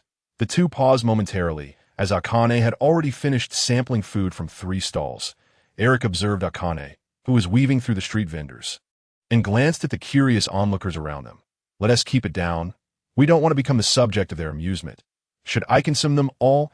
I could freeze them into popsicles, Kurumi suggested, her shadow writhing beneath her feet, while frost began to gather at Estetha's feet. Eric could only remain silent, grabbing one of them and leading the two to a clothing store. Estetha quietly murmured, her face slightly flushed as Eric took her hand. Meanwhile, Kurumi seized the opportunity to cling to Eric's left arm. How about this one? It looks fantastic. Eric, look over here. What do you think? Perfect, after trying on various outfits, including swimsuits. Both were stunning beauties, making it difficult for Eric to contain himself. I need to keep my head up? Wait a moment. Was and T, I suppose to be exterminating a pirate crew. Why am I now distracted? Suddenly, Eric recalled his original mission, but chose to postpone it for the day, allowing them to enjoy themselves. But fate had other plans. Ding! Eliminate the bounty criminal blood, Axel Mata. Bounty 11 million berries. Upon hearing the system prompt in his mind, a series of question marks appeared above Eric's head. The 3 were in the clothing store, so it could only pertain to one of them. I said Akane. Eric shouted towards the dressing room where the 2 were changing. Akane might be in trouble. Hurry up. All done. The 2 exited the dressing room nearly in unison. That was fast, Eric exclaimed, turning to the shop assistant. Please pack up the clothes we selected. We'll return to pay shortly. He then led the 2 out of the clothing store. Sure thing, the shop assistant called after them, demonstrating commendable diligence. Without needing to think about direction, the distant sound of an explosion and the rising plume of smoke indicated that Akane was likely involved. Why are there cannon fire effects when they're all using cold weapons? Eric mused while rushing towards the scene. Upon arriving, he found a dozen pirates lying on the ground. How infuriating! Akane, you struck without warning. One of the pirates, resembling a leader, bellowed angrily. He cut in line for food, ate without paying, and flipped over the stall. I had no choice but to take him down. Akane succinctly explained the situation, making it easy to understand. Over such a trivial matter? What a joke! The pirate leader, enraged, commanded his subordinates. Charge! What can a mere 23 million berries individual do to warrant such arrogance? Oh, the subordinates roared as they charged forward, resembling nothing more than a band of brutish apes. Bang! Bang! 3 gunshots opened gaping wounds in the heads of the first 3 pirates. Who goes there? The remaining pirates were taken aback, feeling the immense pressure of the unseen sniper. Reports indicated that their crew had a formidable sniper among them. Greetings, esteemed sirs. Kurumi elegantly bowed. What are your intentions towards my companions? Kurumi, Akane, surrounded by the crowd, called out joyfully, I thought your crew only consisted of 3 members. How was there another woman? The pirate responsible for intelligence inquired, unsure whether he was questioning his own crew or Kurumi and Estetha. By the way, your voice is rather loud. Isn't this something you should discuss among yourselves? Are you expecting us to provide answers? Eric silently scoffed. None of us are foolish enough to reveal our group's information. You've interrupted my date with Eric. A grave offense indeed. Her chilling tone enveloped the pirates like a frigid wind. In truth, the scene had transformed into a winter wonderland, with the surviving pirates discovering that their lower bodies had frozen to the ground, white frost creeping upwards from their waists. Some attempted to wield their swords to shatter the ice encasing them, but soon realized they could no longer control their arms. Their weapons had turned to solid ice. Devil fruit users was the last thought lingering in their minds. The barrack pirate crew has been eliminated for wanted criminals with a total bounty of 75 million berries. Which pirate crew is this? Estetha questioned, having single-handedly dispatched them all, commenting casually how weak. They hardly counted as a warm-up. The barrack pirate crew, with a total bounty of 75 million. It seems you are simply too strong. I yearn to engage in battles with the formidable individuals of this world. Eric, let us refrain from discussing the new world. It is still too premature for us. Trust me, there will come a day when we shall confront the elite warriors of this realm. I eagerly anticipate that day when Eric and I shall stand shoulder to shoulder in combat. That is an impossibility, for my presence shall always accompany Eric. Kurumi interjects. Billy. The gazes of the 2 collide once more, the auditory effects exploding in intensity. That we must hasten to depart this place. and head to the clothing store. Such a commotion will surely attract the Navy's attention that women's clothing is rather exorbitant. Indeed, the following day, a newspaper article reported that Admiral Akiji effortlessly dealt with the barrack pirate crew, leaving no survivors, all encased in ice.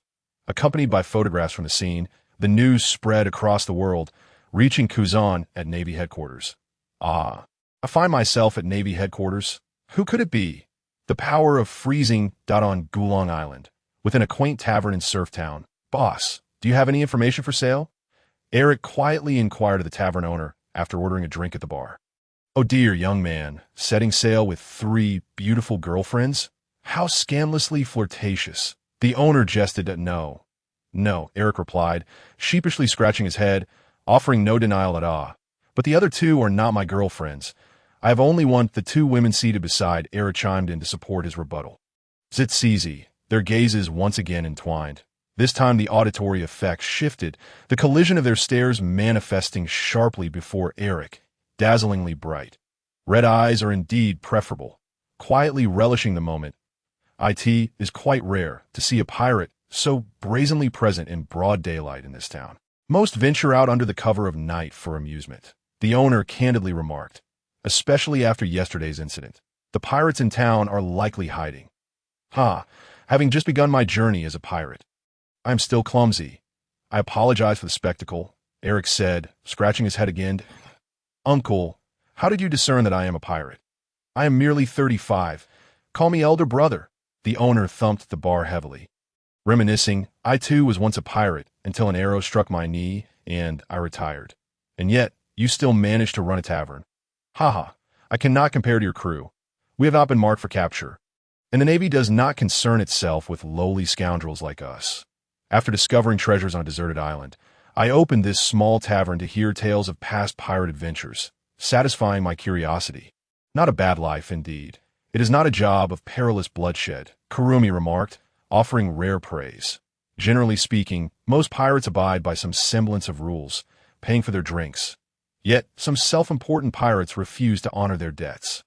Not to mention those who resort to brawling at the slightest provocation, with no compensation for the damage inflicted on tables and chairs, such as the life of a pirate. And what was that matter you mentioned? The detail-oriented his death inquired further. It concerns Admiral Akiji. He appeared in the town yesterday and swiftly dealt with the barrack pirate crew, turning the scene into a frozen wasteland, truly formidable. As a result, other pirates either set sail prematurely or lay low until he departs. Eric, Kumi, and Isdeth fell silent. Here you are. The owner rummaged beneath the counter, producing several wanted posters, pointing out, this Viperladu Richardson and conspirator Rupert Willis lead 2 pirate crews still hiding on this island. The destroyer Vander Thorn and Gunner Liza Collin quietly departed last night and early this morning, heading for the next island. These 4 are relatively well-known pirates. The others are mere nobodies. Even the crews that departed in the dead of night are thoroughly tracked. Well done, boss, Isdeth praised with an authoritative tone. Thank you for the compliment. The owner bowed deeply, humbled by the presence of the queen. You are far too courteous, Eric remarked, watching the owner bend at a 90-degree angle, utterly speechless. Well, the owner stammered, clearly intimidated by Isdeth's imposing aura. What is it? Speak plainly, Eric urged. Information costs 4 million berries. My underlings still need to eat. Eric readily produced the money, asserting, I'm not the sort to purchase without payment, and further threatened the owner to keep his information confidential. So, which targets shall we pursue? Isdeth inquired, her fighting spirit ignited, for she was a true warrior at heart. Let us first pursue Gunner Liza Collin. Based on the timeline, he has departed this island closer than destroyer Vander Thorn. As for the 2 hiding, they likely will not leave this island in the short term. We shall address them upon our return. Onward. On board the ship led by Gunner Liza Collin, a group of pirates navigated anxiously. The navigator inquired about their course. Captain, which direction shall we sail next? Fool. On the Grand Line, due to magnetic field interference, one cannot discern direction. Just avoid sailing towards the course indicated by the log pointer. Damn it, why is Akiji here? Why should we not follow the log pointer's direction? Where then shall we go, Captain? The not-so-bright pirate asked. Idiot. What if Akiji follows this route? Would we not run into him again? Oh, right. The crew suddenly enlightened, showering praises upon their captain. Truly the captain, to think of such a strategy, sailing under such a leader is indeed reassuring.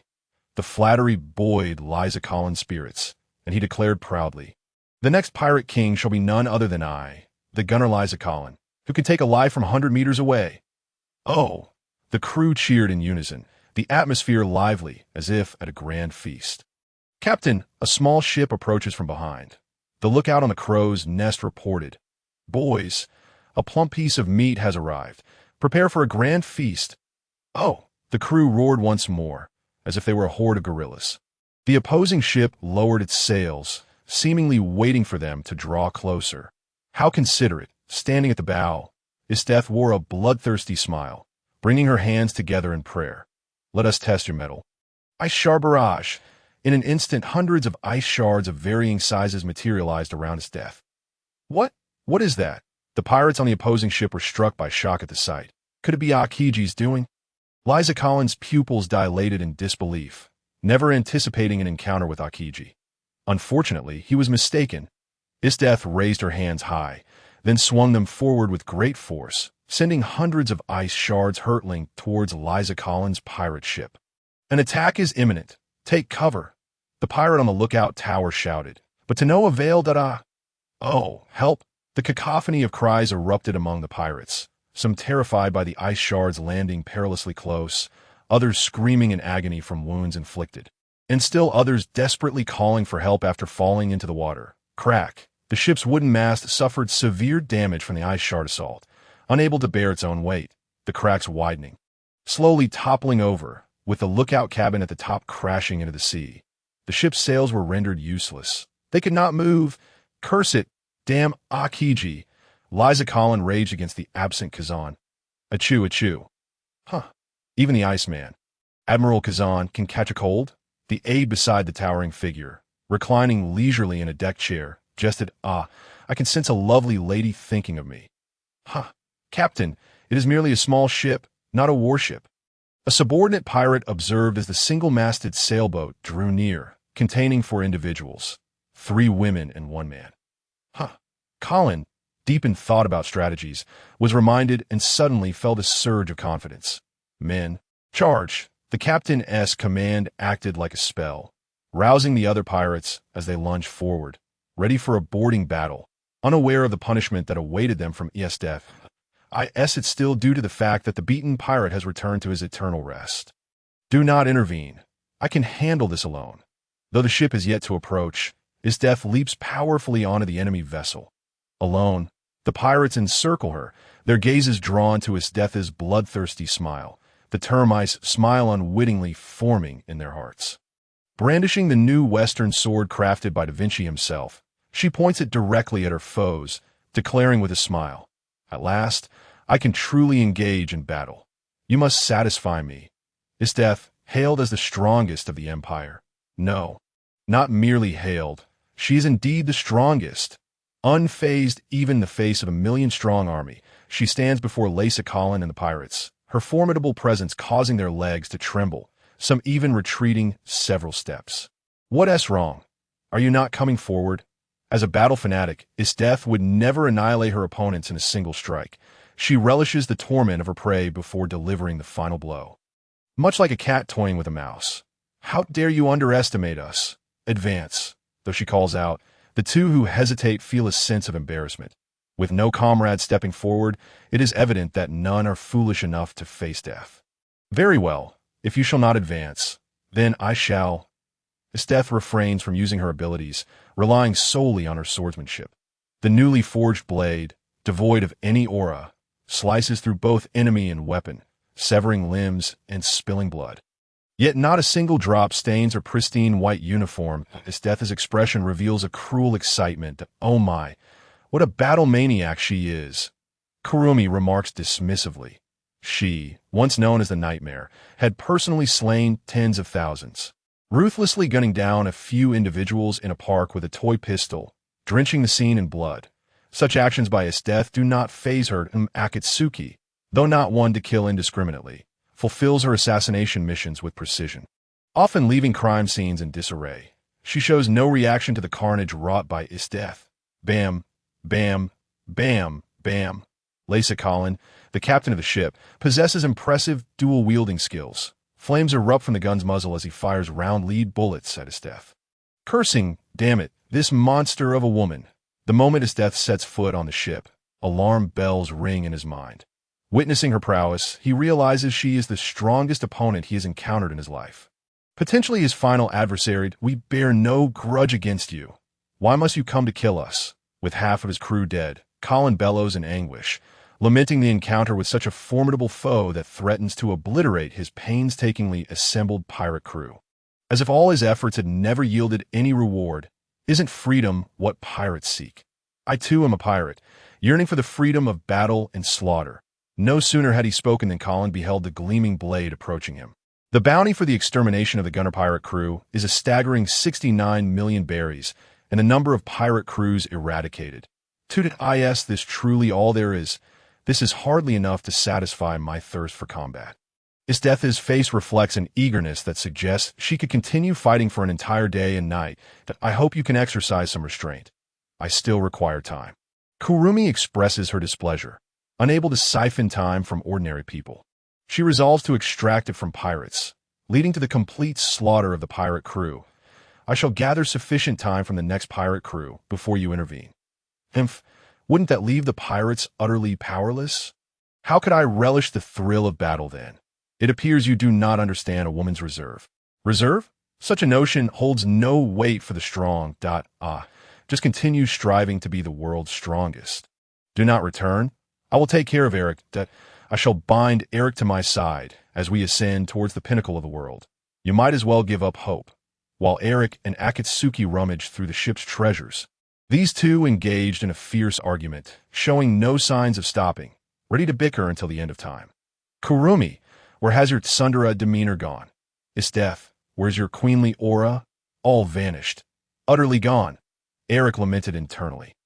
Enough. The next pirate crew shall be entrusted to Kurumi to extract time. Fighting these weaklings holds little significance. Since Eric has spoken, I shall concede the pirate crew to you, and you must express your gratitude. I am not your trained pet. If you wish for my gratitude, I suggest you take a nap. Stop. Eric exhales deeply. I know of a remarkably powerful individual. While I cannot encounter them now, I ask that his death exercise patience. Likewise, Kurumi, please embody your ladylike demeanor. Quarrels tarnish your noble grace, and I would appreciate you not ruining the splendid impression you have left on me. His death clutches her chest. I do not know why. But although I am commanded, this feeling is not unpleasant. Could this be what love feels like? Kurumi blushes slightly and nods, as if once again embodying a refined young lady, turning her head away with a haughty demeanor. I understand. Akatsuki observes this exchange candidly, remarking, Eric has certainly improved his skills in charming women. What do you mean by charming women? I am merely resolving disputes and mediating conflicts. Eric silently protests, though even he finds it hard to believe. After scavenging the supplies, the group departs from the dilapidated pirate ship, ravaged by the white ice spike, silently vanishing another pirate crew into the depths of the sea, leaving behind a ghost ship strewn with corpses. The destroyer, Vanderthorn, is a towering figure standing 3 meters tall, wielding a massive wolf-toothed club. With his immense strength, he delights in smashing his foes and their ships to smithereens.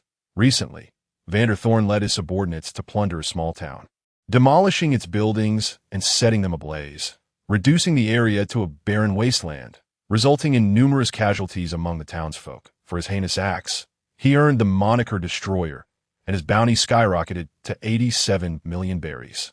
A staggering amount in the first half of Paradise. Having just committed his atrocities, Vanderthorn believes that Admiral Akiji has come to pursue him to this drum island. Thus, he flees under the cover of night, seeking refuge on another island to evade the Navy's pursuit. However, he overestimates his importance. With his strength, even a rear admiral would consider him a waste of resources. Moreover, the countless villages and towns destroyed worldwide due to pirates far exceed his notoriety. Yet, the one redeeming quality of pirates is that most of them merely steal valuables, rarely engaging in senseless slaughter. After all, one must wait for the right moment to reap the harvest. after a day of continuous flight. The pirates' vigilance wanes, their taut nerves becoming lax and unguarded. Even the lookout begins to neglect his duties, indulging in drink.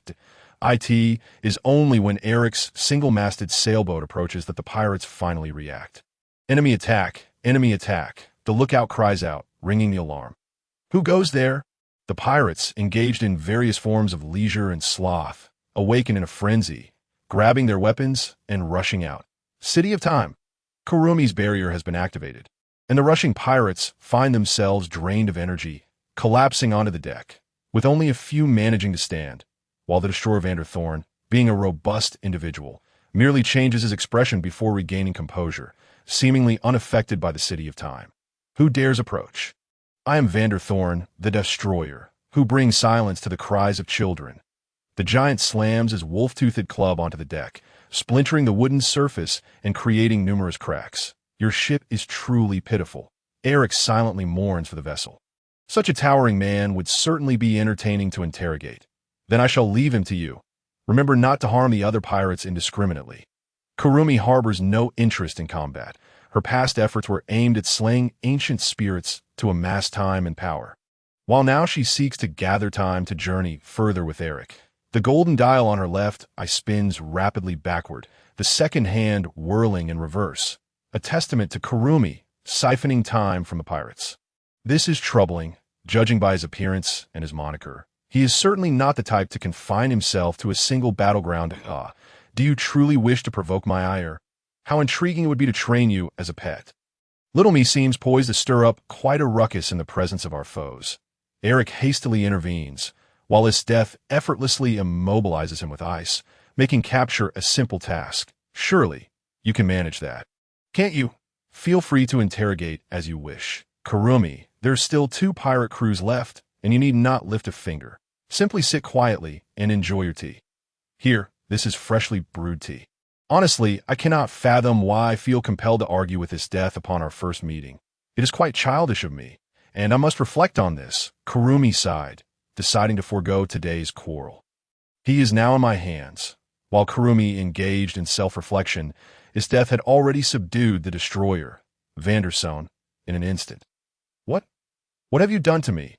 Vander, bound tightly, had only a moment ago been able to see the military cap atop Isteth's head due to his height. Now he could only look up at her, stripped of control over his body, feeling the pain from her attacks, with blood trickling from his ankle.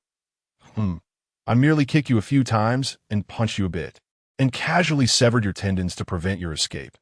Nothing more did Isteth's response cause Son's complexion to change dramatically, as he finally registered the pain in his ankle, letting out a wretched cry. Isteth did not stop his lamentations, dragging the 3-meter-tall giant along as if he were a piece of luggage, pulling him into the ship's rear cabin. Just before entering, Isteth turned and asked, "Is anyone interested in observing my interrogation?" Upon seeing everyone shake their heads, she entered the room. The 3 pirates, treated as invisible, could only watch helplessly as their captain's cries echoed, inching toward the ship's railing in utter silence, preparing to leap overboard to escape. You could offer more time. With Eric's team possessing observation hockey, how could they possibly allow their escape? Eric and Akame swiftly charged forward, knocking the 3 unconscious and binding them together. How long will your time-eating city take to absorb completely? Eric inquired curiously, as this was Kurumi's first official use of time-eating city to replenish time. Previously, it had only been employed to capture animals. Approximately half a day, I suppose. The absorption capacity of time-eating city depends on the number of individuals within its range. There is, however, another method that can expedite the process, which seems to involve consuming people. Just half a day, I estimate Isteth will need to play for quite some time, that I would prefer you not to use that method, as it does not align with the elegance of a young lady. Does it? How considerate of you, Eric-san. Your thoughtfulness caused Kurumi's lips to curve into a crescent shape. The bounty for eradicating the Son pirate crew stands at a staggering 135 million berries. Having already dispatched 3 pirate crews to meet the minimum task completion standard, such a large man, one would expect his endurance and physique to surpass that of ordinary folk, yet he whimpers like a child at the onset of interrogation. How utterly dull. Isteth wiped her western sword, stepping out of the silent cabin, apologizing for taking a bit of time. The queen, Isteth, actually apologized for the delay. We have just finished as well. Are you hungry? There's a steaming hot meal prepared on the table. Eric stepped forward to inquire whether they should bathe first, eat first, or cough first. This lunch prepared by Eric himself? How delightful.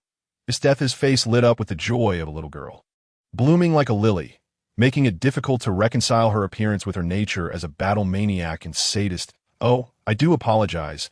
I contributed to half of it. Kurumi had intended to tease Isteth, but failed. Could this be the legendary heart-shaped lunch from a romantic encounter? Isteth, oblivious to Kurumi's words, centered herself as she embraced Eric, rubbing her cheeks against his in a manner akin to petting an animal.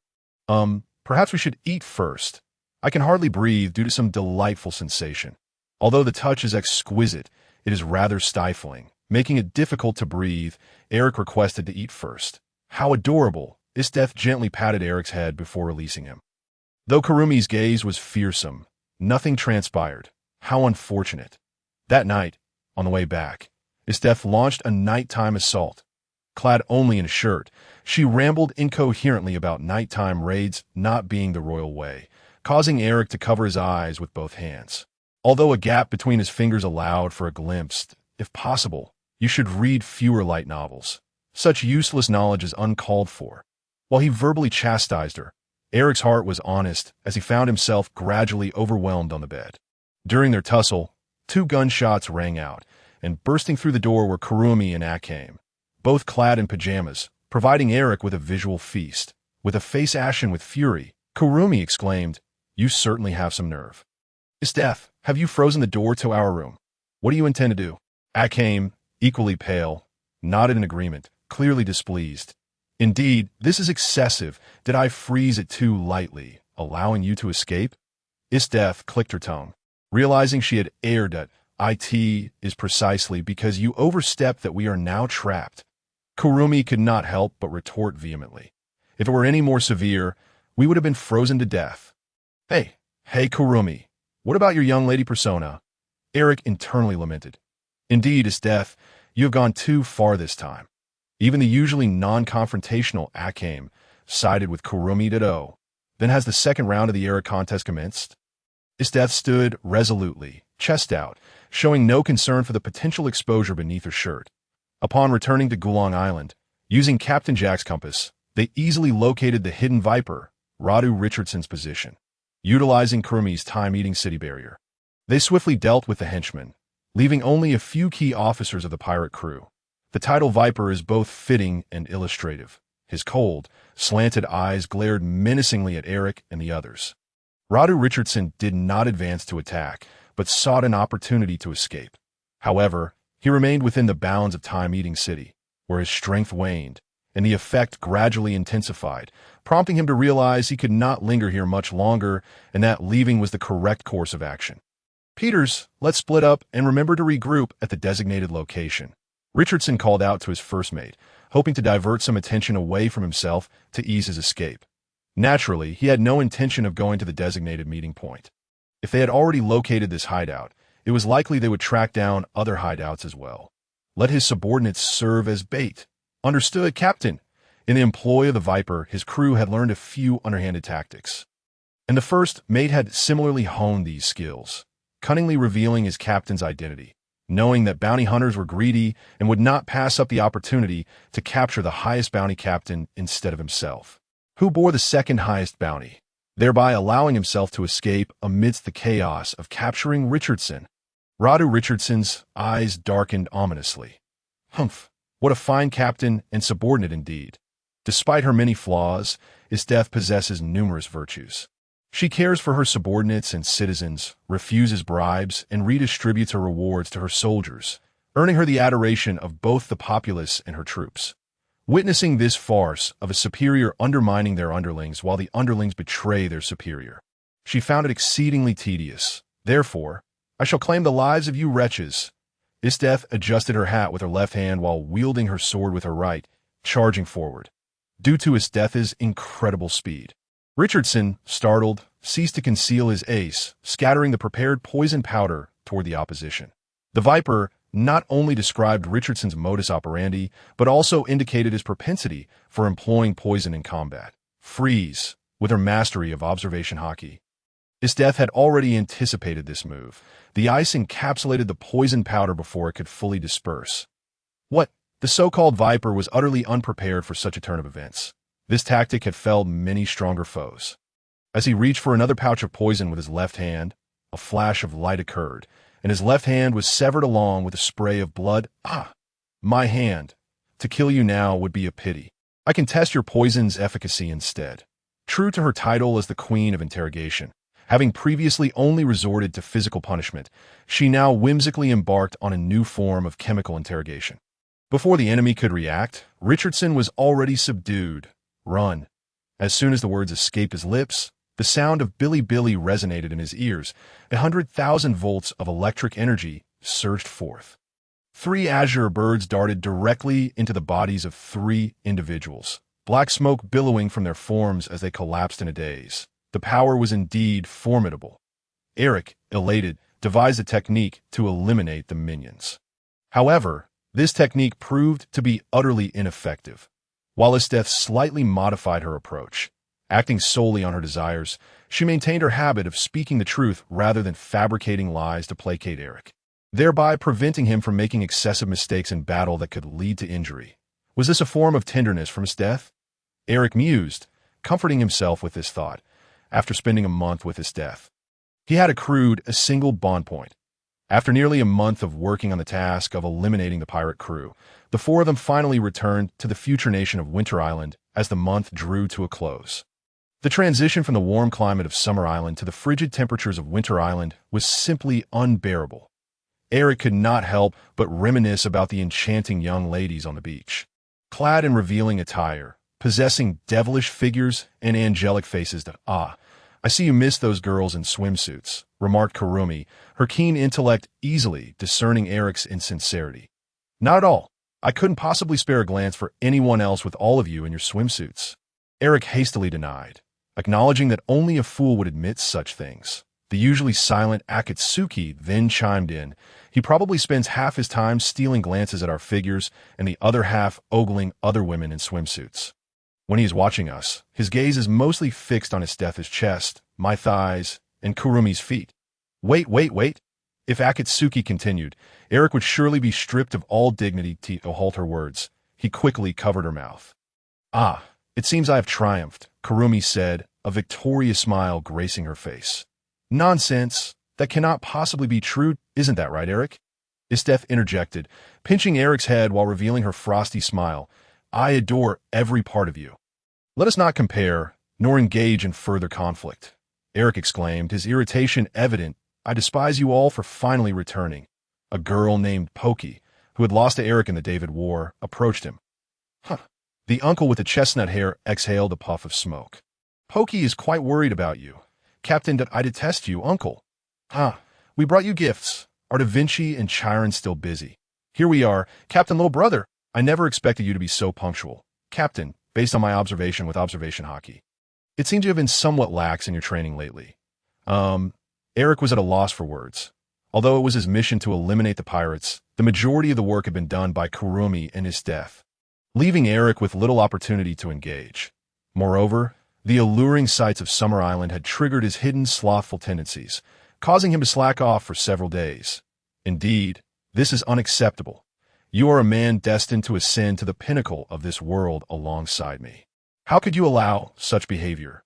Isteth's words caused Eric to break into a cold sweat, hastily protesting that no, that's unnecessary. I believe Chiron's guidance is more than sufficient for me, that I think it's best to have someone of considerable strength overseeing the captain. And that role belongs solely to Isteth. Eric's surprise. Even the gentle Chiron had betrayed him. How could you do this to me after I placed my trust in you? You thick-browed Chiron. I too shall contribute to Eric's strength. Leave the training of observation hockey to me. In an instant, Eric found himself encircled. Now, these are your gifts. With a heavy heart, Eric distributed the gifts he had procured, acknowledging the hardships endured by those who remained on the icy Winter Island. Is this the unique creature of this world, the telephone bug, or perhaps the image bug? Thank you, Captain. Please do not dissect them. After all, there was a fellow, a graduate student, who was fined for killing a few snails with salt, and I fear an animal protection organization may come after you. Huh. Da Vinci looked utterly bewildered. I despise how beautiful the clothes and accessories are. Thank you, Captain. You should thank your sister Akatsuki. She remembered your preferences and bodily measurements to make the purchases. That don't be shy. I merely provided the funds and have no knowledge of your measurements. You're remaking me feel embarrassed. Kid, what do you mean biannual health checkup card? Uncle, you smoke far too much. I hope you will go for regular checkups to prevent lung diseases. That a frown appeared on Kuroka's forehead as he said nothing. Feeling quite touched. Captain, is this hair conditioner for enhancing the luster of fur and the Book 100 method for caring for a horse's coat meant for me? Yes, I noticed that Chiron's hair and tail are quite long. So I chose these two gifts. Additionally, I couldn't provide Chiron with what he truly desires, immortality. So I hope he likes it. Chiron silently gazed at the gift before expressing his gratitude. Thank you, Captain. In the future, please inform me in advance when you wish to give gifts. I will let you know what I need. The others on the periphery whispered among themselves. Truly, the captain is remarkable. Even rendering the gentle Chiron speechless, it was evident that the captain had indeed prepared gifts for his crew, although a few did not quite align with their preferences. That Eric's bewildered expression is simply adorable. I want to hold him and sleep, You should instead embrace the cold corpse after the interrogation for eternal slumber. Following the friendly gift-giving, Da Vinci gathered everyone and explained, after a month of experimentation. Utilizing my Gomu fruit abilities, I have combined nearly all available metals, resulting in over 3,000 types of alloys, each possessing various advantages such as extreme hardness, remarkable toughness, corrosion resistance, lightweight, durability, and so forth. There is even a special shape memory alloy. I have named it Da Vinci Memory Alloy. Upon hearing this, Eric thought to himself, this must be the new alloy produced by Wapple. Thanks to these alloys and the designs from Vegapunk, Chiron and I have crafted what is currently the most efficient ship we can design. It possesses not only robust defensive capabilities and reconnaissance abilities, but also exceptional range and firepower, along with sailing speed and maneuverability that surpasses any sailing battleship. The only drawback is it requires a substantial amount of funding, correct? How much will it cost? Eric understood that such an excellent vessel would undoubtedly come with a hefty price tag. One gets what one pays. 4.1 billion berries. Da Vinci whispered uncertainly that a silence fell over the group. 1 billion was already astronomical, with most ships costing around several tens of millions. The naval warships boasted cannons with far greater range and firepower than those on pirate ships, and their size dwarfed most pirate vessels, costing only around 100 million berries. To construct this ship, it would be best to adhere to the highest standards, ensuring a direct and complete achievement. Chiron and I calculated the material costs, which would amount to approximately 1 billion berries. That doesn't even include labor costs, right? How large is the ship you designed? Eric, his intellect occasionally shining through, inquired. The ship is 245 meters long and 37 meters at its widest point. All right, I understand. Eric grasped the implications before Da Vinci could finish. The size of this warship was beyond the capabilities of their small group to construct in a short time. Let us head to Water 7 to build our dream ship. Da Vinci, have you ever considered using your Gomu fruit abilities to create toys? I've been occupied with the development of alloys and the design of warships, and Haven T had the time for such trivial matters. Indeed, although a genius, there is a lack of understanding of the business world. In this realm, the easiest money is earned from the elderly, women, and children, as the end of the month has yet to arrive. The bounty for completing the monthly Task 5 has not yet been settled, and Eric remains oblivious to the actual financial gap. Meanwhile, Wabal has managed to amass a substantial fortune within 2 years through the manufacturing and sale of toys, even going so far as to bribe the celestial dragons to gain recognition from the world's aristocracy, thereby ascending to the throne of the nefarious Dark Drum Kingdom. This clearly indicates that the profit from such a business are remarkably lucrative. Most crucially, the power of the gum fruit lies in our hands, and this venture is one we can certainly embark upon. Da Vinci, look at how much capital we currently require. Regrettably, we have no choice but to trouble you. The captain's sudden politeness makes me feel somewhat uneasy, as if he has dug a pit for me to fall into. How can you perceive me in such a manner? I merely wish to utilize the abilities of the gum-gum fruit to create some toys for sale.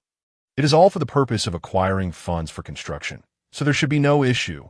Please bear with me for a moment. Captained in but a brief interlude, dozens of exquisitely crafted toys are laid out upon the table. To label them merely as toys would be a disservice, as they resemble true works of art. Alas, what beautiful pieces of artistry these are, truly worthy of being created by Da Vinci, one of the three great masters of the post-Renaissance era. Although my understanding of art is limited, these creations are undeniably pleasing to the eye. May I take a few to adorn my chamber? How vexing it is that I have surpassed the age for playing with toys. The onlookers marvel at the artworks crafted by Da Vinci. What money could those children possibly possess? Let us market these masterpieces to the foolish aristocrats. Eric seems to have unearthed yet another avenue for wealth. I have no desire to become a mere tool for profit. I, as a sister, take greater pleasure in invention and scientific inquiry. Yet various inventions and scientific research necessitate immense funding. Da Vinci, how do you intend to procure the necessary resources? In the past, nobles would sponsor such endeavors. Now, dear sister, the responsibility falls upon you, dear captain. Complete monthly Task 5, Pirate Cleanser. Eradicate the pirate groups Barrack, Sorn, and 5 others. Details on the remaining groups are omitted for brevity. Task Reward. Currently being calculated 75 million plus 69 million plus 135 million plus 81 million plus 73 million plus 38 million plus 45 million, multiplied by 37 achievement points and 7 bond points. Total, 1.548 billion berries. The system's settlement notification rouses Eric from slumber in the early morning. Initially, he believes his eyes are deceiving him. However, upon counting the digits of his financial holdings multiple times, he discovers that he possesses a staggering 1.548 billion berries. He is truly grateful for the timely assistance from the system, as it spares him and his companions the need to peddle themselves for funds to construct a warship. Is this truly the fabled place known as the world's foremost shipbuilding hub? Upon arriving at Water 7, Asta surveys the dilapidated structures, crumbling streets, and the lifeless demeanor of passers-by, many of whom sit dejectedly on the ground, causing Asta to frown in concern. The sea train, Smoky Tom, has been built, yet the tracks remain incomplete. Each year, Water 7 faces the onslaught of the sea gods, tsunamis, which significantly raises water levels, compounded by the chaotic magnetic fields of the Grand Line. Trade between islands suffers greatly. The shipbuilding companies are embroiled in fierce competition over clientele, leading to violent confrontations, and the island's residents find themselves languishing in despair to HM. The current state of Water 7 is indeed dismal due to the annual tsunamis and trade disruptions. Once the sea train tracks are completed, conditions should improve significantly. Shall we rent a few brus to explore? Eric suggests, for shopping is innately a woman's inclination. Brus? Da Vinci, ever curious about the novel, approaches with sparkling eyes. A small marine creature resembling a horse, raised by locals for transportation across the water, as this city boasts more waterways than roads. Much like Venice, the internal canals of the city are rather intricate. In addition to the ground-level transport canals, there are also water flows from above that traverse the entire city, making navigation quite challenging without them. Asta, perplexed, inquires, "But you possess the ability to teleport, do you not? Surely you need not rely on transportation." Eric responds, Asta, why not gracefully leap over each river by yourself while Da Vinci and I share a brew? I shall freeze you into the shape of a boat, and then we shall enjoy a day of delightful company with Eric. Unlike you, who remains unaffected by the cold while seated atop ice, you cold-blooded woman, it seems the previous conflict did not enlighten you as to who truly holds authority. Asta slowly draws her rapier. Stop. Here, this is your allowance. Water 7 is renowned for its specialty, water meat, which is said to be quite delectable. The islands behind Water 7 are the Sabeti Archipelago, a relay station on the Grand Line, attracting formidable pirates. Given that Water 7 is still a hub for shipbuilding, there may be many skilled pirates here as well. In any case, I implore you both not to engage in any altercations. Gulp, the unmistakable sound of drooling escapes from Akatsuki upon hearing of delectable food. Poki, allow me to take you to savor some delicacies, a clear indication that Poki is regarded as a sister by him. Asta displays a bloodthirsty smile. The pirates from Gulong Island are truly lackluster. I wonder if the pirates here will satisfy my cravings. Eric cannot help but remind, please refrain from damaging the surrounding structures or harming innocent civilians. Timespace Kyuka also beams with a smile. Then allow me to procure some ingredients. Today, I intend to conquer Eric's palate with my culinary skills. I eagerly anticipate Kyuka's cooking. It must be absolutely delicious. The quietly puffing Kurokai, now sated from the dog food, finally speaks. I shall remain here to guard this ship. You all may enjoy yourselves without worry. Thank you kindly, old man. Da Vinci and I shall seek out the world's finest shipbuilder. Tom, but I wonder if he is currently accepting orders for ship construction. Without my guidance, the captain may struggle to negotiate with the shipbuilder regarding construction matters. Woon Tee-hee. Although this is the truth, it cannot be acknowledged. Do not jest. I've been dubbed the Prince of Chemistry since my high school days. A mere warship design is still within my comprehension. Da Vinci, perplexed, remarks, yet the design of a warship bears no relation to chemical knowledge.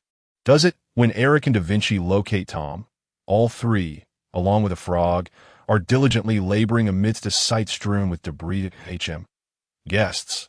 The rotund and plump Tom is the first to notice Eric and his companion. Greetings, I am Eric, seeking to commission the world's finest shipbuilder, Master Tom, to construct an unparalleled vessel. I humbly accept the title of the world's finest shipbuilder, but I shall certainly craft a magnificent ship for you. The bull-headed fisherman Tom heartily laughs as he ushers Eric and Da Vinci in his workshop. That is this acceptable? I hope it does not disrupt your progress on laying the tracks for the sea train. Eric inquires with a hint of embarrassment. Tom replies, not at all. I have previously assisted clients in constructing ships due to financial constraints, although I still require materials to complete the tracks. We are a bit short on funds, so your arrival has alleviated my urgent predicament. The island's public construction funds still rely on your own efforts. This is quite unreasonable. Eric muses in exasperation towards the world government and officials of Water 7. The construction of a sea train aims to enhance the quality of life for all, rescuing this island from its gradual demise, yet only they contribute manpower and funds while others reap the benefits without effort. A man must stand by his word and fulfill his commitments, Da Vinci states. However, our ship may differ somewhat from others. Please take a look that he unfurls a large stack of warship design blueprints, with the weapon systems omitted, for Tom's perusal. Upon receiving the design schematics and examining them closely, Tom's eyes widen in astonishment. What is it? The ever-curious future cyborg Frankie and the silent iceberg approach. Wow. Though Frankie may not yet possess the ability to fully comprehend this design, he recognizes the extraordinary nature of the vessel. Unable to contain his awe, even the composed iceberg cannot help but exclaim, Mr. Tom, this vessel, oh, what an extraordinary creation it is, a ship that transcends the ages. Capable of effortlessly traversing countless seas, Tom turned to inquire, was the design of this ship crafted by this young lady? Leonardo da Vinci revealed a smile reminiscent of the Mona Lisa, stating, it was a collaborative endeavor between myself and my companion Sharon. What do you think? Bow before our flawless design. Surprised by the guest's arrival with such impeccable blueprints, he exclaimed, wouldn't this mean we shipwrights might find ourselves out of work? Acknowledging the limited number of hands at their disposal.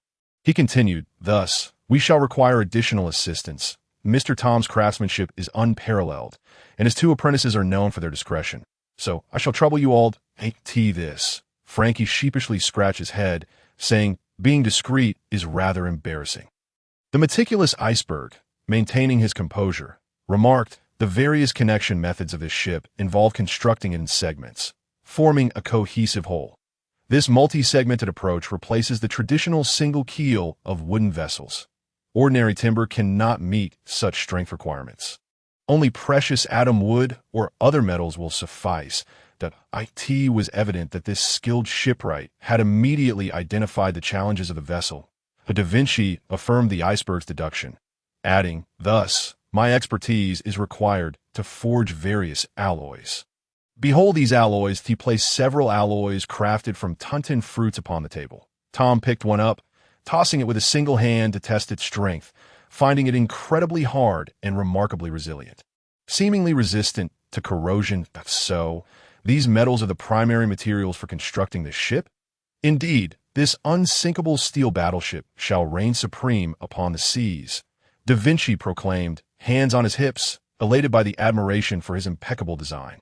However, Tom interjected, while the design is commendable and the propulsion system quite unique. Nuclear power? The quantity of metal required for this ship far exceeds the resources available on this island. Moreover, with rampant piracy and frequent attacks on merchant vessels, trade routes are perilous. Thus, the timeline for completing the ship remains uncertain. Tom's words extinguished the fervor of the ever-perfect Da Vinci like a bucket of cold water. Suddenly, the perfectionist Da Vinci displayed a child's petulance. What is the meaning of this? This wretched world, well, we'll resolve the material issue. We simply need you to provide the labor. Eric, who could procure materials from the system's marketplace, was unconcerned about transportation, only wary of exorbitant prices. However, he couldn't divulge the truth to them. Is that so? Tom genuinely rejoiced for Eric, his face lighting up with laughter, his eyes squinting shut in delight. Now you can construct the ship of your dreams. Congratulations, young man. Each character from the anime possessed a distinct personality, making them unforgettable, especially the rotund Fishman Tom, who came to the realization that he was not an NPC, nor a mere moving image, but a living entity in this world. He also pondered the well-being of the orphanage's headmistress and her recent life. After negotiating the labor costs for the metal and timber needed to construct a whole ship, Eric and Da Vinci departed Tom's workshop, but on their way back, Da Vinci curiously asked, that Fishman seemed both astonished and somewhat unfazed by my design. Why is that? Is not the blueprint for my perfectly designed battleship the most advanced he has ever encountered? Indeed, the sailless warship did surprise him. However, the former Water 7 had once gathered numerous scientists who developed a super battleship. The Pluto, capable of obliterating an island with a single shot, and the design for Pluto is in Tom's possession. Is that so? Why didn't you mention it sooner? I would love to examine the super battleship designs crafted by those esteemed scientists. Even if I told him, he wouldn't show it to us. It is something he has risked his life to protect. Expressing such a desire would only raise suspicion about our intentions. Besides, I firmly believe that Da Vinci's personally designed warship is not inferior to the super battleship. While its firepower may not compare, it surely excels in other aspects. Da Vinci huffed, somewhat discontented. Do you wish to create the radiance of the sun? Nuclear bomb. Eric, of course, opposed the notion, as manufacturing such a powerful weapon would not only place him in the crosshairs of the world government, but also draw the attention of the ambitious Big Mom and Kaido of the Beasts in the New World. Let us discuss it when our strength and influence render us untouchable. Eric contemplated the future course of action. Currently, our manpower is still insufficient. His death as bond level has reached the requirement. She could be summoned again. Yet I have yet to find a suitable summoning medium. The next target shall be the disgrace of the 7 warlords, Gecko Moria. The following day, Tom enthusiastically assisted Eric in contacting a merchant ship to transport the necessary materials. Unbeknownst to Tom, there exists a concept of golden fingers in this world, defying reason.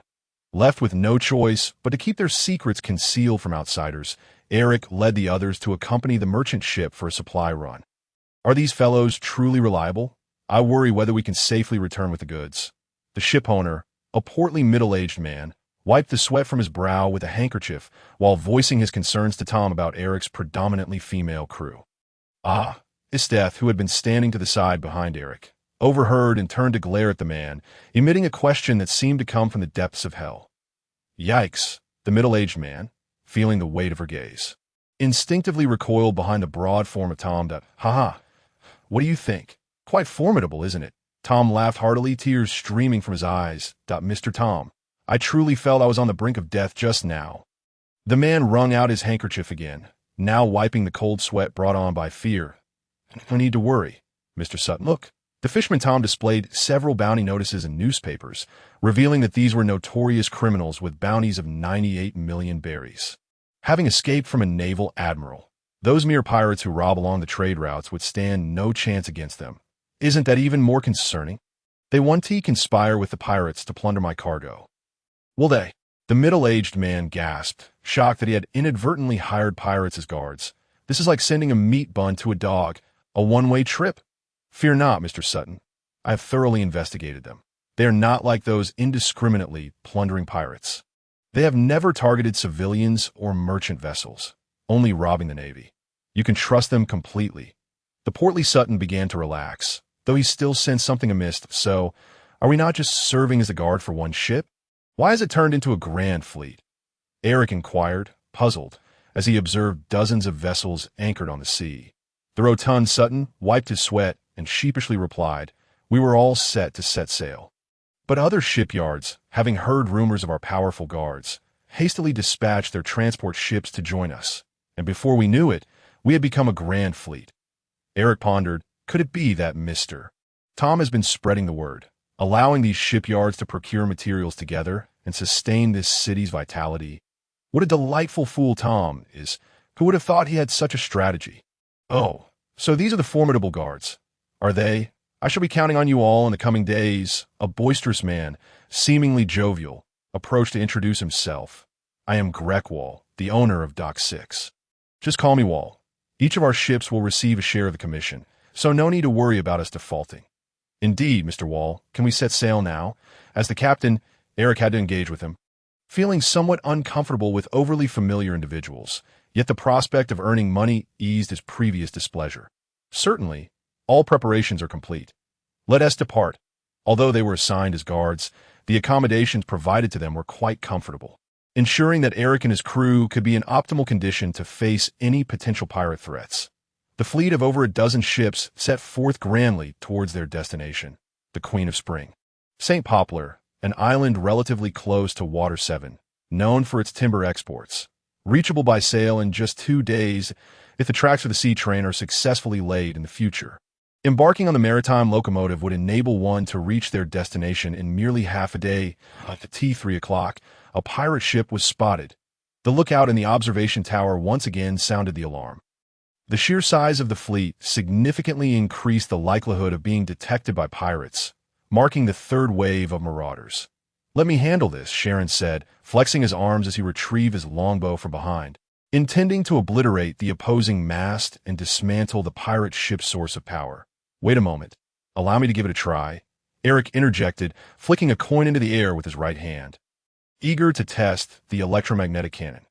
Yes, Captain Eric, do give a shot so I can gather data on the electromagnetic cannon, Da Vinci remarked, holding an unfamiliar instrument, ready to measure the results. Although Da Vinci had previously designed the weaponry for the battleship, it remained theoretical due to the absence of actual weapon models, rendering him uncertain about the future electromagnetic cannon's potency.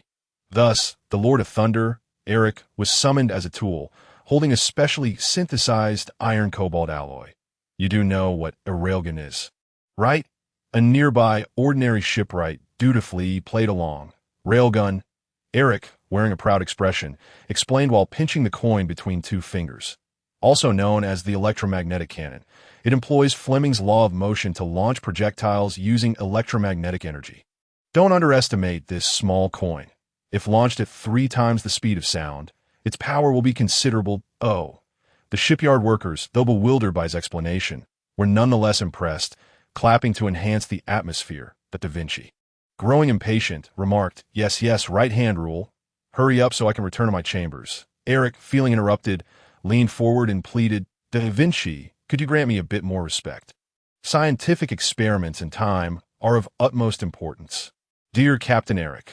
Well then, Eric said, exerting considerable force this time, launching the coin high into the air as blue electricity surged around him. Behold my electromagnetic cannon. The coin, succumbing to gravity, fell before Eric, influenced by the magnetic force of the electromagnetic field, transforming into a yellow projectile that thunderously hurtled toward the pirate ship, only to vanish into thin air. Indeed, it disappeared into the atmosphere. The friction between the coin and the air generated extreme heat. Merely flying 100 meters, it began to melt, burning out completely at around 200 meters. Disheartened, Eric maintained his outstretched right hand. Da Vinci recorded the projectile's flight data, muttering, "Initial velocity is acceptable, but the projectile needs to be made of high-temperature resistant materials." He then placed a spherical projectile, the size of a lead ball, onto Eric's still extended right hand, saying, "Let's try this one." A shipwright nearby anxiously cautioned, "We are about to enter the cannon range of the enemy pirate ship." Eric, who had remained silent, finally spoke up. "Sharon, I must trouble you once more that it's no trouble, Captain. Everyone makes mistakes on their first attempt. Regardless of the number of failures or challenges that lie ahead, I firmly believe you will overcome them and continue to move forward."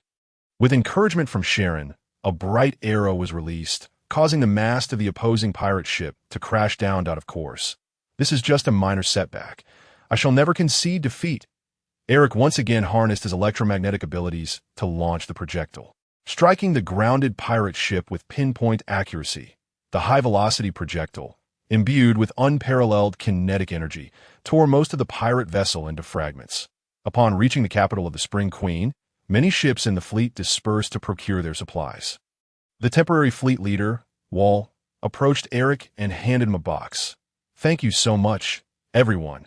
This 6 million berries is your commission, and there will be an additional half upon our return." Accepting the box, Eric expressed his gratitude. "Thank you." Thinking to himself, the system truly is generous. If I were to escort a convoy, it would take ages to earn enough to construct a warship. I must trouble you all to wait in the capital of the Spring Queen for 2 more days. We need this time to procure and transport goods. Wall's polite demeanor and civilized manner hinted at his frequent dealings with outsiders, leaving no room for criticism. "Understood. We shall take this opportunity to sightsee for 2 days. Is it acceptable to depart at 9 o'clock the day after tomorrow?" "Thank you so much, Captain Eric. We shall see you at 9 o'clock the day after tomorrow." Wall firmly shook Eric's right hand before taking his leave. The previous waves of pirates had lost their ability to pursue the fleet due to Karen's arrows, leaving Eric itching for a fight. Would there be any enemies here? The battle crazed his death, unable to engage foes due to the sea. Felt like a glutton being denied food. If you wish to fight so badly, why not just jump into the sea and swim over? You know very well that I cannot enter the water due to my devil fruit powers. Must you say such things, Kurumi Tokisaki? Rest assured, if you drown, I will burn paper for you, writing down every detail of my date with Eric to offer you. Let us settle this today. Isdeth drew her sword. Standing tall behind her, "I will fill you with holes." Kurumi Tokisaki crossed her arms, holding a pistol in her left hand and a rifle in her right. "How dreadful." Polka fled behind Sharon, frightened by the scene. "Is it starting again? Captain Eric, do something. Stop. Tomorrow, I have a date with Kurumi, and the day after tomorrow, I will be with Isdeth. That should suffice, right? Why must I be placed behind this woman?" The Ice Queen Isdeth expressed her displeasure. "Then I shall go with Isdeth tomorrow, and Kurumi the day after," Eric offered. "Humph. I refuse." Kurumi pouted in discontent. With no other option, Eric leaned closer to Kurumi's ear and persuaded her, "A lady must possess grace." Pretending to be upset, Kurumi reluctantly agreed, though the upward curve of her lips revealed her inner delight. Tsundere traits are so easy to read that Da Vinci, who had been observing, commented, "Captain Eric is truly on the path to becoming a scoundrel." Meanwhile, Akame had already led Polka to a nearby snack shop to indulge. Later that evening, as the fleet anchored near the capital of the Spring Queen, some pirates lurking in town reported the fleet's size to their home pirate crew nearby. These pirates understood that they could not tackle such a lucrative target alone. Thus, they reached out to familiar pirate crews, planning a collective raid for a financial windfall, though it remained uncertain whether they were players or elite dungeon bosses. A burly man, standing around 2.5 meters tall, accompanied by a similarly sized individual with purple skin and tattoos, entered the secret base where several pirate crews had gathered. Why is that guy here too? Even the fallen Navy Captain Gasparity has arrived. The bounty of 85 million berries on Gasparity's head assured the success of this hunt. Many pirates felt both fear and excitement at Gasparity's presence. Without hesitation, Gasparity strode toward the main seat. "What do you want, Gasparity?" A pirate subordinate scolded, unable to tolerate his arrogance. Whoosh! The purple-skinned Nidus swiftly closed the distance with bare feet, moving so quickly that the pirates could barely react. Swoosh! 3 elongated claws latched onto the neck of the pirate who had just spoken, while Nidus's right hand gripped the man's shoulder, the claws piercing just enough to draw a bead of blood. It's good to have spirit, but don't look down on others. It may cost you your life. Nidus, let us consider this an early celebration of our successful plunder and release that fellow. Nidus released his grip on the pirate, allowing him to breathe freely once more. Huff, huff, huff. The freed pirate seemed to have forgotten to breathe until he was finally set down, gasping for air. Nidus, with a bounty of 50 million berries, certainly gives off a powerful vibe. Indeed, his speed is so astonishing that we can barely discern his movements. Finally, the captains of the pirate crew seated at the round table spoke up. Coming in with such bravado, General Gasparity, that we are collaborating on this operation. So please refrain from actions that might jeopardize our partnership. Gasparity, unconcerned, replied, I prefer formidable allies. What do you say? Care to join my side? Even preparing to recruit other captains, the bounty of 63 million berries on Soilo cometh. Don't be ridiculous. I would rather not set sail than serve under someone else. Indeed, should you continue with such nonsense, I shall not hold back. The man known as Vulture, with a bounty of 57 million berries. R2 Duncan unceremoniously interrupted Gasper's discourse. We have gathered here not to discuss how to devour this plump sheep, but rather to commence our plans without delay. The initiator of this pirate gathering, the strategist Wardisease, was the first to steer the conversation. Gasper took a seat at the round table, with Nade standing behind him. The light cast shadows of numerous pirates upon the wall, creating an intricate dance of silhouettes. So, why have you placed a collar on me, Esters, and why does the chain S other end rest in your hand? Eric, ensnared by the necklace around his neck, felt somewhat dazed and bewildered. It's a recommendation from Da Vinci regarding certain female-oriented novels that often feature such scenarios, along with various bondage themes, albeit not suitable for the current context. According to the descriptions, it appears that men find these quite appealing. May I inquire what book she has recommended to you? Eric noticed the covers clearly labeled as female-oriented literature. Titles, for instance, My Wife is Queen Wuziqian, How to Tame Men, The Empress, Please Trample on Me. I personally find these quite captivating. Eric was rendered speechless. Dear Da Vinci. 2 of those are clearly male-oriented. The surrounding crowd murmured in hushed tones. Who would have thought the youth today, so audacious, so uninhibited? Shoo, keep it down that we don't want them here. This cosplay. Or perhaps performance art. A peculiar voice rose from the crowd, panting. Please come with me, my queen. Who is this fellow? A mother hastily shielded her child's eyes, turning his head away, exclaiming, No peeking. The scrutiny and whispers of the crowd pierced Eric's heart. Leaning closer to Esther's, Eric whispered, Could you possibly remove this necklace? It's quite humiliating, and no sane person would engage in such behavior. Oh, you don't like it? Esther's tilted her head, questioning, then sighed, initially believing Eric shared her peculiar tastes, thinking they would make a perfect pair. Nonetheless, she acquiesced to Eric's request and removed the collar from his neck. Just then, a voice echoed from the crowd. No, please continue to adorn me with the dog chain. Keep trampling my dog head. Who on earth is this guy? Eric muttered softly, inaudible to others. If possible, when there's no one around, please remove your tall boots and wear stockings to gently tread upon me. What did you say? The astute Esters inquired, unable to catch his words. Nothing, he replied. After 2 days filled with both joy and agony, Eric and his crew arrived early at the port that, you've come. Vor welcomed them. The cargo is already loaded onto the ship. We can set sail now. And issues on our end, Eric responded, striding towards the vessel they had arrived on. Subsequently, Vor leaned in closely. I've heard several pirate crews are planning to unite for a raid. It won't be a problem for you, right? Eric glanced at Sharon and Esther's, smiling. You've seen it before. Sharon S. arrows can damage the mass of pirate ships for beyond cannon range.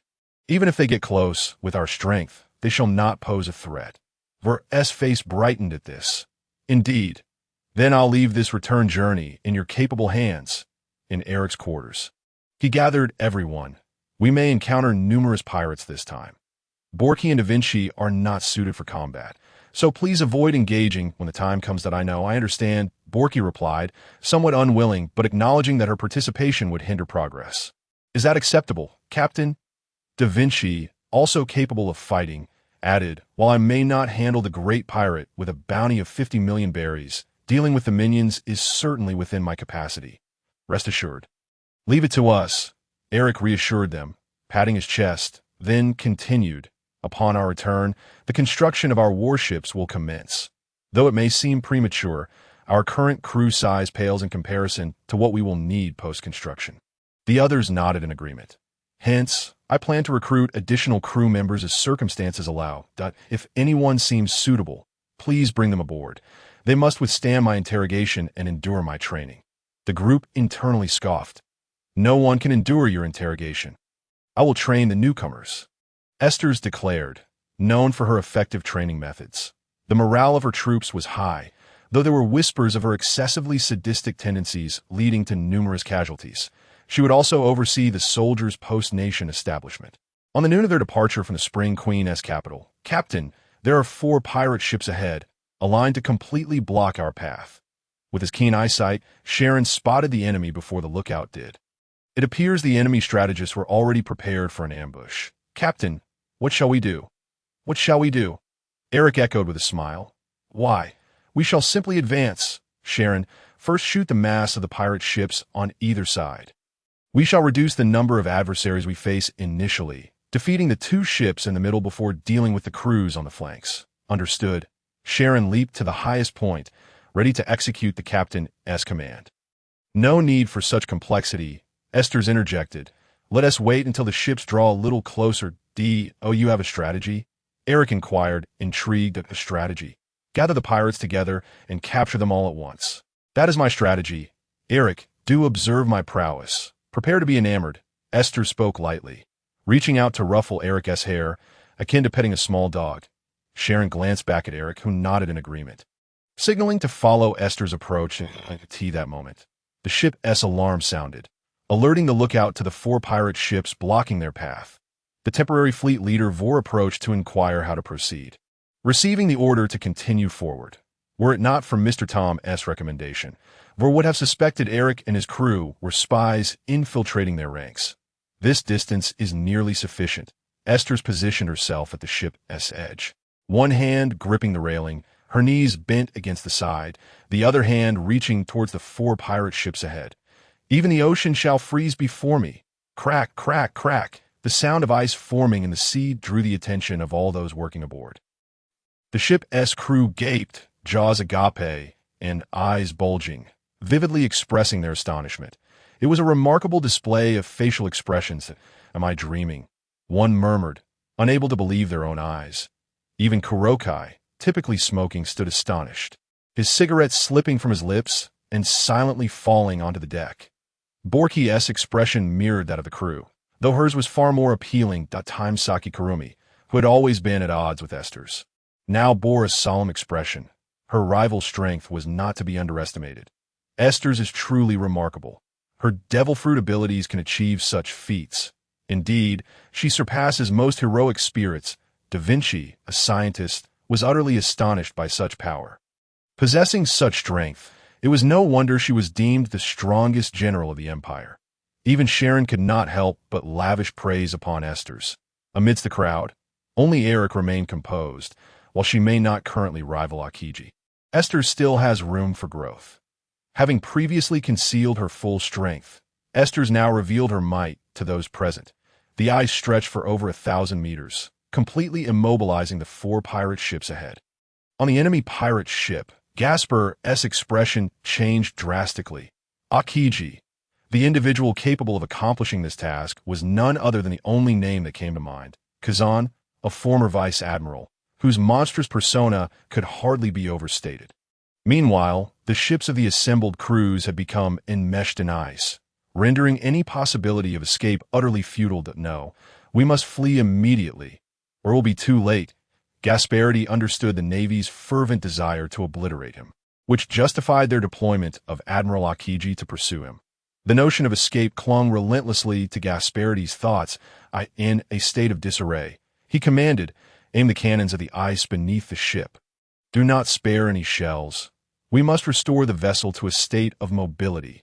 The other pirate captains were equally alarmed. A foe capable of such feats was well beyond their ability to withstand. Their only recourse was to flee, yet the ship remained frozen in place. Quickly, untie the lifeboats. We shall make our escape in the small boats. Among the crowd, a clever individual emerged, and chaos ensued as many scrambled for the vessel's smaller craft. Knowing that not everyone could fit, someone is approaching us across the ice, a sharp-eyed pirate cried out. Striding across the frozen surface were Eric, Akane, Steph, and Komi Tokisaki, while Sharon remained aboard the ship to provide covering fire and protect the more vulnerable members of their group. Surely one person is enough to handle this, Steph mused.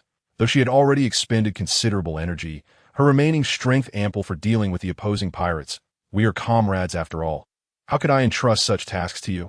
Eric replied, a hint of exasperation in his tone. Steph, you truly have a penchant for handling matters alone. Indeed, Akane nodded in agreement. One cannot delegate every responsibility to their companions if you shine so brightly. My own brilliance would be overshadowed, Kurumi remarked, though she recognized that she was not yet a match for Steph. More importantly, they were rivals in love. Not Akiji. Gasparity, having closely observed the approaching figures, noted with unease that the individuals on the ice were not the admiral. Could I have misjudged? He pondered, questioning his own instincts. Admirals typically made their presence known at the bow of the warship, boldly revealing themselves, for they embodied the Navy's might and the principles of justice. Seizing a den mushy, Gasparity contacted the captains of the other 3 ships. It is not Admiral Akiji. Utilizing such a potent devil fruit must have severely drained his stamina. Let us combine our strength and seize this opportunity to eliminate them. Do not allow them to pick us off one by one. The remaining 3 captains, having regained their composure after initially losing their wits in the face of the supernatural, resolved to join forces against their adversaries. If they succeeded, their prestige would undoubtedly soar, benefiting their bounty and recruitment efforts. With the prospect of becoming a warlord of the sea within reach, the bloodthirsty pirates, bound by their captain's orders, descended from their ship to unite in battle, leaving only a handful behind to bombard the enemy with cannon fire. Due to their positioning and angles, only a few cannons of the ship's bow could effectively engage the enemy. How curious that they do not flee in the face of such circumstances, but rather advance towards us. It seems they do not fear you, Steph, observed Kurumi. Gathering together is indeed advantageous. We can ensnare them all in one fell swoop, preventing them from scattering across the ice. Steph dismissed Kurumi's slight mockery, her singular focus on annihilating the opposing pirates. He could see that moment. The enemy had yet to comprehend that their adversaries were far more formidable than Akiji. Eric was the first to issue a command. Leave the support to you. Kurumi, provide cover fire from the rear. The 3 of us will engage the enemy head-on. Leave it to me, Kurumi replied, extending her left hand toward the heavens. Kekai Sengen, a massive clock materialized behind her, sending the opposing pirates into disarray. Another devil fruit user? What manner of ability is this? Gasparity's expression darkened further. From the clock's face, a dark mist poured forth, flowing into 2 guns of varying lengths. Bang, bang, bang! 4 shots rang out in rapid succession, accelerating both herself and her 3 companions. Though reluctant to fire upon his death, she nonetheless granted her a boost in speed. The enemy pirates, witnessing Kurumi's actions, exchanged bewildered glances. What? Are they turning on each other? Surely, it cannot be to the extent of shooting their own. Steph, highly attuned to her physical state, flexed her wrists, sensing the difference brought on by the acceleration. Oh, this is the sensation of enhanced speed. Well done, Tokisaki. Humph. Do not flatter yourself. You remain my foe, I know, but Eric is still mine, and I shall not relinquish him to you. Steph retorted, denying Kurumi any opportunity to counter with a sharp remark. As she adjusted her military cap with her left hand and drew her rapier with her right, charging towards the opposing pirates.